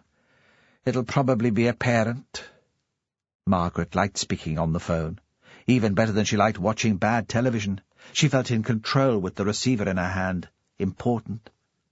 She had a special voice, calm and a touch patronizing for parents. But she came back almost immediately and seemed a little put out. "It's for you," she said to Alex. "That detective." Perez met Roy Taylor for lunch in the bar of the hotel where the Inverness boys were staying. Taylor had suggested it.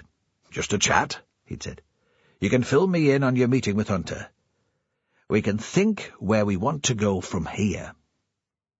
Perez didn't mind. Sunday was his mother's day for a long phone call, and he still didn't have an answer for her.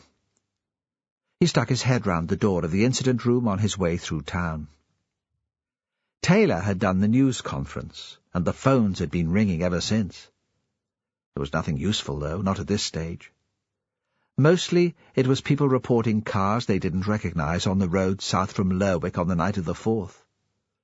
Some people who'd seen Catherine at the party at the Hall. The bar was full of people eating Sunday lunch. Most of them recognized Perez, but they could see he was busy and didn't bother him. Taylor seemed depressed. He listened to Perez's story of the interview with Duncan Hunter in silence. He'd bought drinks as soon as they'd come in, but most of his pint was left untouched. They were sitting in a gloomy corner where no one could overhear them. "I've phoned Mr. Ross and asked him to find the camera for us," Perez said. "If Catherine was filming the party, we might be able to identify more of the people there." Taylor looked up from his beer. "I thought we'd have made more progress by today. I'd hoped it would all be cleared up by this weekend. It's turned out to be more complicated than I'd hoped." Perez saw the Englishman had come to Shetland, thinking it would be a simple case that he'd sorted quickly and return home in glory. Taylor took a quick gulp from his pint. "Is there anything we've missed?" "Alex Henry," Perez said, "the teacher's husband. We got a statement from him because he was second person on the scene, but nobody's really talked to him. If we are linking the murder of Catherine Ross with Katrina Bruce's disappearance, maybe we should. He stays right beside the house where both girls lived." "He was living there when Katrina went missing." "Margaret Henry has been teaching at Ravenswick for years. She taught the girl. There's a statement in the file. She might even have been the last person to see her before she vanished.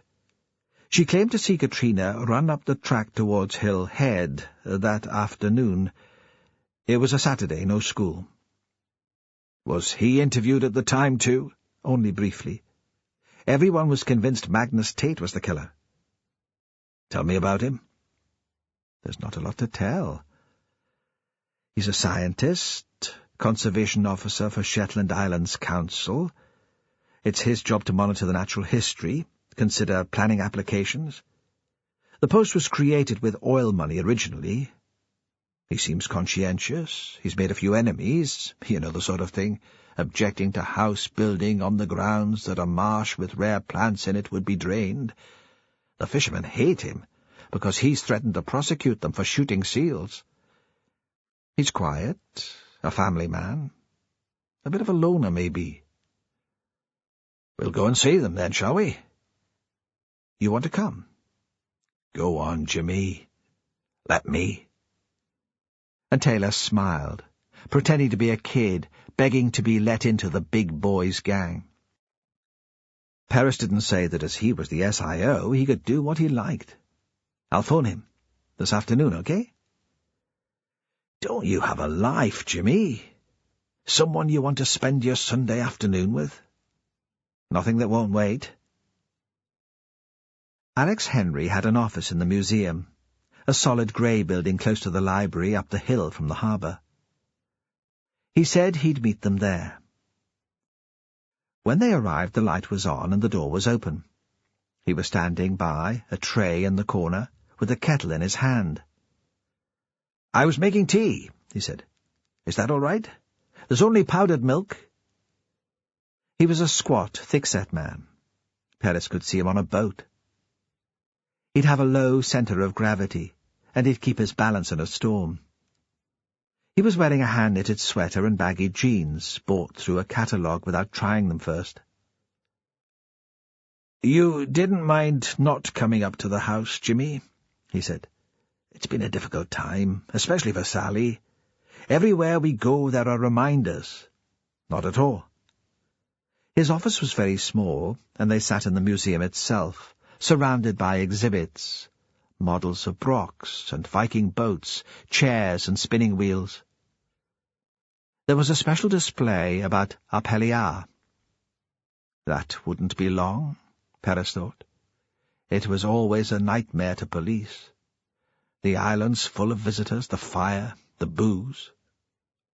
"How can I help you?"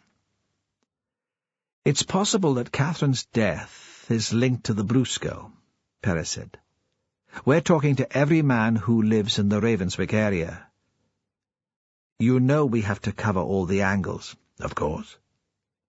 "Can you tell us what you remember of Katrina?" "Now, after all this time, very little. Then it was such a terrible thing, so shocking. We had Sally by then, though she was only little. and I couldn't imagine what the Bruces could be going through. When it happened, you thought it was impossible you'd ever forget. It was all people talked about. Perez was surprised that the man was so forthcoming. He didn't know him well, but Alex had never been one for volunteering information. When the Henrys went out as a couple, it was Margaret who did the talking. The only time you couldn't shut him up was when he got started on the island's wildlife. What did people say? That Magnus had killed her? His father had died. It was just him and his mother. It was Mary, the old lady, that kept the croft together. She was gone 80 when she died, tiny but strong as an ox, formidable. He did most of the work around the place, but just what she told him. She wouldn't hear a word spoken against him. I remember one day there were people gathered outside the house, calling for Magnus to give himself up and tell where the girl's body lay. The old lady came out. She screamed at them, "My Magnus is a good boy. He hasn't hurt anyone." They admired her for sticking up for him. But it did no good. They still thought him guilty. And you? What did you think? I find it hard to have firm views on anything unless I'm given proof. Too much the scientist, I suppose. I didn't think there was the evidence to convict him. I thought if he had killed her in a moment of rage, maybe, or more likely by accident, then he'd have admitted it. I couldn't see him lying. But I have no other explanation about what happened to the girl. Did Katrina ever come into your house? Aye, occasionally. We were friendly with her parents. Not in and out of each other's houses every day. Margaret and I don't live like that, but special times they used to come in for Boxing Day tea. We'd go to them New Year's Eve, take Sally with us, put her to bed upstairs, then carry her out still asleep when we went home. You know how it is. Oh, yes, Perez thought. I know how it is. Is that how it'll be for me on Fair Isle? Everything planned and the same for years to come? What were they like, the parents? Quiet people? Kind? Kenneth's father had farmed that land, and that was all he'd wanted to do since he was a lad. But after Katrina went, he couldn't face it. They sold off the house and the land separately, and they moved south. There were no problems. You never suspected that the parents might be involved. Never once. It always crosses your mind, doesn't it, when you see fathers on the television, and there's a child gone missing? I wonder if it could be you, if this is all an act. That's what we've come to. We can't trust anyone. But with Kenneth and Sandra, no. We never thought like that, not once. Were there any other children? Perez knew, of course. He'd read the file over and over. But he was getting more of a feel for the family by listening to Alex than he had from pages of witness statements. There was a Pierie boy, Brian, 2 years younger than Katrina. Margaret taught them both. Where were you that day, Alex? The day Katrina went missing? I was working here, preparing papers for a planning committee. I didn't go home. I had a meeting the next day in Kirkwall, and went straight down to Sombra to get the plane out. I didn't hear that Katrina was gone until I phoned Margaret that night. She said everyone was out searching. I was sure they'd find the girl either dead at the bottom of Raven's Head or alive on the hill, lost and scared. I never thought she'd just vanish. Could the tide have taken her, if she'd fallen from the cliff? Taylor spoke for the first time. Only on a high spring tide with a strong wind behind it. There's a shelf of rock and a shingle beach which only gets covered twice a year. The weather was bad, and it was a neap tide, and the wind was offshore. If she'd have fallen, she'd still have been there when the cliff rescue team looked the next day. "What sort of child was Katrina?" Perez asked. Margaret must have talked about her.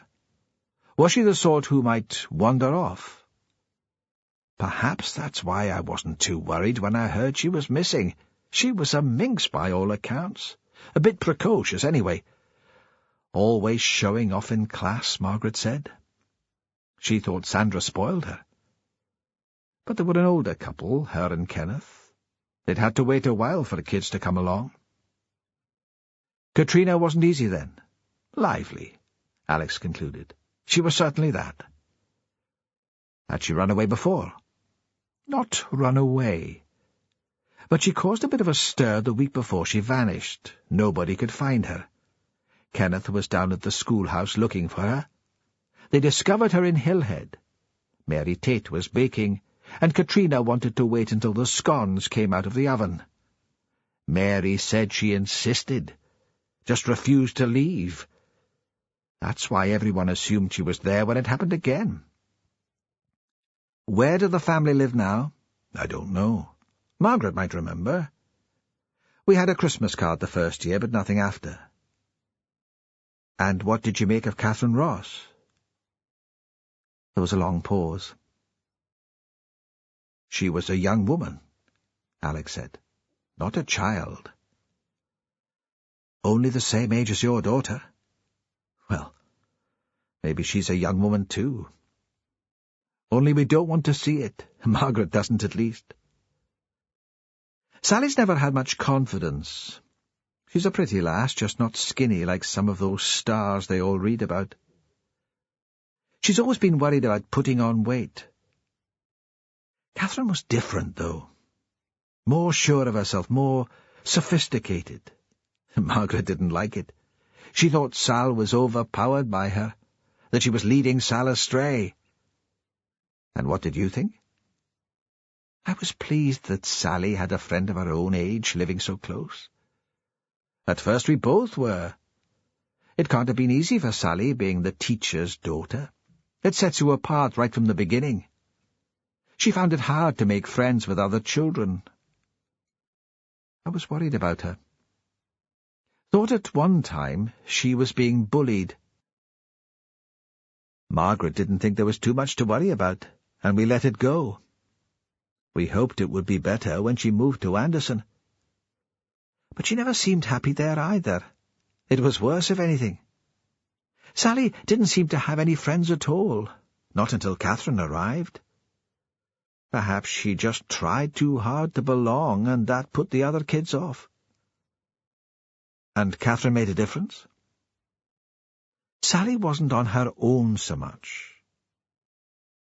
I'm not sure how close they were. He paused again. Perhaps Margaret was right, and Catherine was only using her. But I didn't see it that way. I thought she was unhappy. She wasn't good at making friends either. And she was a teacher's kid. Is there anything else you can tell us about her? I don't think so. She wasn't an easy girl to know. She was always polite. You could tell she'd been well brought up. But she was never relaxed. She wanted to make an impression. Perhaps her father could tell what she was thinking. I'm not sure anyone else could. Perez thought the girl had fascinated him. Those weren't the sort of things you'd normally say about your daughter's friend. Alex had wanted to understand her. Did you ever meet her on your own? Alex looked shocked. No, of course not. Why would I? What were you doing the evening before Mrs. Hunter found her body? It was another late night.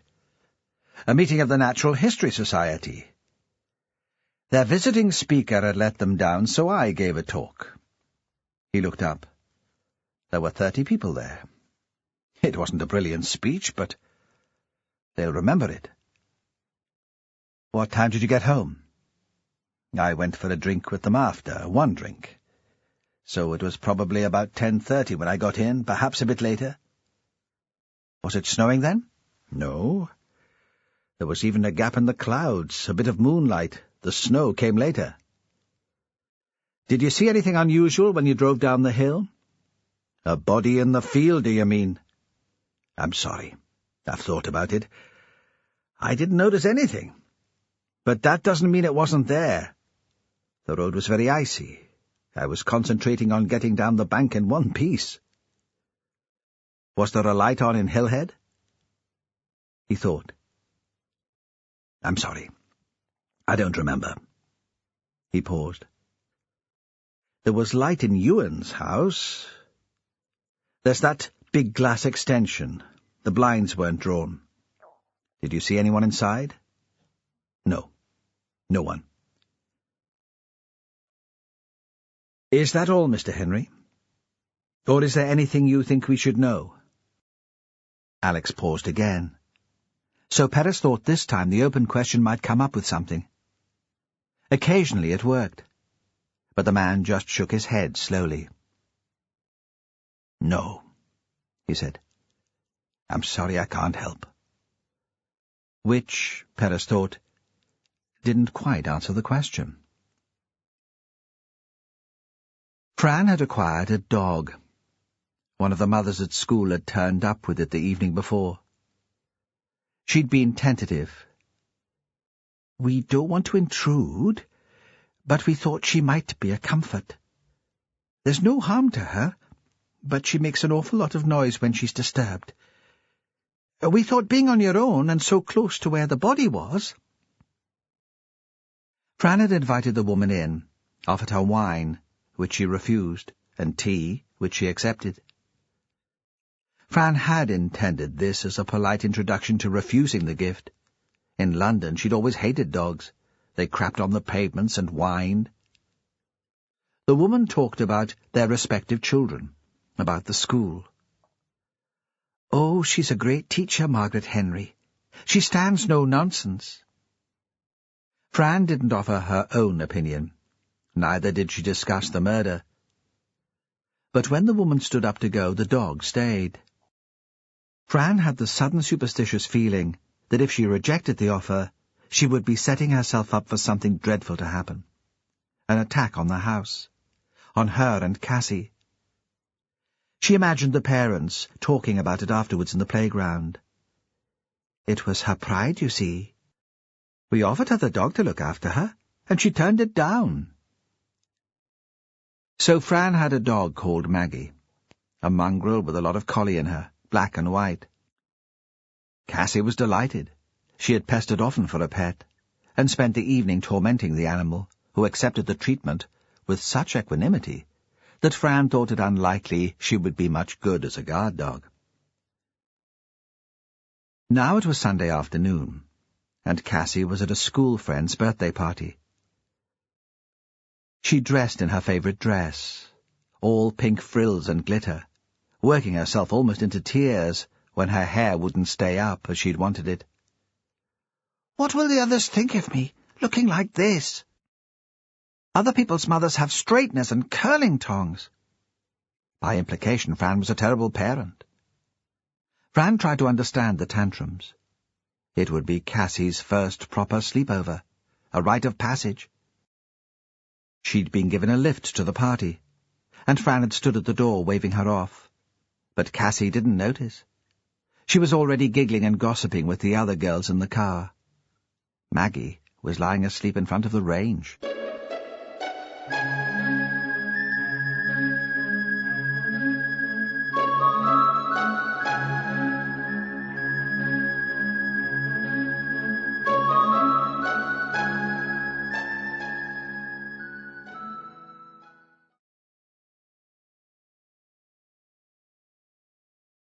CD 7. Fran began work again on a pen and ink drawing she'd started earlier in the week. It was inspired by Raven Head, the patterns on the rock face, the shingle beach below. She'd begun with a clear vision of how she hoped the design would work, but now she found it impossible to concentrate.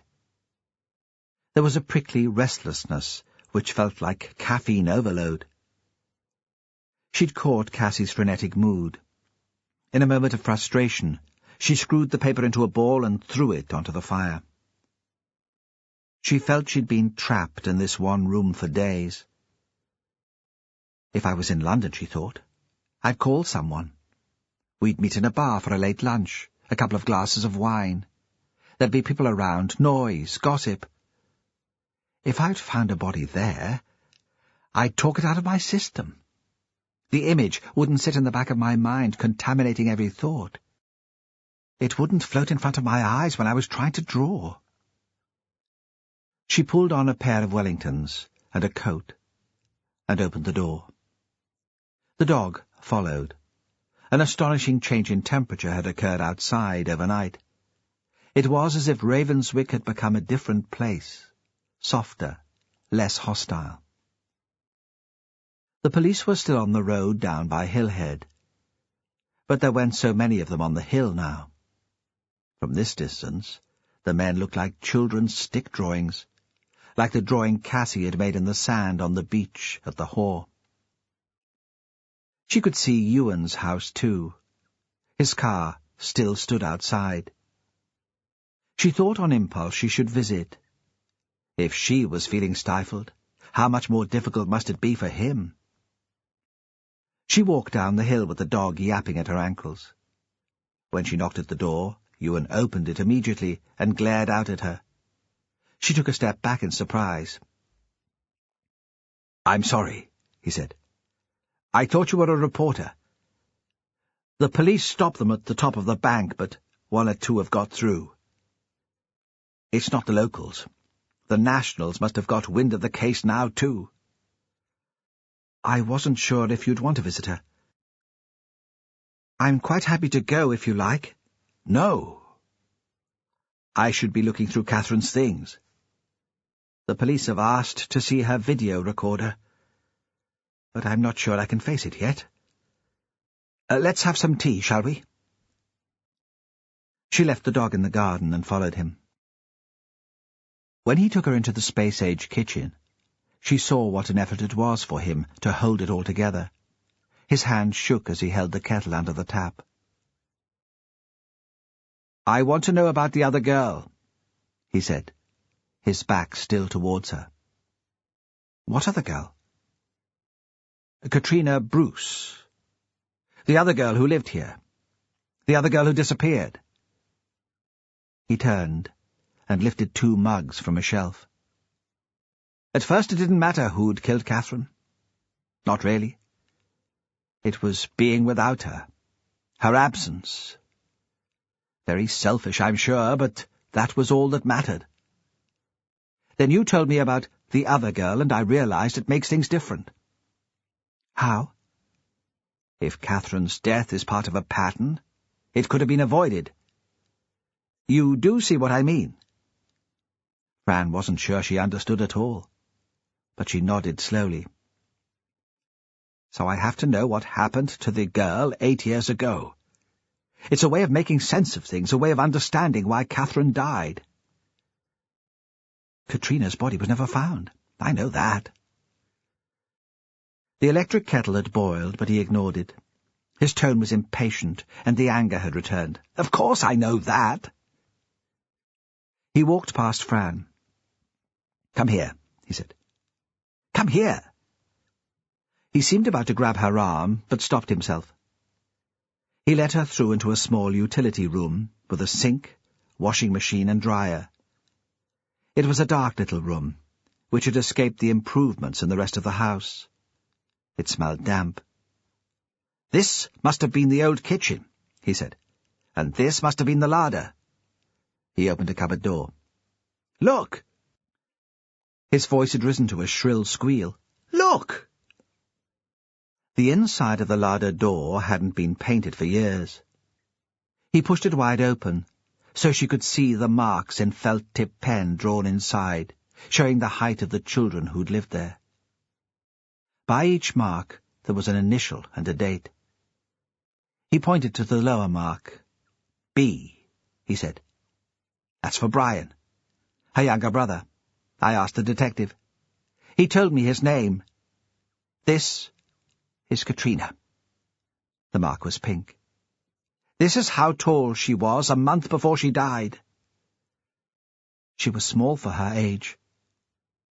Fran was moved despite herself.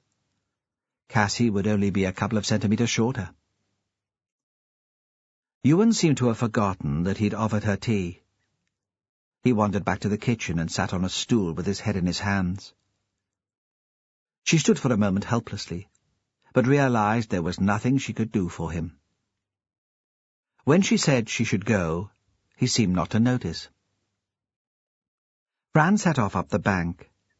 She needed to walk away from the vision of the educated man crumbling in front of her, looking for an explanation in patterns and old pen marks on a wall, becoming obsessed with another child. Was it guilt which drove him? The guilt of knowing he'd not been much of a father. The dog danced beside her, then ran on. She came to an area of flat ground before the land started to rise steeply.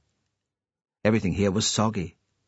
The ditches full of melted snow, the peat soaked and spongy. There was a pale sunshine which reflected from the standing water, the pools and puddles which had appeared overnight. They ran together into one wide, shallow lake. She splashed through it, thinking, Cassie would love this. I don't think I can handle this on my own, she thought. It wasn't just the big things, like Catherine and her father. There was other stuff she'd have liked to discuss with friends. Men, for instance. She missed having a man in her life. Would have liked to have admitted that, joking, weighing up the possibilities. Here it was impossible to talk about it. People wouldn't understand. She missed even the trivial conversations about clothes, diet, holidays, the stuff she despised when it was part of her life. She'd always thought of herself as an independent woman, strong. Now, for the first time since moving back to Shetland, she longed for the company of her women friends. Here she'd always be an outsider. Always. Cassie might grow up with a Shetland accent, marry a local man, but people would never forget that her mother was English. It would have been different if Fran had stayed married to Duncan. There would have been acceptance of a kind then. Now she couldn't see how it would work out. Of course, there were other incomers, expat English, hundreds of them like Ewan and her, trying to forge a life for themselves in the islands. Some of them tried so hard to be local that they made themselves ludicrous with their spinning lessons, their music and attempts at dialect. She saw them gathered in the cafes and restaurants in town, in their elaborate Fair Isle cardigans and hand-spun woolen sweaters. She met them at the film club and the book festival. Other incomers preferred to keep themselves apart. For them Shetland was a temporary exile, and soon they'd return to civilization with tales of the cold and the isolation. Both groups mixed mostly with their own kind. She couldn't see herself fitting in with either of them. So, is this how it'll end? She thought. I'll become pathetic, lonely and middle-aged, living only through my art? But already the exercise was lifting her mood. There was a childish pleasure in kicking out at the water as she walked through it. The last thought was self-mocking. And what was wrong, after all, with living through her art? She began climbing the hill, following a dry stone wall. She'd never been this far before. Usually on walks she had Cassie with her, and the girl couldn't walk at this pace. She grizzled and whinged to return as soon as they were out of the house. Here, high on the moor, the effect of the rain and the melted snow was more dramatic. It ran in waterfalls down gullies in the rock and through the peat, picking up the soil and shale, scouring out a path down the hillside. It would take only one heavy rainstorm to cause more severe landslides. She'd heard Alex Henry talk about it on the radio. Part of the problem was overgrazing, he'd said. There were just too many sheep loosening the root structure of the grass, pulling away the fabric of the land. It was a good thing the system of subsidies would change, and there'd no longer be a payment for every animal. She'd thought it had been a brave thing to say. It wouldn't make him friends among the farmers. He was a local, and perhaps he was more isolated than she was. She'd heard the parents muttering about him in the school playground, and wondered if he had any real friends at all. The dog had run on, unaffected by the gradient. Now she stopped and was barking. Fran called to her, but she refused to return. Fran followed her across the hill, sliding occasionally where the ground was bare and muddy. Maggie was at the top of a steep peat bank. The rain seemed to have loosened a pile of rocks and boulders, exposing the black peat below. The dog was scrabbling into the debris. Fran called her again. She turned, but still she didn't move. The sun came out from behind thin cloud, and shone more brightly than it had all day. It was low against the hill now, and the light seemed unnatural, sulphurous. The dog and the boulders and the hillside seemed hard-edged, drawn by a heavy hand. Breathing heavily, Fran reached the dog. She began swearing at her, and told her she'd never wanted her in the first place. Then she stopped, and caught hold of her collar, and pulled her away. There was something under the pile of rock. A shoe. The leather was discoloured, and the buckle was tarnished. It was a child's shoe. The dog was going crazy, barking and jumping, and Fran thought she would strangle herself. She was still trying to keep hold of the collar. There were a few tatters of clothing, yellow cotton, and then the waxy outline of a small foot, pale against the black, fibrous peat. Perez's mobile rang when he was on the landline to his mother. He just got in from talking to Alex Henry, and decided he couldn't put it off any longer. He didn't know what he'd say to her, but she deserved a call. He poured himself a beer and dialed the number. "Well?" she said, not asking first about the case, though she must surely know all about it, at least have heard about it on Radio Shetland. "What about Skerry?" "Have you decided?" Her voice was calm. She wouldn't want to put him under pressure, but he could sense her excitement. More than anything, she wanted him back at home. Perhaps she wanted that even more than grandchildren. If she'd asked first about the case, if she'd realized how important his work was, not only to him but to the victims' families, he would have responded differently. But he felt a stab of resentment, because her world was so restricted. Its limits were the edge of an island 3 miles long and 2 miles wide, the North Light and the South Light, Sheep Craig and Malcolm's Head. So when the mobile rang, and he saw Fran Hunter's number come up on the display, he said, "Look, I'm sorry, Mum. That call's urgent. Something to do with the Ross case. You can imagine what it's like here, manic. I'll have to take it." "Of course," she said, contrite, because she could imagine it. "I'm sorry. I know you've other things to think of. I'll ring you back. This evening, if I can make it." Again he regretted being so abrupt. "We'll talk about it then." "There's someone else interested," she said quickly, fitting the words in while his mobile played its ludicrous tune in the background. "In Skerry. Willie's grandson. The one who went away to agricultural college. He wants to come home." Then she put down the phone. She took a starring role in the panto every Christmas. She knew how to do dramatic endings. "Hello?"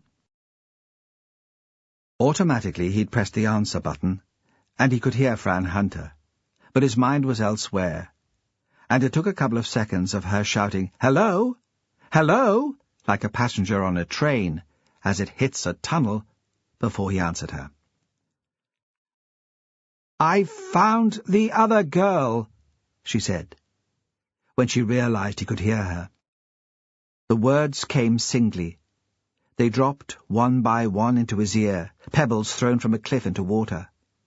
"I've found the other girl." By then he was sufficiently aware of how serious this must be. He could tell by the dull, flat tone of her voice, so he didn't have to ask her what she meant. Perez found her on the road outside her house, looking out for him. She'd shut the dog inside, and she was jumping up at the window. It was almost dark. There was just a light grey strip over the horizon to the west. "I'll take you up," she said. "It'll take you ages to find it on your own." He thought she looked like a child herself, huddled inside her jacket, the hood pulled right down over her forehead and zipped up over her chin, so all he could see were the eyes. "I have to wait for a colleague." He'd left a message at the hotel for Roy Taylor. His phone had been engaged. Perez knew his life wouldn't be worth living if he went on without the English detective. "He'll not be long." "Oh." She looked very pale. "Shall we wait inside?" "Are you okay?" "What do you think? I've just found a body. The second in a week." He was surprised by the sharpness in her voice and wasn't sure what to say. "I'm sorry," she said. "It just seems weird. I mean, why me again?"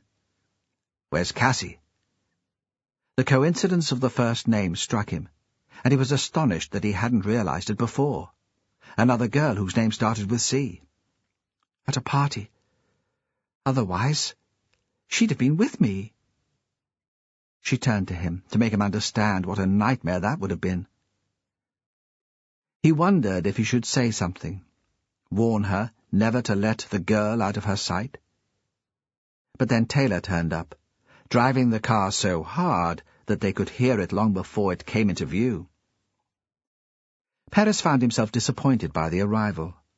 He liked the inside of Fran's house. He wouldn't have minded waiting there with her, by the fire in the warm. Taylor's first concern when he jumped from the car was for Fran. He bounded towards her, very solicitous in an eager, clumsy way, which was patently sincere. He took one of her hands in two of his. "How dreadful," he said. "What a terrible shock all over again." There was no trace of suspicion. Nothing to indicate he thought finding two bodies in less than a week was more than an unfortunate coincidence. Perez realized that he was looking at his boss almost as a rival. Perez wanted Fran to like him best, to think him most considerate. Did Taylor have a partner? He had never mentioned a wife or a regular girlfriend. But perhaps there was someone. He had been talking on the phone for a long time, while Perez was trying to get through to him. Perez thought his own response to Fran must have seemed mean and uncaring in contrast, and tried now to put that right. "Mrs. Hunter has offered to show us the place on the hill," he said. "I don't think that's necessary, do you? We'll put in some other men, cover the hill ourselves." By now it was completely dark, but the sky had cleared, and there was a moon. Taylor seemed to consider the matter very seriously. He turned to Fran. "If you really don't mind," he said, "it would be a tremendous help." Even in the dark, Perez could tell she was smiling. A child was lying dead on the hill, and Roy Taylor could make her feel good about herself. The expedition across the hill was an experience at once bizarre and strangely companionable. Later, he would remember it as a series of scenes. Fran led the way, and the men followed one after the other. He was at the rear. At one point he looked up and saw that all three of them must be silhouetted against the moonlit sky. From the road they would look like characters from a children's cartoon. Something strange produced in Eastern Europe when he was a boy, he thought. 3 eccentrics in search of hidden gold. Those films always had a quest at the heart of them. The next moment to stick in Perez's memory was when Taylor stood in the Gilly Burn. He must have seen it, milky in the moonlight, but there was no way round. He wasn't wearing Wellingtons, and the cold water seeped almost immediately over the top of his boots, oozing through the thick woolen socks to the skin. He didn't swear, though. Of course, he would have done if Fran hadn't been there. Perez took a delight in his discomfort, then thought that was childish. He was no better than the boys from Fula. Then, as they reached the landslip which had exposed the girl's body, the moon went behind a cloud, and the hill was suddenly dark.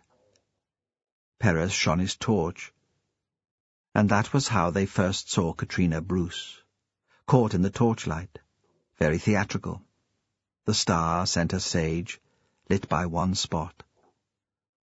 Her clothes were in tatters, but she was perfectly preserved. Perez thought of the fairy story, Sleeping Beauty. That had ice and blood in it, too. If I kiss her, he thought, she'll wake up. She'll turn into a princess. Magnus Tate knew that they would come for him as soon as he saw the cars on the Lerwick Road, and the pinpricks of light moving over the hill. He wouldn't have known the police were there if he hadn't gone outside. He hadn't heard any unusual noise. He'd woken suddenly from one of his nightmares, panting and sweating, and had climbed out of bed because he couldn't bear the thought of going back to sleep and living the dream again. Then he thought there would be nobody outside his door, not at 2 o'clock in the morning.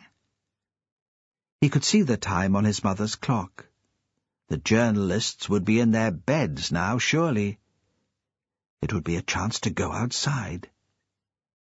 He needed to remember what it looked like out there. He was going mad locked up in the house. It was making him upset, and the nightmares were always worse when he was upset. He went back to the bedroom and pulled on some clothes. Then he went out. He couldn't remember the last time he'd spent so long indoors. Even when he was ill with a sore throat and cough, which came sometimes, he still liked to be in the open air. Then he thought it was probably the day after Katrina went missing. That was the last time. He'd been shut in all day then, too. People had gathered outside the house, and they'd all been angry, more angry than the folks there yesterday, because Katrina belonged, didn't she? Kenneth was a Ravenswick man. His family had always been in the valley. It wasn't like Ross, who'd only moved in 6 months before. That day they'd been crowded around the windows, banging on the panes, until his mother had gone out and shouted at them to leave him alone. "He's a good man!" That was what she'd said. She'd shouted it very loud, and even cowering in the bedroom, he'd heard the words. He wondered if she'd say the same thing now. He opened the door slowly, just a crack at first. So if there were people there, he'd be able to shut it very quickly and put the bolt across. There was a car parked on the track below his house, but he took no notice of that at first. He filled a tin bucket with peats and thought how clever he was to remember that. If the people came back at daylight, he'd still have fuel. He put the bucket into the porch, then stood outside just enjoying the air, thinking how mild it was. He didn't even have a jacket on, and he hardly felt the cold. That was when he saw there was a man in the car. He was in the driver's seat. Magnus could see the shadow of his head. He must be watching me. He's been sat there all night just watching me. And despite himself, that made him feel important, that a man had been kept up all night to look out for him. Were they scared of what he might do? Were they frightened of him? Were they? He walked a little way down towards the track. Not so far that he couldn't run back into the house if he needed to. Perhaps halfway to the car, where the watcher was sitting. He thought of him as the watcher, though he couldn't tell what he was up to. He walked there to see what the man would do and to stretch his legs. Then something made him turn round. He looked up to the hill beyond the Lerwick Road and saw the cars outside the Hunter wife's house, which had lights on in all the windows.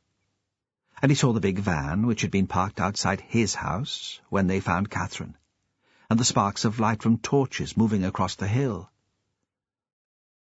And he knew then that they'd found Katrina, and soon they'd be coming to get him. When they came, he was ready for them. He had a suit which was hanging up in the painted wardrobe in the bedroom. He'd worn it to chapel when he'd gone every Sunday with his mother. The last time he'd been, the last time he'd worn the suit, was the day of her funeral. Laying it out on the bed, he remembered the service. That smell of damp was there, and the smell of polish they used on the seats. He'd sat on his own at the front. All the relatives were dead. His uncle and his cousins. The place was full, though. There were neighbours, people she'd grown up with. He'd heard the whispers, spoken just loud enough to be sure he would hear. He was the death of her. She couldn't stand the shame. Mary was always a proud woman. He found a white shirt. It was frayed at the cuffs, but clean. He'd promised his mother he'd keep himself clean, and most fine days he had washing on the line behind the house. He'd thought he had a tie, but he couldn't find one. In the top drawer of the dresser he saw the ribbons he'd taken from Katrina's hair. Quite often he took them out. Not to remind himself of her. He would never forget her. But because he could picture her better when he had the ribbons running through his fingers. The silky feel of them excited him, made him think of the pink, silky petticoat she'd worn under her dress. The shirt and the suit were too big for him. The jacket hung off his shoulders, and he had to find a belt to hold up the trousers. He must have been a big man then, he thought, surprised. A big, strong man. He had nothing else to wear, so he kept them on, thinking his mother would have approved. Only decent, she would have said, a mark of respect. He put the ribbons on the table. He wasn't sure what to do with them. He'd stolen them. Perhaps Kenneth and Sandra would want them back. Then he made himself tea and sat in the chair by the fire to wait. He got up twice, once to use the toilet, and once to put water out for the raven. It occurred to him that he should shave, but somehow he was too tired to make the effort. It was still dark when the policeman came for him, but it was morning. The clock said 7:38. As on the last occasion, the man knocked and waited. He didn't attempt to come in until Magnus opened the door to him. He looked exhausted. Magnus was reminded of men who used to go out all night for the fishing, and come back with their hair stiff with salt and their hands red and cracked. When they got home, all they wanted was their bed. They were too tired even to undress. "Come in," he said, "and warm yourself through. You'll be chilled out there on the hill all night, even though it's not freezing any more." A thought came to him. "Did you go fishing around Fair Isle? It would be good there for fish." "Not bad," the policeman said. "We had a few pots for lobsters. You can get a good price." "Are we in a rush?" Magnus asked. "Will I make some tea?" The policeman smiled sadly, and Magnus saw that there was no rush at all. Rather, he wanted to put off the time when they would have to leave. "We just have some questions to ask," he said, "about Katrina. and I would love some tea. We could put a dram in it. Aye, why not? Just a small one, though. We don't want me driving you off the road. Are you on your own? Last time they sent 2 men. There's another chap waiting in the car, but we wouldn't want him driving. Safer me drunk than him sober. Magnus saw that was some kind of joke, and smiled to be polite. Would he want tea too? No, he's asleep. We'll just leave him be, shall we? Magnus put water in the kettle and put it on the hot plate. Turning, he saw that the policeman had seen the ribbons. They belonged to Katrina, he said. I took them from her. I thought her hair was prettier, loose, finer that way, I thought. We shouldn't talk about Katrina. Not here. Not until we get to the police station. I don't like the police station, Magnus said. They won't hurt you. I'll be there and I won't let anyone hurt you. Do you think they'd let me keep the ribbons? No. The question seemed to annoy the policeman. No, of course not. He changed his mind about the tea, and said they should get off after all, because soon it would be light, and the children would be on their way to school and the reporters would come. Will I be coming back? Magnus asked, just as they were at the door. I don't know. Perhaps not for a while. Who will feed the raven? There was a silence. Magnus was hoping the policeman would say he'd take care of that, but he said nothing. Magnus stood there, waiting for the policeman to speak. If no one will care for the raven, Magnus said at last, you must kill it. The best way is to hit its head against a wall. You can't leave it to starve in its cage. And if you release it, it will still starve. It has no way of finding food. Still the policeman was silent. Will you do that? Yes, the detective from Fair Isle said. I'll do it. It eats dog food. If you can find someone to look after it, that's what it eats. The room had been painted since he'd last been there. So recently painted that Magnus could smell it. But it was still the same colour on the wall, the colour of the top of the milk when it separated in the churn. That made him think of Agnes with the cow again. There was a big radiator, and that was cream too. It was very hot. On his way in, Magnus had heard the constables behind the desk talking about it. One of them said there must be something wrong with the controls, but the other thought nobody had bothered to turn the heating down since the freeze. He would have liked to take his jacket off. He could hang it over the back of his chair so it wouldn't crease. But he wasn't sure that would be respectful, so he left it on. The detective from Fair Isle was there, and a woman, younger, who wasn't a Shetlander. The detective introduced her, but Magnus didn't remember the name. If he'd been given the first name, he would probably have remembered that. He liked women's first names. Sometimes, when he found it hard to sleep, he repeated them in his head. The detective introduced himself with the strange foreign name which Magnus had heard before, and which now stuck in his mind. And there was a lawyer, who looked as if he had a bad head from the drink, wearing a suit much smarter than the one Magnus was wearing.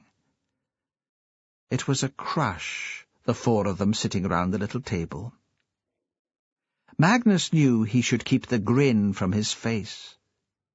Sometimes he missed what they said to him because he was trying so hard to keep his face straight. "We're not charging you," Perez said. "Not yet. We'll just be asking you some questions." The lawyer had told him he didn't need to answer all the questions. And again Magnus remembered his mother's words. "Tell them nothing." "When did you get the ribbons from Katrina's hair?" Perez asked. "Did she give them to you?" Magnus thought for a moment. "No," he said at last. "I asked her if I could keep them, but she wouldn't let me." He shut his eyes, remembering the teasing voice. "Why would you want ribbons, Magnus? You've hardly any hair." "You took them, then?" "Aye, I took them." Should I have said that? He was suddenly confused. Perhaps that was something to keep quiet about. But when he looked at the lawyer, his face was blank. "Was Katrina alive when you took the ribbons, Magnus?" This time he knew exactly how to answer. "No, man. If she'd been alive, I'd not have taken them from her. She'd have needed them. She was dead then. What use would she have of them?" "Did you take anything from Catherine Ross after you'd killed her?" He was bewildered, and for a moment he didn't know who they were talking about. Then he realized Catherine, his raven. "I didn't kill her," he said, rising in his seat to make them believe him. The idea was so shocking that he stopped thinking about his face, and he could feel the grin sliding back. "She was my friend. Why would I kill her?" At breakfast, Sally's mother was full of the fact that they'd taken away Magnus Tate. "What a relief," she said. "My nerves have been on edge all week, knowing that he's been staying there just up the bank." Sally supposed that it was a relief for her, too, though of course it couldn't bring Catherine back. "Did you see them arrest him?" "No. Morris saw them take him away as he drove down this morning. He said there were so many cars all over the top road, he could hardly get through." Morris was the school caretaker and cleaner. Alex came into the kitchen. He'd just come out of the shower and his hair was wet. He had on a short-sleeved T-shirt and carried his sweater over his arm, so he could put it on before he went outside.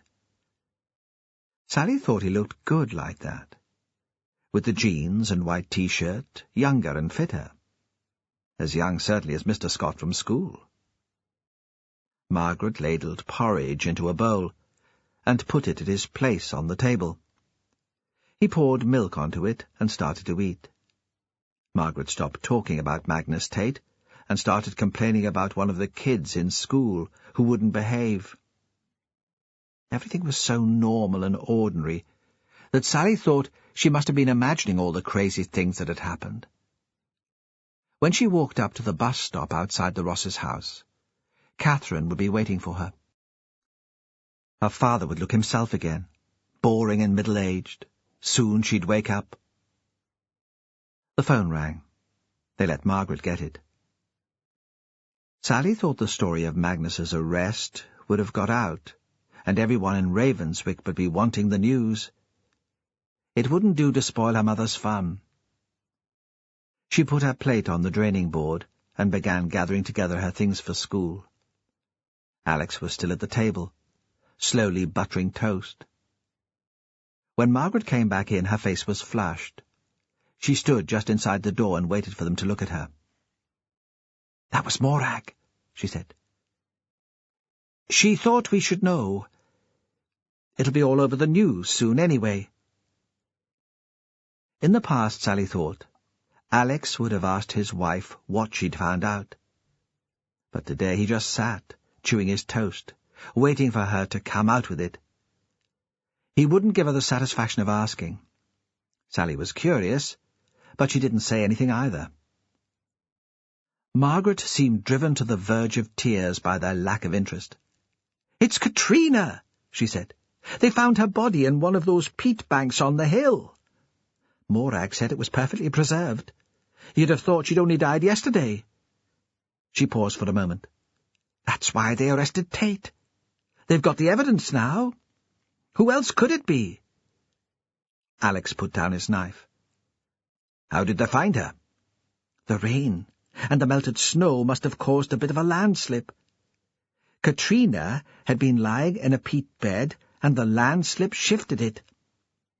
Cassie Hunter's mother was up there with that dog of the Andersons. It was she who raised the alarm." Sally was watching her father's face. She couldn't tell what he was thinking. "Poor woman," he murmured. "What a terrible coincidence to fall over a dead body twice." Sally thought that sounded terribly funny. It conjured up a ridiculous picture in her head, Cassie Hunter's mother tripping up, falling on her arse. But she knew she couldn't laugh. "At least Kenneth and Sandra will know what happened to the girl now," Margaret said. "They might even feel able to come home." At school, Sally was the centre of attention again, because nobody else had heard the news about Magnus Tate and the dead little girl. In registration, she told Mr. Scott that Catherine's murderer had been arrested. His reaction surprised her. It was as if she'd given him a present. He thanked her, not in that polite, dry way that he might if she was handing in a piece of work, but as if he was really grateful. "It was good of you to let me know so quickly. I wouldn't have liked to have heard it in the staff room." It occurred to her that Robert Isbister might not have heard the news yet either. It would be a good excuse to phone him. He'd be interested after all, and it would mean she wouldn't have to wait for him to ring her. She didn't think she could stand the strain of waiting. First lesson was French. She couldn't bear French. She told Lisa that the news had made her think all over again about Catherine. She wouldn't be able to concentrate. Would Lisa tell the teacher? It was the first time she'd skipped a lesson without a proper excuse. She went into the toilets, locked the door of a cubicle, and phoned Robert. He answered quickly. The reception wasn't much good, and his voice sounded like a stranger's. She didn't have the usual physical response to hearing him. "Magnus Tate's been arrested," she said, "for Catherine's murder. They found the body of the other little girl. I thought you'd be interested." Why did she know he'd be interested? She wasn't sure why he was so fascinated. Just ghoulish, she thought, like all the others. "Any chance of meeting up? Can you get away?" He sounded dead eager, and she thought she had him hooked. He wanted all the details, though really she had nothing more to tell. She ran through the day's timetable in her head. Nothing important. Lisa would tell them all she was upset. They'd assume she'd gone home. Sure. Why not? He met her in his van on the harbour. She had to wait a quarter of an hour for him, with the gulls screeching around her head, and she was suddenly nervous.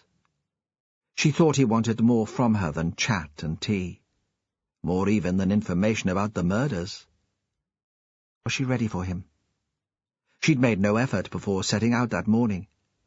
Hadn't even been in the shower because the talk about Tate had made her late. She saw herself as he would see her, a slightly scruffy schoolgirl, a bit overweight, with a bag full of books. When she got in beside him, he put his hand on the back of her neck, pulled her gently towards him and kissed her. She sensed something different about him. Relief? Perhaps that was what all the people who'd been touched by the drama were feeling, not just relief, because a murderer had been locked up, but because it would stop the police prying into their lives. They all had secrets. Mr. Scott, Robert, perhaps even her parents. Now the policeman from Fair Isle would leave them alone. He drove north without speaking. She stroked the fair hairs on his wrist, and he played with her hand, rubbing her palm with his thumb. She wanted him to kiss her again, but was too shy to ask, and anyway, there was an excitement in waiting. "Where are we going?" "I thought we'd go to Wandering Spirit. Would you be interested in seeing her?" His boat was moored in Holsay. That meant getting the roll-on, roll-off ferry to the island. She tried to think if she knew anyone who worked on the ferry who might tell her parents. But Robert seemed so keen that she had to go along with it. They were at the front of the queue for the ferry, and sat in the van on the quay holding hands, watching it approach, squat and flat-bottomed, and pitching forward with each wave. There were a couple of trucks and just one other van. They sat in the lounge for the crossing. Robert bought her coffee from the machine. He knew the man in the other van who was sitting there too, but he didn't introduce her. While the two men were chatting about fish and some party there'd been at one of the bars in Holsey, she looked out of the window and watched the island getting closer. She couldn't remember if she'd been there before. Not for years, certainly.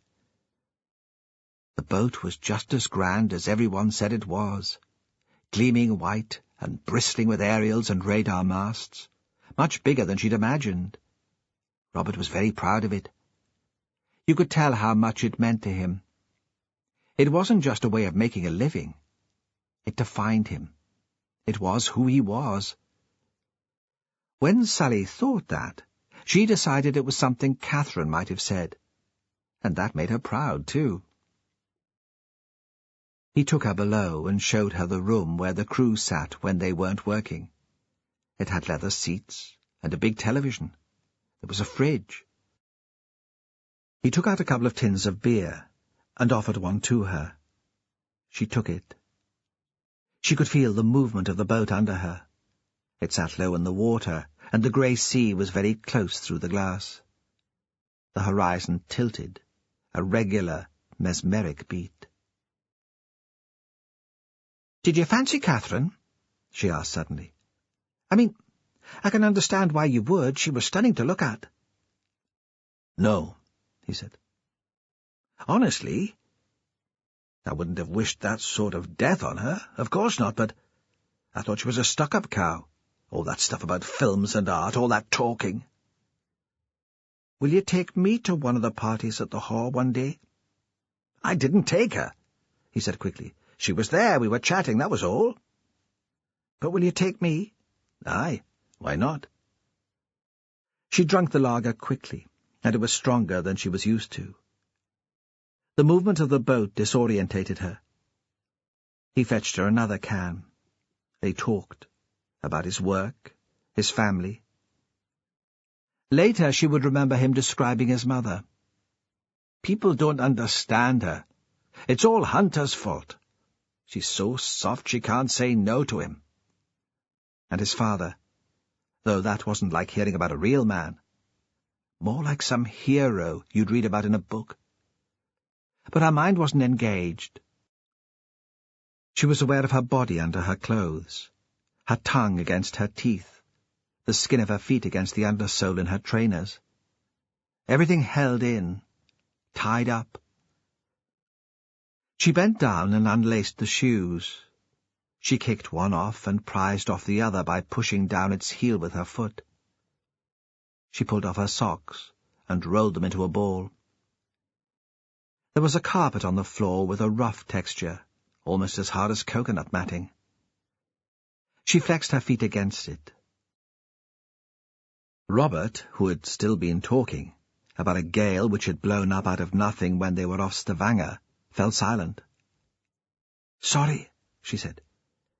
"It's a bit hot in here."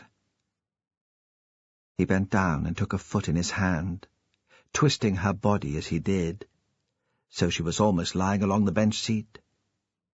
He rubbed the sole of her foot with his thumb. As he'd been playing with her hand in the car, she thought she might faint.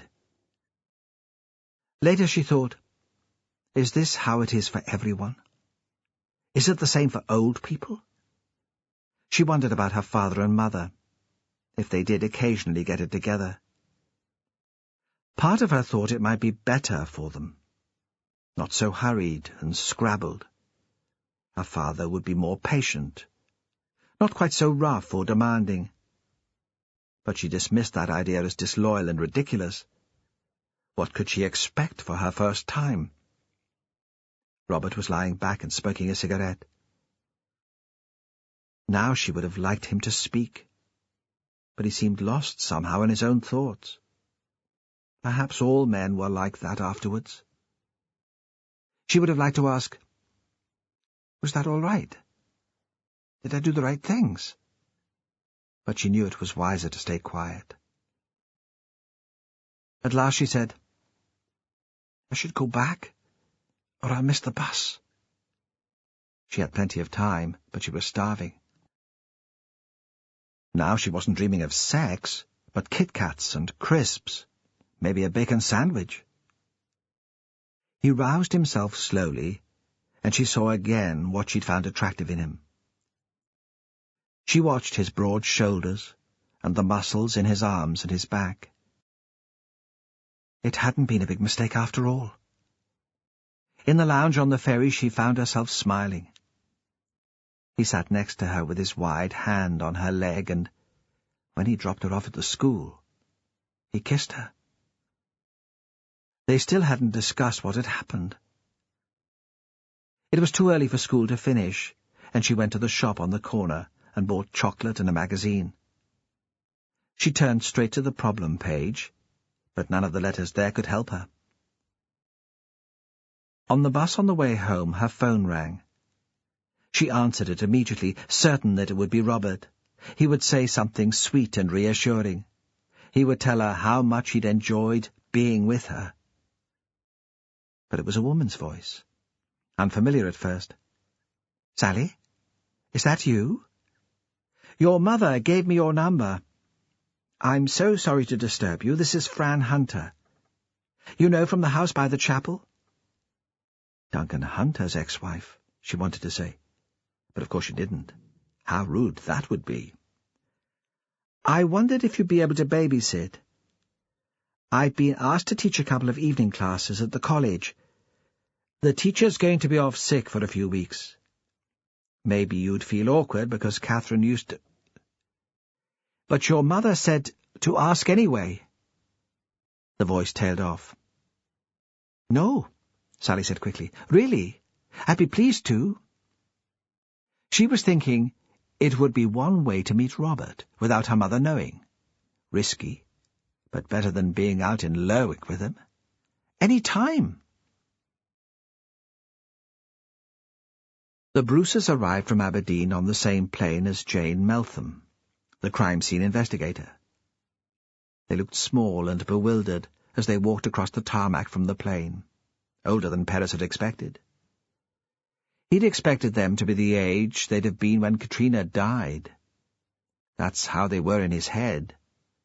But of course, they hadn't been preserved in the peat like her. You would never have thought they were coming home. They were more like refugees arriving in a strange country.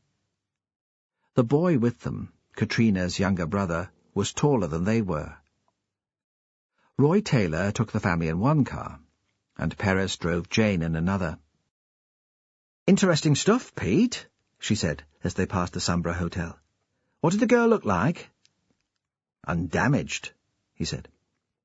"You'd have thought she'd been kept alive somewhere and buried only hours ago. There was a faint brownish tint to the skin, and her hair had turned a kind of chestnut colour. That was all. She'd been wearing a cotton dress, and that hadn't rotted at all." It was impossible to shift the image of the girl from his mind. They'd cleared some of the mud from her face, knowing they shouldn't touch anything at the scene, but wanted to identify her, so there'd be something definite to tell the parents. After all these years of waiting, it would be intolerable not to give them an identification. She'd been lying on her back. Her fair hair, filthy now, was arranged loosely around her face. Had Magnus done that? Had he thought it looked prettier? Or had he wanted the ribbons for himself? Perez couldn't make sense of it. Was that the only reason he'd killed her? The Procurator Fiscal had decided they had enough evidence to charge Magnus. For the murder of Katrina Bruce, at least. And of course he was right. There were the ribbons, a confession of a sort, though after that first interview, Magnus had stopped talking. He'd sat there with that nervous grin on his face, just shaking his head. Even in private discussion with his lawyer, he'd said nothing, apparently. They would get a conviction. Manslaughter, perhaps, because of diminished responsibility. There'd be medical reports to show he had a low IQ, possible brain damage. But Magnus Tate would certainly go to prison. He'd leave Shetland for the first time in his life to be locked away. That wasn't enough for Jimmy Perez. He wanted to know what had happened that day when Katrina had run up the track to visit Hillhead. He wanted to know what had prompted Magnus to stab her. Because she had been stabbed. Even before the crime scene investigators' arrival, they could tell that. The body was so well preserved that you could see the wound in the girl's chest, the fabric of the dress marked with rust-coloured stains. And more than anything, Perez wanted to know why, after 8 years, Magnus had decided to kill again. Why Catherine Ross? Just because she'd wandered, quite by chance, into his house on New Year's Eve, and he'd taken a fancy to her? Was it because of her name? If she'd been called Ruth or Rosemary, would he have left her alone? And why this time had he strangled? Jane was talking about the bog bodies found by archaeologists. They were thousands of years old and still intact, she said. It's hardly surprising you get the same result after 8 years. Fascinating. He could tell she was itching to get to the scene and have a look. She hardly gave a glance at the magnificent coastal landscape passing the window. He left her with the team on the hill and went back into Lerwick. He couldn't face the incident room. Sandy with his I-told-you-so smirk. The jubilation.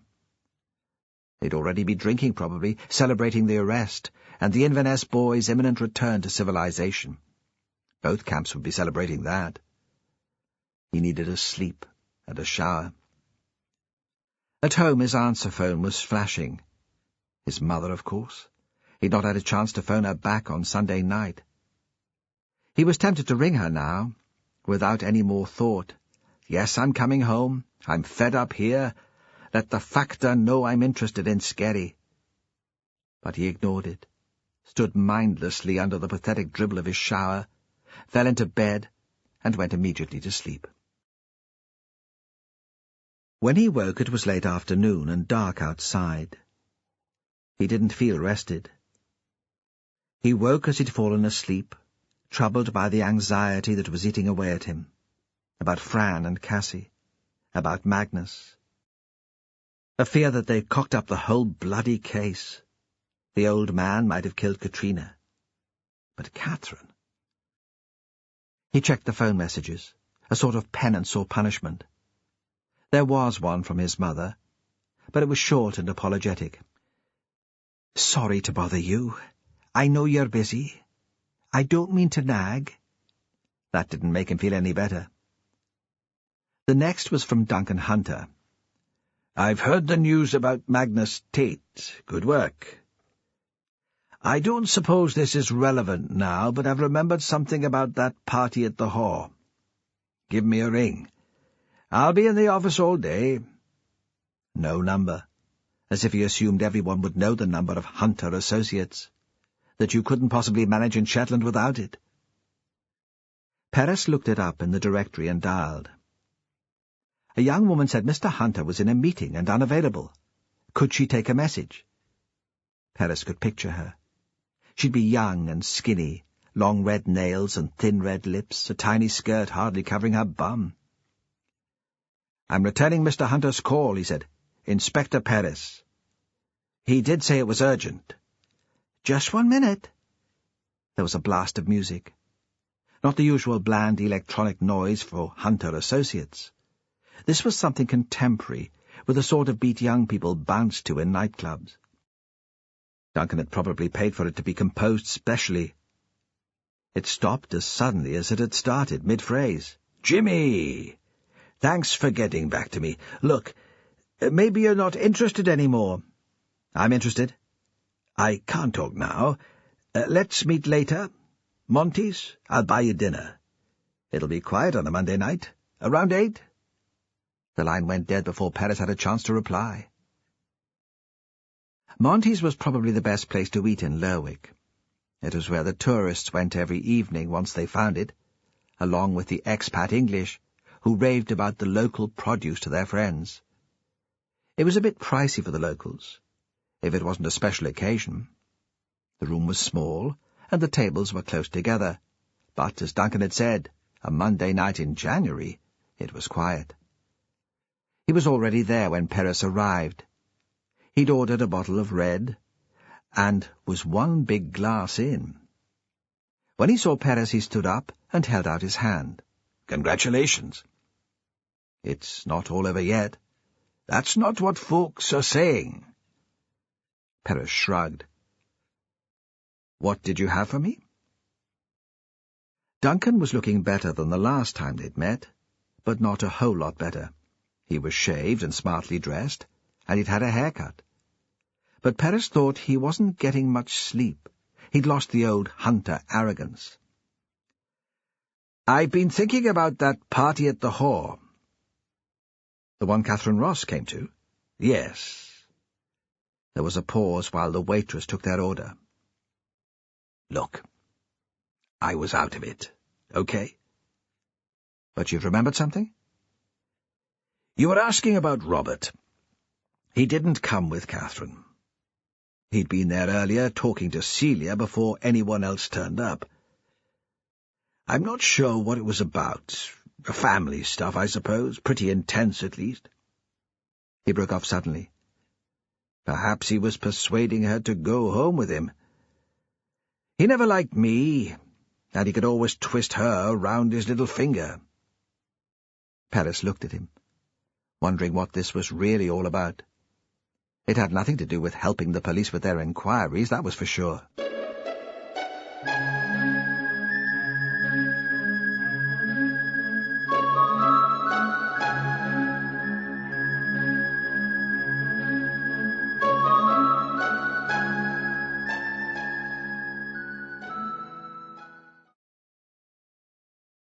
CD 8. Duncan wouldn't see the point. With him, there was always a hidden agenda. He could manipulate for Shetland. "Catherine and Robert knew each other," Duncan said. "I mean, when she walked in, you could tell." "How?" Perez was losing patience. "He was talking to Celia in the kitchen. She'd been putting together some food. That was where the drinks were. So that was where I was. Catherine came in with a group of other people, and Robert saw her. It was a shock. He wasn't expecting it. He broke off his conversation with his mother and just stared at her, like thunderstruck, like there was no way she should have been there." "Was he pleased to see her?" "I think so. Pleased, but a bit nervous, perhaps, anxious." "How did she react to him?" "She didn't. She gave no sign that she knew him, not then. She poured herself a drink and started chatting to me, flirting, I suppose. She was one of those women who make you feel special. They can make you believe you're interesting, funny. Fran could never do that. She could never be bothered to make the effort, but Catherine, she was very good." "She was only 16. "But sophisticated," Duncan said. "Experienced. And a virgin." "Is that all you have to tell me? Hardly worth a dinner at Monty's. While she was flirting with me, she had one eye on Robert. I don't know why. I mean, I can't imagine for a minute that she fancied him. But at one point they disappeared together, at least I think so. I mean, I'm pretty sure. It was before Celia hit me with the news that she was leaving. But you know how it is with parties, good parties at least. You get into an interesting conversation and everything around you fades into the background. You hear the music, but you're not really listening. You know there are other people there, but you're not aware of what they're doing. They're just bodies moving, dancing. Throwing up? Not that early in the evening," Duncan said crossly. He paused. "No need to take the piss, man. I'm trying to help, honestly." There was one point when I noticed neither of them was there. I'd enjoyed the girl's company. Okay, I was looking for her. I looked all over for her. She'd got to me somehow. She had style, and when I've thought about it since, I've realized Robert wasn't there either. I told you it might not be important.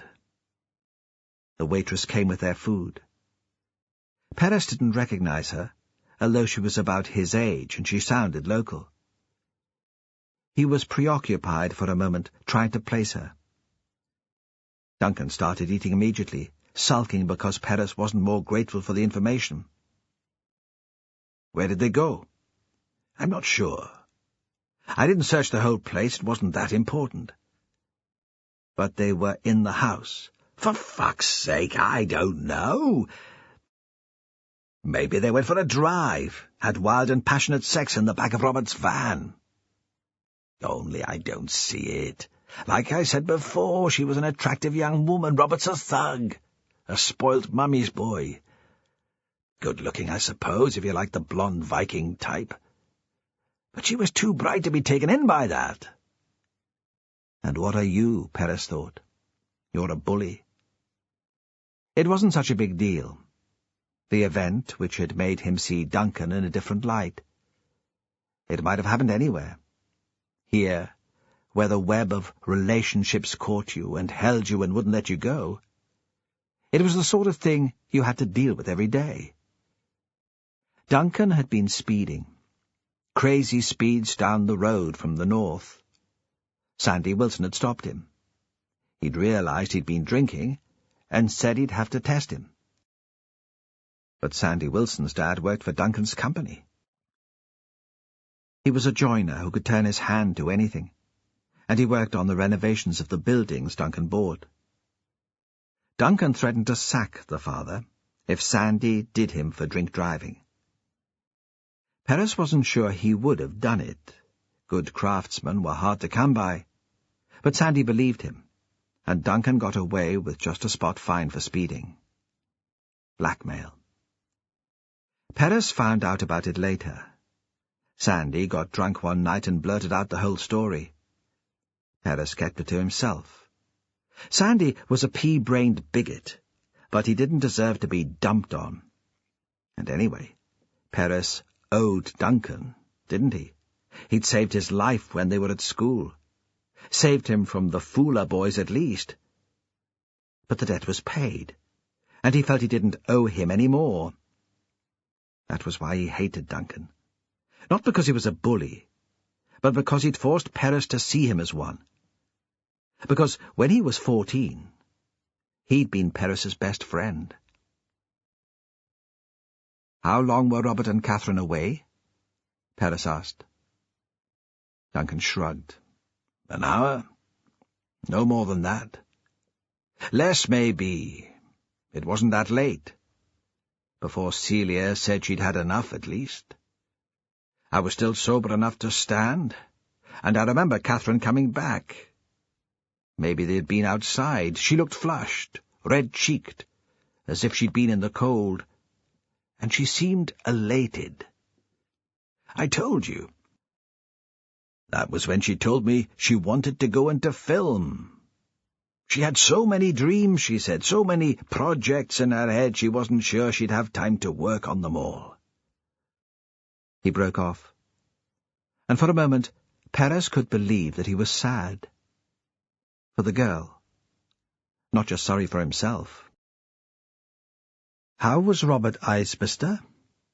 Perez asked. I don't know. I didn't see him again.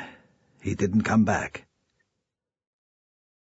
After the meal, they stood together outside the restaurant, in a narrow alley at the bottom of steep steps. Why don't we go on somewhere? Duncan said. Have a few drinks, like the old days. Perez was tempted. It would have been good to get very drunk with someone who didn't work for the police. But Duncan was too eager, and Perez wondered again what the evening was all about. It couldn't be surely that Duncan was lonely too. that at school he'd needed the shy boy from Fair Isle as much as Perez had needed him. He watched Duncan walk away down the lane towards the market cross in his car. It was early, and Perez wasn't ready to go home. Word of Tate's arrest would be all over the islands by now. The people would feel safe again, settle back into the knowledge that this had been a crazy aberration and violent crime only happened elsewhere. They'd sleep, except for the families of the victims. The Bruces were staying with relatives in Sandwich. He supposed you and Ross would be alone in the big house close to the shore. Perez had sent a constable to inform him that Tate had been taken into custody, but thought now he should go himself.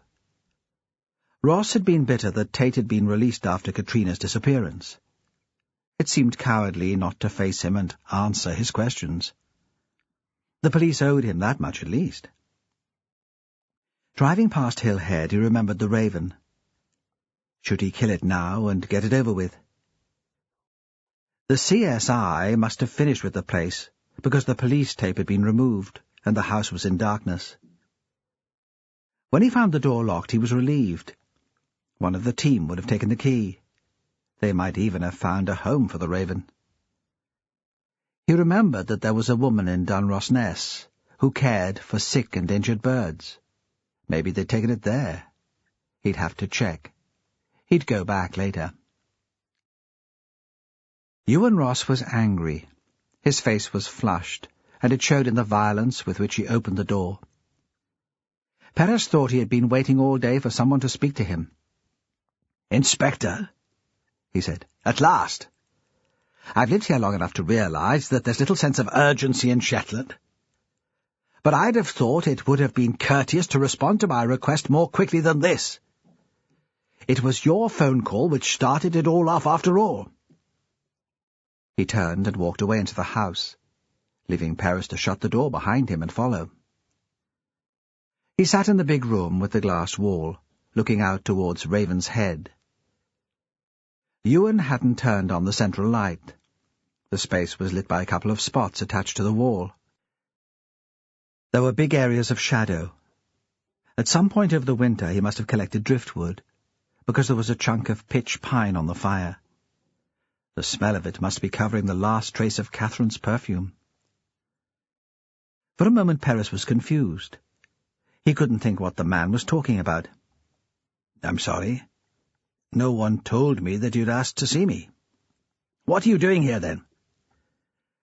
"I thought you might have questions after the old man's arrest. I didn't want you to hear all the details from the press. They quite often get things wrong." He was going to add that he considered it would be courteous to visit, but stopped himself. This was a bereaved father. He was entitled to be angry and rude. There was a moment of silence. Ewan Ross struggled to regain his composure. "They should have passed on your message," Perez said quietly. "Perhaps you could explain why you wanted to see me." "You asked me to look for Catherine's camcorder." "I did. You found it then?" Ewan didn't answer directly. "Do you have proof that Tate killed my daughter?" "Not yet.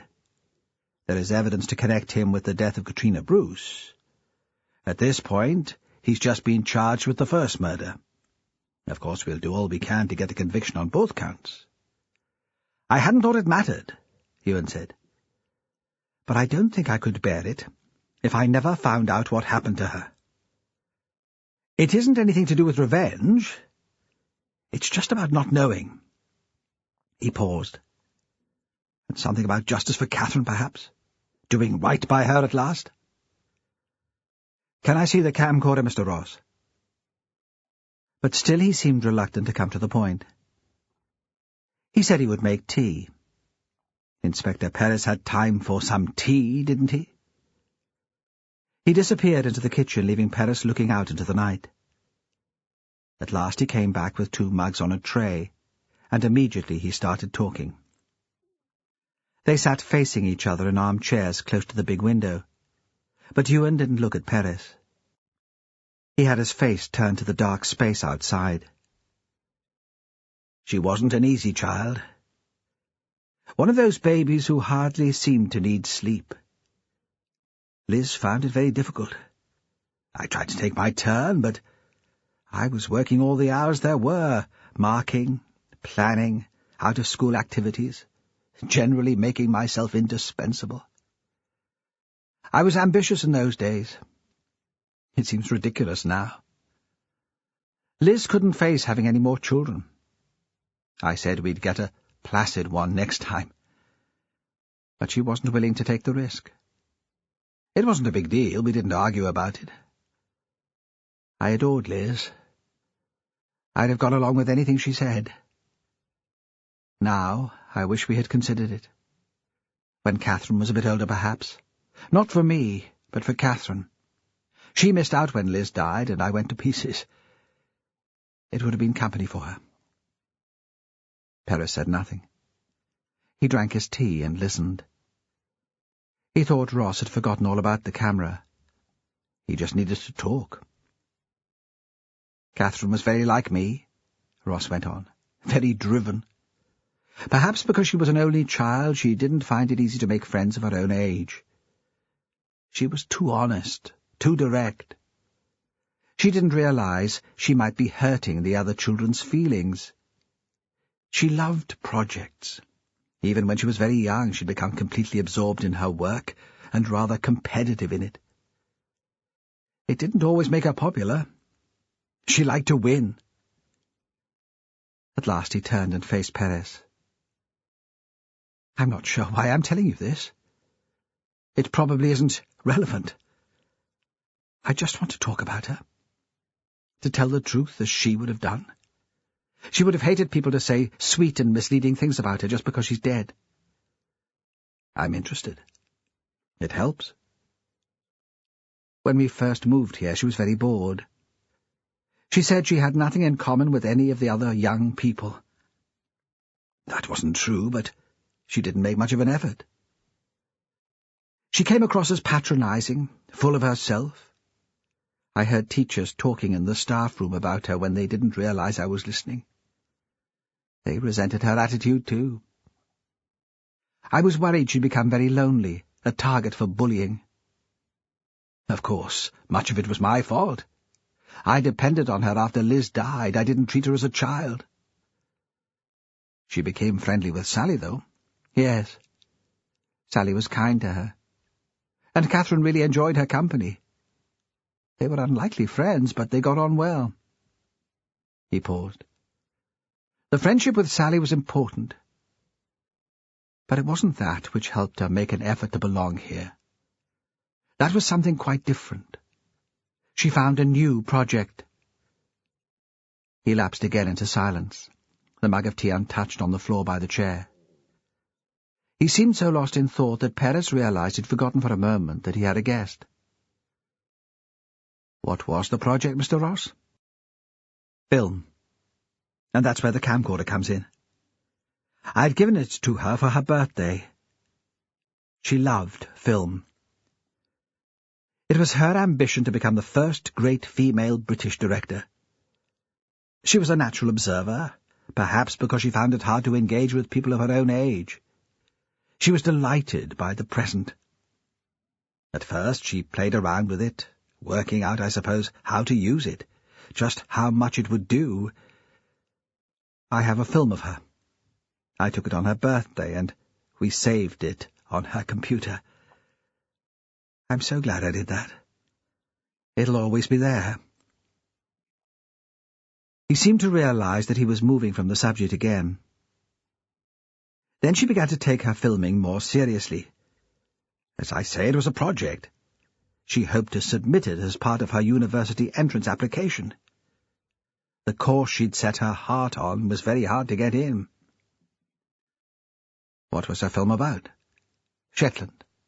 The place and its people. A documentary? Of a kind, I suppose. She said she wanted to subvert the stereotype. It wouldn't be about the beautiful landscape, the harsh way of life. At least, that would provide the backdrop. But she wanted to show that people are the same wherever they live. At least, I think that was it. She did talk about it. I didn't always give her my full attention. Did she have a chance to finish the film? I think so. Almost, at least. She was editing it in the weeks before Christmas. Sometimes I'd hear her talking in her room, and think Sally was in there with her. But it would turn out to be her, doing the voiceover. So you'll have that too. Something else to remember her by. No! That was what I wanted to tell you. You asked me to look for the camcorder, but I couldn't find it. It's disappeared. But the Shetland disc is missing too. It's been stolen. Are you sure? Catherine was an obsessive inspector. In the weeks leading up to her death, this film was the most important thing in her life. She'd put hundreds of hours of work into it. Nobody was allowed into her bedroom. I explained when you were here before that privacy was very important to her. It was the one room Mrs. Jameson didn't clean, yet it was always tidy. She kept the discs in a rack by her computer. The Shetland film is definitely missing. Perhaps it's still on her computer. I've checked. It isn't on the hard drive. Has the house been broken into? No. But the murderer wouldn't need to break in. If Catherine had her keys on her, the murderer would have taken them. Perhaps that's why they were never found. Have you had a sense that anyone has been in the house? Oh, Inspector, I've seen ghosts wherever I've looked. But it's never occurred to me that a real person could have been here. Would you show me her room? Of course. The room had been searched the day Catherine's body was discovered, but not by Perez. It looked, he thought, more like an office than a bedroom. It had a pale laminate floor, a workstation and PC, a small filing cabinet. The single bed was covered with a black cotton throw. The wardrobes were fitted and matched the computer desk.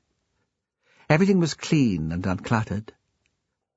There was one picture on the wall, a large framed print of a 50s French movie poster, black and white. She designed the room herself, Ewan said. It was where she felt most comfortable. When she was younger, she didn't really enjoy human contact. She never liked to be cuddled, as most children do. We did wonder, Liz and I, if she might be slightly autistic. I don't think she can have been, or if she was, she managed it very well. But she needed to be alone for long periods before she could go out and face the world again.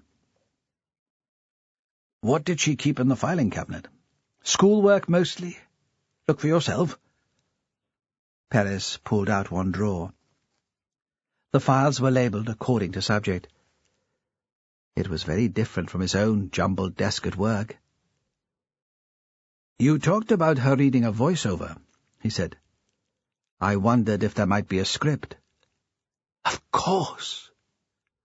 Ewan was more animated than he'd been all day. The thief might not have thought of that. I look, shall I? Shall I help? No, Inspector. If you don't mind, this is something I'd rather take care of alone. In the hall they stood for a moment.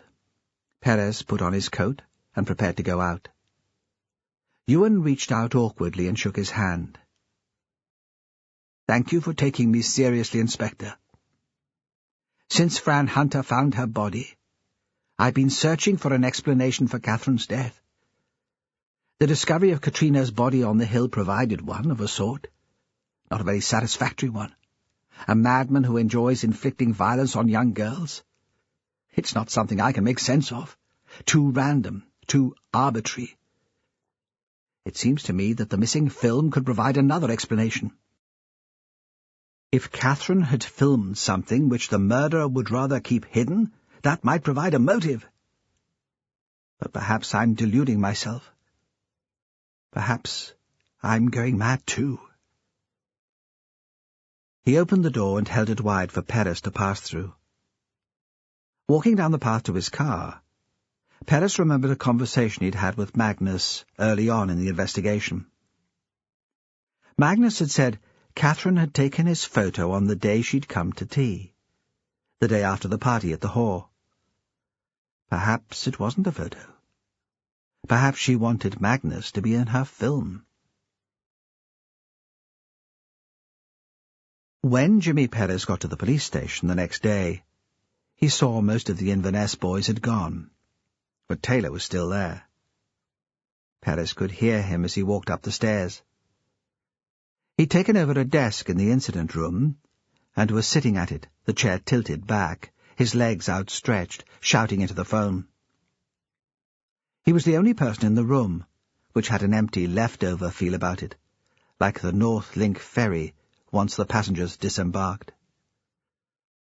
There were scraps of rubbish on the floor, used polystyrene cups on the desks. It was mid-morning, and outside the sun was trying to get through. Two gulls perched on a nearby roof were screaming at each other. Perez stood, waiting, until Taylor replaced the receiver.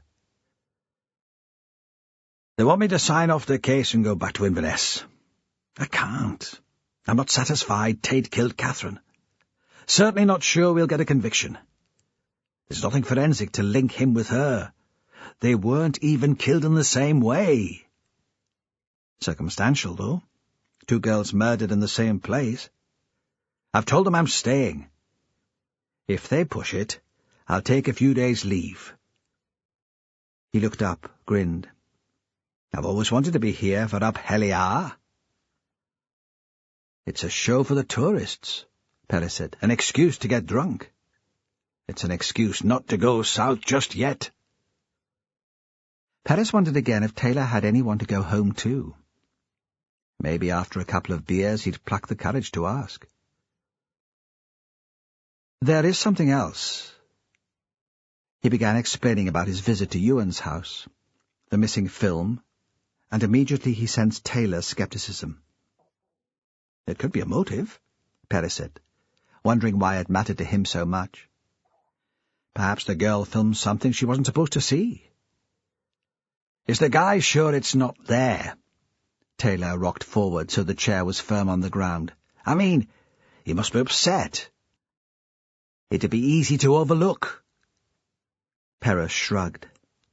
He seemed pretty positive. "The camcorder's gone too. Magnus and Catherine took a picture of him the day before her body was found. Perhaps he talked to her about Katrina. It might be worth getting her computer south to the experts, see if there's some way of retrieving the deleted material." There was a silence. Then Taylor looked up suddenly from his desk. "What do you think? Do you think Tate killed them both?" Perez wanted to say it didn't matter what he thought. All that mattered was getting a conviction. But Taylor was still looking at him. "I don't know," he said at last. "Really, I don't know." He could tell he disappointed Taylor with his answer and went on, feeling for the right words. "I think I understand Catherine better now. After talking to her father, she was lonely. She saw life through film. That was how she survived here. That was how she got her pleasure, her kicks. A female voyeur, an observer, a commentator." Perez paused, remembering what Duncan had said to her. "A director. Doesn't a director make things happen? That's being more than an observer, surely." Perhaps she tried to make things happen. Perhaps that's why she was killed. Celia Eisbister lived in the house her husband Michael had built, once he started making money. It was on the edge of Lerwick, with a view of the town and down to the sea. At the time of the wedding, gossip had it that he was a lucky man. He was marrying money. Certainly, she'd carried with her an air of affluence. She'd been sent south to an expensive school. There was a big house on Unst. But the school had been paid for by a rich aunt, and when their parents died, the big house went to her elder brother. There was nothing else to share out but debt. If Michael had been disappointed by his new wife's poverty, he hadn't blamed her for it. He'd carried through his life in astonishment that she'd ever agreed to marry him, and took on the task of making himself worthy of her. He developed a transport and haulage business. When the oil came, his lorries carried cement and pipes and beer to the terminal at Salamvo, and his taxis collected executives from Sombra Airport. If he knew of Celia's affair with Duncan, and surely he must have known, he never challenged her about it. She always stood at his side at civic functions. When he introduced her to visitors, to the ministers and civil servants who came occasionally from London and Edinburgh, he glowed with pride. Celia had let Michael have his own way with the house. Perhaps it was a penance. Certainly it couldn't have been to her taste. It was a sprawling ranch-style bungalow with an open-plan lounge. She only drew the line at gold taps for the ensuite bathrooms. Jimmy Perez wondered again what Robert had made of his parents' marriage. He moved in both their worlds. He was the youngest man on the Aphelia committee, and he went to the parties at the Hall. He must know that Celia's affair with Duncan was public knowledge. In Shetland, information about other people's lives was assimilated subconsciously, a form of osmosis. For as long as Perez could remember, people had been expecting Celia to leave Michael and to move into the Hall with Duncan Hunter. But she still lived in the bungalow with her husband and Robert. Running these facts in his head, Perez thought he was stupid to believe that Catherine had been killed because she'd filmed some secret. So little in Shetland was secret. It was simply unacknowledged. There was something Victorian in this need to put on a good show. He'd phoned beforehand to check that Celia would be in. She'd said she would be all day. She didn't ask what he wanted from her. Perhaps she assumed he was there to speak on Duncan's behalf. Celia was on her own in the bungalow. "Michael not about?" Perez asked. He'd have liked to talk to Michael too. She shook her head. "He's in Brussels, some European conference on fringe communities, followed by a meeting in Barcelona on endangered dialect. He went on the 3rd and won't be back until just before Aphelia." She led Perez into the kitchen and started making coffee without asking first if he wanted any. He thought she seemed pale, distracted. She was a handsome woman approaching 50, with fine cheekbones, a generous mouth. He understood what Duncan found attractive about her, caught himself watching her as she stretched to reach mugs from a high shelf. "I don't suppose this is a social call," she said. "Of course not. I never called on you, even when Duncan was still my friend. You were a secret everyone knew about, but we couldn't acknowledge you." "But it can't be about the dead girl. That's all over, isn't it?" "Still a few loose ends to tie up. Is Robert around?" She looked at him carefully, then shook her head. "He's out on the Wandering Spirit. A long trip beyond Faro. I'm not sure when he'll be back." Was that too much information? "He was friendly with Catherine Ross, wasn't he?" Celia bent to take milk from the fridge. She was wearing jeans, a black sweater. "He never mentioned her." "He was with her the night before she was killed, at Duncan's party." "Was he? I didn't notice. I had other things on my mind." "Does Robert have a girlfriend at the moment?" She laughed briefly. "Robert always has a girlfriend, at least one. He can't stand being on his own. And he's a good-looking man." "So, who's he hanging around with at the moment?" "How would I know? He never brings his women home." Perez pulled out a chair from the kitchen table, sat down.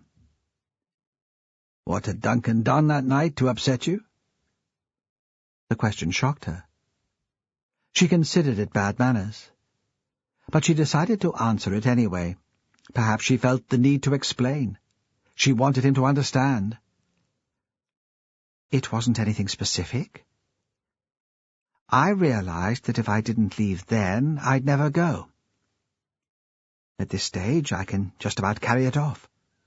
The relationship, I mean, being the older woman. But when I'm 60, it would be ridiculous. And I can't bear the idea of looking ridiculous. She stopped for a moment, then continued. I've left him before, but I've always gone back to him. I'm an addict.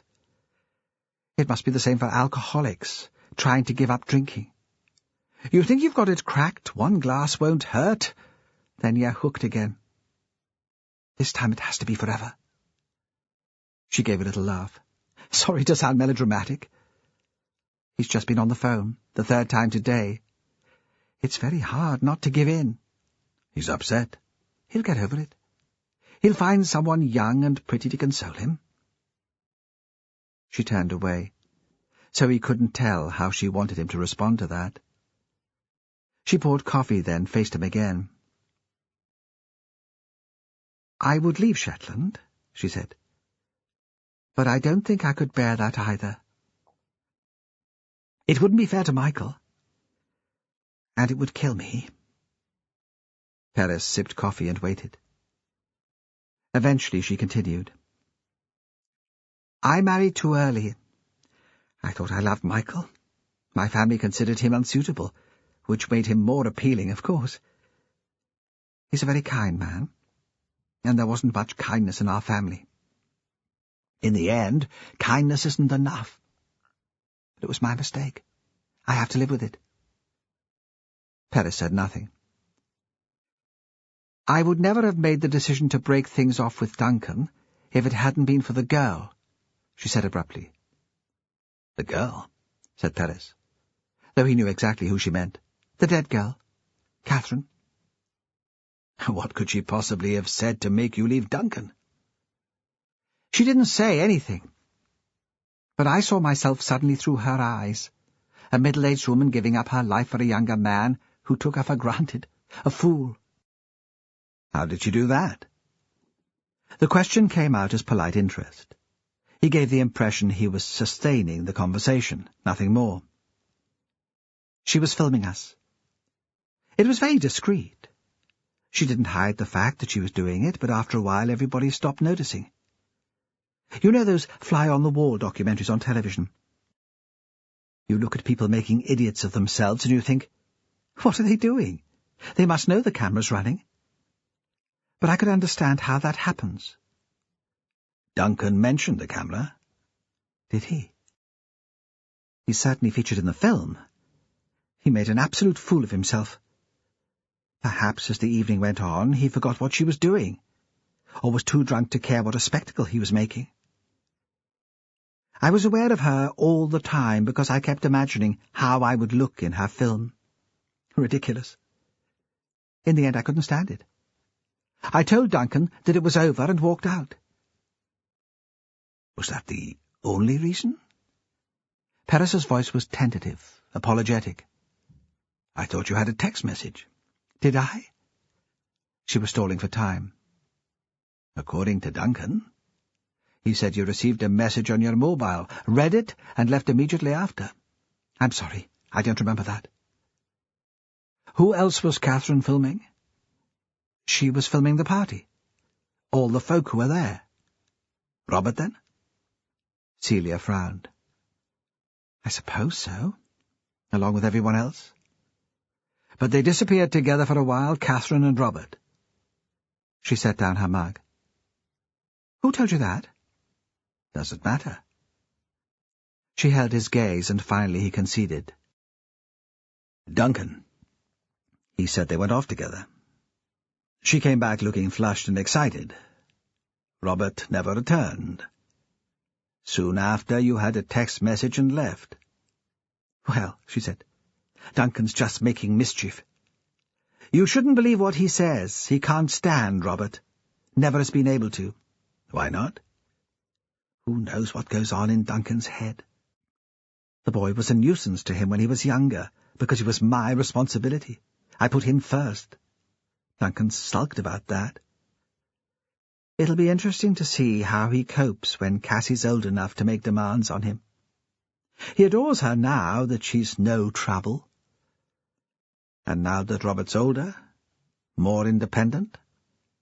She flashed a smile at him. Now he just reminds him of the age gap between us. He's much closer in age to Robert than he is to me.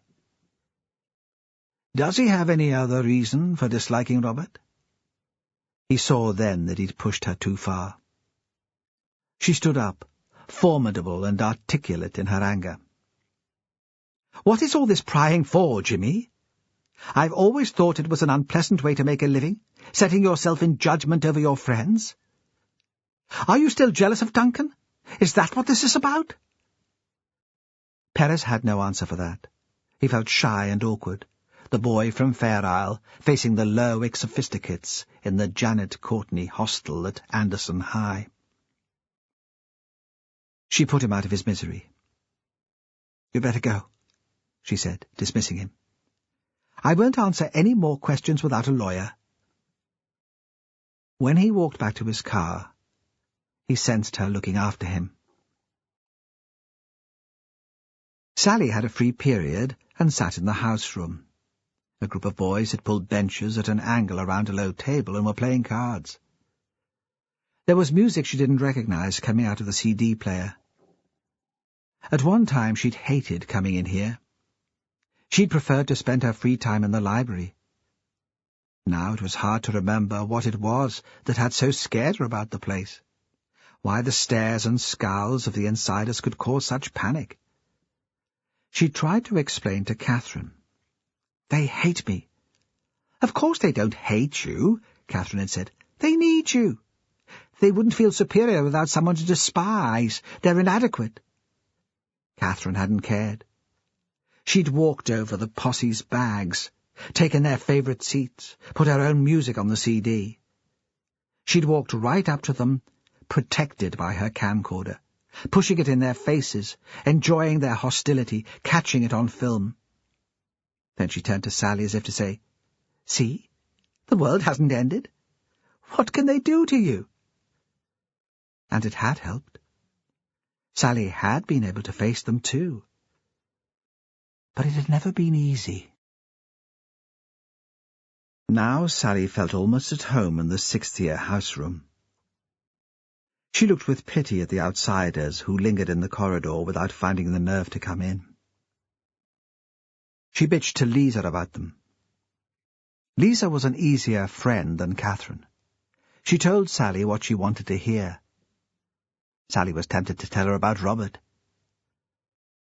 They were sitting on their own in the corner of the house room, Lisa big and comfortable and sympathetic, lying back in the battered armchair. She'd been out the night before, and was moaning about her hangover. It was on the tip of Sally's tongue. "Guess who I'm going out with?" She knew Lisa would be dead impressed, longed to see her face when she heard. But whatever Lisa was, she wasn't discreet. It'd be all over the school in minutes. Sally couldn't risk it. She'd tell her parents in her own time, when she was ready. Instead, she rooted in her bag and switched on her phone. There was a text message. Robert was back from the fishing and wanted to meet. She turned away from Lisa and hit the buttons. "Babysitting for Fran Hunter tonight. See me there?" She felt a sudden thrill. It made it even more exciting, agreeing to meet Robert at Fran's house. "Anything interesting?" Lisa asked. She had her eyes shut to show how rough she was feeling. "No, just about babysitting tonight." She supposed she should feel guilty about arranging to meet Robert like that. Her mother would be horrified. She didn't think Fran would mind, though, or her father. It came to her suddenly that perhaps he had a secret lover, that he arranged meetings like this of his own. She smiled at herself for being ludicrous. Even if he had the nerve for an affair, someone would know about it. Word would have got out, as it would about her and Robert eventually. At lunchtime the weather seemed to lift, and she thought she'd go out into the street to get something to eat. Perez was standing in reception. He saw her coming down the corridor and waved at her. "They've just sent someone to find you," he said. I was hoping for a chat. Why? I thought it was all over. Just a few more questions. I was on my way to lunch. I'll take you, he said. Let's go into town. My treat. He bought her fish and chips, and they sat on a bench looking out over the harbour eating them. When he suggested it, she thought it wasn't much of a treat. But the fish tasted good, and it wasn't so bad, being there talking to him. Better than being in the house room, at least. The new Sally didn't get shy with strangers any more. She thought she'd been transformed, like the frog kissed by a princess in the fairy story. Though Robert made a pretty weird princess. You must miss her, Perez said. Catherine, I mean. It was what her father had said, too. She didn't like everyone thinking she'd been dependent on Catherine. She tried to choose her words carefully and be as honest as possible. I'm not sure how much longer we'd have been close friends. I felt a bit overshadowed by her. She was too intense for me. In what way intense? She questioned everything people said or did, dug around for the meaning behind it. She shrugged. At first I was impressed by that. After a bit it gets tedious. You just want to get on with your life. Is that what the film was about? Digging around? Yeah, I suppose. Why didn't you mention the film she was making? It was just a school project. No big deal. Important to her, though. You could say that. It mattered to her more than anything. Tell me about it. Why? I thought you'd arrested Magnus Tate. We have. She waited for him to go into more detail, but he said nothing. He screwed up the chip paper into a ball and threw it into the bin. The film was like her comment on us, on Shetland. A documentary? I mean, not a story, factual. Her view of the facts. Sally knew she shouldn't sound so critical of a dead friend, but she couldn't help it. I mean, hardly objective. What was in it? Did she show you? Bits? It wasn't finished then. Just about. But you didn't see it all. No. Like I said, just bits as she was making it. Shots she was specially proud of. Such as? There was one scene filmed in the house room. That's like the common room at school. I know, he said. I went there, don't forget. There are these two lads talking. They can't have realized she was filming them. People got used to her wandering around with the camera. Sometimes it was switched on, usually it wasn't. We stopped taking any notice of her after a bit. These lads were talking about foreigners. You know, sometimes in the summer we get visitors, not white people. She could tell she was flushing, felt as awkward as when Catherine had played the film to her. And they were talking about how they hated foreigners and how Shetland's no place for them and what they'd like to do to them. It wasn't so much what they were saying as how Catherine made them look on the film. I mean, they looked really violent and mad. Sally paused. She said something like, I'll have to get this to Duncan Hunter, won't I? Get him to include it in the latest tourist campaign. Show what a welcoming lot you Shetlanders are. She thought we were all like that, ignorant, prejudiced, stupid. That was what the film would have showed. Did you see anything else? I think there might have been a piece about Mr. Scott in it. I think she might have filmed that secretly. She talked about how she might do it. She'd put the camera into a bag with a gap in the seam. Then she said what a laugh it would be when she played it back in class. I'm not sure she would have done that, though. You could never tell with Catherine. Sometimes she spoke in that really cruel way. But she didn't mean it. It was a weird kind of humour. I don't think she deliberately set out to hurt people. Sally shook her chip paper, and they were surrounded for a moment by girls. Did she tell you what the scene with Mr. Scott contained? No. She said she didn't want to spoil the surprise. Perez stood up to show that the meeting was almost at an end. Sally wondered what the conversation had really been about. At the car he paused. "We can't find the camera or the disc. Do you know where they might be?" Sally thought back to the last time she'd been in the big house in Ravenswick. She always kept the disc in a metal pencil box in her bedroom.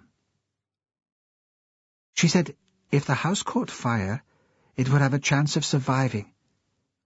If it's not there, I don't know what she would have done with it. When Sally got off the bus that evening, her mother was still in the school. She saw Sally walking across the yard and waved her to come in. Inside, there was the familiar smell of plasticine, floor polish and powder paint. Sally hadn't enjoyed her time in the little school. From the moment she started, a couple of the older lads had made fun of her. They'd made her cry, and she'd gone to her mother, who told her not to be a baby, but had shouted at the boys all the same. After that, every time her mother made an unpopular decision, somehow it was her fault. Snitcher Sally, they'd called her. Her work got trashed when she wasn't looking, and they tripped her up in the playground. She'd been a round dumpling of a girl in those days, and that hadn't helped. Now, though, even Anderson High didn't seem so bad. She felt more in control than she had since starting there. The children had been working on some painting to tie in with Apeliar. A Viking longboat in corrugated cardboard lay across several desks.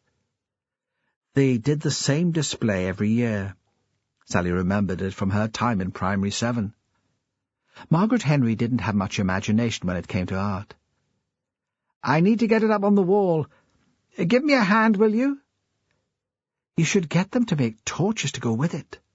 Collage, anything red, orange or yellow that can cut out of magazines. Or something more shiny, cellophane, wrapping paper." "Aye, maybe I should." Margaret stepped back to check that the boat was straight. Sally could tell she wouldn't get the kids to do anything different. "Will Dad be home on time tonight?" "No, I'm meeting in Scalloway." "I'm babysitting for Mrs. Hunter. I'd not forgotten." Margaret wiped her hands on a paper towel. "Let's hope the child doesn't play you up. She's a handful, that Cassie Hunter, full of herself." Her attention was still on the longboat, and she was talking almost to herself. "There's something about her that reminds me of Katrina Bruce." Sally arrived at Fran's house carrying a bag with some books in and some makeup. This time, she'd make a bit of an effort for Robert. Cassie was already in bed. "She's knackered," Fran said. "Sometimes she gets a bit restless at night, but that's usually later. You shouldn't have any bother." Although Fran was only wearing jeans, you could tell she'd made an effort of her own before going out. She'd put on lipstick, and Sally could smell perfume. She was wearing a silky top, close-fitting, low-cut. Sally would never have been able to get away with it, the size of her belly. "It was good of you to come," Fran said. "I don't feel so bad asking now they've made an arrest, but it must make you think of Catherine. I've been thinking about her all day. The inspector came to school at lunchtime to talk to me about her." "Oh?" Fran had been brushing her hair, looking at herself in the mirror over the mantelpiece. She stopped, the hand holding the brush poised over her head. Sally could tell she was dying to ask what he'd wanted, but didn't want to appear too nosy. "Something about the film she was making. Apparently it's gone missing," Sally said. Fran pushed the brush into a drawer and straightened her collar. "She talked about the film. A project, wasn't it? A shame it's lost. It would be something to remember her by." "Aye." "There's a bottle of wine open in the fridge," Fran said at the door. She appeared suddenly reluctant to go. "Help yourself. And to something to eat." Then she seemed to convince herself that it would be safe to leave her child, grabbed hold of her bag and was gone. The house was quiet. Sally was seldom alone in her own home at night. Margaret didn't have any real social life, and if she was out, it was usually at a meeting in the school, so close that Sally could hear the raised voices or polite clapping through the walls.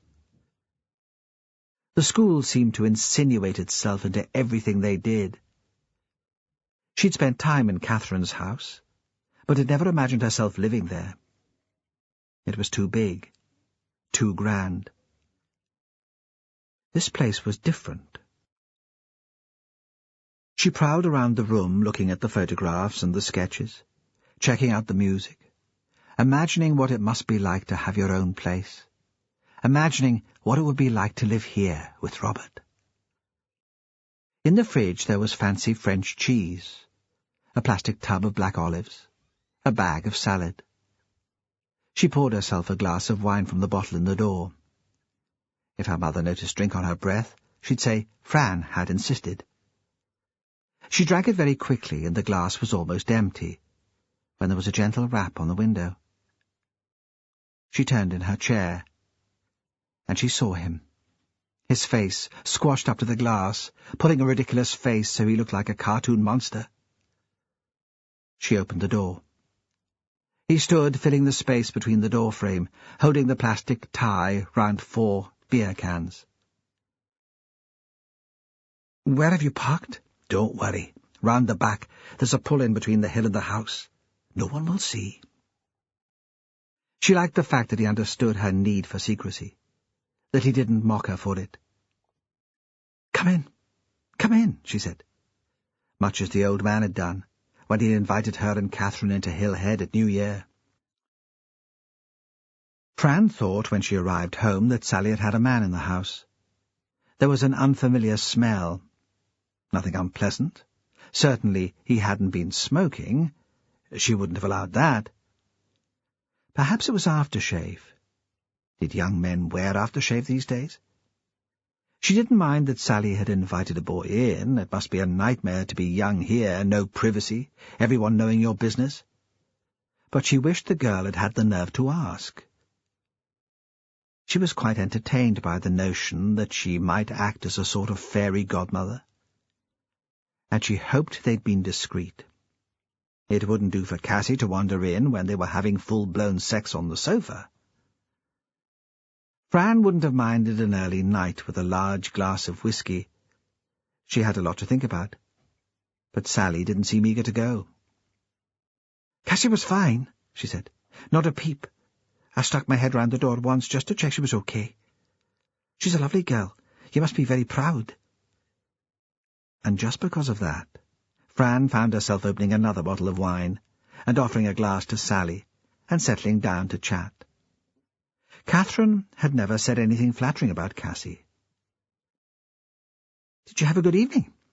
Sally asked. Her eyes were very bright as she looked over the rim of her glass, and Fran remembered suddenly and quite vividly what it was like to be 16.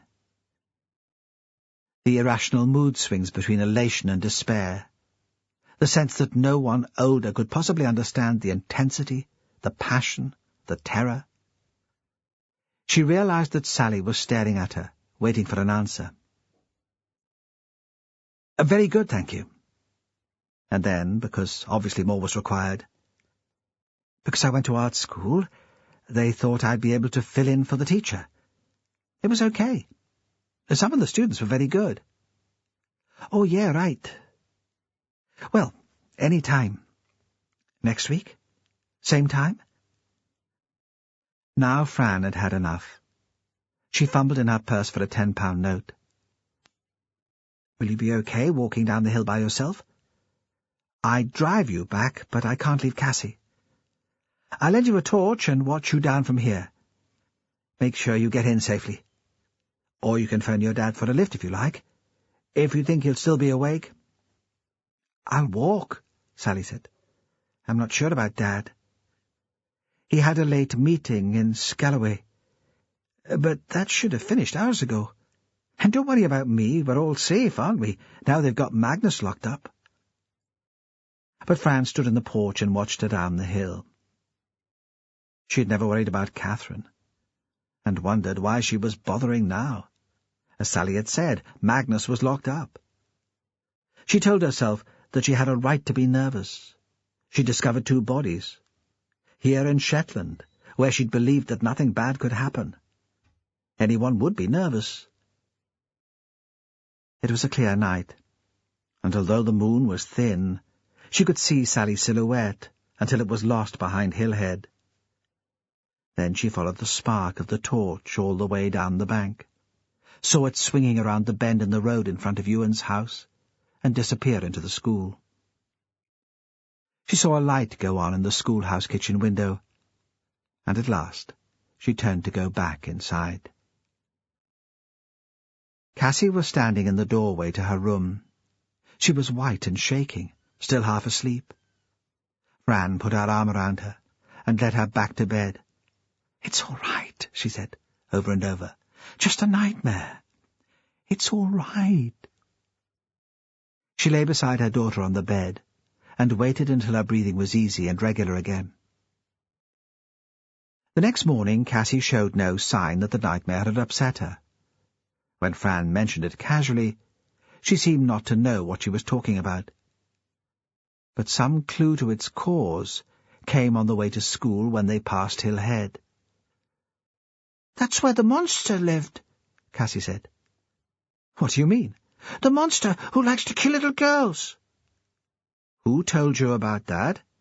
"Everyone. Everyone's talking about it at school." "Magnus lived there.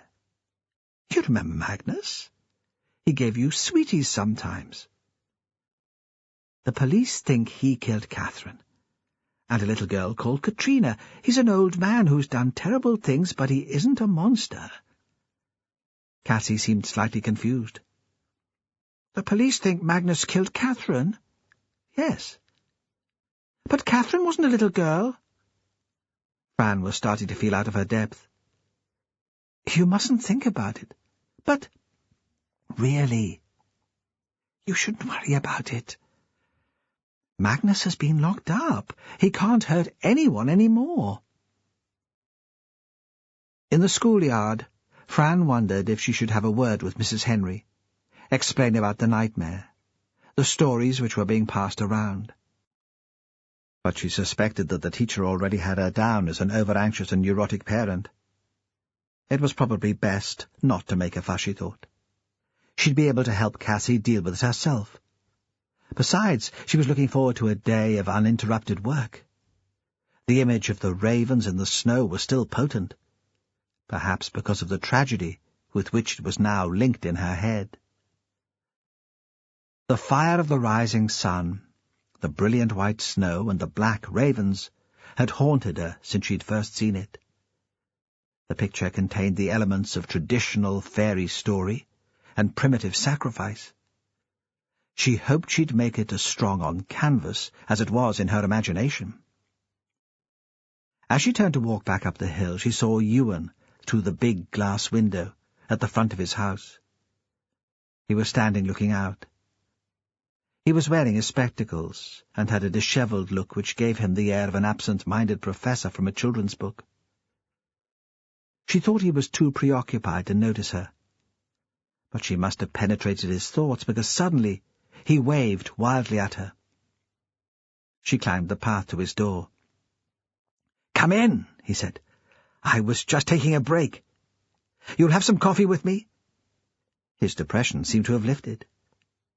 Now he seemed overtaken by a sort of manic need for activity.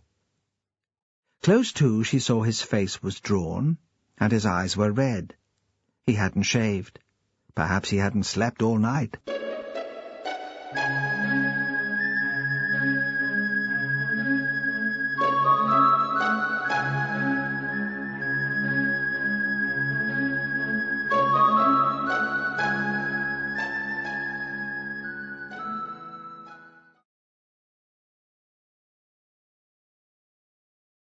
CD 9. Taking a break? Are you working? I'm going through Catherine's things. Oh, Ewan, do you need to do that now? Absolutely, he said. It's vital. I've only stopped because I felt I was losing concentration. Besides, I promised Inspector Perez that I would. Come along, I'll pour you some coffee, then we'll go upstairs. He led Fran along a corridor at the top of the house to the room where Catherine must have slept. It was square, unnaturally tidy, except for files arranged in heaps on the bed. One of the drawers of a small filing cabinet was open and empty. A plain white blind covered the window, and he was working in the light of an angle-poised desk lamp. Fran felt uncomfortable there. It made her think of a room in a private hospital, a mental hospital perhaps, where the doors would be locked. "Do you mind?" She pulled up the blind and let in the cold morning light. There was a view down to the school and beyond to the bay.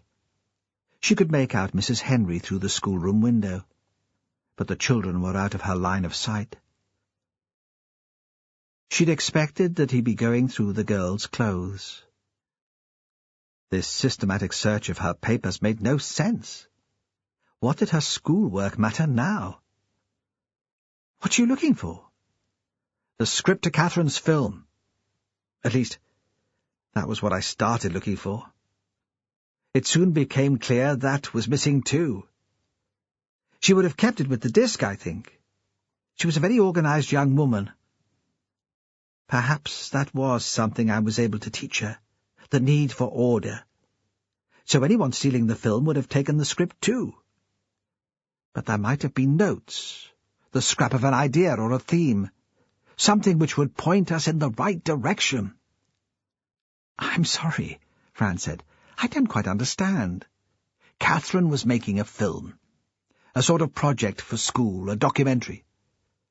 "And you've lost the film?" "No, not lost. Definitely not that. The film has gone missing, certainly, but it has been stolen, not mislaid."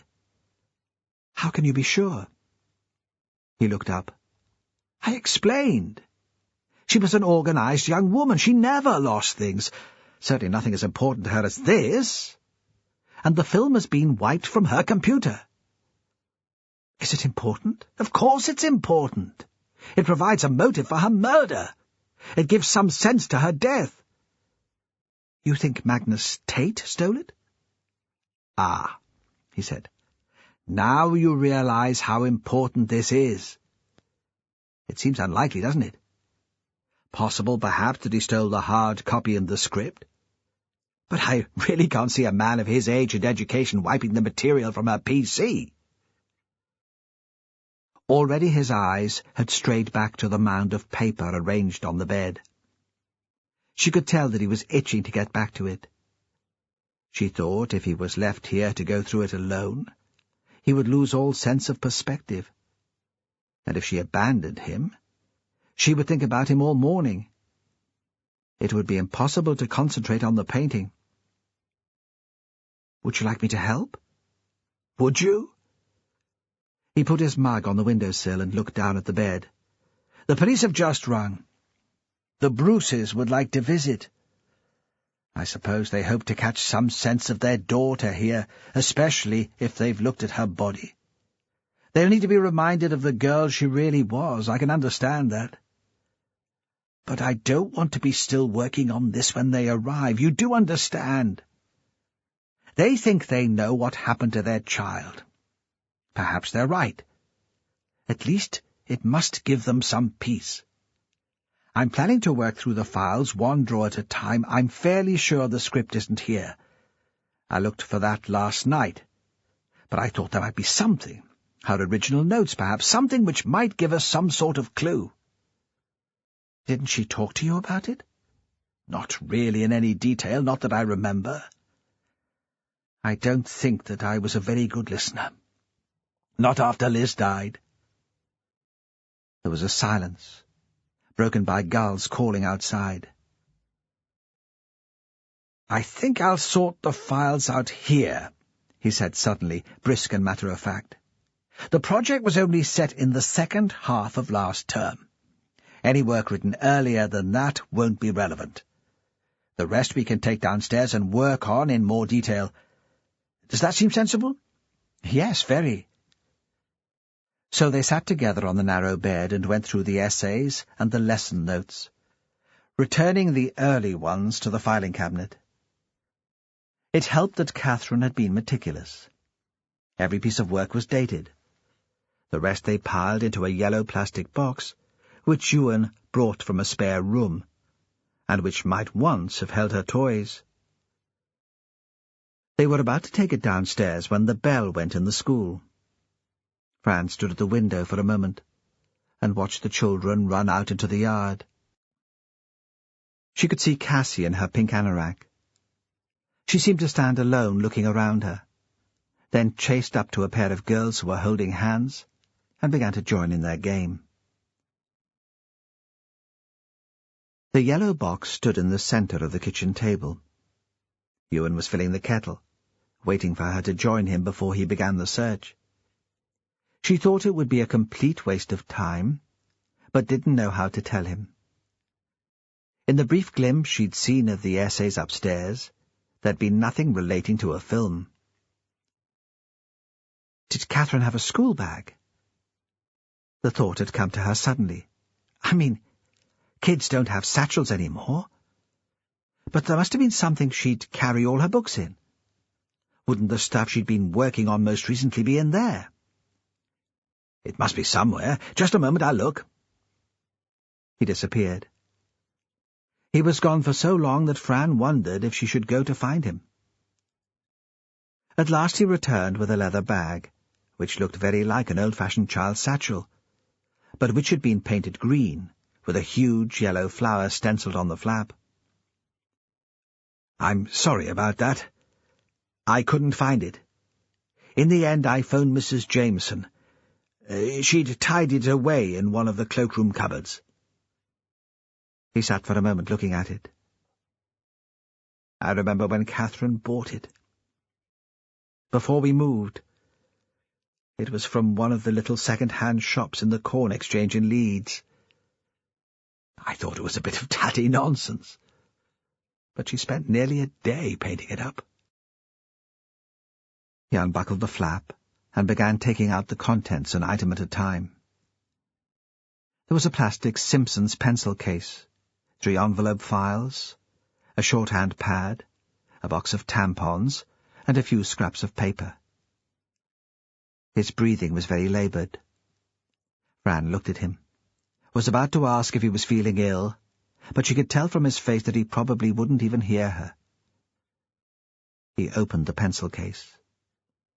He tipped out a fountain pen, a couple of biros, and some coloured pencils, a fine pen for drawing. Then he laid the shorthand pad in front of him and lifted the cardboard front cover. At the top of the page was written in Catherine's fine hand, "English assignment. Non-fiction documentary. Film? Check that would be okay." Below, in spiky letters large enough to cover the rest of the page, "Fire and Ice." That was what she was going to call it, Ewan said. Of course. Isn't it a poem? From Robert Frost. Just a minute. He disappeared from the room, but this time came back much more quickly. The book was on the table in her room downstairs. I'd seen it there. He riffled through the pages until he found what he was looking for. "It's a good title," Fran said. She thought it would be a brilliant title for a painting as well as a film. Had in her head again the ravens in the snow, with the big red ball of sun behind them. "What else is there in it?" She reached out to take the notebook from him, but he set it back on the table out of her reach. "Perhaps we could go through it together later," he said. "The idea that there might be something important in there is an incentive. A reward for going through the rest of her files. We can't afford to miss something. You do understand?" She wasn't sure she did understand such control, but she nodded and lifted a pile of paper from the yellow box. She could tell how hard he was finding it to hold himself together, and she didn't want to push him over the edge. She started with detailed notes, and 3 essays on Macbeth. It would be, she supposed, a sort of education. An hour later she had read everything in front of her. Besides Macbeth, she had struggled through Catherine's history notes on the Counter-Reformation and psychology essays about gender, stereotyping and peer pressure. A Shetland film was mentioned nowhere. Only an obscure visual reference showed that she was thinking about it all the time. In the margin of a set of notes and an essay plan, there was the same recurring doodle. The first time Fran had dismissed it as an attractive pattern, with no representational significance. When it was repeated, she looked more closely. The design was so similar to the first that it looked like a logo. It showed an 8-sided crystal, superimposed on a tongue of flame. Fire and ice. Fran showed the logo to Ewan. He scrabbled back through his own pile of papers and came up with 3 more examples of the same design. "I'd missed them altogether," he said. "I don't have your visual imagination, obviously. I was concentrating on the words." "Did you find anything?" "No," he said slowly, reluctant to admit defeat. "Nothing." Wouldn't anything she was working on recently be in her bag? In the notebook, which had the title, or one of the envelope files? She was starting to lose patience with him. Why didn't he just look in the more obvious places? Was he waiting for her to go, so he could look at them by himself? "Perhaps," he said. He looked up from the table. "Or perhaps I'm deluding myself, and we'll never find out why she died." She stretched out and scooped up the scraps of paper which had been crumpled in the bottom of the bag. The first was a ferry ticket. She gave it to him. She took the roll-on, roll-off to Hualsey just before Christmas. Did she have a friend there? "I think I remember that. There was a party. Some lad from school, she said. I can't see that it has any significance." "Then there's this, a supermarket till receipt." She stretched it out on the table, stroked it with her thumb to flatten it. "Safeways in Lerwick, dated the day before her body was found. Did she do any shopping that day?" "Not for me." He took it from her, frowning. "None of those items turned up in the house. She wouldn't have bought sausages or the pie. She was practically a vegetarian, and certainly never ate processed meat." He turned the paper over. Fran saw writing on the back, but from where she was sitting couldn't make out what it said. He slid it back along the table to her. "Look what's scribbled on the back. It's Catherine's writing." Fran read, "Katrina Bruce, desire or hate." "What does it mean?" "It's a reference to the same poem." He picked up the anthology again and read out loud, his voice shaking, as if he'd suddenly aged. "From what I've tasted of desire, I hold with those who favour fire. But if it had to perish twice, I think I know enough of hate to say that for destruction ice is also great." What is Catherine saying, then? Fran had forgotten her irritation with him. She was hooked by the puzzle. Suddenly, this had little to do with the reality of 2 dead girls. That Katrina was killed because someone desired her or hated her? Those 2 emotions must lie at the root of most violence. And what does it have to do with the film? Surely there's a more fundamental question. He sat upright in his chair. His voice was clipped, almost academic. Why was she interested in Katrina Bruce at all? I'd never heard of the girl until Catherine died. I think I knew that a family called Bruce lived here once, but not that the daughter had gone missing. Had Catherine discovered something about the girl's disappearance? If so, that might provide a powerful motive for her murder. Fran sat looking at him, trying to grasp the enormity of what he was saying. It seemed absurd to read so much from a scribbled note, but he was right. "Can we look at the rest of the notebook now? The other files from her bag?" She realized too late that she must sound very eager. He mustn't think she was treating his daughter's death as a game. She turned to Ewan, hoping she hadn't offended him, but a noise outside had caught his attention. "A car," he said. "It must be the Bruce family. I wasn't expecting them just yet."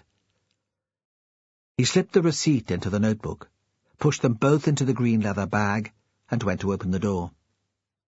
She put Catherine's books and essays back into the plastic box, and stuck it under the table.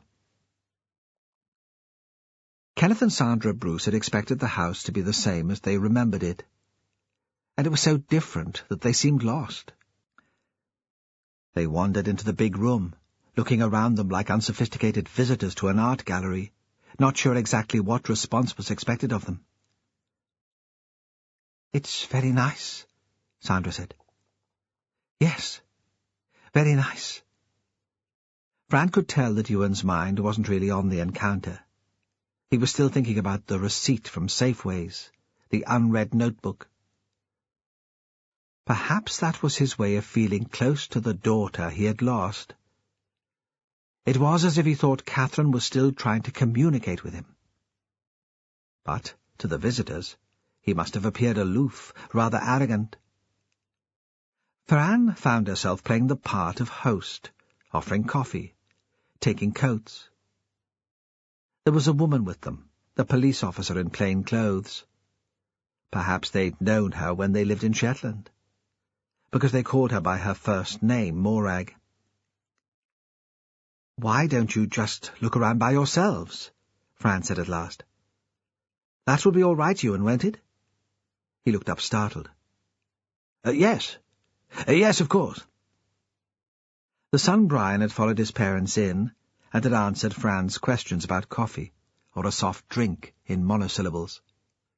He was a tall, ungainly boy, who seemed embarrassed by his size, the uncertain pitch of his voice. Now, when they went off to look upstairs, he stayed where he was, sitting by the fire, cradling his can of Coke in his huge hands, looking at his feet. Ewan, standing by the big window and staring down to Ravenhead, seemed not to realize that he was still there. Fran couldn't bear the silence. "I don't suppose you remember much of this," she said. "You must have been quite young when you left." He looked up at her. His chin was spattered with acne. "I remember some of it very well," he said. "The day Cat went missing. I remember that." She waited for him to continue, but he tipped back his head and took a swig from the can. "It's the small details you remember, isn't it?" she said. "Like what you had for tea and what you were wearing." He smiled, and she saw that one day he might be good-looking. "I was wearing a Celtic shirt. I don't know why, but I've always supported Celtic. It was the summer holidays, wasn't it? No school. I hated school." "Did you?" She would have liked to ask why, but didn't want to frighten him back into silence. "Maybe that was down to Cat. She really hated it. Put me off before I started."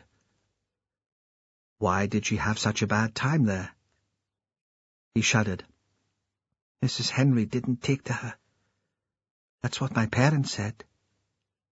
You know, they talk about stuff and they think you're not listening, or you're too young to understand. My dad wanted to move her to a different school. He said she'd never get on at Ravenswick, with Mrs. Henry on her back all the time. Mum said it would be awkward.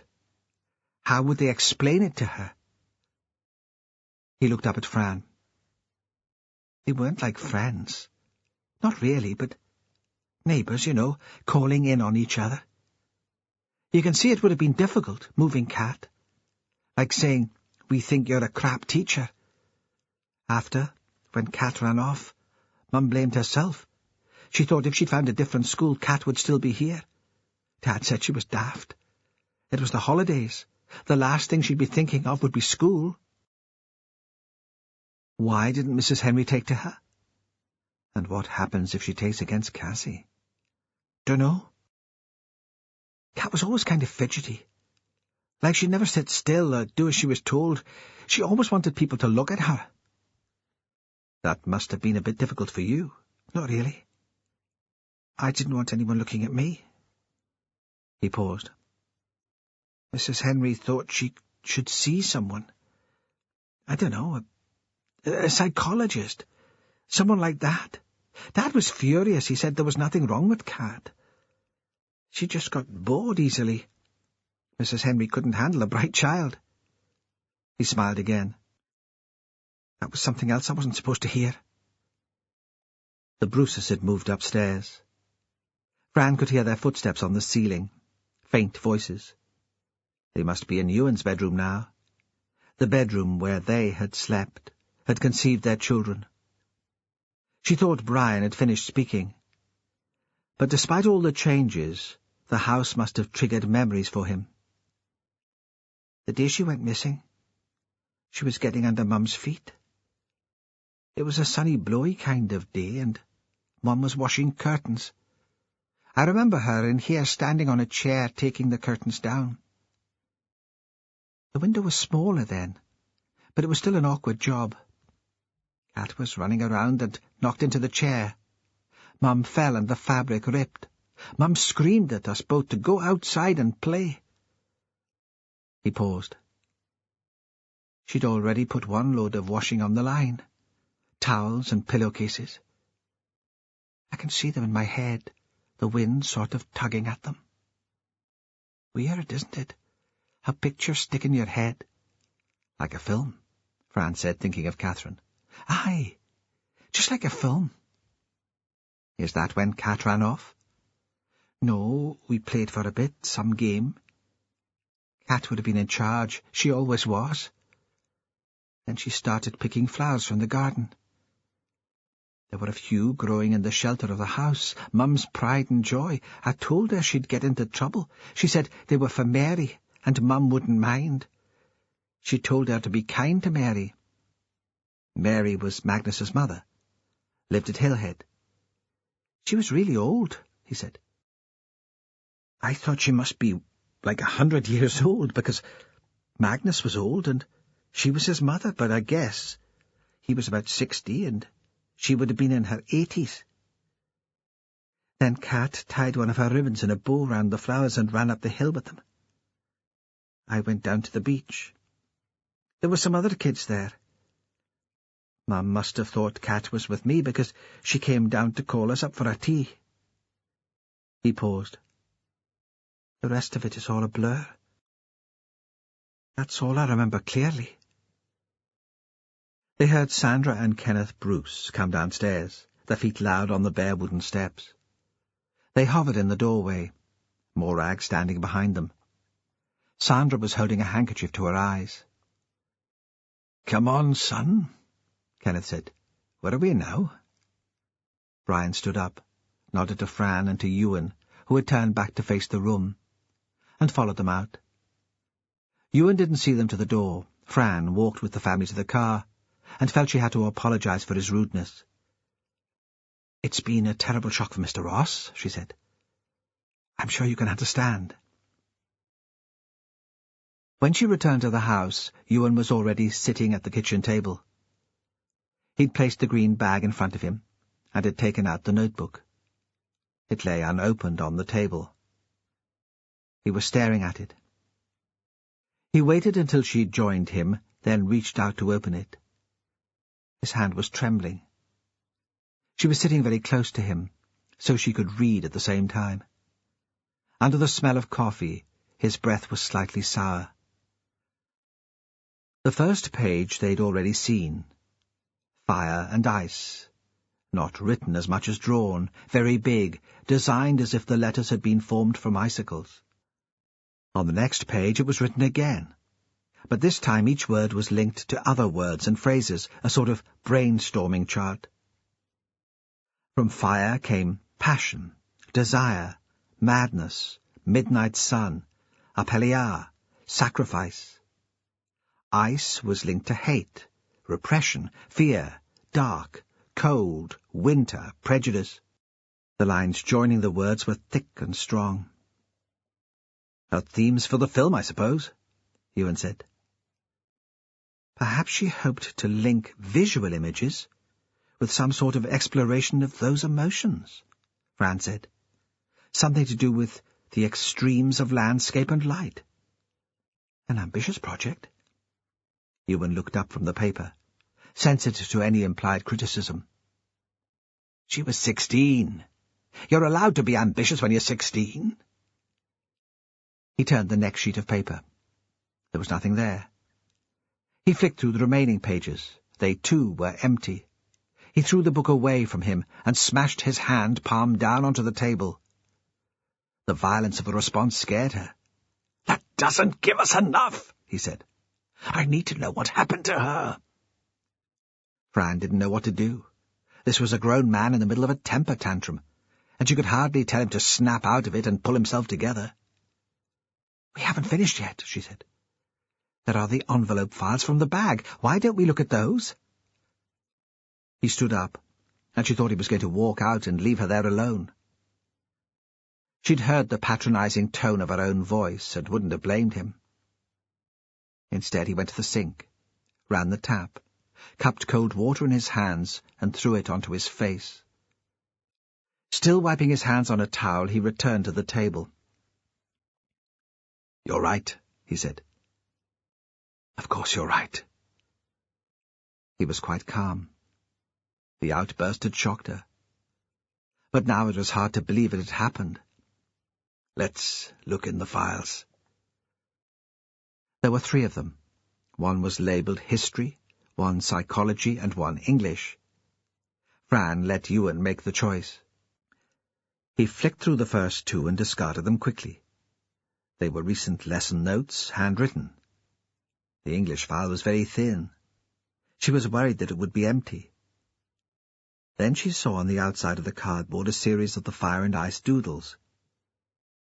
He opened the envelope file and pulled out a single sheet of paper.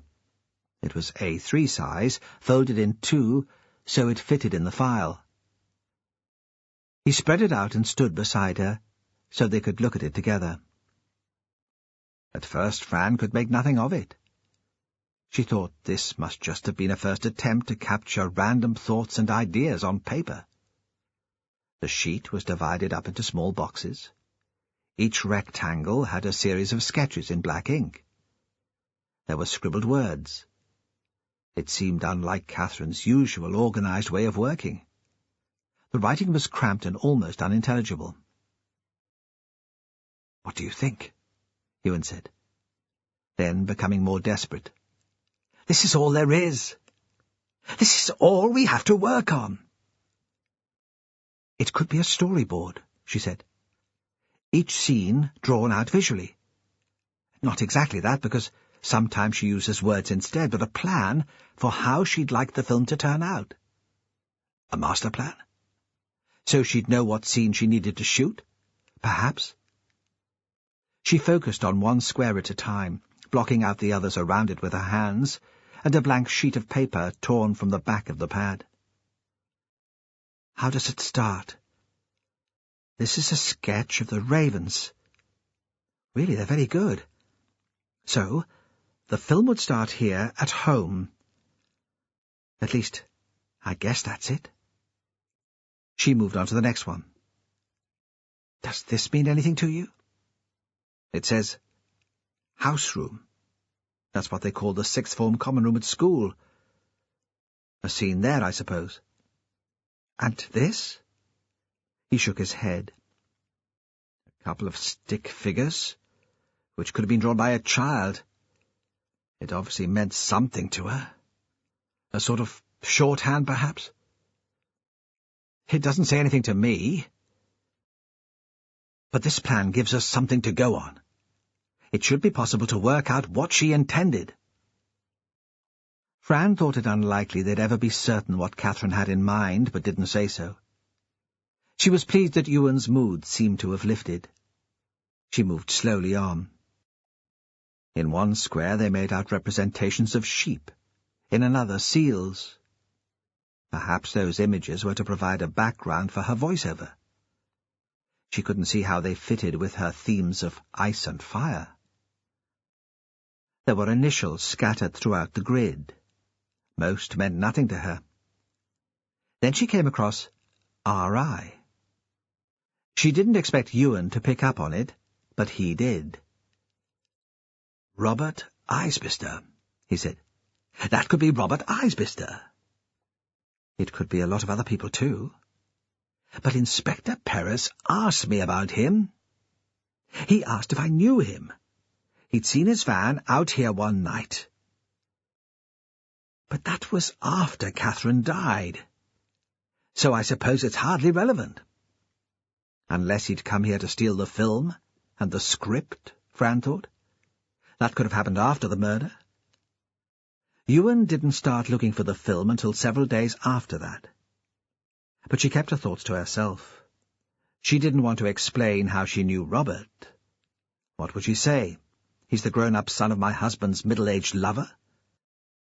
In the same box as the initials, something else had been scribbled. What do you think this is? In the storyboard, Catherine's writing was much less clear. It was as if she'd wanted to get down her ideas very quickly, before she lost track of them. Ewan turned the page so he could see it more clearly. A date. January the 3rd. It looks as if it's been added. Isn't it in different ink? He straightened, stretched. We must be missing something. I can't see anything here which would lead someone to murder her. Perhaps there is nothing. It sounded brutal, but she didn't know how else to say it. Perhaps Magnus Tate was responsible all the time. Perhaps the film and the script aren't in the house because she'd finished it. She took it into school at the end of last term and left it there. Perhaps we should have checked before putting you through all this. No, he said.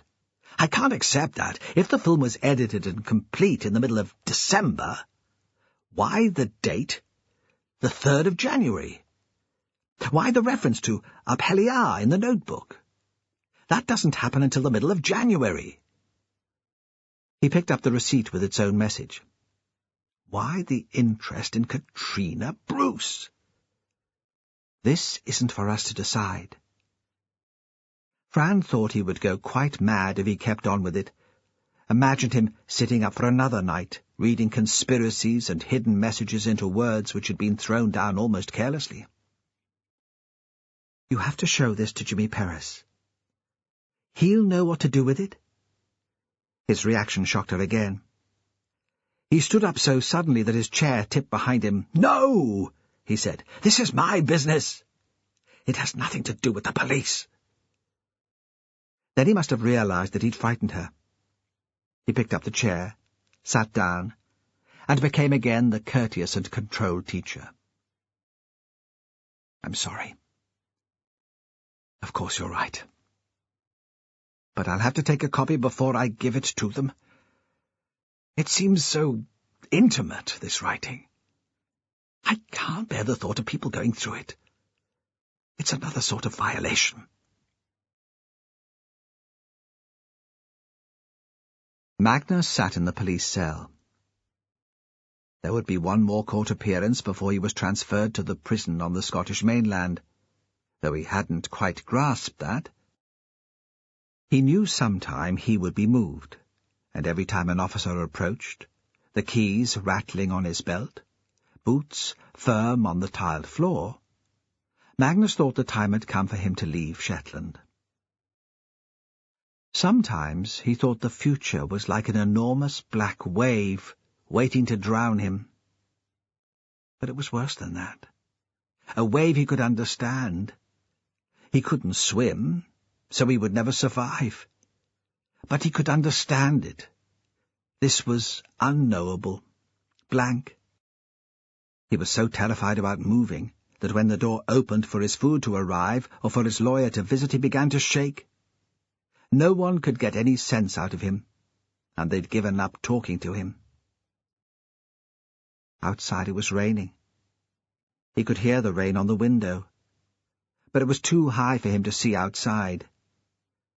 In his head it was summer, and he was cutting hay, using a scythe in the old way, because they had so little land that it wasn't worth the fuss of asking a neighbour with a machine for help. He stopped to catch his breath, and wiped the sweat from his forehead with his sleeve. There was a stiff westerly blowing the waves beyond Raven's Head into White Peaks, and the effort of bending and cutting it made him hot. He could see a small child dancing up the hill. She was carrying flowers tied with a ribbon, which streamed out behind her. He leaned the scythe carefully against the wall. He'd been working since breakfast.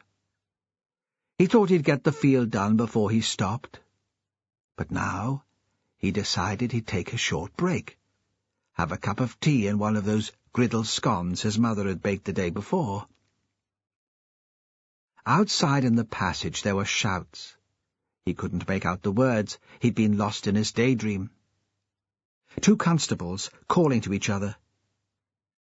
He held his breath, grew dizzy with panic. But it must just have been a bit of fun. There was a sudden burst of laughter, and he heard them move away into the office. He began to breathe again. He talked to Catherine about Katrina, that last time she'd come to visit, the day he'd gone to Safeways, and he'd seen her on the bus. He hadn't meant to. He'd just asked her in for tea. She'd wanted tea, not a dram. It had been too early for that, she'd said. But she was dying for a cup of tea. She'd taken his picture, first outside with him standing by the house and looking down towards the school. Then in the house, swinging the camera all around, and stopping for a while next to the raven, pointing it very close to the bars of the cage. Since they'd locked him up, Magnus had thought every now and then about the raven, and about how maybe it would have been better to kill it as soon as he'd found it injured. Maybe that would have been kinder than keeping it shut in. Catherine had shown him the pictures she'd taken, pointing to them on a little screen. "Look, Magnus, you're on television." But his eyesight hadn't been good lately, and he hadn't been able to make out the images. They seemed to be jumping up and down in front of him. And how could photos do that? He pretended he could see, though, because he didn't want to hurt her. He thought she would go then, but she sat down in his mother's chair, lying back as if she was exhausted. She'd taken off her coat and thrown it on the floor beside her. She was wearing trousers, black trousers, very wide at the bottom. His mother had never worn trousers in her life. But in the warm there, as the light started to go outside, it was almost like talking to his mother. Why had he started talking about Katrina? Because the girl had been in his mind a lot since New Year, when Sally and Catherine had tumbled into his house. They were older than Katrina, more like women than girls, with their shiny lips and the black lines around their eyes. But they made him feel the same. It was the giggling and the fast way of talking and the way they played with their hair. Catherine's tiny feet and skinny wrists, Sally's soft plump arms, their bangles and beads. But now Catherine sat in his mother's chair, with her legs crossed and her stockinged feet stretched towards the fire. And she didn't giggle. She asked gentle questions and listened to his answers. He forgot his mother's words, "Tell them nothing," and he described what happened that day after Katrina came to call. Later, of course, he regretted it. Later, he knew he'd done wrong. They sat in Jimmy Perez's house. Somehow Taylor was still in Shetland. Perez wasn't sure how he'd managed to get out of returning to Inverness. He'd avoided phone calls, talked vaguely about taking a few days' leave, said his back was playing up, made excuses about details of the case. Still some loose ends to tie up. The same excuses Perez made when he tried to explain what he was doing, still looking into Catherine Ross's murder. Because that was all over, wasn't it? The old man was in custody. Any day now he'd be sent south, and they could forget all about it until the case came to court. Only Perez couldn't forget it, and neither could Taylor, which was why they were sitting here in Perez's house and not at the police station, where Taylor might be caught lying down the phone to his superiors in Inverness. And it was why any resentment Perez might have had about an outsider coming in and taking over the case had evaporated. Rank didn't matter anymore. They were allies. Outside the weather had changed again, brightened up a bit. The rain had stopped and the wind had eased. The forecast for January the 25th was for high pressure and frost. That would be fine for Apelliar. A clear night, so you could see the bonfire for miles. In town, that was all the talk was about. The boat, the procession, and who would lead it, and already the tourists had started to arrive. They were sitting in the wood-panelled room, and a milky sun was reflected from the water. Perez had made coffee, a big cafetiere which was supposed to last them, but which was already nearly empty, and anyway was cold. The cafetiere and 2 mugs stood on a tray on the floor. On the low coffee table lay the notebook, the big sheet of paper with Catherine's plan for her film, and the crumpled Safeway's receipt. Ewan Ross had brought them in the night before. He'd come straight from the library where he'd taken copies. "I know her writing better than you do. Something might suddenly make sense to me." The paper and notebook had been in a clear plastic A4 envelope, which he'd held away from his body gingerly like a bomb. He'd refused to hand it over to anyone else in the police station. When Taylor picked up the receipt, Perez wanted to take it from him. The Englishman's hands were so big that Perez was afraid he might damage it, and already the print from the till was faint. Taylor looked at the note in Catherine's writing. Katrina Bruce, desire or hate. Then he turned it over. It's dated January the 4th, and timed 10:57, Perez said, trying to keep his voice calm, hoping Taylor would replace the scrap of paper. The purchases are listed. Oatcakes, milk, tea, biscuits, economy pork sausages, a steak pie for 1, 2 tins of peas, 2 tins of beans, a white sliced loaf, a ginger cake and a bottle of famous grouse. I've been to Magnus's house. Not for the first time. He'd been there the day after the old man's arrest, carried out the raven in its creaky old cage, and taken it to the woman in Dunrossness to care for. He hadn't told his colleagues about that. They thought him daft enough as it was. But he couldn't just leave it there to starve, and he couldn't hit it on the head either. He turned his attention to the receipt. There were 2 sausages of the same brand in his fridge, along with the pie. 1 tin of beans is in his pantry, and the other empty is in his rubbish bin. "Okay," Taylor interrupted. "So the receipt belongs to Magnus." Finally he replaced the paper on the table. Perez felt himself relax. He continued. The date, of course, is most significant, January the 4th. The day before Catherine's body was found. The day they met up on the bus. Catherine scribbled a note on the receipt when she was in Magnus's house. Something she wanted to remember. We'll come back to that. She took it with her. Must have done, because Ewan found it in her room. That means she must have been alive when she left Hillhead.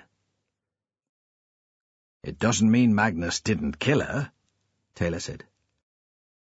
He could have followed her to the Ross house, or arranged to meet her outside. We always thought it was most likely she was killed where she was found. Almost certain, the pathologist said. Aye, Perez said. Maybe. But why would he follow her? Why kill her? Because he talked to her about Katrina Bruce. He must be a lonely man, living all on his own in that house since his mother died. Suddenly he had company, someone sympathetic, wanting him to talk, listening to him. Perhaps she had her own reasons for encouraging him to speak. She wanted his stories for her film. Perhaps she was just a nice kid who felt sorry for him, and the temptation was too much for him. Perhaps he'd had a whiskey or two, and that loosened his tongue. Whatever. I can see that, Perez said. I can even see him killing her afterwards to keep the whole thing quiet. But I can't see him going into the Ross house, searching her room and finding the disc, finding the script and wiping all trace of it from the PC. I don't get that.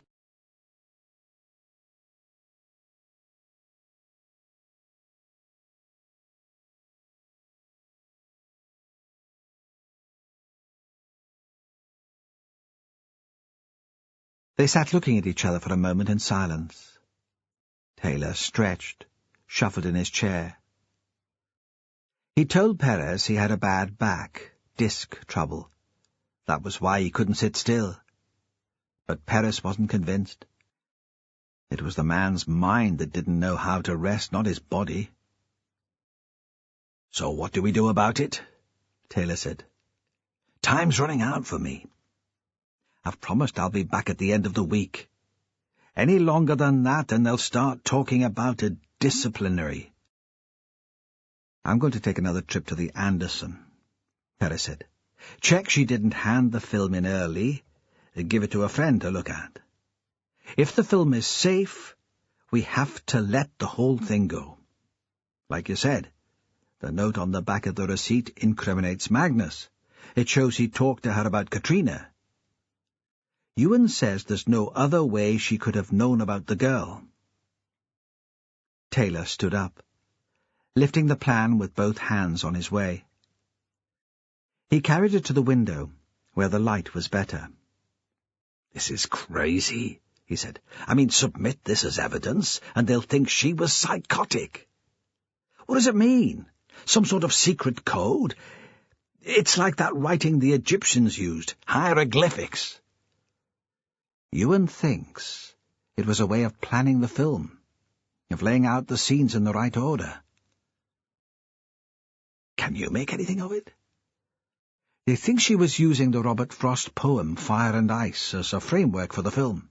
"They?" Taylor frowned. "Mrs. Hunter was with Ewan when he went through it." "For Christ's sake! She found both bodies. If the case was more open, she'd be a fucking suspect." He prowled away from the window. Perez knew he was right to be disturbed, but couldn't see Fran killing anyone. He thought of her sometimes late at night, when the wind blew rain against his window.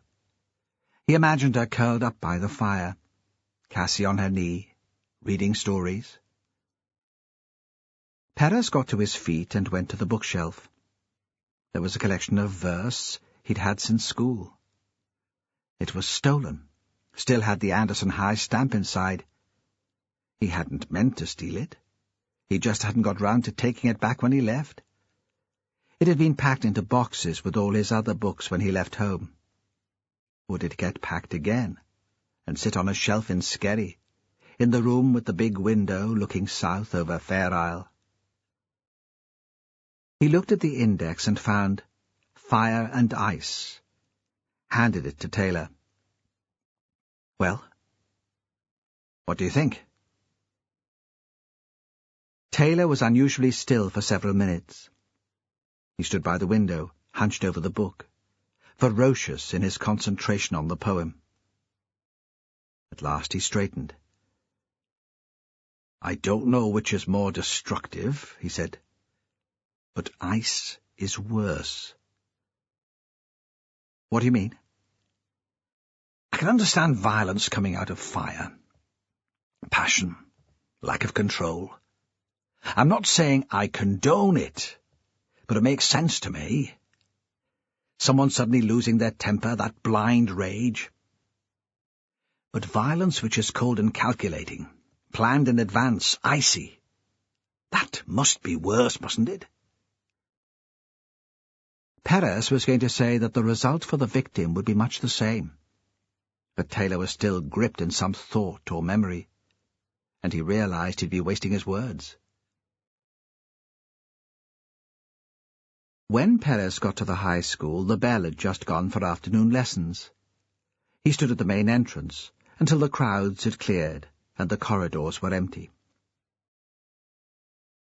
At the office he asked if Mr. Scott was teaching. He didn't have to identify himself. The secretary had worked there since he was a boy.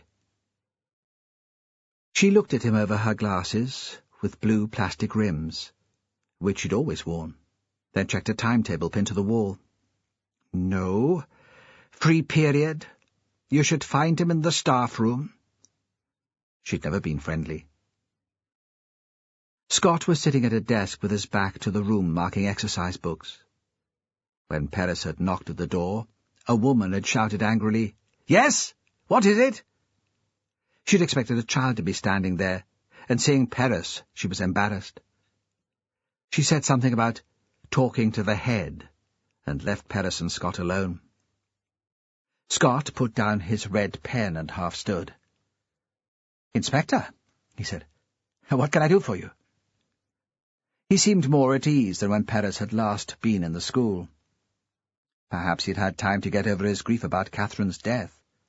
Or perhaps he thought Magnus's arrest meant that there would be no more awkward questions about his relationship with the girl. "Just a few loose ends." "Of course. Tea?" Perez nodded and sat on one of the low orange chairs. Again he had the sensation of being an imposter. He shouldn't be here. He should be waiting outside, a piece of late work in his hand. "It's about Catherine's film." "Last year's project?" "I'd set the group a piece of documentary writing. They had to capture the spirit of contemporary Shetland. She asked if she could make a film instead. She said she would produce the script to go with it, so I agreed."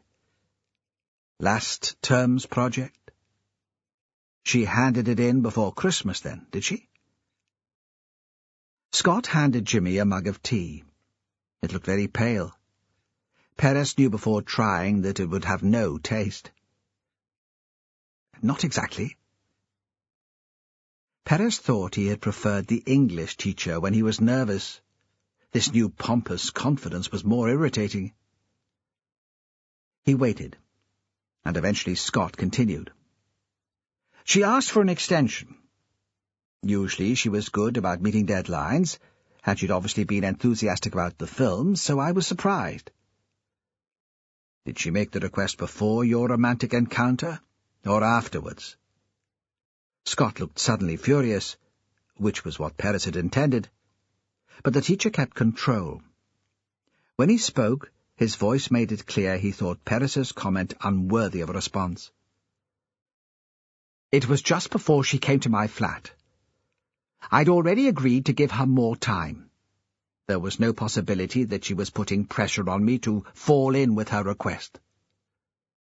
"What reason did she give for needing an extension?" "She wanted to include a piece about Apeliar. To outsiders, the Viking Fire Festival is emblematic. I could see that it would be an interesting addition to the film. I did insist, though, that she let me have a synopsis before the end of term. There was already some petty jealousy around Catherine. I didn't want more accusations of favoritism." "And did she give you the synopsis?" "Not in person, no. I've already explained that I didn't see her during the last few days of term. She must have come into the staff room when it was empty, or given it to another member of staff. I found it in my pigeonhole in here." "Could I see it, please?" He thought for a moment the teacher would refuse. but Scott only sighed deeply at the interruption, and asked Perez to follow him to the English department. His classroom was in the old part of the building. It seemed colder in there, despite the pale sunshine coming through the dusty skylight. Perez followed him downstairs and into an empty room. Scott opened a cupboard and pulled out a thick box file. "I've been collecting together all Catherine's work. I thought Ewan might like to have it." He set the file on a table at the front of the room and looked at it for a moment before opening it. For some reason, Perez had been expecting the synopsis to be in the same cramped handwriting as the editing plan, but it had been typed on a computer. There was the same title, Fire and Ice, in bold at the top. He read it slowly, aware that Scott was watching him. "This film uses the stereotypical images of Shetland landscape and history and subverts them to comment on contemporary life on the islands. There is no narrative line. Rather, the pictures and real conversations are cut to allow the viewer to come to his or her own conclusion about the values which shape this unique community.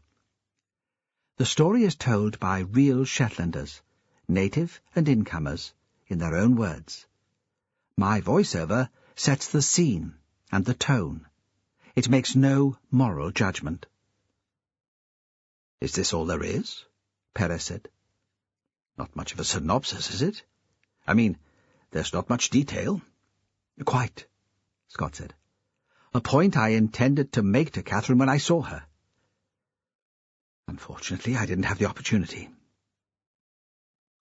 Walking out of the main gate, Perez caught a glimpse of Jonathan Gale, the lad who'd given Catherine and Sally a lift on New Year's Eve. He increased his pace and caught him up. "Hi, how are things?" The boy shrugged. "I'll be glad to leave. University next year. I've got a place at Bristol. I can't wait." "You're bound to be upset about Catherine. Losing someone you cared about." "I don't know why. She just set out to make a fool of me." Perez thought suddenly he knew what Jonathan meant. New Year's Eve. Was Catherine with Robert Isbister? He thought she'd been flaunting herself with Robert to make a point. Jonathan gave a bitter laugh. No, it was nothing like that. Robert was all over Sally in the car, not Catherine. It was horrible, actually. I didn't know where to look. So then Perez wondered if it had been Robert who'd been making the point. Some attempt to make Catherine jealous, perhaps? Surely he hadn't been so obsessed by the girl that he'd been driven to kill her. Cassie wanted to spend January the 25th with her father. He always celebrated Up Heliar on the same day as the festival in Lerwick. There was a big bonfire on the beach. Then everyone went back to the hall. It wasn't like the big show for the tourists in Lerwick. It was a community gathering. Fran rejected the plan out of hand. Up Heliar at Duncan's place was a piss-up, the party to end all parties. How could Duncan take responsibility for a child, especially without Celia to keep him on the straight and narrow? It was Sunday afternoon, and Duncan had taken Cassie to Unst to visit an elderly uncle. Now they stood on Fran's doorstep, arguing, but trying to keep their voices civilized, because Cassie was inside watching television. "Come on," he said. "She'll love it. It'll take her mind off everything that's been going on here." "You must be joking." Fran had a nightmare vision of Duncan's Up Heliar from a small child's perspective. She imagined Cassie abandoned on the beach, looking up at the towering strangers around her, while Duncan was playing with his mates. The flames would throw odd shadows onto their faces. Cassie already dreamt enough about monsters. She'd be terrified, and you'd be too drunk to look after her properly. His face paled, and he blinked violently, as if he'd been slapped. She stepped away, expecting an angry outburst. but when he spoke, it was almost in a whisper. "Do you really think that badly of me?" Then he turned and walked away without a word, not even calling in to Cassie to say goodbye. Fran watched him go with a stab of guilt. Perhaps she'd misjudged him. Should she call him back and tell him Cassie could go with him if he promised to take care of her? But then he'd always found ways to manipulate her. Perhaps guilt was just the response he'd been working for. He must already have promised Cassie she'd be spending Up Heliar with him, because back in the house, that was all she could talk about. He'd have talked it up. He had a knack of conjuring magic with his words. When Fran made it clear the trip wasn't going to happen, Cassie had a major tantrum. She threw herself onto her bed, sobbing, gasping for breath, scaring Fran into thinking she was having some sort of seizure. There were words, too, tangled, pushed out hysterically between the sobs. "I'll never be able to go to school again. Everyone else is going to Up Heliar. We painted the galley. Jamie's uncle is in the Geyser Jarl squad. What shall I tell them? What will they think?" The hair around her face was matted with tears. Fran stroked it from her cheeks and her forehead. "We'll go into Lerwick," she said. "We look at the procession and see the boat being burned. That's the real Up Heliar. More exciting than a bonfire on the beach at the Haw." The crying stopped abruptly. There were a couple of dramatic shudders. Fran found herself wondering if a skill to manipulate was carried in the genes, transferred, of course, through the paternal line. It seemed you and Ross had been thinking about Up Heliar too. The next day Fran called in on him after she had dropped Cassie at school. He made her coffee and took her into the living room with its huge pointed window looking over the bay. According to the police, Catherine hadn't finished her film. She'd asked for an extension so she could include the fire festival. It would fit with the theme, wouldn't it?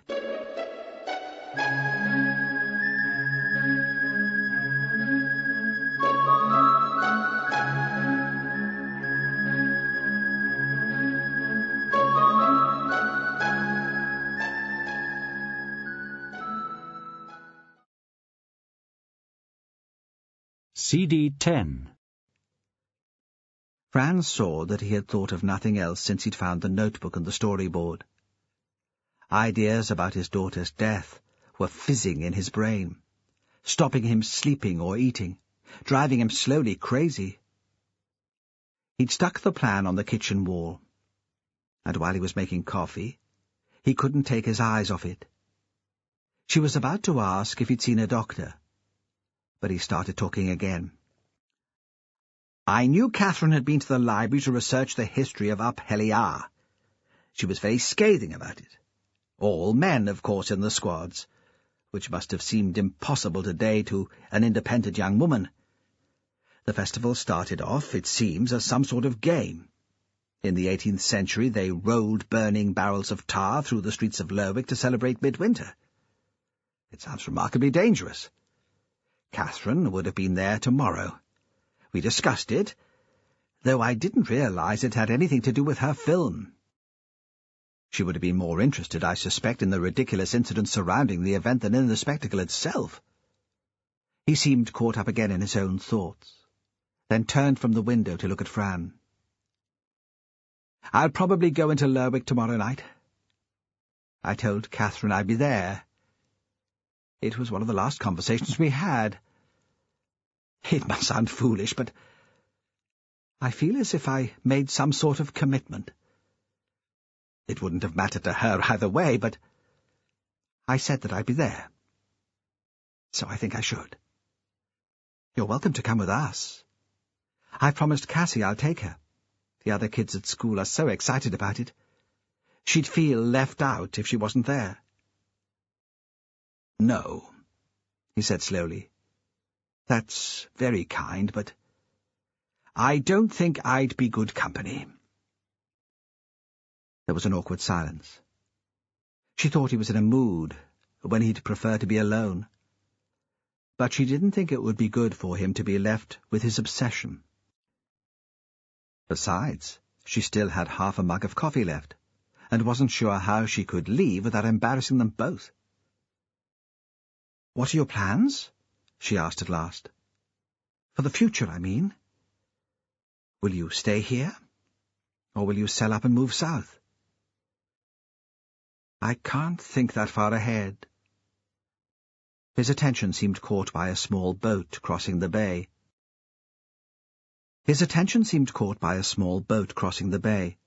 And she saw he couldn't think of anything else at the moment. He could only focus on prizing meanings from his daughter's writings, which might explain her death. "Do you think Inspector Perez is an intelligent man?" he asked suddenly. She considered for a moment. "I think I'd trust him to get things right. He seems to have an open mind, at least. I showed him all the information we discovered about Catherine's film. The receipt and the jotter. The plan. He has everything. I only have copies." She saw how hard it must have been for him to relinquish the scraps of paper. "Fire and ice," he went on. "I hope the detective picked up its full significance. I tried to explain." She didn't know what to say. How could she speak for Perez? Anyway, she wasn't sure she understood entirely what Catherine had wanted to achieve with the film. It probably had no significance at all. Ross was constructing an elaborate theory from a poem and a piece of homework. He continued almost to himself. There was ice, the night Catherine was killed, of course. Ice, cold hatred, destructive. And tomorrow night is the fire festival, fire for passion. She waited for him to go on, but he seemed to realize he was rambling. "Probably nothing," he said. "Nothing sinister at all. An excuse for men to dress up in silly costumes and show off. And then drink too much." When she said she would show herself out, she wasn't sure whether or not he had heard her. It was Monday morning, and Sally woke up in the dark, switched on the bedside light, felt for her alarm clock, and looked at the time. From the kitchen she heard her mother, the shutting of a cupboard door, the rattle of a spoon in a mug. Her mother seemed to get up earlier every morning, though there was nothing more for her to do. Preparation for school was completed every night before bedtime. The pile of orange exercise books marked and neatly arranged. Why couldn't she chill occasionally? Sometimes Sally even felt sorry for her. She had no friends, after all, only the parents who were frightened of her. In the bathroom, Sally looked at herself in the mirror over the sink, smiled. The zit on the side of her nose had gone. Monday morning. And she felt okay. The stomach cramps, the migraine, the panic of the old days had gone. Now she almost looked forward to going to school and meeting everyone. She stood in the shower and tilted back her head so she could wash her hair. Over breakfast her mother seemed distracted. She'd allowed the porridge to stick to the pan, and there was no bread left in the freezer for toast. Sally poured muesli into a bowl, added milk, dreamed of Apeliar. It would be a great night for Robert, supporting his father in the Geyser Jarl, following him in the procession through the streets of Lerwick and around the community halls. She should be with him. Of course, she'd be in town for the procession and the burning of the galley. That wasn't a problem. Her parents had taken her into Lerwick to see the spectacle since she was a baby. But as soon as the fire died down, they would want her to leave town and go home with them.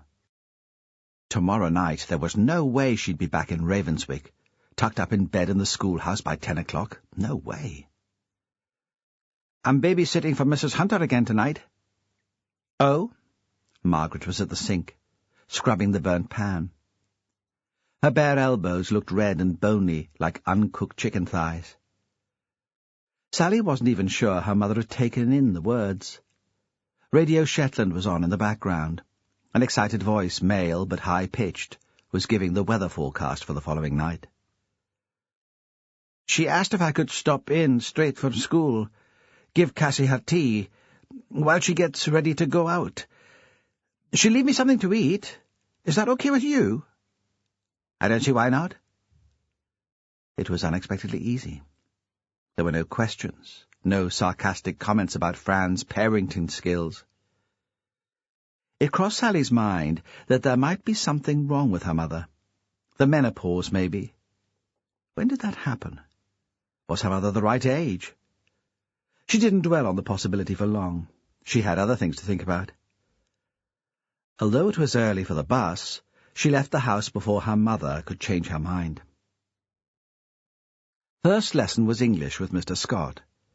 They were still doing Macbeth, reading it out loud in class, everyone taking a different character. Since Catherine's death, Sally had found lessons easier too. Teachers had been more patient, more ready to explain. They'd noticed her. She talked less, thought more carefully about what she had to say. That was because she wasn't so nervous. They'd had to write an essay for Mr. Scott about Lady Macbeth and her relationship with her husband. Last term she'd have been a wreck, waiting for it to be handed back, gabbing away about nothing to whoever would listen to her, just so she wouldn't think about what he would say. Now there was just a sort of curiosity about what the teacher had made of it.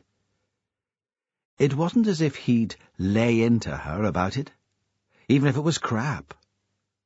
Scott wasn't so bad, she thought. Not sexy like Robert, but gentle, sensitive. Catherine had been hard on him. Now he sat on her table, just as he'd used to sit on Catherine's. His hand, rested flat on the wood supporting himself, was very close to hers. He was wearing the old man's jacket, and she could smell the wool. "An excellent piece of writing, Sally. Some very interesting points. You really seem to have found your voice this term. Perhaps I can recommend some extra reading?" Beside her she knew that Lisa was smirking. They'd all take the piss at break in the house room. But she couldn't help being flattered. "Thank you, Mr. Scott. That'd be great." All day the school felt different, like they were small kids again in the build-up to Christmas. That slightly manic air. Everyone with too much energy and not being able to concentrate. It was all about Apeliar. The sixth years mocked the whole thing. But even in their house room, there was a suppressed excitement, a collective silliness. At lunchtime, they had a go at her as she'd expected. "Scotty really fancies you," Lisa said. "You can tell." Then someone said, "You want to watch it? He really fancied Catherine, and look what happened to her." And the room went quiet for a moment, until James Sinclair threw the remains of his sandwich at Simon Fletcher and chaos broke out again. Sally didn't have a lesson last thing and walked into town, to the hall where they were putting the final touches to the galley. Robert was already there. He looked as if he'd been there all day. He had splashes of varnish in his hair. Although they had arranged to meet, he seemed briefly shocked to see her, and she wondered what was the matter with the people she knew at the moment. Her mother, Robert, even her father. They all seemed wrapped up in their own dreams or preoccupations, so the demands of everyday life seemed to come as a surprise. She thought the galley looked stunning. It was enormous, and the dragon's head at the prow reared up over her, its flared painted nostrils and fiery eyes somehow hypnotic, pulling her attention. Robert grinned. He took a horned helmet from a shelf beside him and put it on, then held the shield across his breast. "Well, what do you think? My dad gets back later. I want everything perfect for him." She thought he was like a little boy showing off. A picture of Mr. Scott reading Shakespeare to them came into her head, and she wondered, in a fleeting, disloyal moment, if perhaps Robert wasn't the right person for her after all. Then she saw how magnificent he looked, with his blonde hair and blonde beard. How could Scott compete with that? He held the shield high above his head, and she thought how strong he was. He'd be able to lift her aloft just as easily, snap her wrist with one of his hands. "I'm babysitting again tonight. Will you be able to make it? I told you, remember?" She saw from the moment of confusion on his face that he'd forgotten all about it. "I'm not sure," he said, keeping his voice low. "There's a last-minute meeting of the squad, the official photograph. My dad will need me. He trusted me to look after things while he was away. But we can be together tomorrow. I've got you a ticket for one of the halls.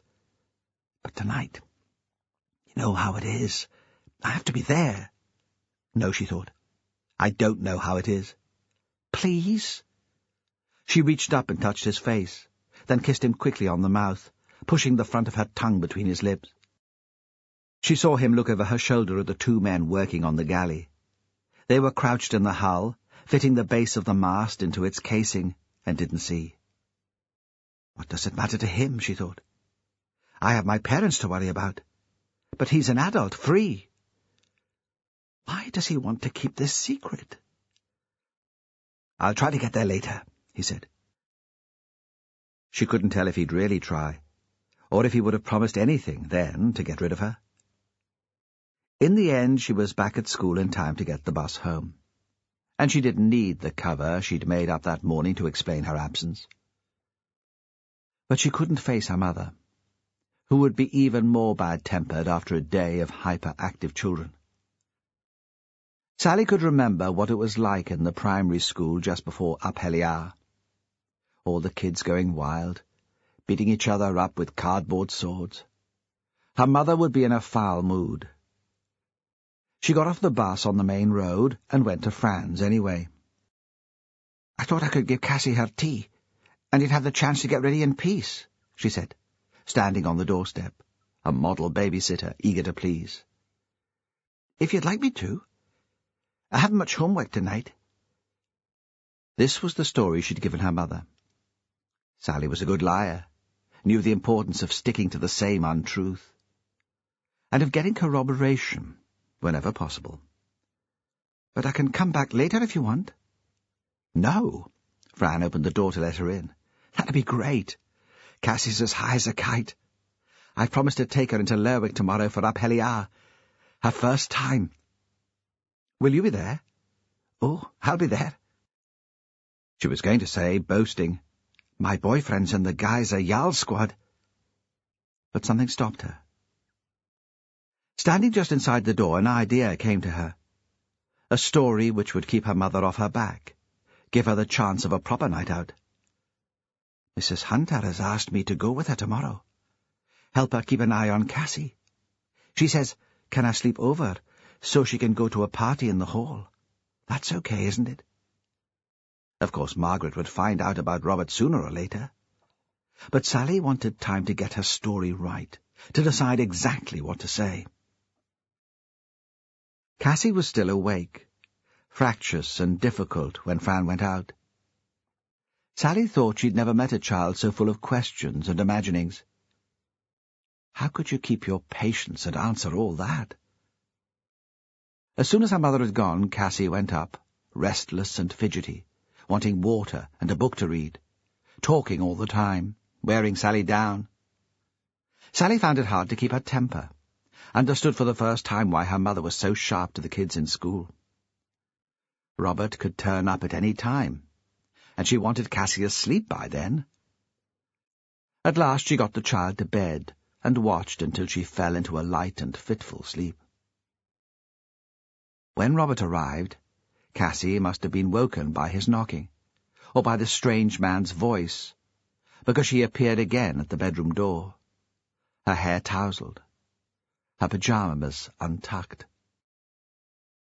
Sally thought the interruption would make him angry, but he'd drunk just enough to make him mellow, and he sat in the big chair by the fire and took the little girl onto his knee. She resisted for a moment, then gave in. Sally couldn't tell if the big stranger in her house had frightened her into silence, or if she was enjoying it. Cassie stayed on his knee until she fell asleep. He carried her to her room and laid her gently on the bed. In his arms she looked as floppy and lifeless as a doll. When Fran came home, Sally thought she should tell her that Robert had been there. It wouldn't do for it to come from Cassie. "I hope you don't mind. A friend called in. He didn't stay long." Sally was waiting for questions. She had her story prepared. But Fran, too, seemed preoccupied and lost in her own thoughts. "Right," she said. "Okay, no problem." Fran hadn't thought there could be this many people in Shetland. All of them, each person from the country and from the North Isles, and from Bressay, Fuller and Walsay, must be crammed into town tonight. It wasn't just Shetlanders filling the streets, either. There were tourists from all over the world. The hotels, guest houses and B&Bs must be full. In the crowd she heard American voices, and Australians, and languages she couldn't understand. Only now the pipe band leading the procession was coming closer, and she couldn't hear much except the music and the cheering, and all the voices seemed to swell together to make one overwhelming sound. Cassie stood beside her, fidgeting because she couldn't see. Some of the children had squeezed through to the front of the crowd, but Fran was afraid that if Cassie let go her hand, they would never find each other again. Cassie had been in a strange mood all day, full of some secret she'd been told at school. She'd been in turn silent and mysterious, not answering her mother's questions, then suddenly excitable, letting out a stream of words which hardly made sense. Now she was restless, watching for the distant torches. The Geyser Jarl appeared, magnificent in his costume, the shield and the horned helmet gleaming, followed by his squad of Vikings. Fran lifted Cassie onto her shoulders so she could see him. But something about the spectacle, the Vikings so fierce and warlike, or the following squads of geysers dressed in carnival costumes, or the fire, seemed to scare her, because soon she squirmed to be let down. Fran could see that there was a nightmare element to the scene. A dozen Bart Simpsons followed a dozen James Bonds, followed by a dozen cartoon donkeys with enormous flashing teeth. All the men were rowdy. Those faces not covered by carnival masks were flushed by the torches and by drink. The procession took longer to pass than she'd expected. It had to file through the narrow street, trapped on each side by tall grey houses. "Have you seen enough now?" She bent to yell into Cassie's ear. "Should we go home?" Cassie didn't answer immediately. Fran thought she was ready to leave, but knew that the next day she'd have to face the children at school, boasting about how late they'd stayed up, teasing her for having missed the climax of the evening. "We have to see the galley being burned," she said at last, stubbornly, expecting a fight. But Fran knew how cruel children could be. So they stayed, and they were swept along by the crowd towards the King George V playing field, where the galley would be set alight. And again Fran thought the whole of Shetland must be here, because everywhere she looked there were people she knew. Sometimes she glimpsed people in the distance. At others she travelled along with them for a little way, until they were separated by the pressing mass. She saw Ewan Ross standing in a doorway. He was at the top of a small flight of steps, observing events without being part of them. Just like Catherine, Fran thought. Just as Catherine would have acted if she'd been here. She pulled Cassie with her out of the stream and approached him. It was quieter here. The band had moved on. She could talk without shouting. "What do you make of it?" He didn't answer immediately. He joined them on the pavement, crouched to say hello to Cassie, knotted her scarf more snugly around her neck. Watching him, Fran thought, he's remembering Catherine at that age, when he had a wife and a child. "It's rather fun, isn't it?" he said, straightening. "One knows it's a Victorian invention, but so much time and effort have gone into making it a success that it would be churlish to criticize. It brings people together, after all. I hope Catherine would have recognized that in her film." "Will you come to watch the galley being burned?" "Of course," he said. "I'll have to see it through now. But don't wait for me. I'll get there in my own time." Singing had started. Loud, boisterous men singing, like a rugby song or a football chant. Fran left Ewan standing there in his doorway. But when she turned back, he'd already gone. Cassie hurried her away, worried that they'd get left behind and they'd miss the action on the field. But back on the street the procession continued, a stream of grotesque, grinning faces. There they met Jan Ellis, the Ravenswick woman who'd given them the dog, and her daughter, Shona. Jan seemed pleased to see them, began to ask about Maggie. But Fran didn't get a chance to answer, because Jan's husband marched past, dressed like the rest of his squad as a baby in a romper suit and nappy, a pink knitted bonnet on his head. The crowd laughed and cheered. "It drove me crazy knitting that outfit," Jan yelled. "What is it with men and dressing up?" And then she was gone too, pulled along by Shona, who wanted another glimpse of her father looking ridiculous. Fran stood still for a moment. The noise made her feel giddy and a bit sick. She worried that she might faint, and she bent her head and breathed in deeply. As she straightened, she thought she saw Duncan on the other side of the road, in intense conversation with a large woman in a red anorak. She knew it couldn't be Duncan. He would already be at the whore, with his drinking cronies, preparing to light his bonfire on the beach. She wondered if she was secretly hoping to see him. Tonight, in her imagination, anything was possible. The whole evening was like an elaborate sleight of hand. A Victorian invention, dressed up as a Norse midwinter festival. A boat which would never sail. Men as babies.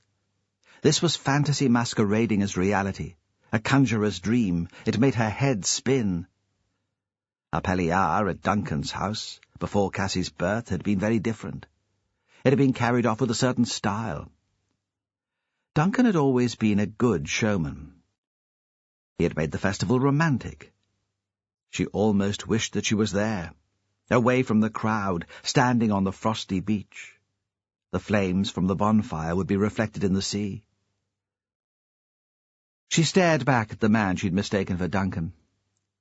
But now there was no sign of him, or the woman in red amongst the crowd on the opposite pavement. I'm going mad. Is this how it is for Magnus Tate? Has he lost touch with reality too? That was when she realized Cassie was missing. It took her a few moments to believe it. She looked around her, expecting Cassie to appear with the same ease with which Duncan's look-alike had vanished. Then she forced herself to think clearly and logically. Cassie had dropped her hand when they'd bumped into Jan and Shona.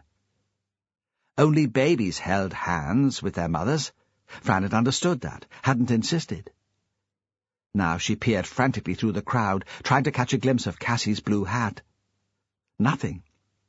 She tried to remember if she'd seen Cassie once Jan and Shona had moved on. Her attention had been distracted by the image of Duncan. She'd assumed her daughter had been by her side. She told herself Cassie must have followed Shona. They were probably all together, making their way to the field to watch the burning galley. Jan would keep an eye on her. This panic was ridiculous. It was just as well Margaret Henry couldn't see her now. She pulled her mobile from her pocket, then looked at it helplessly. She didn't know Jan's number. The crowd in the street was thinning. A group of lads stood, tins of McEwen's in their hands, shouting a bawdy version of the galley song. She pushed past them, following the direction of the procession. At the park, the different squads with their torches circled the galley. There was no other light. The street lamps had been turned off at 7:30. It was very cold. There was a smell of smoke and crushed grass. She pushed through the laughing people, the families, and the gangs of teenage kids looking for Jan. Everyone was having a good time. They all wore anoraks, scarves, and hats, and were as difficult to tell apart as the geysers in their masks. In the flickering light, they looked shadowy, exactly the same. Occasionally, she would convince herself that she could see Cassie in the distance. But when she approached, she saw it was a different child, someone else's daughter. The moment of burning had arrived. They did this to witches, strange women who had visions. Someone was counting down from 10. Still searching, she thought she saw Celia, a tall, straight figure in a long black coat, her head tilted to one side. Of course, she'd be there to support her husband. I thought you were a witch. Celia might have seen Cassie. She would at least be a familiar figure if Cassie was wandering around, afraid and lost, someone else to look out for the girl. Fran started making her way through the crowd towards the woman. But then the geyser Jarl held his torch aloft and threw it onto the galley. All the others followed. There was an explosion of light, and in the moment before it faded, she saw Jan standing on the edge of the crowd. Fran walked towards her, pushing past the stewards, too close to the fire. She could taste the burning paint and varnish at the back of her throat. Jan was engrossed in conversation with another mother. "Have you seen Cassie?" The panic in her voice made them stop immediately and turn towards her. "I've lost Cassie. Is she with Shona?" "No," Jan said. "I've not seen her since we were together earlier." The galley collapsed in on itself. The long planks bowed and cracked, and were engulfed in flames. All that remained was the dragon's head, held by its rib cage of charred timber, rearing high above the crowd. "Another girl missing." They were out on the street, walking away from the market cross towards the pier, where it was a bit quieter. On the water, the ferry was on its way south to Aberdeen, a moving frame of light. They'd watched the procession like ordinary tourists until the call came through on Jimmy Perez's mobile. It should have been Taylor's last night, and they'd had a few beers, not celebrating. Neither had felt like doing that, but needing to mark the occasion in some way. Now they could speak without shouting, and look down on the black, oily water. Another girl whose first name begins with C. They'd both been thinking it. Perez put it into words. Could be a coincidence. She could just have wandered away from her mother. A night like this. How many missing kids did you get reported? Taylor's Liverpool accent seemed stronger, more edgy. Who's he trying to convince, Perez thought. He tried to keep his voice even. Fran Hunter's hysterical, of course. She found both bodies. Hard enough to take. Now this. Perez thought he was close to losing it himself. He could feel the fear like liquid in his stomach, imagined it rising in his throat until it was drowning him. It was foolish to think about Fran, put himself in her skin. He'd only panic like her. Then he'd be no good to anyone. He had to hold himself together, think rationally. The crowd's clearing a bit now, as everyone moves on to the halls and community centres for dancing. If the kid's wandered off, and is out on the street, she'll be found in the next hour. I've got people looking. After that, we can assume she's been taken. But I don't think we can wait that long. I don't think we can afford to. What about the rest of the team? What do they say? They think I'm overreacting, and that the mother's panicking over nothing. After all, the murderer is in custody, isn't he? How can he be back on the street, abducting another child? We can be certain now that Mrs. Hunter had nothing to do with Catherine's murder, Taylor said. I never thought she was involved. Where is she now? With you and Ross. He's taken her back to her house. That was where she wanted to be, in case a neighbour from Ravenswick has picked up the child and brings her home. Morag's there too. What was Ross doing in Lerwick? I'd hardly think he'd be in the mood for a party. He was looking for the ghost of his daughter, Perez thought. A slim, dark figure bent over a camcorder on a tripod. What would she be filming now, if she was here? And what can that have to do with Cassie's disappearance? Fire and ice. We got caught up with the father's obsession with a puzzle. We must have missed something more obvious. Fran thought she saw her ex-husband on the street, just before the girl went missing, he said, leaving Taylor's question hanging unanswered. That's where she is, then. That explains it. She'd not wander off with a stranger, would she? Not without a fuss. Maybe you were overreacting, lad. You've tried to contact the father? Of course. Landline and mobile, nothing. That doesn't mean he hasn't got her. Maybe there was some mix-up with arrangements, a breakdown in communication. Not according to the mother. Duncan had wanted Cassie at his place for Aphelia. Fran refused, made it quite clear it wasn't going to happen. There was a bit of a row about it. So he took her out of spite? Surely, Perez thought, not even Duncan would be that cruel. But he couldn't rule it out as a possibility. Do you want me to go out to the kiddie's dad, then? Taylor was getting impatient. He couldn't understand what Perez was about, standing here, daydreaming. No. I know the way, and I'll be quicker. You stay here and coordinate the search on the ground. The traffic was heavy coming out of town, nose to tail past the power station. Then it cleared suddenly, and he could put his foot down. Speeding, probably just on the limit if they checked for drink. He slowed up a bit through Bray. Then he was on his way down the hill, and he could see the bonfire already lit on the beach, and the black figures silhouetted against the flames. If Duncan was out there, he wouldn't answer his phone. That part of the coast was a black hole for mobiles. There was no reception at all. There seemed to be lights in all the downstairs windows of the house.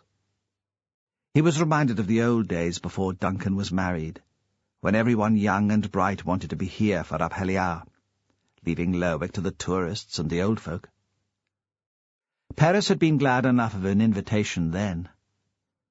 He'd brought Sarah with him from Aberdeen, her first visit to Shetland, and she'd been impressed. Duncan had flirted with her, of course, and she'd responded in a polite, friendly way, flattered but not taken in by him. She had always been a woman of sound judgment. She divorced Jimmy Perez, hadn't she? That showed some sense. He drove into the walled courtyard and parked the car. Despite all the lights, there was no sound from the house. He could see into the kitchen from the courtyard, the stack of cans and bottles on the table. But the room was empty. Everyone must be on the beach. Perez tried to rehearse what he'd say to Duncan if Cassie was there. If Duncan had taken her from a busy street to make a point, to suggest that Fran wasn't a vigilant mother, or, as Taylor had said, just out of spite, because Fran hadn't wanted him to have the girl at the whore. Perez knew it would be important to keep his temper. He was involved with the family, but he couldn't let it show. He might even have to let Cassie stay here. He'd just call Fran and let her know the girl was safe, leave it up to her to decide what to do next. But even while he was running through the scenarios in his head, he couldn't allow himself to believe that Cassie was really here, safe and well. That would be tempting Providence. He wanted it so much, he couldn't let himself believe it was true. The first person he saw on the beach was Celia. What was she doing there? The addiction to Duncan must have been too much in the end. She was standing apart from the others, drinking beer straight from the bottle. Her head was tipped back, and she emptied the last quarter in one go, then threw the bottle onto the fire. It smashed into pieces on the big, smooth pebbles containing the embers. Perez didn't want to get into a discussion about whether she and Duncan were back together. She heard his footsteps on the shingle behind her, and turned suddenly. When she saw who it was, she seemed disappointed. Nobody else, amid the drinking and laughing, noticed his presence. "Where's Duncan?" "God knows," she said. "I've only just arrived. Perhaps he's hiding from me. He might be in bed with one of the pretty young things he always invites to these do's, but it's a bit early for that, even for him. He usually stays dressed long enough to welcome his guests. Have you seen Cassie?" "No. Is she here?" She took another bottle from the crate, which stood at her feet, pulled an opener from her coat pocket, and flipped off the top. "Perhaps that's where he is, then. Playing Happy Families, cocoa and a story before bedtime, a reformed character." He was surprised at the bitterness in her voice. "Haven't you seen him?" "No," she said. "I was in town watching Michael in his moment of glory as Guy Zayar. Robert following him in the squad, counting the years till he's old enough to do it himself. He's wanted it since he was a boy. He used to act it out, parading through the house with a saucepan on his head." She was talking to herself, the drink making her reflective, sentimental. "I'm not sure why it means so much to him. Perhaps sometimes you need someone to tell you that you belong." "Was Duncan in Lerwick?" "No," she said. "Why would he be? He never goes to Lerwick for a palliah. He's above all that. He couldn't bear dancing with the middle-aged housewives in Eiselborough or the high school. He doesn't realize that he's almost middle-aged himself." "Cassie's missing," Jimmy said. But Celia drank more beer and stared bleakly into the fire. She seemed not to have heard him. Perez walked over to the crowd by the fire, but he could see at once that Duncan wasn't among them. A young man in a long grey coat was sitting on an upended beer crate and playing the guitar very badly. The others gathered round, pretending to listen, posing. When he asked about Duncan and Cassie, they shrugged. He couldn't tell if they were stoned or drunk, or they just didn't care. He went into the house and started searching, frantic now. Someone had tidied up since his last visit. Duncan had a team of women in Bray he called in to clean for him, in return for a handful of notes and his lost little boy's smile. When the guests had arrived, they must have gone straight from the kitchen to the beach, because the long drawing-room was quiet and ordered, still smelling of wood smoke and beeswax. The fire was low, and automatically he took a piece of driftwood from the bucket and threw it on. It must still have been damp, because there was a hiss of steam before it caught. He continued looking because he didn't know what else to do, and he couldn't go back to town with the job half done. He didn't expect to find anything. He went into rooms he'd never seen before, not even on the weekends when he and Duncan had escaped from Anderson High and had the run of the place. Right at the top of the house there was a whole floor which seemed to be unused.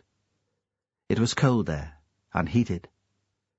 The floor was bare, and many rooms were unfurnished, unsettling in the harsh light of the single bulbs, illuminated briefly as he switched on the light for a flash before moving on.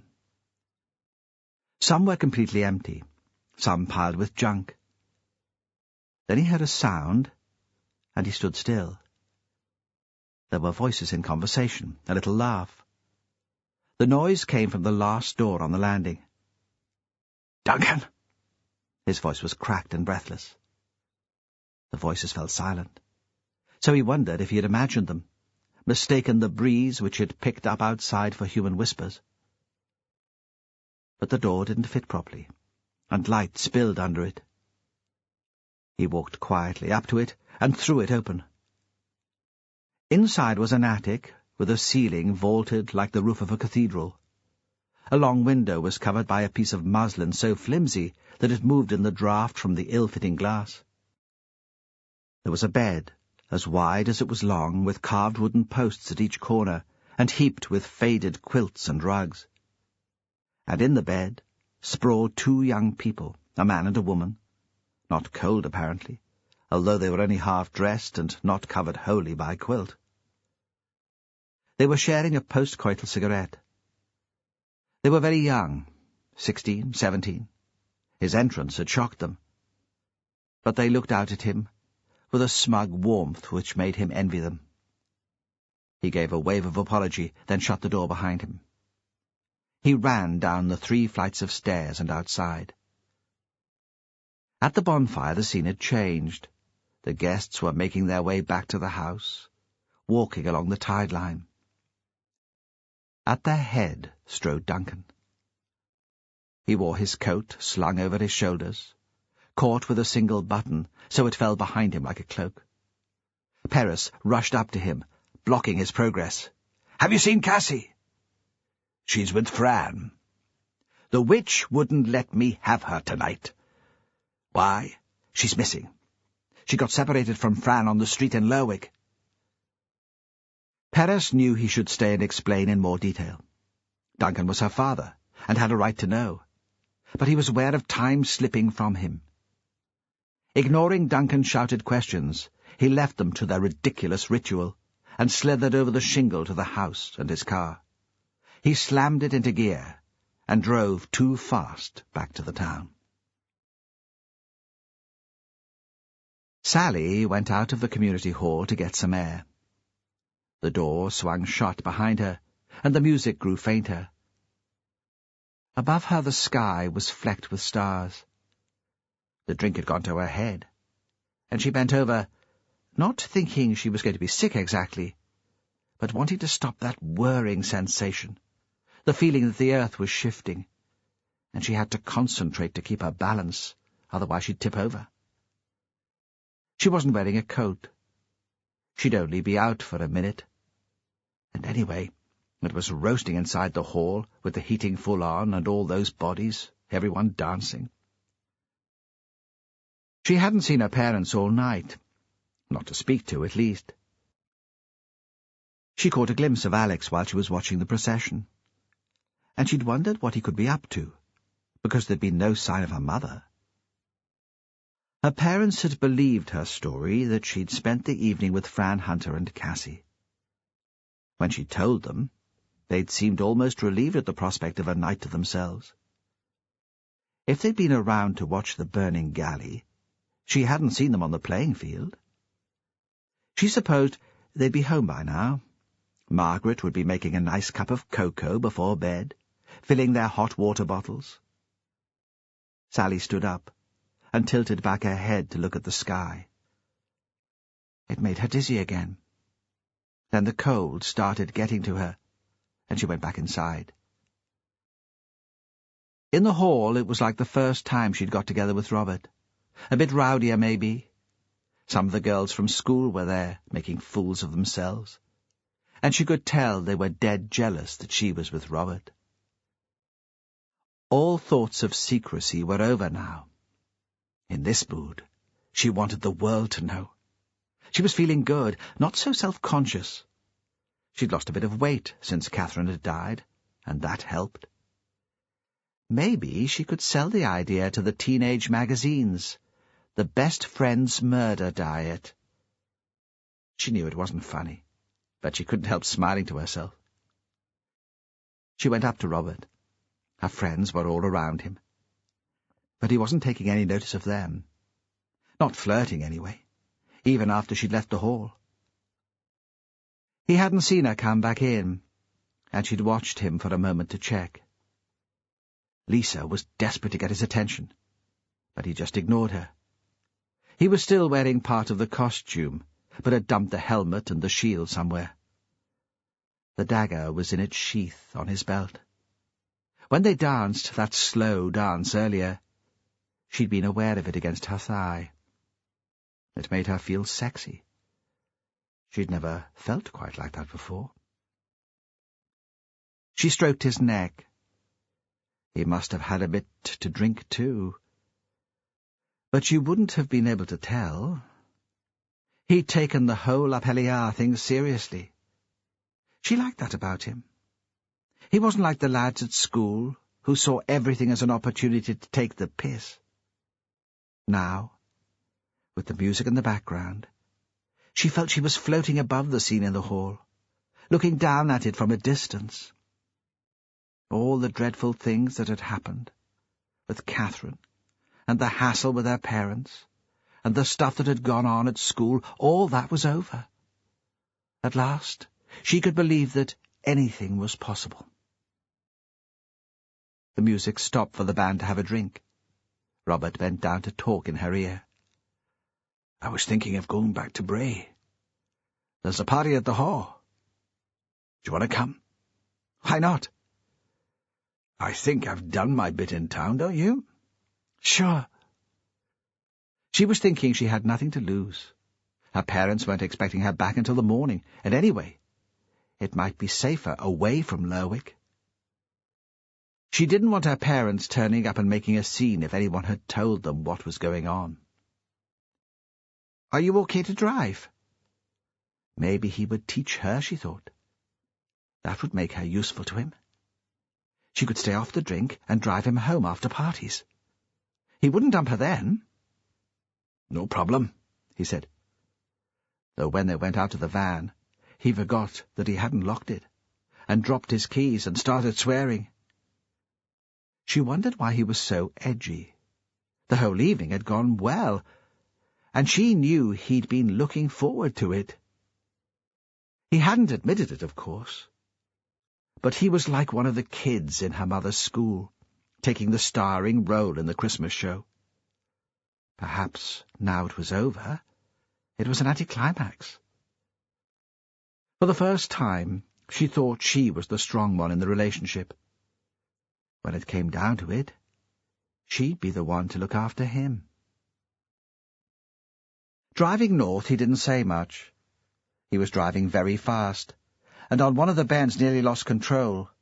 The gritting lorries had been out earlier in the day, but now the roads were slippery. She was tempted to tell him to slow down, but the last thing she wanted was to end up like her mother, always nagging and carping. And anyway, there was something exhilarating about driving so fast in the dark along an empty road. He pushed a CD into the player, and really loud rock music was playing. It gave her the same sensation as staring up at the sky. She wasn't timid Sally anymore. Everything had changed. She reached out and put her hand on his knee, rubbed her thumb along the inside of his thigh. In Bray, there were still lights in some of the houses, but the place was quiet. Sally had heard about the Hall. Catherine had told her about a party there, though Sally had never understood how she'd managed to get herself an invitation. She was thinking about that, trying not to drag up the old resentments, when Robert braked sharply to turn off the main road. The van skidded and spun. Sally had her eyes shut, imagined it sliding off the road or crashing into the wall in the corner. The boot smashed in, one or both of them dead. But somehow Robert managed to keep it upright. It was just facing in the wrong direction. "Shit," he said. "That would be all I'd need. The cops sniffing round, taking breath tests." He gave a nervous little giggle, which made her realize he'd been a bit frightened himself. Again she thought she was probably stronger than he was.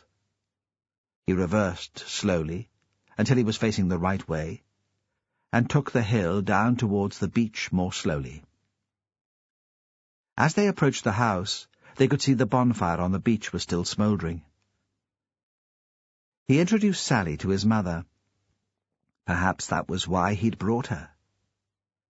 He'd known Celia would be here, and he'd wanted them to meet. Sally hoped that was how it was. It made her feel like a real girlfriend, Robert wanting her to get to know his family.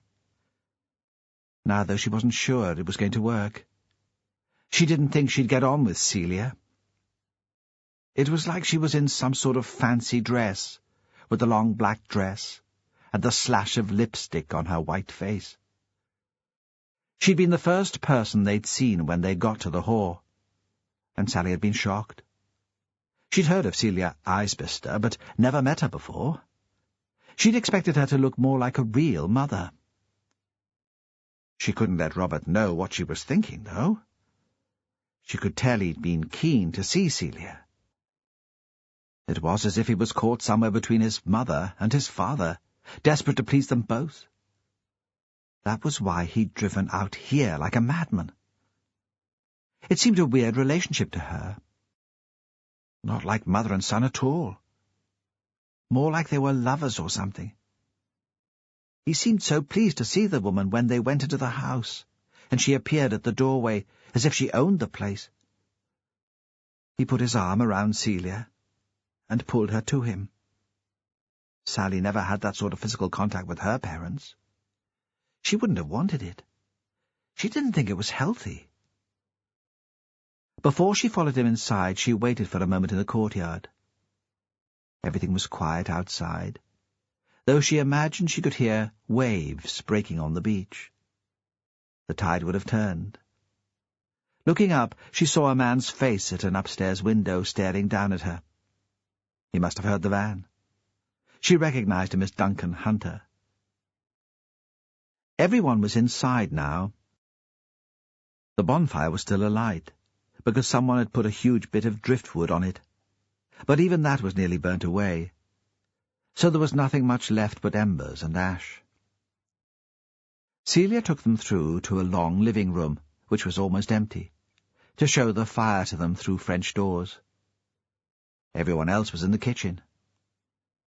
A baking tray with blackened sausages stood on the top of the stove, with some baked potatoes, cold now, their skins wrinkled, brown like a tortoise's neck. Nobody was eating. It wasn't like a party. They were still there, still drinking, but the music was turned very low, and there was a quiet, subdued air. "Duncan's daughter's missing," Celia said. "The police came earlier. We haven't got any details. Duncan phoned Fran, but she couldn't tell him much. It's probably nothing. She's that sort of kid, the kind to wander off. But with all that's happened lately, you can imagine what Duncan's going through. He's waiting upstairs by the phone." "Cassie," Sally said. "I babysit for her sometimes." She thought it was quite exciting to be on the edge of the drama. "It'll kill him if anything happens to her," Celia said. "Should we be here, then?" Sally didn't want to imagine what it would be like to lose a child, but she didn't think you'd want a load of strangers in your house. God, yes. We daren't go. Duncan hates being by himself. Celia had a way of talking which made you feel a bit stupid. Sally couldn't take to her at all, though of course she'd try for Robert's sake. It probably wasn't fair to judge. Celia had obviously been drinking very heavily. Besides the lipstick, she was wearing black eyeliner, which had become smudged, and close to she looked a bit of a mess. There was something sticky and disgusting on the sleeve of her cardigan. Margaret might not be a brilliant mother, but at least she maintained a bit of dignity. She knew how to behave in company. Sally would have liked to escape. Instead, she started drinking again. She knew it was a mistake, and she should keep a clear head. But when she saw Robert and Celia whispering to each other, standing so close that their heads were touching, she couldn't help herself. Magnus was nearly asleep when he heard voices outside his cell. It sounded like an argument. He thought, "It's up Helia. Someone with too much drink inside him." His uncle had taken him to watch the procession when he'd been a boy, and there'd been a lot of drinking even then. One year, Agnes had been there too. She'd have been very young. He could remember how her eyes shone with the excitement of being allowed out so late, and the bag of sweeties his uncle had carried in his pocket. Then the metal flap and the thick door clicked open, and Magnus could see the face of a policeman, backlit from the strip lights in the corridor. Magnus was lying on the narrow bed and wriggled back on his buttocks, so his head was higher and his back was leaning against the wall. He wondered what they could be wanting now. Were they going to send him away? Surely not. The ferry had long gone, and there'd been no more planes at this time, unless they'd chartered one. That happened sometimes. If people got so ill that they needed to go to the hospital in Aberdeen, where they had all the fancy machines, they flew them out in a special plane. Despite his panic, he felt a small thrill at the idea that they hired an aeroplane specially for him. He swung his legs round so he was sitting on the bed. There was the sound of keys rattling together, and then he heard the key move in the lock, and the door was opened. The policeman in uniform stood aside to let someone in. "You've got a visitor," the policeman said. He sounded bad-tempered. Magnus couldn't think what he'd done to annoy him. When the man had come in earlier to collect his tea tray, he'd been all right, almost friendly. They'd chatted about the parade. "You don't have to see him if you don't want to." Behind the policeman in his uniform, Magnus could see the detective from Fair Isle. He was still dressed for outdoors, in a big padded jacket, and he had his hands in his pockets. Magnus thought then that the policeman was cross with the Fair Isle man and not with him. "I'll see him," he said, anxious to please. "Oh, yes. Why not?" "You don't want your lawyer here." Magnus was quite certain about that. He didn't like the lawyer at all. Jimmy Perez sat opposite him on a plastic chair. Magnus didn't hear the footsteps of the policeman moving away. He must be standing there, just outside the door. Because he was thinking about that, about why the policeman was still standing in the corridor instead of going back to his office where it would surely be more comfortable, he missed the detective's first question. There was a pause, and Magnus knew he was supposed to answer. He looked around him, embarrassed and confused.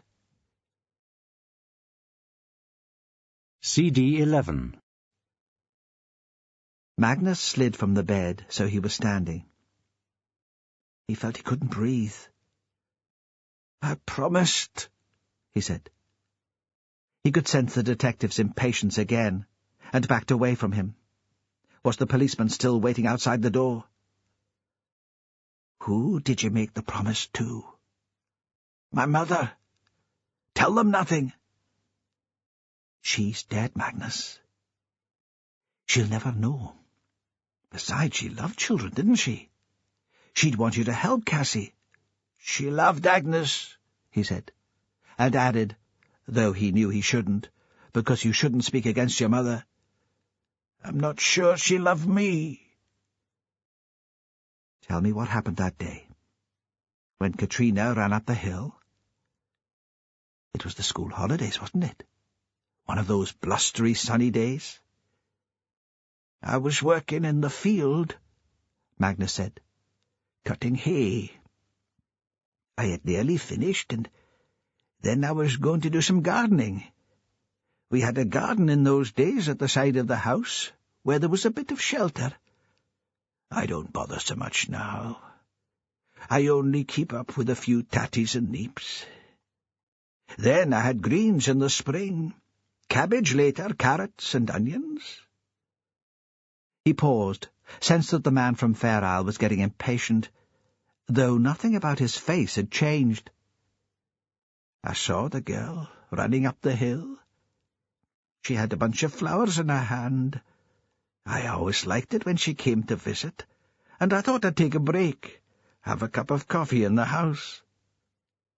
He looked up defensively. "There was nothing wrong with that, was there? To take a break and talk to the girl?" "Of course not. If that was all you did." He said nothing. "Will you tell me?" Jimmy Perez said. His voice was very quiet. So quiet, Magnus had to strain to hear it, and his hearing was very good, not like some old folks, not like his mother, who'd gone deaf in the end. Thoughts were racing round in his head, pictures of Katrina and of Agnes when she was ill, and his mother braced in her chair by the fire, the knitting pin trapped under one arm, clicking away in that sad, unforgiving way she had. And of sitting in Sunday school as a boy, the rough wooden chair full of splinters that rubbed in the back of your knees, looking up at the dust caught in the light coming from the long window, listening to the things they were taught by the minister. That the only way to find happiness was through the forgiveness of God. Not really understanding the words, not all the words, but glimpsing the meaning of it occasionally, like shapes in the fog, and later not believing any of it. He decided not to tell the detective, but when he opened his mouth, it all came out. She danced up the bank with the flowers in her hand, and I knew she was coming to see us. She would never have thought that she might not be welcome. She had her hair tied up with 2 ribbons. He held his hands at the top of his head to show what he meant. Like horns, maybe. I was in the kitchen by then, my hands washed, ready for some coffee. She came right in. She never bothered to knock. And you could tell she was full of mischief that day. Could it be the wind? When it's windy, you see the children rushing round the playground, and so noisy sometimes you can hear them from my house. My mother was knitting. I could tell she didn't want Katrina there. Some nights she didn't sleep so well. I think she just wanted to be left alone that day. She'd had a bad night, and she wanted to sit and knit in peace. But you wanted to see the child. I liked to see her, he said. I gave her a glass of milk and a biscuit. But she said she didn't want milk. She wanted juice. We had no juice in the house. She wouldn't settle. Some days when she visited, she would sit and draw a picture, or when Mother was in the mood, they would bake together. That day she was all over the place, opening drawers and looking into cupboards. I suppose she was bored. She said she was bored. He spoke in a puzzled voice. Boredom was an idea he found hard to understand. Here in the police station, he hated being locked in, and he worried about what was going on with his land at Hillhead. But he wasn't bored. So she left, Perez said. Is that what you're telling me? She was bored, so she left. Where did she go? Who did she see? There was a silence. Magnus? She didn't leave, he said. She went into my room and started looking in there for things to play with. He remembered the girl pushing open the door, bouncing on his bed, her head thrown back, laughing, the horns of hair flying. His confusion as he watched her, watching the small brown body, glimpsing her knickers as her skirt rode up. She shouldn't have done that. Not without asking first. No, the detective agreed. Magnus expected him to ask another question then, but he didn't. He sat looking at Magnus, just waiting for him to go on with the story. I'd kept some things which had belonged to Agnes, Magnus said. You remember, I told you about Agnes? She was my sister. She died when she was still a girl. She caught the whooping cough. My mother had asked me to get rid of them. She didn't want them in the house, but I couldn't bear to. They were in a box which I kept under my bed. Except when Mother did the spring cleaning. Then I had to move them. He didn't tell the detective those details. He didn't think he'd understand what it was to have just one secret, one thing only for yourself. Katrina found them. There wasn't much. A soft toy, a rabbit, and a doll with long hair. That was all Agnes had. It wasn't like these days when the children have so many toys. You didn't want her to play with them, Perez said, because they belonged to Agnes. No. Magnus wasn't sure how he'd make the policeman see how it had been. I liked to see her playing with them. I was afraid she'd laugh at them because they weren't like the toys she was used to. But she didn't. She took the doll in her arms and held it. She rocked it as if it was a baby. Agnes used to do that. She used to rock the baby and sing to it. Katrina didn't sing, but she was gentle with it. She asked if she could brush its hair. She wasn't a bad girl, no, not bad. She just had too much spirit. They didn't know what to do with her. What happened next? The detective asked. Magnus shut his eyes. Not to recapture the scene, but in an attempt to block it out. But he couldn't block it out. There it was, playing in front of him. And when he opened his eyes again, he could still see it. His mother appearing suddenly at the door, the horsehair belt holding the knitting needle still round her waist. "Give that to me!" Reaching out and grabbing for the doll. The girl defiant, enjoying the scene she was making, the fuss all around her, doing a kind of teasing jig with the doll held above her head. Not understanding, because how could she? Agnes was never mentioned at the house after her death. Mother must have held on to the memory in her fierce, unforgiving way. But Magnus was never allowed to speak of her, so Katrina would never even have known of her existence. "It's my dolly now. Magnus gave her to me." The icy hatred in his mother's eyes when she turned and looked at him. Then the girl trying to dance her way out of the house, skipping and laughing. But she never made it to the door, because his mother had reached for the scissors. They were the scissors she used to snip the wool when she was knitting, and cut the cloth when she was sewing. Not big scissors, but narrow-bladed and very sharp. And then the girl was still, and dead, looking almost like a doll herself, lying on the rag rug in front of the fire.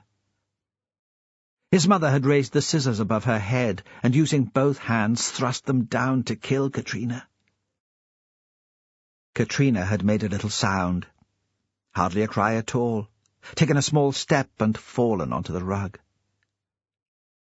Magnus had remembered his mother making that rug, cutting up the scraps of old clothing and pulling the material strips through a piece of sacking with a crochet hook. He knelt down on it to look at Katrina, turned to his mother, looking for guidance. What should they do? They had no telephone, but he could run to the Bruce house. His mother had spoken in her quiet, firm voice. She shouldn't have played with Agnes's toys. Then she sat back in her chair and continued her knitting.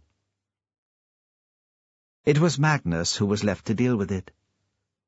He rolled Katrina up in the rug and took her into his room. There was blood, but not so much of it. He put the doll and the rabbit back in the box under his bed. When people came looking for Katrina, he was out in the garden, slicing up the weeds with his long-handled hoe. "No, she's not been here." And when they came back later and asked his mother, she told them the same thing. No one noticed the missing rug. Why would they? They seldom came into the house. When it was dark, he unwrapped the rug so Katrina was lying on her back in the middle of it. He untied her ribbons and spread out her hair. Then he carried her up the hill. It was a cloudy night. No moon. Raven black. The men still searching for her were on the headland and along the cliff tops. He could see the flashes of their torches, but nobody saw him. They were at the coast, and he went inland. Then he left the girl there on the heather, her face turned to the rain, and went back to the house for a spade, a good sharp spade. He went up the hill again, and he buried her in the peat bank, and covered the spot with loose rocks. It was dawn when he'd finished, and was on his way home. It was summer then, and the nights were still short, but still nobody saw him. In the house, he cut up the rug with his mother's scissors, and threw it on the fire a piece at a time. His mother stayed in her room until it was all done. And then she came out and made the porridge for his breakfast, as she always did. They never spoke of it. Only when the policeman came for him, and she said, "Tell them nothing." "That was how it was," he said, when at last the words had stopped, and the scene had faded in front of his eyes.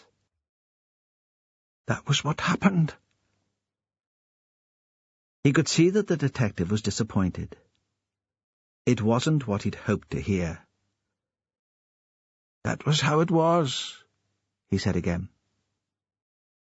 "I'm sorry." Then, because he'd got into the habit somehow of speaking, after having such a long time of having no one to speak to, he was starting to get used to it. He opened his mouth again, and he started telling the detective from Fair Isle about the last time he'd seen Catherine Ross. Somehow, he didn't care any more about his mother's instructions to tell them nothing. All that evening, Fran was aware of the time passing. With each minute it became less plausible that Cassie had wandered away, and was safely caught up with a family who was looking after her. Now it was nearly midnight, and in Lerwick the community hall's Up-Heliar celebrations were in full swing. In every part of the town people were dancing and laughing and listening to music. The men were rowdy with drink. This wasn't a time for children. All the children would be long in bed. She'd concentrated on making the minutes move slowly. She'd never wanted to reach this point. She watched the clock, the two hands coming together, couldn't bear to see them meet, and turned away. Outside it was freezing, the sort of cold which penetrates clothing and goes straight to the bones. Sitting in the house at Ravenswick, Fran was aware of the cold, even though her fire kept the room hot. She had the curtains open to watch for headlights coming down the road. Every now and then she cleared the condensation from the glass, and saw the frost thick and white on each blade of grass. She thought of Cassie, hoped that she was still wearing her scarf and her gloves, preferred to think of her outside in the open than shut up somewhere. Cassie hated the dark, and always had a lamp on when she was in bed.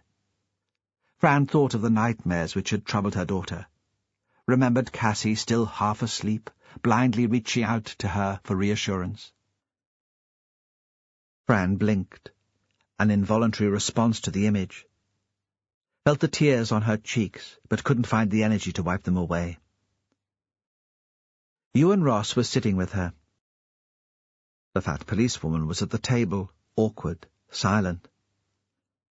Ewan had poured Fran whiskey, just as she had poured some for him after his daughter had died. She sipped it to be polite. Even now, when she was going crazy, panic-frozen, so she couldn't think straight, she still didn't want to offend him. He knew his daughter was dead. There was still hope that hers was alive. She wondered that she could have considered herself upset when she found the bodies of the other girls. She'd shut the dog in the bedroom. It reminded her too fiercely of Cassie. She didn't want to see her. The smell of her at her feet made her want to retch. The telephone rang. She sprang to her feet, reached it before the second ring, felt the adrenaline hit her brain, making her suddenly clear-headed. It was Duncan. Any news?" "I would have phoned you," she said. After Perez had visited the hall looking for Cassie, Duncan had called her, demanding an explanation. She couldn't tell how he was feeling. She'd expected him to blame her for losing their daughter. In a similar situation she would have torn his eyes out. Instead he seemed distant, icy. At first she thought he was very drunk, and trying not to show it. The intense effort to seem sober. Now she thought there was more to it. He had called every hour since. She couldn't be angry with him.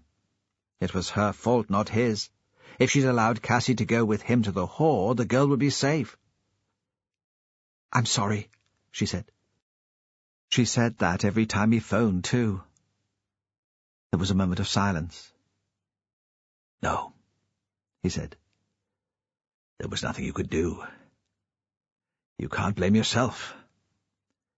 Should I come over?" "No. Stay there. There should be someone in both houses just in case." He was about to speak again, but she interrupted him. "Please. I'm going to hang up now. The police might be trying to get through. As soon as I hear anything, I'll call you, I promise." As she hung up, she saw herself reflected in the window, a dark, shadowy figure, unrecognizable, middle-aged. A wave of self-pity took her by surprise. She'd moved here to keep Cassie safe. It had been all she'd wanted, a better life for them both. It was as if she was the object of some twisted prank. To find the bodies had been hard enough. She couldn't be expected to deal with this too. She realized she was sobbing, not for Cassie this time, but for herself. Ewan came up behind her and offered her a handkerchief. It was clean, white, ironed. She took it from him. The feel of the smooth cloth against her face was a small comfort. "How can you think of ironing? At a time like this?" It was the first thought that came into her head. It took him a moment to realize what she meant. He gave a little smile. "Not me," he said. "I have help in the house. Someone to keep things going. Left to myself, I'd have fallen apart. You saw that." Now it seemed to her that he was entirely composed. "Did you find anything in that writing of Catherine's?" she demanded suddenly. "Anything which might help them find out who's doing this?" Before he could answer, there was a noise outside. Her image in the window broke up, as headlights caught it from behind. She held her breath as the car coming down the road slowed, and then pulled to a stop. It was Jimmy Perez, and she could tell at once that he was alone. She waited, still hoping, despite herself, that he would move round the car to help a child from the back seat. But he walked straight to the house. "He's come to tell me that Cassie's dead. If it had been good news, he'd have phoned. He wouldn't have wasted time driving here." Maggie heard him approaching and started barking and jumping up at the bedroom door. The first thing he said as soon as the door was open was, "I haven't got anything to tell you. We haven't found her, not yet."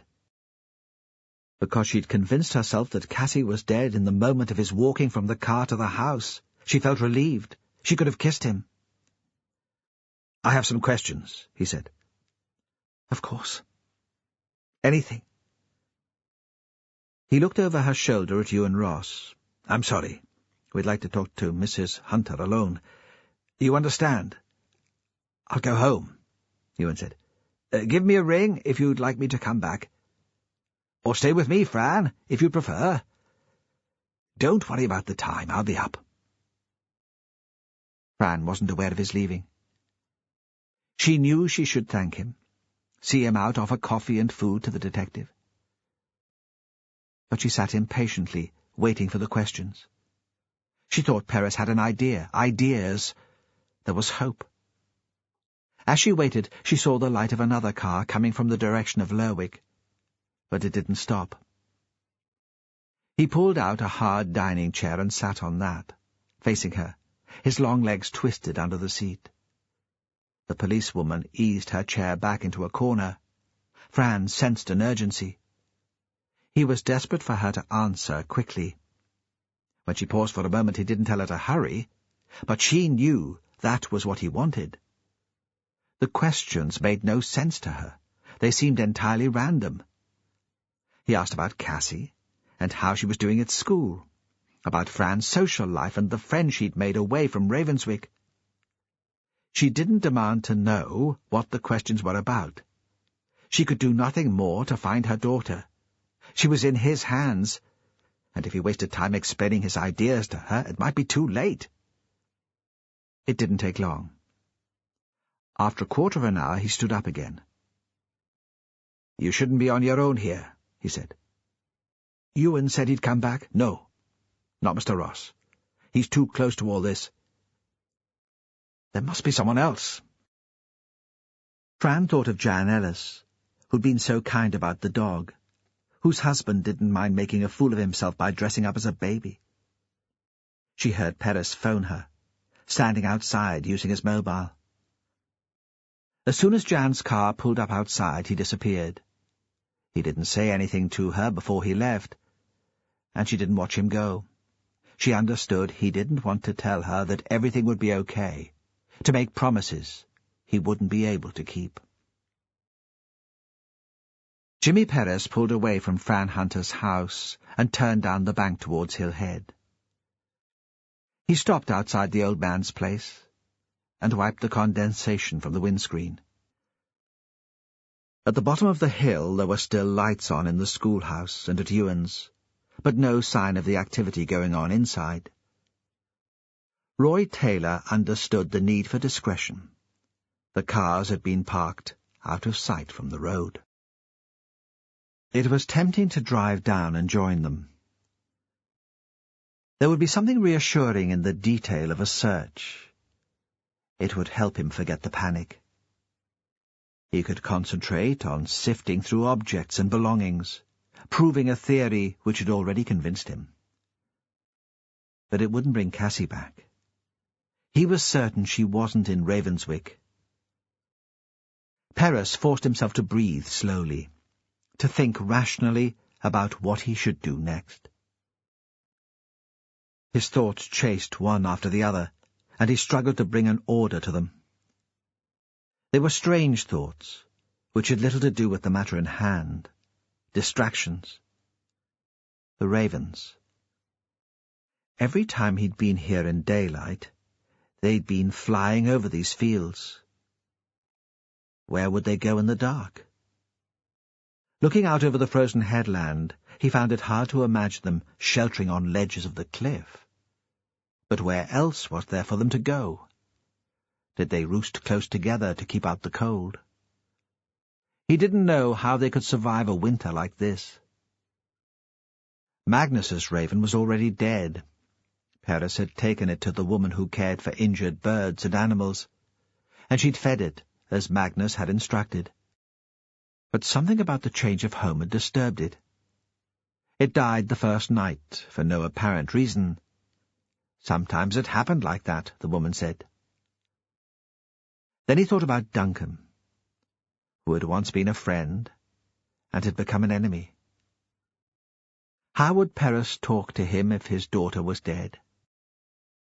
And that brought him to the murderer. He knew what he should do. He started the engine and backed into the gateway opposite Magnus's house to turn round. He drove north again. In Lerwick he made a phone call to Taylor. "Anything?" "You were right. We found them. Well hidden, though, easy to miss." But you didn't miss them, Perez thought. He could hear the triumph in Taylor's voice, subdued because he'd feel guilty for feeling that way, but they're just the same. Magnus Tate hadn't killed Catherine. An Englishman had proved them all wrong. An Englishman and a Fair Islander. "Go out to Quendale. Talk to the boy there. There was something I missed." He shouldn't be the one to be giving orders, but he didn't care. Perez hung up, and contacted the rest of the team who were already searching the halls. By this time the dancers were breaking up, people were drifting home. Those with more stamina had moved on to private parties. Any sign of him? No one's seen him for a while. You've checked the house. All quiet. The door was open, and we had to look round. No one's there. He drove slowly around the streets, stopping occasionally to talk to groups of revellers on their way home. No one had seen Robert, not for hours. On the phone again he said, "Talk to taxis, and rouse the folks working on the Huelsey ferry." He could have gone to the boat.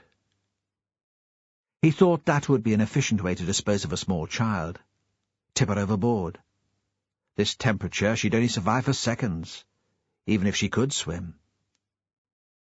For some reason the image of the raven flashed into his head for a moment. It wouldn't take any depth, he thought.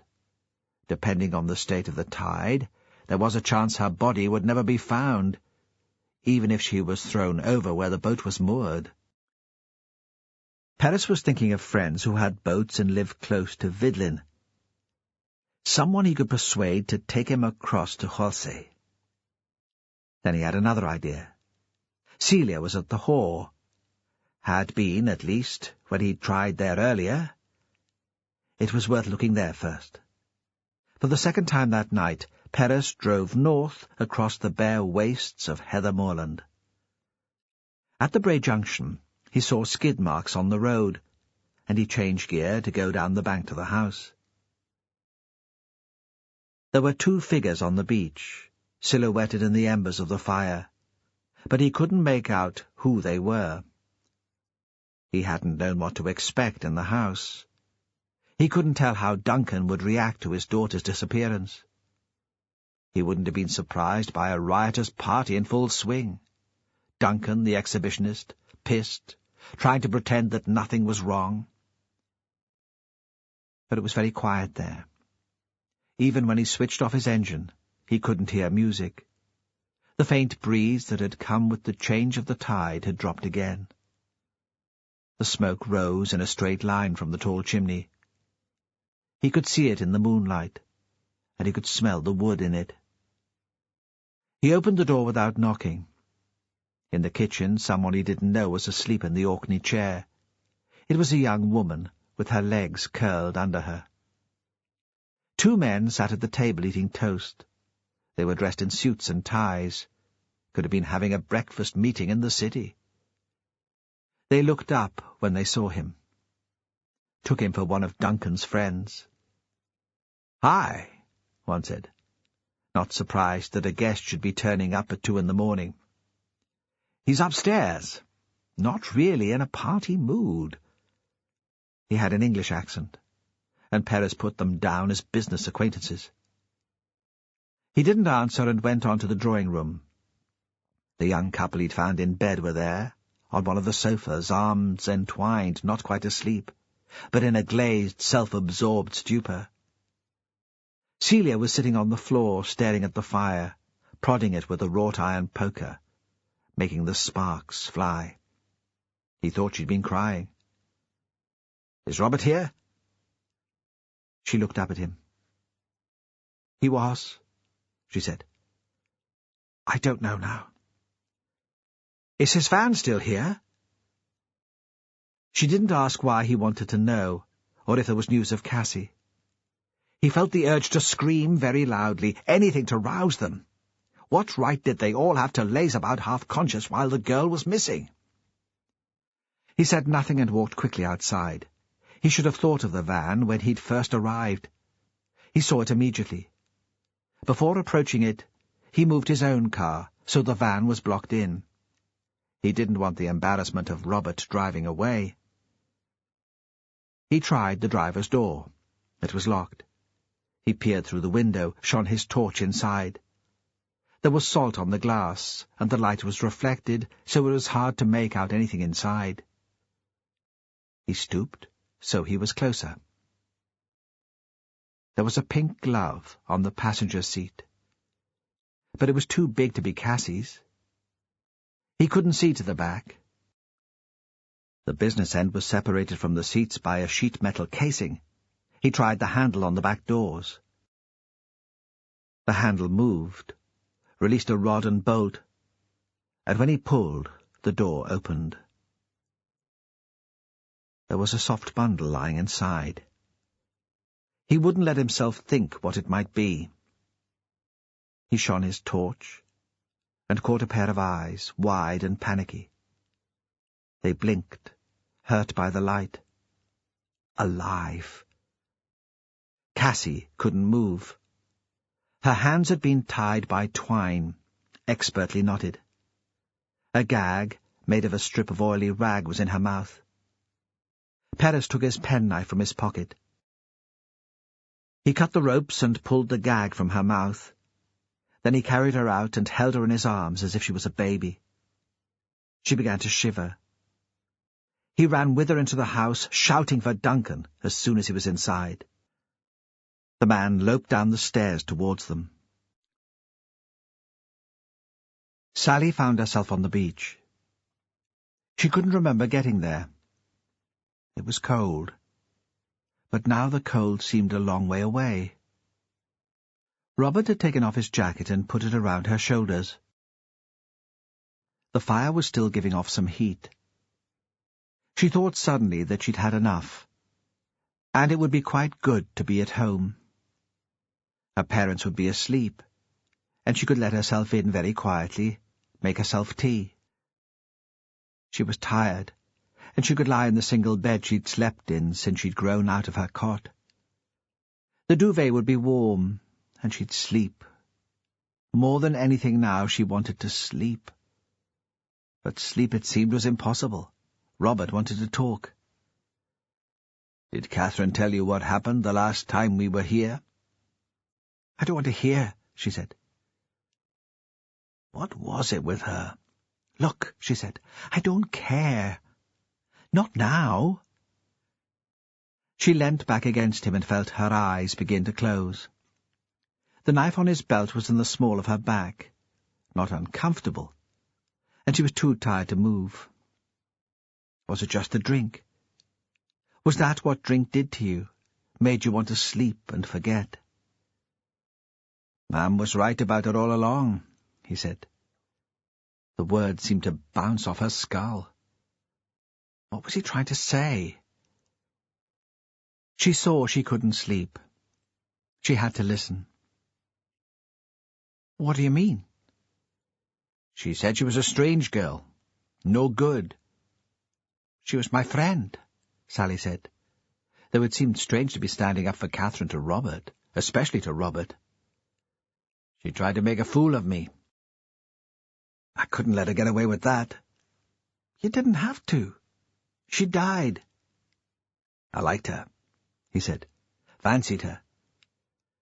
That was what she intended. Ma'am said that was what she was up to. She was just mucking around with me, she said, trying to get a reaction." "For God's sake, leave your mother out of this." She saw how it would be if they got together permanently. The first sign of trouble and he'd be off to Celia, looking for a shoulder to cry on, depending on her to put everything right. Perhaps it was healthier to hate your mother. Perhaps she should be grateful that Margaret had treated her like shit. Away from the fire there was frost on the shore now. The waves, when they retreated, left streamers of ice, pale reflections in the moonlight. Oh God, she thought. What a mess. "She filmed me," he said. "She filmed everyone." "She filmed me hitting her. That night. She got me so wound up that I ended up hitting her. Slapped her across the face so there was a red mark. It was what she wanted. It made good film, that's what she said. She had a camera set up on a tripod and provoked me so I forgot it was there. Like I was some performing seal." Sally didn't answer. "Did you hear me?" he demanded. Sally tried to pull away from him, but he held on to her shoulders. "Are you going to hit me?" The words seemed to come from someone else's mouth, not hers. She shouldn't taunt him about Catherine. It wasn't his fault. She knew what Catherine was like, and it wouldn't do to make him angry. "No," he said. She thought he sounded like a little boy. He could be one of the kids in her mother's school. No, of course not. "Walk away from her." These words, though, were spoken by a grown-up. They'd been facing the fire and beyond it the water, so they hadn't heard Jimmy Perez coming up behind them. Sally thought he must have moved very quietly over the shingle. He was a quiet man. Even the words, when he repeated them, weren't spoken loudly. They turned together to look at him. "Your mother wants to speak to you, Robert. Come along." Robert began to move, and she thought, "That's it then. Celia has won. Every time Celia shouts for him, he goes running." And she knew she'd probably never see him again. She watched Robert scramble away until he disappeared into the darkness. Further up the beach there were voices, something of a scuffle. She couldn't work out what that was about. She thought Robert wasn't a very elegant mover. He had rather short legs, his bum was too near the ground. She wondered how she could have thought him worth bothering about. He'd left her his coat, but she shivered and turned back to the fire, feeling it hot and fierce on that side of her face. There'd be a red mark like a slap, she thought. In her hand she held the knife she'd taken from Robert's belt when he tried to hold on to her. "Would you have killed him too?" the policeman asked. She didn't answer. She angled the knife so the blade reflected the embers. The blade looked scarlet in the strange red light, as if it was covered in blood already. "We found Cassie," he said. "She's all right." "It was nothing to do with Robert," she said. He'd left the back of the van open. Cassie had wandered away from her mam. I said I'd help her find Mrs. Hunter. There was rope in the van. I was in the girls' brigade. I'm good at knots." She paused. When they'd skidded at the Bray Junction, she'd heard Cassie bounce around in the back. Robert hadn't noticed. "Why did you take her?" the detective said. "You don't have to answer. I shouldn't be talking to you at all without a lawyer. But I wondered, a kid like that, what could she have done to hurt you?" "She saw me that night with Catherine. She'd woken up, some nightmare, saw me through her bedroom window in the moonlight. I convinced her it must have been a dream. Then, when I found her this evening in Lerwick, lost, all upset, I thought I couldn't take a chance. Stupid. But it wasn't only that. It was the girl. You could tell she'd turn out just like Catherine, confident, full of herself. She wouldn't be the sort of child to be bullied, to feel sick every morning before setting off for school. She'd be the one making the clever comments which would turn some other poor kid's stomach, cocky. Her mother had been right about that. "Why didn't you kill her straight away?" he asked. She shrugged. "I had to wait until it was quiet, didn't I? Quiet. Like the night I killed Catherine. A night like this." "Was that what the knife was for?" She shrugged again. "You've no use for it now," he said. "Best to give it to me." She didn't answer. She sat down on the sand and held the knife on her knee. In the distance she heard the sound of cars driving away from the hall. The party was over. Robert would go home with Celia. They deserved each other. "Sally, give the knife to me." She thought she might reach him with it before he could stop her. Weighed up the possibility in her head, the thrill of doing it. Would there be the same buzz as when she'd killed Catherine? Perhaps it would be more exciting. She imagined bone shattering and blood, the power of standing and watching his life seeping into the icy sand. There'd be no chance of getting away now, of course. She'd never thought she would get away with killing Catherine, not even when they locked up the old man. This was Shetland, where you couldn't fart without the whole place knowing. Anyway, she'd have been disappointed if it had stayed a secret forever. Imagine her friends at school, their faces when they found out. She'd give anything to be in the house room when the news broke. When her face was on the front of the papers and on the television, she'd be a celebrity. Sally, give it to me. She held the bone handle of the knife in her hand, ready to strike out at him, then was overcome by tiredness again. She stood up, and with the last of her energy, she threw it away from her towards the sea. It twisted in the air and landed in the shallow water. She didn't see the splash because of the dark, but she heard it. He walked right up to her, held her hand and pulled her to her feet. It wasn't a rough or unkind gesture. It was as if he was trying to help her. He put his arm round her shoulder and walked with her up the beach. From a distance, they'd look like lovers. Perez dropped Roy Taylor off at the airport the next morning. Now he was satisfied they had the right person for the Catherine Ross murder. The Englishman didn't want to stay. The restlessness, which he'd just about managed to hold in check while the investigation kept his interest, was moving him on. Already he was thinking about the next case. He shook Perez's hand warmly before leaving the lounge, but didn't look back as he walked over the tarmac to the Aberdeen plane. Perez waited until the plane took off, and almost wished he was on it. He still hadn't made up his mind about the move to the Isle. His mother had given up asking him about it. She'd probably resigned herself to the fact that he wouldn't be coming home. On the way back to Lerwick, he stopped at Fran Hunter's house. He told himself as he drew up that he was stopping on impulse. But really, it had been at the back of his mind since leaving the airport. Even before that, he'd considered it as an option when he'd set out from home. She was pulling sheets from the washing machine into a plastic basket. Didn't stop when she called for him to come in. "I wanted to know how Cassie was feeling," he said. "She's still asleep. By the time we got in this morning, it was almost light." The doctor looked her over. "Just a few bruises," he said, "from being banged around in the back of the van." He didn't know what to say.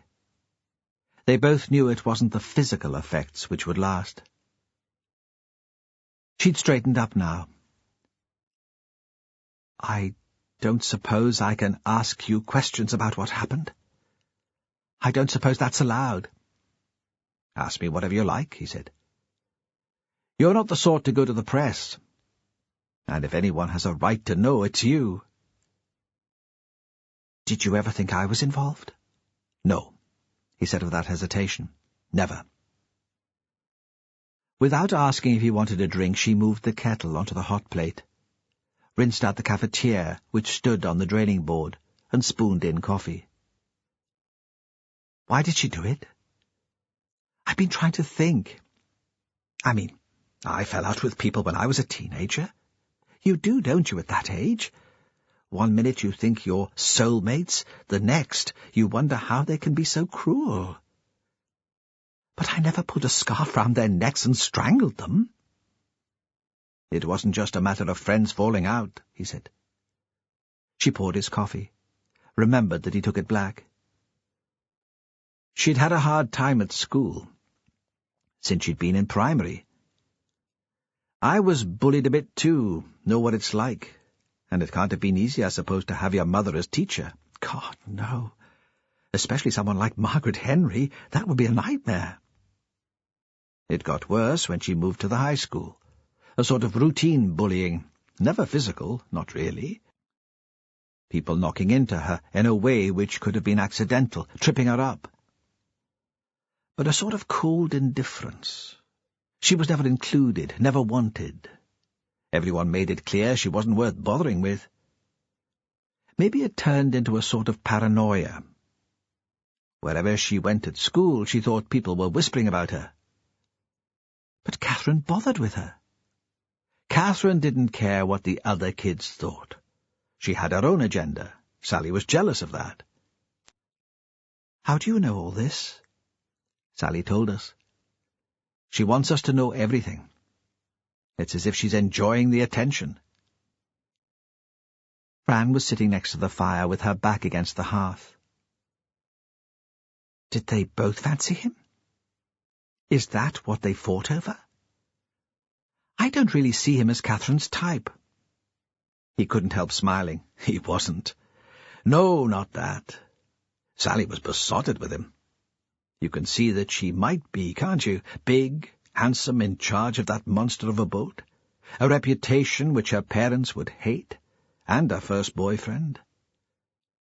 Catherine's interest was more... He paused. More academic. What do you mean? She had this project at school, a film. Of course, Fran said. Fire and Ice. As I understand it, it was a sort of anthropological study of the islands, almost a critique. But she didn't just record what she saw. She was a director. She made things happen. A teacher at school who invited her into his home and came on to her. She pretended to be shocked, but it was what she wanted. She filmed him in secret. A young lad at Quendale who poured out his heart to her. She set him up for rejection, for humiliation, and caught that on film too. He was the boy who drove the girls home on New Year's Eve. Sally claimed not to recognize him, but of course she must have done. She just wanted to create more of a mystery around Catherine. He paused again, drank the coffee, which was very good. After all, there was no hurry now, and he could think of nowhere he'd rather be than in this small, warm house with this woman. Catherine knew Robert's father was Geyser Jarl. Knew Robert was desperate to take a leading role in Apeliar. Knew he was sensitive about his father's reputation. Robert was always one for the young girls, probably felt safer with them. He'd never really grown up. I'm not saying she set him up, not quite. But she gave him the opportunity to behave badly, and he jumped at it. He felt suddenly embarrassed. He didn't want to talk about Catherine provoking Robert. His reaction when she laughed at him. He didn't want to imply that Catherine had asked for the violence. How would that sound? Fran was a liberated young woman from the south. What would she think of him? But in fact, Catherine had got just what she'd wanted. She'd been triumphant about it. He felt himself stumbling over the words. Catherine captured Robert on film. It showed him in a bad light. She was going to show it in school. You know how things get around here. By that evening, everyone would be talking about it. He might even have been charged and taken to court. His father had been through enough embarrassment over Celia's affair. Imagine the publicity of a court case. Robert had a motive for killing Catherine, Fran said. But Sally didn't. Did she? Am I missing something? She frowned, but in a way which was curious, not anxious. He felt a rush of relief that it had ended well for her. He knew the response was completely selfish. He wouldn't have been able to face her if Cassie had been harmed. I told you that Sally was besotted with Robert. I don't think he had any plans at that stage for a permanent relationship. He'd been drunk at the Market Cross on New Year's Eve, and they'd ended up together. That was all. But Sally was full of romantic notions. To hear her talk, you'd think she'd been designing her wedding dress, almost. That afternoon, the day she died, Catherine spent some time with Magnus Tate. He talked to her about Katrina Bruce. He didn't give away his mother's secret, not quite. But he talked about the girl, and Catherine filmed him. Later that evening she met up with Sally. He set down his mug and tried to picture the scene in his head. They were in Catherine's house. Her father was out. Catherine knew he'd be going out for a meal with colleagues after the meeting at school.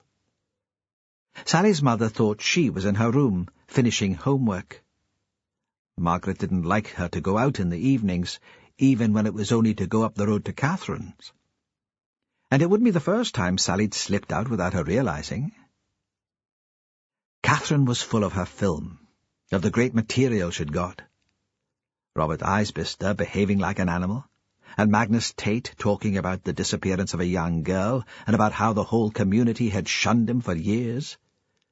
Not the sort of picture the Shetland Tourist Board would want to portray. She showed the film to Sally.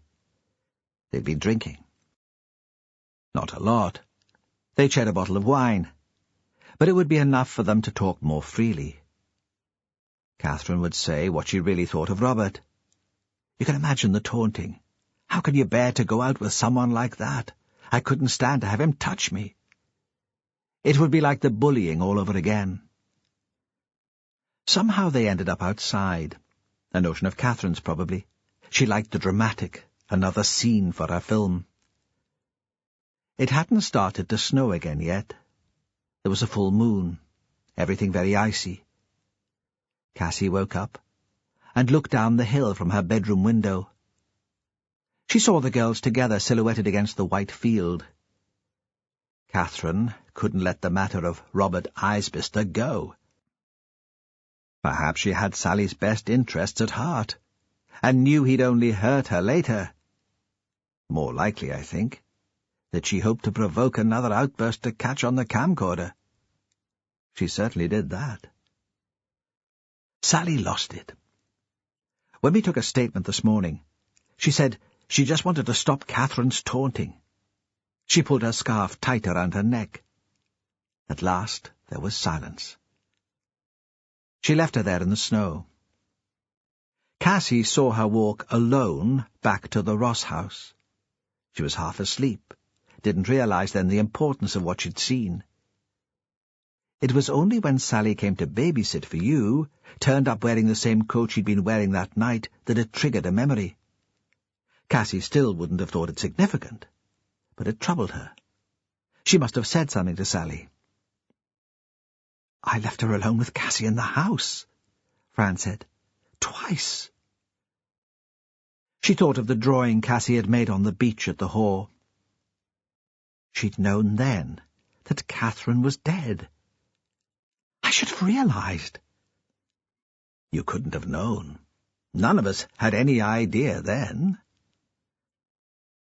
He wanted to reach out and stroke the nape of her neck, where some hair had become unfastened from its clip, to tell her that everything was all right, but knew this time he couldn't let emotion run away with him.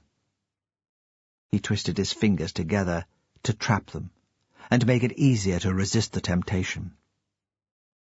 Magnus saw it too. Some of it. The girls going down the track together.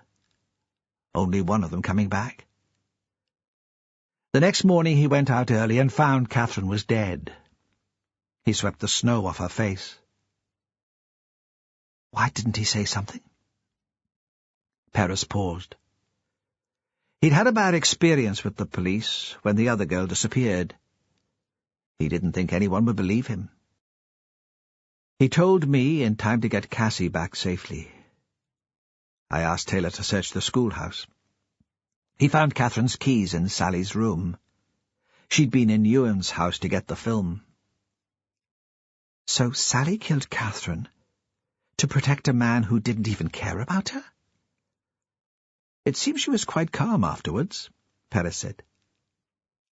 He thought Fran had a right to the whole story. She took the camcorder with her. She was wearing gloves, of course, had put them on before going out because of the cold. She went into Catherine's room, found the script and the disc, and deleted Fire and Ice from the computer. Then she went home. Her parents were asleep by then, and heard nothing. They never knew she'd been out. She even made herself a cup of tea before she went to bed. There was a moment of silence. He knew he should go.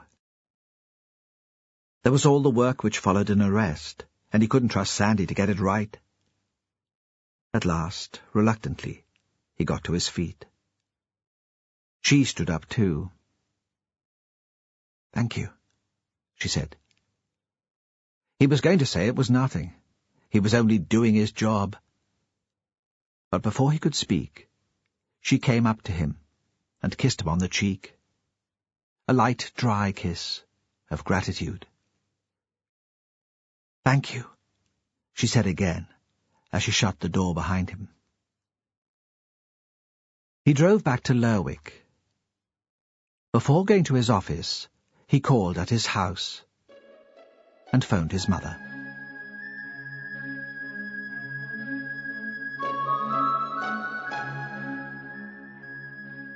You have been listening to Raven Black by Anne Cleeves, read by Gordon Griffin. Other recordings by Anne Cleeves include The Crow Trap, Burial of Ghosts, and Telling Tales. Thank you for listening to this recording from Soundings. If you've enjoyed this production, please write to us at Isis House, Kings Drive, Whitley Bay, Tyne and Weir, NE26 2JT, and you'll be sent a full list of our recordings.